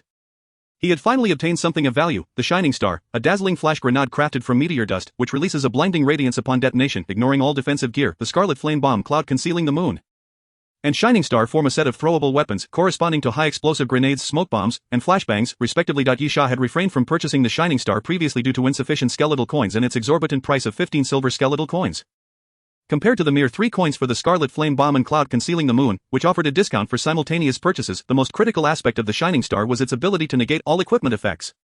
Simply put, as long as one was within the blast radius, even protective gear would prove ineffective, resulting in inevitable blindness, with the intensity of the effect varying based on distance and positioning, but never failing entirely. Yisha was thoroughly pleased with this trophy. Upon inspection, the Shining Stars compartment contained 10 slots, 4 of which had already been utilized. He was fortunate that it was night, otherwise the enemy might have pinpointed his location. And were this item thrown at him, he risked temporary blindness followed by a hail of bullets, potentially turning him into a pincushion. Stowing the Shining Star away, he wasted no time and continued his sprint toward the supply box. Approximately 15 minutes later, Yisha arrived at a small square in the heart of the city, where a black supply box lay at the center, its red signal light flashing incessantly. Surrounding the box were numerous zombies. Perhaps 40 or 50 in number. Was he the first to arrive? Yisha gazed at the supply box, drawing his silver thorns and entering a state of alert, because, as it turned out, he was not the first to reach it. The reason was quite apparent. A corpse lay sprawled atop the supply box, a bullet wound through the back of its skull, clearly indicating that someone had previously attempted to seize the box and had met their demise at the hands of another. Yisha scanned the surroundings, convinced that there were others lying in wait, likely more than one. Yet, no one dared to make a move. Anyone who approached the supply box would certainly be met with immediate retaliation from others. Moreover, closing in on the supply box was no simple task, considering the throng of zombies milling about. As for how the deceased individual had managed to approach without alerting the zombies, it was possible they had employed some item purchased aboard the death train. Or perhaps the gunfire that claimed their life had attracted the zombies. In any case, a stalemate ensued. Leaning against the shadows of the alley, Yisha closed his eyes in contemplation. Prolonged standoffs were detrimental not only to him but to anyone involved. The longer the impasse continued, the more individuals would arrive at the square, intensifying the competition. However, Yisha was equally hesitant to rush out and attempt to seize the supply box, from the current circumstances. The first to charge forth would undoubtedly be cannon fodder. Perhaps, if someone made a dash for it, it might provoke others into action, thereby breaking the deadlock. Yet, the first individual to charge would inevitably become a sacrificial lamb. Yisha harbored no lofty ideals of sacrificing himself for the benefit of others. What if, Yisha murmured, considering the possibility of using the Scarlet Flame Bomb to simply blow up the supply box. His bottom line was that if he could not obtain the finished star, he would ensure that no one else could either. Blowing up the supply box was an option, but he feared that it might not be destructible. After all, the items produced aboard the death train were not necessarily ordinary metal boxes. At that moment, a figure emerged from the far side of the square, slowly approaching the supply box. It was a woman. Tall and clad in shorts and a hoodie, wearing a hat and a mask that obscured her features, steadily advancing toward the supply box. Yisha was astonished, exclaiming, "Is there truly someone unafraid of death?" Neither he nor anyone else moved, while eyes fixed on the woman to discern her intentions. If she were indeed a fool, incapable of dealing with the surrounding horde of zombies, there would be no need to intervene. Conversely, if she possessed any means, she could seize the opportunity to grab the box once she drew near. Yisha licked his lips. Regardless of the outcome, the emergence of someone to break the stalemate was ultimately a positive development. 1 step, 2 steps, 3 steps, the woman slipped her hands into her hoodie pockets, seemingly with no intention to attack as she approached the horde of zombies, then walked right into their midst. The zombies immediately detected her presence. Staggering forward to encircle her, yet, in that instant, one zombie, having moved closer to her, abruptly halted, its head tilting at an odd angle before it inexplicably lost its head. Yisha's pupils contracted as he fixated on the woman.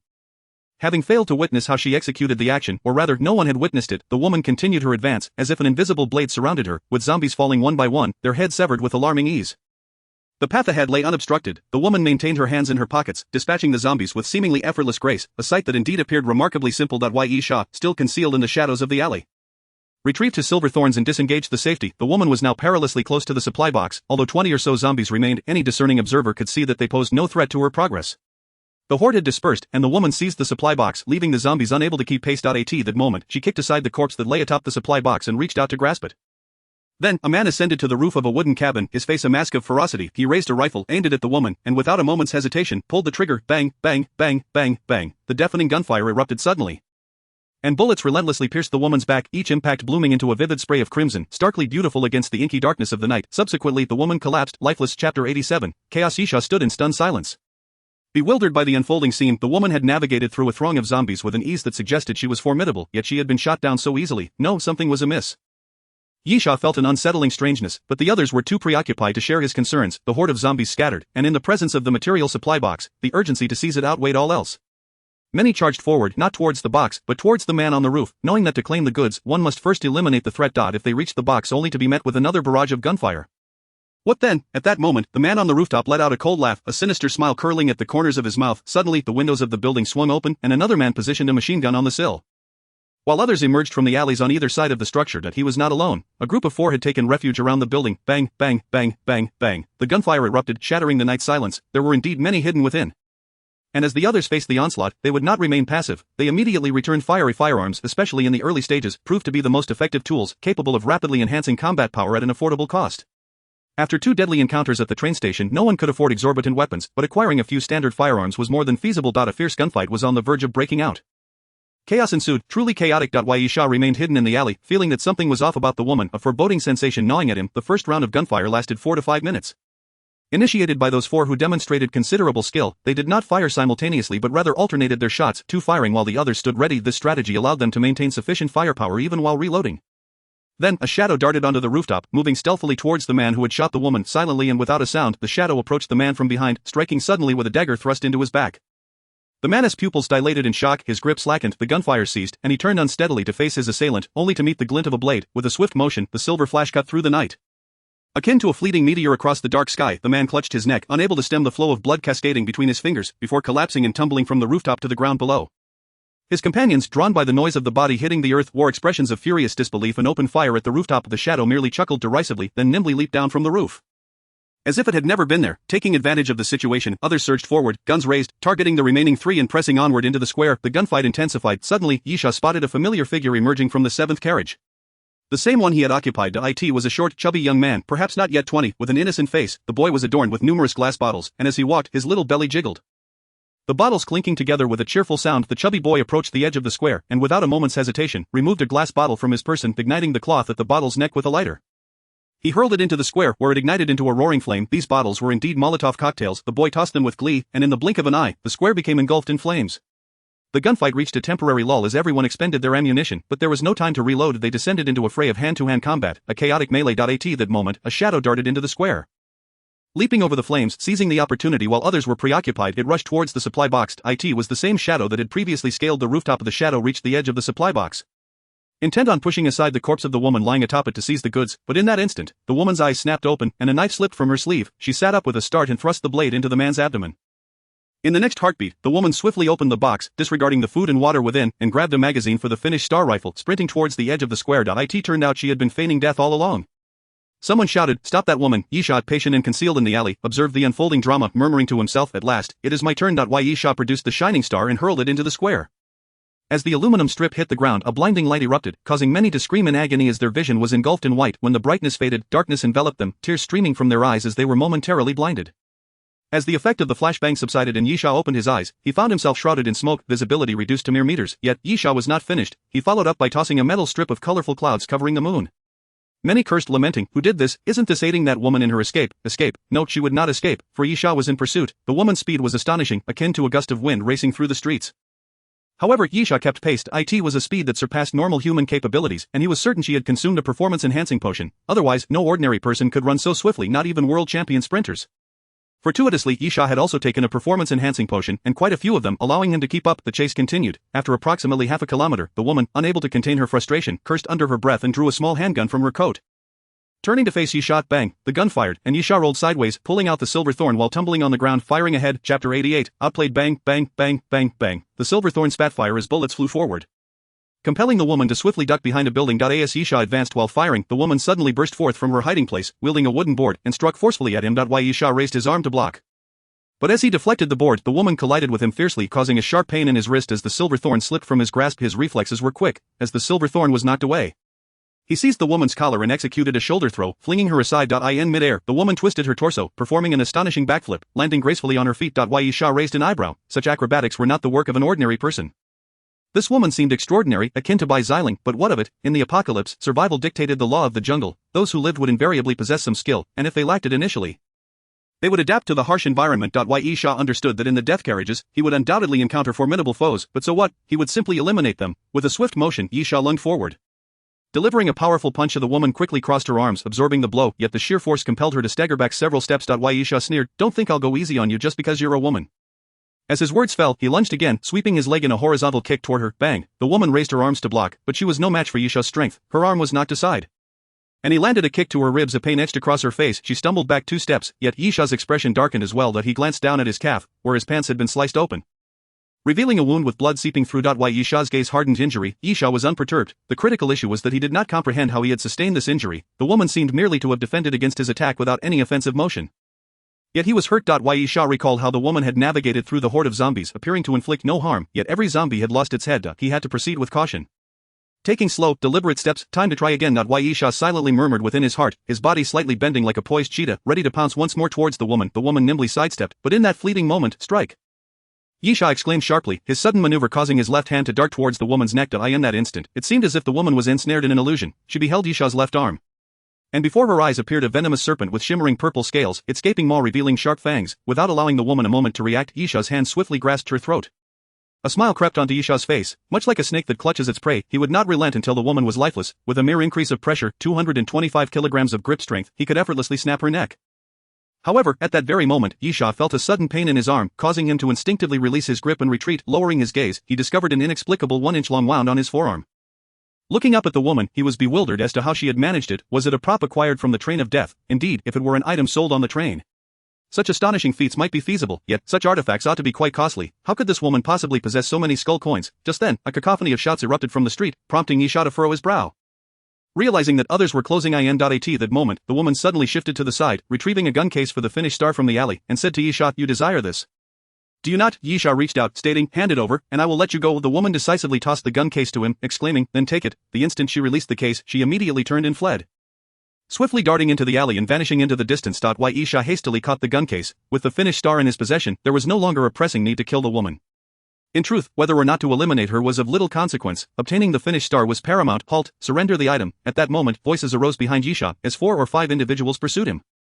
Without a second thought, Yisha swiftly unstrapped his Black Eagle composite bow, knocked an explosive arrow, and shot it towards the ground near the assailants. The explosive arrow embedded itself into the earth at a sharp angle, followed by a resounding boom as a massive fireball erupted, billowing thick black smoke skyward. The flames spread outward, effectively severing the street and halting the pursuers in their tracks. Yisha chuckled coldly as he brandished the shining star, taunting, "Let us be blind once more." He then drew an aluminum rod from the shining star and hurled it forward with force. It soared over the flames and landed on the ground, erupting into a blinding flash. "My eyes, damn it, I'm blind again." The curses echoed from behind the flames, and Yisha smirked, clutching the finished star's gun case as he quickly fled, disappearing at the end of the street.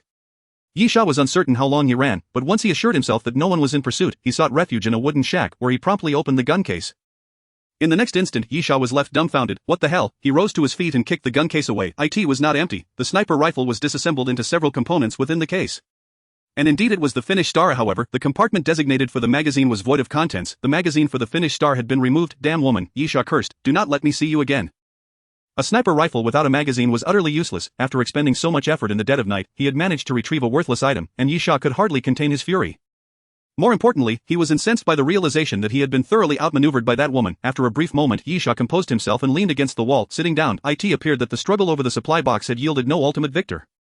The woman had taken the magazine, rendering it of little use to her, while Yisha was left with a sniper rifle devoid of ammunition. Chapter 89, The Target. Well then, Yisha conceded with resignation.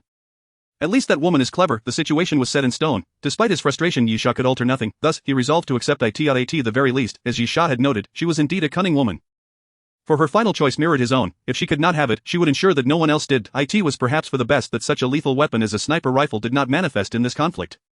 Upon regaining his composure, Yisha found solace in the outcome, as it was, after all, the most tolerable result he could have hoped for. Although he had lost the sniper rifle, it did not signify that Yisha would become prey. Nonetheless, he was unwilling to tempt that possibility, for the threat of long-range sniping was simply too great. Meanwhile, as the struggle for the supply box unfolded, the sky began to brighten. Leaning against the wall, Yisha tended to his wounds while feigning sleep. 3 hours later, the mysterious voice resounded once more, announcing the locations of 3 unfortunate souls, with Yisha not among them, his luck holding steady.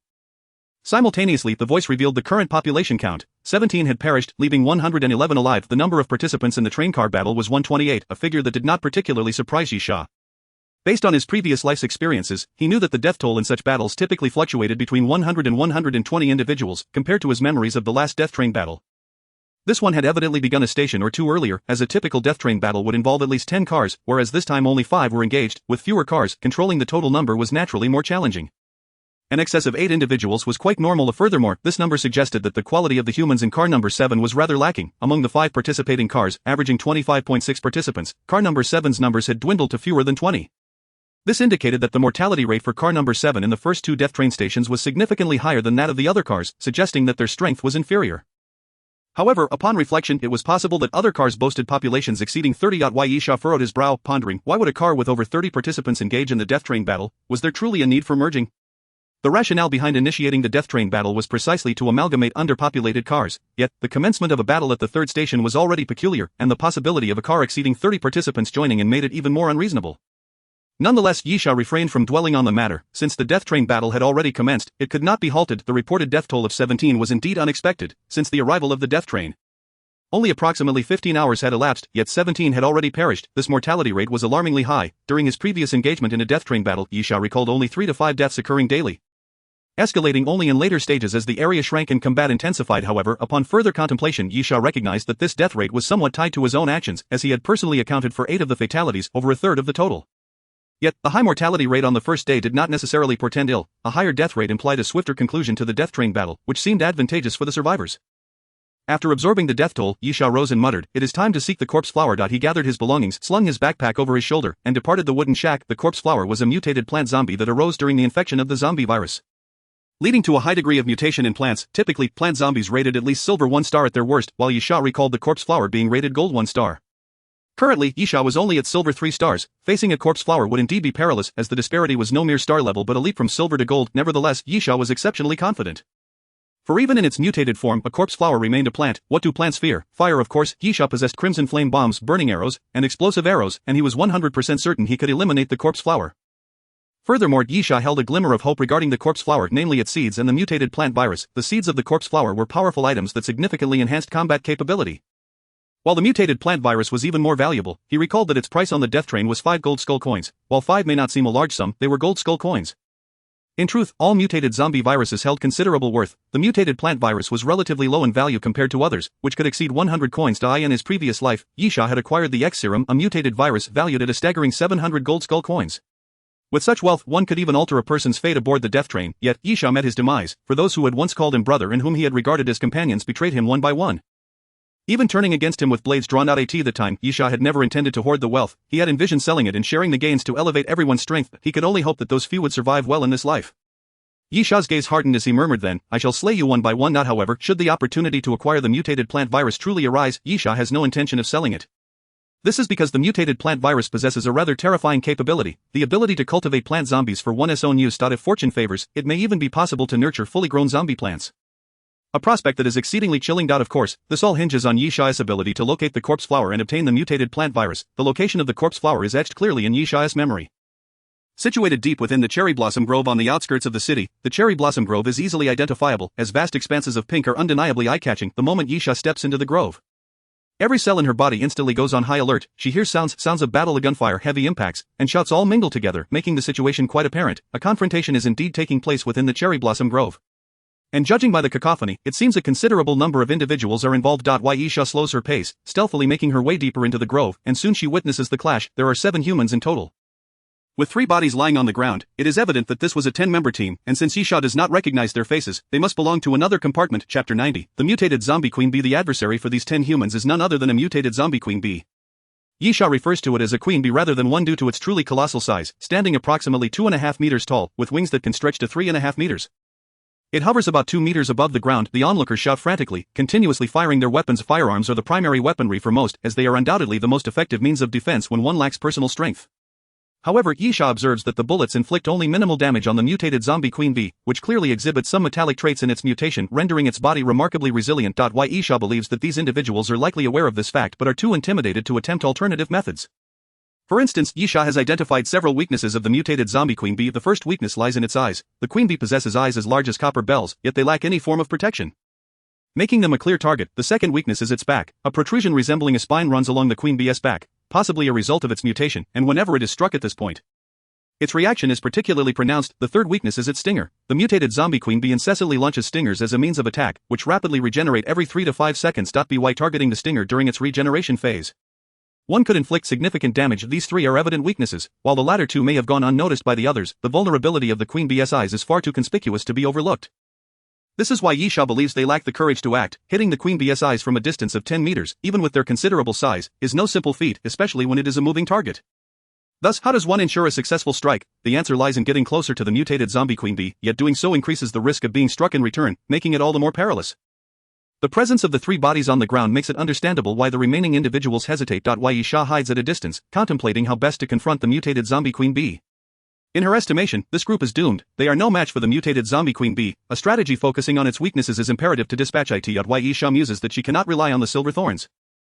Her marksmanship is not refined enough, and using a bow and arrow poses its own challenges. Just as she is deep in thought, a mournful cry echoes from afar. The mutated zombie queen bee unleashes a stream of green venom from its maw. A hapless individual rolls on the ground in a frantic attempt to evade it, only to rise at the wrong moment and be met with a stinger launched by the queen bee. A sickening sound of flesh tearing fills the air as the stinger pierces through the man's chest, creating a bloody hole. Blood pours forth from the wound as his eyes widen in disbelief. Filled with resentment, yet even in his defiance, he must succumb to his fate. Death, retreat. We must retreat. Someone shouts loudly. Forget about this creature, we're pulling back. Yisha smiles knowingly. They aren't completely foolish, since they are unwilling to gamble with their lives. Retreat is indeed the wisest course of action, otherwise, with their numbers, they might have had a chance to subdue the mutated zombie queen bee. The group hastily begins to withdraw, while the queen bee relentlessly pursues them. Yisha also conceals herself, silently following suit. The mutated zombie queen bee chases fervently for several hundred meters before finally abandoning the pursuit, returning to feast upon one of the corpses, its mandibles snapping as it consumes the flesh and draws the blood into its body. In that fleeting moment, a sudden whoosh pierces the air as an arrow flies forth, striking the mutated zombie queen bee in its back. Instantly, the air ignites with heat as flames erupt upon its back. The mutated zombie queen bee thrashes in agony, desperately firing stingers in all directions. The stingers collide with nearby cherry blossom trees, shattering several of them. Seizing the opportunity, Yisha emerges from behind a tree. Swiftly circling around the outskirts until she reaches the mutated zombie queen bee with a rapid draw, she readies another arrow. Whoosh, the arrow flies once more, tracing an arc through the air before striking the queen bee squarely in the forehead. A thunderous explosion follows, a massive fireball erupting from the queen bee's head, the shockwave powerful enough to propel it backward, rolling across the ground. Yet in a mere instant, the mutated zombie queen bee regains its footing. Shaking off the effects of the explosion, the blast regrettably fails to deal substantial damage. Yisha had intended to target the queen bee's eyes, hoping to ignite an explosion that would reveal its critical weakness. If her assumptions were correct, a direct hit to the eyes would surely inflict tremendous damage, even potentially deliver a fatal blow. Alas, her aim had faltered slightly. With the initial shot gone awry, Yisha quickly slings her Black Eagle composite bow back onto her back and draws forth the silver thorns. Hastening towards the mutated zombie queen bee, although she could not deliver a lethal strike, the explosion's force had still caused significant harm, leaving the queen bee momentarily dazed, allowing Yisha to approach with relative ease. Bang, bang, bang. As she advances, she fires 3 shots in quick succession. The magical bullets burst forth, trailing black smoke as they strike the mutated zombie queen bee's bodied eye. In the next moment, the area hit by the bullets erupts violently. The wounds inflicted are not particularly large, merely tearing away a chunk of flesh about the size of a fist, yet it is enough to elate Yisha, as the bullets from the earlier group had been utterly ineffective against the queen bee. Meanwhile, the mutated zombie queen bee finally breaks free from the disorienting effects of the explosion, suddenly opening its maw to unleash another torrent of venom. Yisha swiftly rolls aside, tumbling on the ground. While the queen bee, wings flapping furiously, charges after her, its massive forelimbs poised to strike down with ferocity. With a resounding crash, the ground shatters beneath the impact, splintering into a web of cracks.